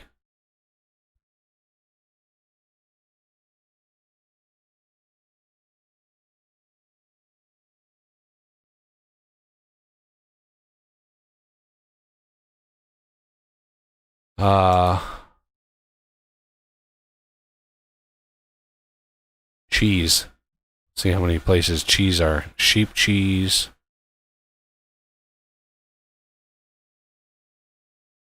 Or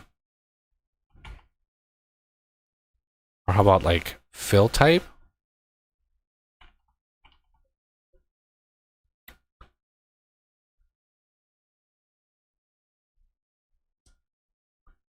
Yeah, it appears like so many times.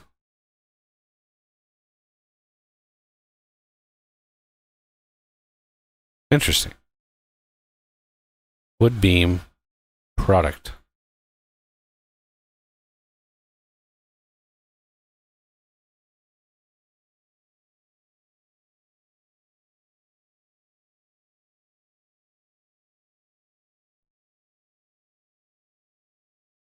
Aha!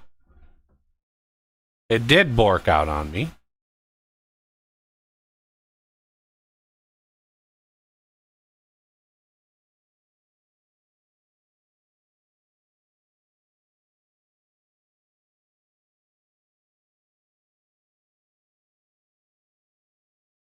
Oh, there's like a revamp script error. That's interesting. I've never seen that before.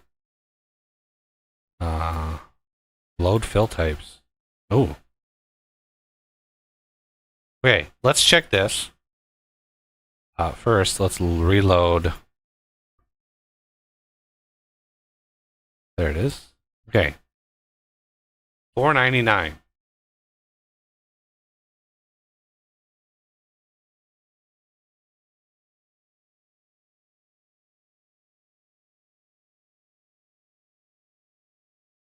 Aha.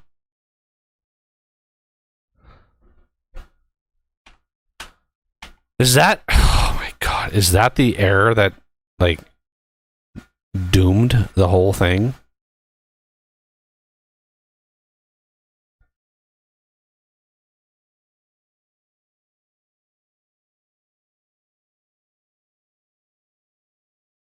Just making sure we didn't do it anywhere else.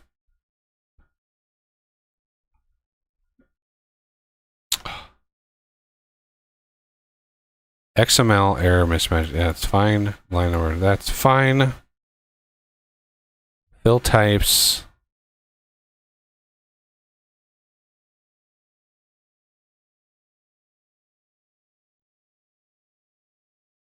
That doesn't appear again until way down here.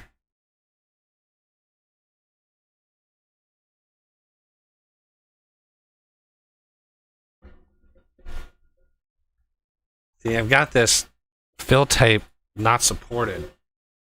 I'm not sure.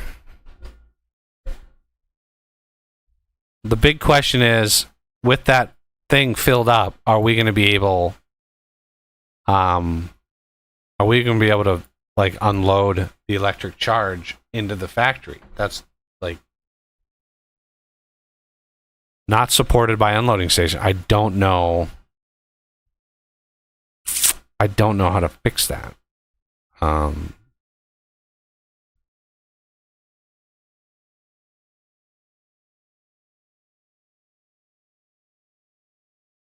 Okay.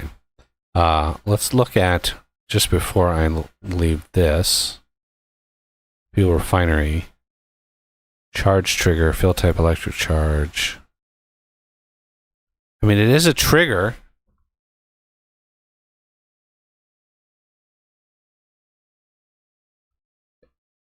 I don't think you have anywhere to unload it, though.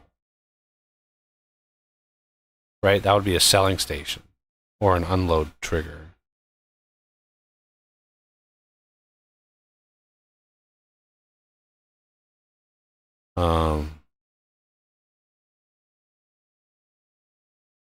Yeah, because that error.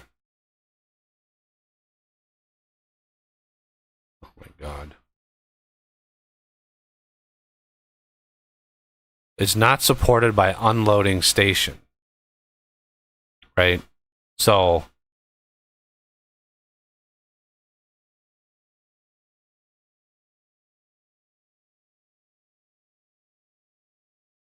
yeah, I'm not sure. Maybe that we charge that thing up and it doesn't do anything, which would really be frustrating. Okay, so maybe this fixes this. Boy, it would be weird if that was like the problem. Okay.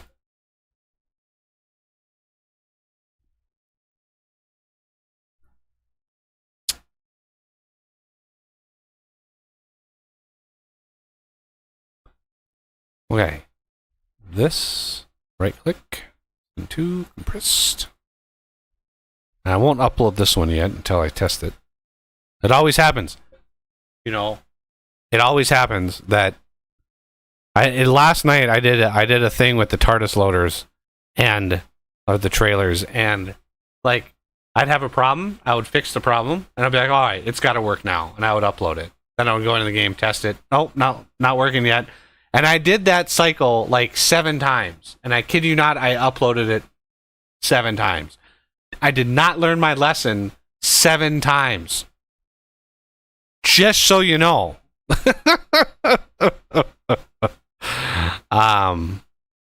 Okay, let's try this again. I'm hoping that because there was an error in the XML, it dumped the whole thing, and it was like, I'm not going to load any of it. And that's the problem that we had. I'm hoping that's what it is. Because it should load that thing last, or nearly last. None of those fill types should be a mystery. But the prices should be... I didn't check the first time. I didn't check to see if prices of the stuff we had already set was off. So TMR is still pretty good. Bread, yep. Cake is still phenomenally awesome. Clothes are a little bit better. Yeah, a little bit better now. Okay, good. Cereal is really good. Furniture, still good. Planks now. Longboards, all right. Armor, there. Oh, perfect. Barrels, excellent. Cat trees, still phenomenally. If you want to make cat trees, by all means, go for it. I think the only craft that can make those is a base game craft, which is damn slow. So you're not going to make very many of them. Chairs are good. Easels, floor tiles are good. Metal? Hey, look at that. Metal and paper rolls are good to go.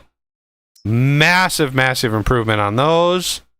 I say improvement. They're completely worthless. Wood beam is good. Iron ore, phenomenal. Chips. The chips are still good. They're not near. They were like $1,500. Now they're $250. So, yeah. These are good. Triple soup. Good. Potato soup, excellent. Donuts are awesome. And then oh, Jesus.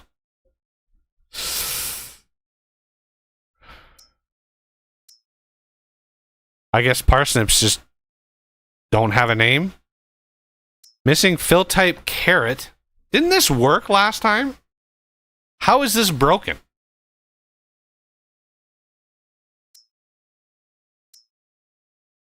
Like, how is that broken?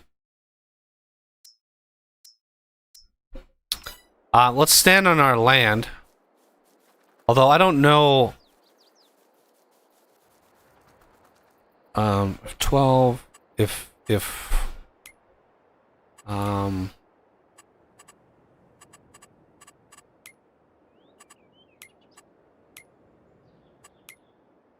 tip to ground.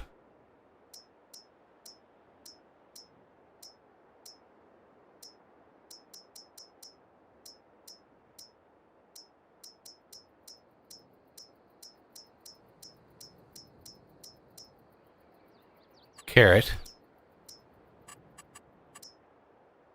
Invalid value. Tip, what? 5? Like, I have no idea what value to put in there. Request failed. I have no idea. 1,000? There we go. Carrots. Okay. 12.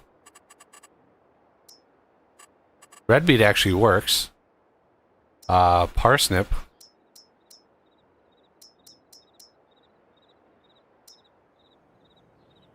Carrot. Red beet. Where's the parsnip? Is that not in here? Because it's like... It's just like... This doesn't have a name. It doesn't exist. These are not the droids you are looking for. Go here. I need to save it. Quit. Oh, we forgot to... Damn it! Forgot to check the thingy McDougal. Okay.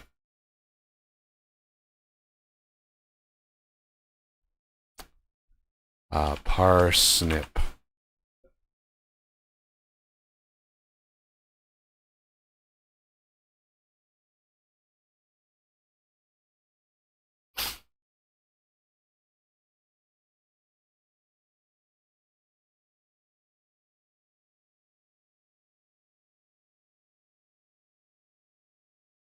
Yeah, here you go.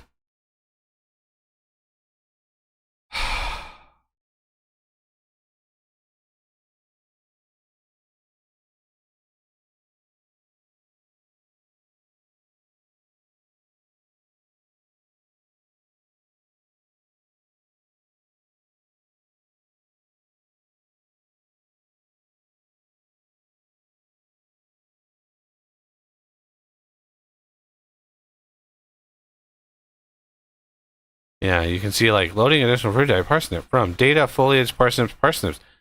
That's in the DLC file. Like, I have no way of getting to that. It's funny, the beetroot actually has errors in it that they didn't fix when they released it. They really must have rushed that.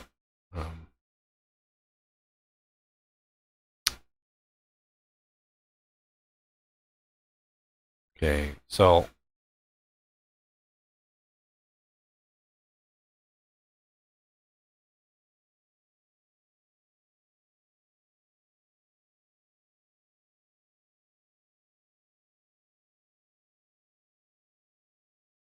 interesting. All the other ones had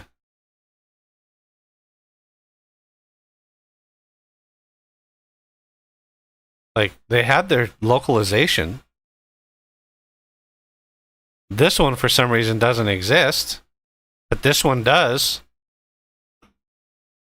I am at a complete loss as to why the game just hates me. It just hates me.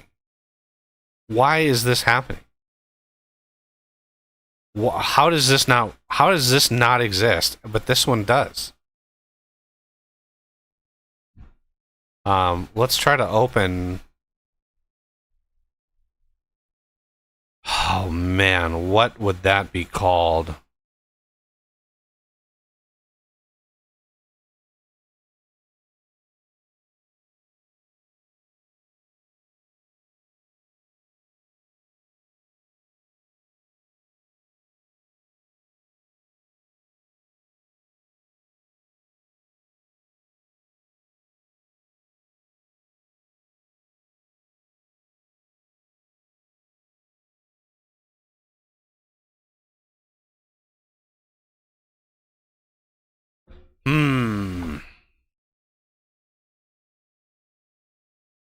I don't think there's an easy way of getting to that information.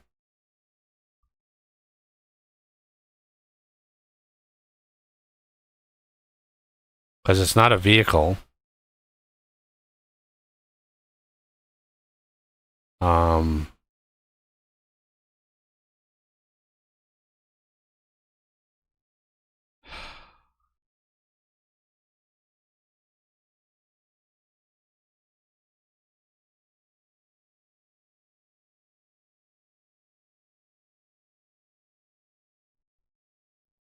It's like a...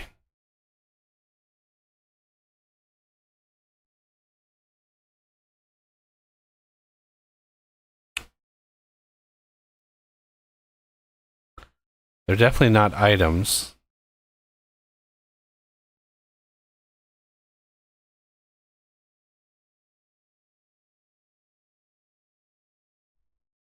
It's not a placeable.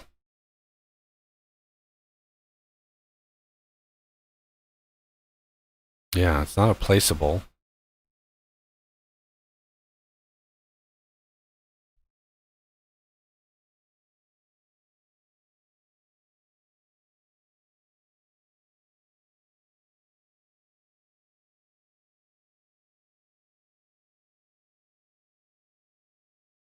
How the game usually handles these things is like a data layer. So yeah, I put those on the ground not thinking, I thought it would be like an easy thing to look up, like what's on the ground, but no, I don't think so. Like tree marker, oh, it's like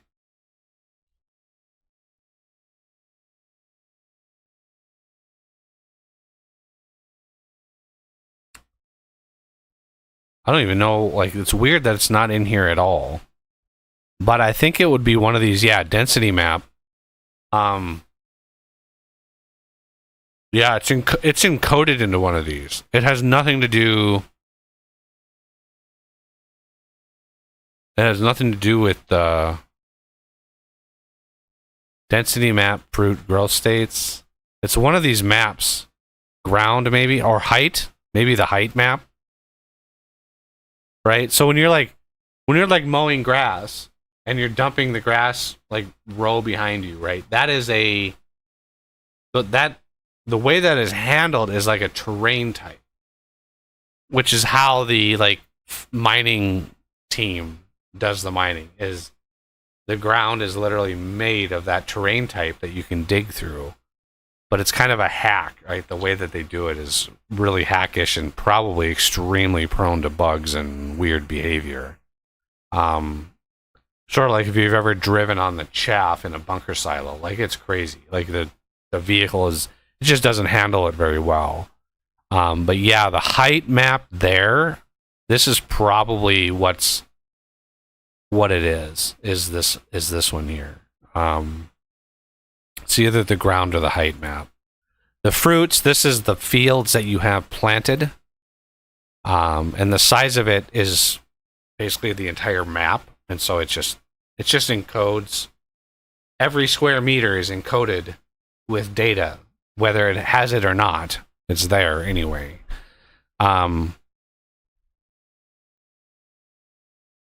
So I think what I'm going to have to do in order to just upload this, I don't know why beetroot, it found this fine, but carrot, it had no idea. It was like, oh, I don't know what this fill type is. It's like, how? Is it carrots? Right? Parsnip was blank. Like, what? How is this blank? Aren't you getting some fill type from somewhere else? So yeah, I'm gonna have to just grin and bear it and take that out.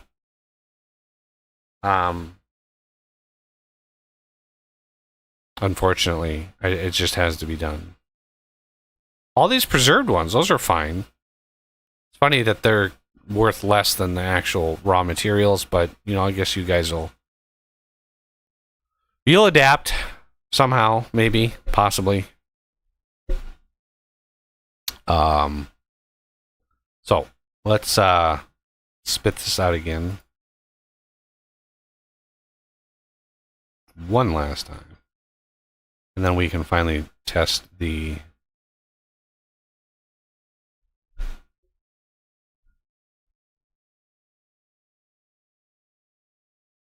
so I'm going to upload this, overwrite, and then move it to my mods folder, and then probably find out that the charging system won't work with my factory because of the way the game handles that. It should be like a fill type, right? It should treat it like a fill type. The loading station treats it like that.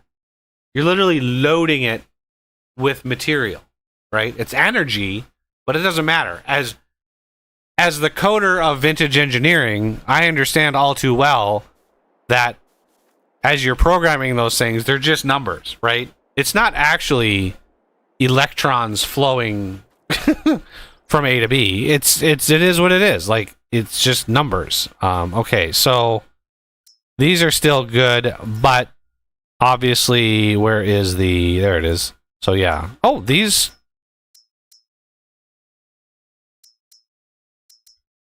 Okay. I guess those are set somewhere.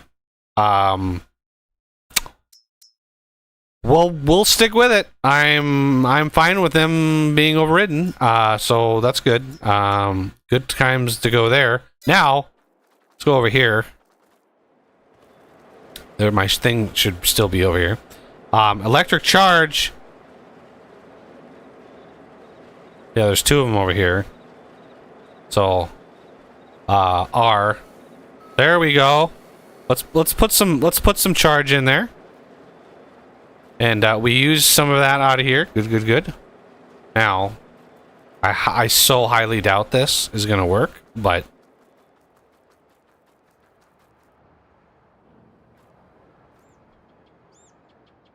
uh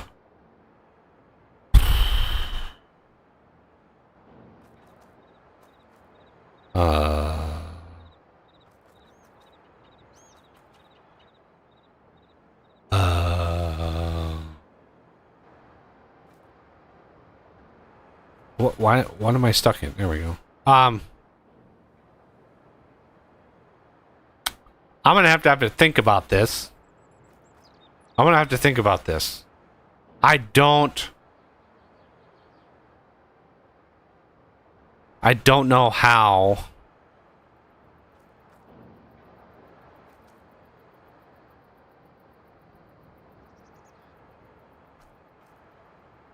Now that we have that thing boosted, that fuel refinery, let's do a quick test. Oh.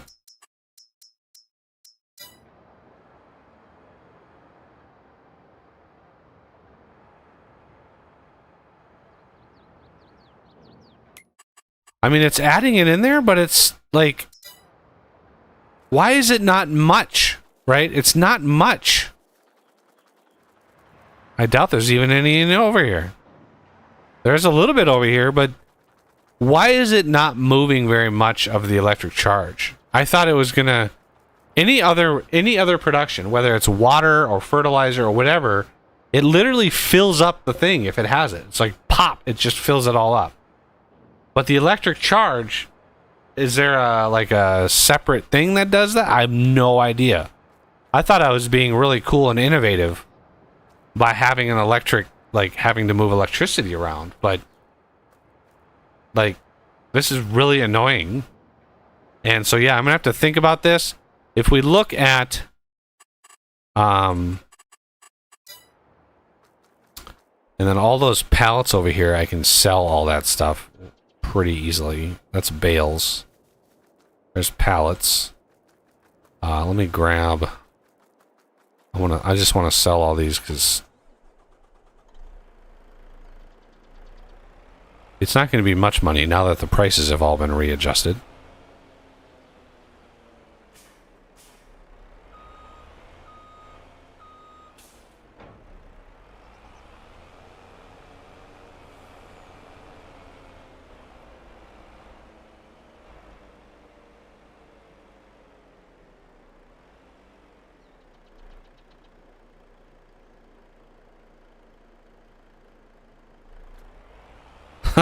Look at all that shit on there.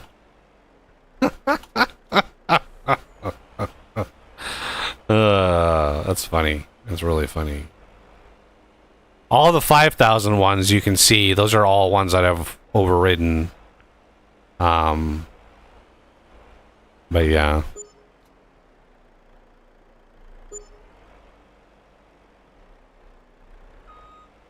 Oh, wow, that's slow. Barrel is not accepted here. I assure you it is.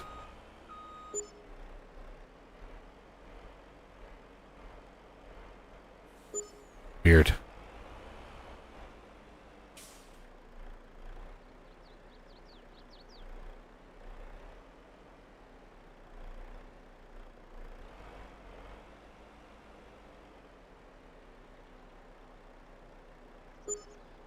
I mean, $3,000? I don't think it's too cheaty having all that stuff spawned in. We didn't really make anything from it. Remember, this is supposed to be like mega farm sort of stuff. So the whole point, is that nothing is too valuable. All right, so these carrots, the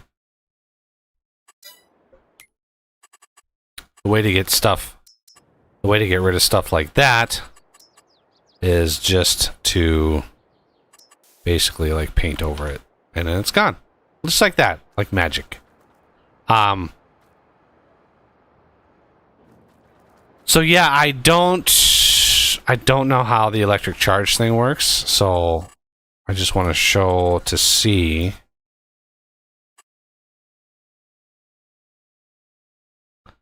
Mod stage, if we go to Master Carpenter, modded,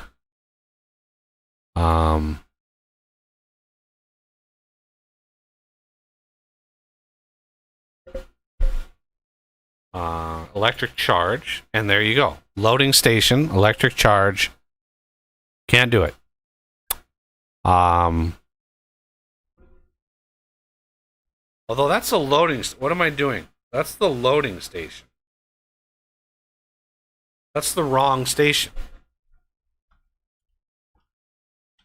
This is the station that I want electric charge in.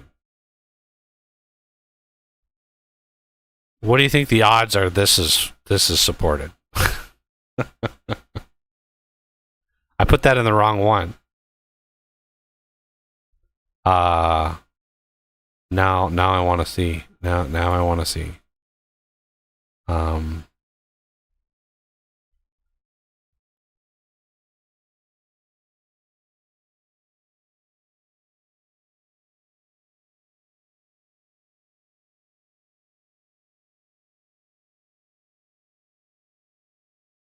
It's a lot easier testing on this save game than it is my other one. My other like test world, you know, I've got like $180 million, like so many vehicles, giant, enormous fields, like it's just massive. And it takes, you know, a hot minute to load that to load that map.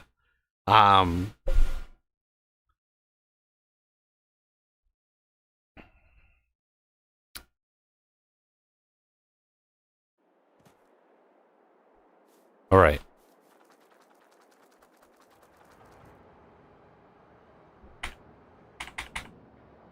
I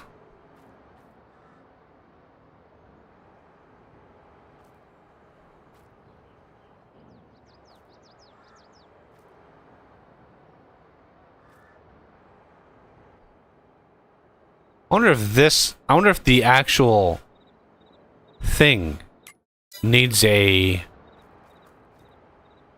trigger or something. Well, I'll look at it. I'll have to tinker with it, and if I find out, if I solve it, I solve it. If not, it doesn't. It literally doesn't hurt anything.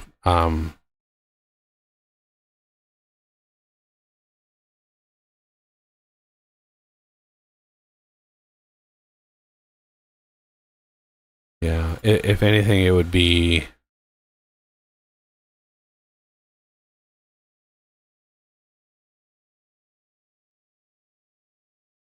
It would be here.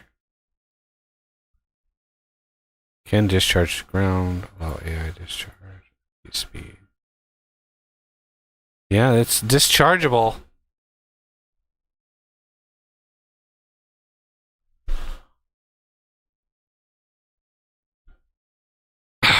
I don't know. But anyway, that is going to do it for this stream, everybody. I want to thank you all for coming by, hanging out with me for the start of the Mega Farm streaming series. And yeah, I hope everybody comes around. Again, Wednesday, we're going to continue with the vintage engineering pipe system. I've been working on this game for the last couple days. I need to mix it up. If I'm just all day, every day on vintage engineering, I'm going to burn out real fast. So this is one of the reasons why we're covering this game and playing this game is if that's all I was doing, I would not want to finish it. I would just be burnt out completely. But yeah, progress is steady and it is happening and it's always on my mind. So I'm always thinking about it. But I like coding on stream and I like answering questions on stream when I do that. So hope everybody comes by for that on Wednesday. And then next Saturday is continuing the Mega Farm series. I need something mindless. I need something that we can just play and I don't have to worry about it. You know, while, yeah, we have done some XML stuff and some modding today, this is not complex. You know, trying to figure out, you know, the right strategy of rendering in the right order, all the stuff on the vintage engine, like that stuff is way further down the like mental capacity than this stuff. So this is like T-ball. This kind of modding is like T-ball, whereas vintage engineering is like the major league. Like that is a massive project. So much different mindset there, and I need some sort of mindless fun, you know, plowing fields and stuff. I just need that to break up the process. But yeah, hopefully come by on Wednesday. If not, see you next Saturday where we continue this lovely thing. And big thanks to Os for joining me and keeping me company. And for everybody in chat, Coffee and Vejas and Spy and OG, thank you all for coming by, and hope to see you next time.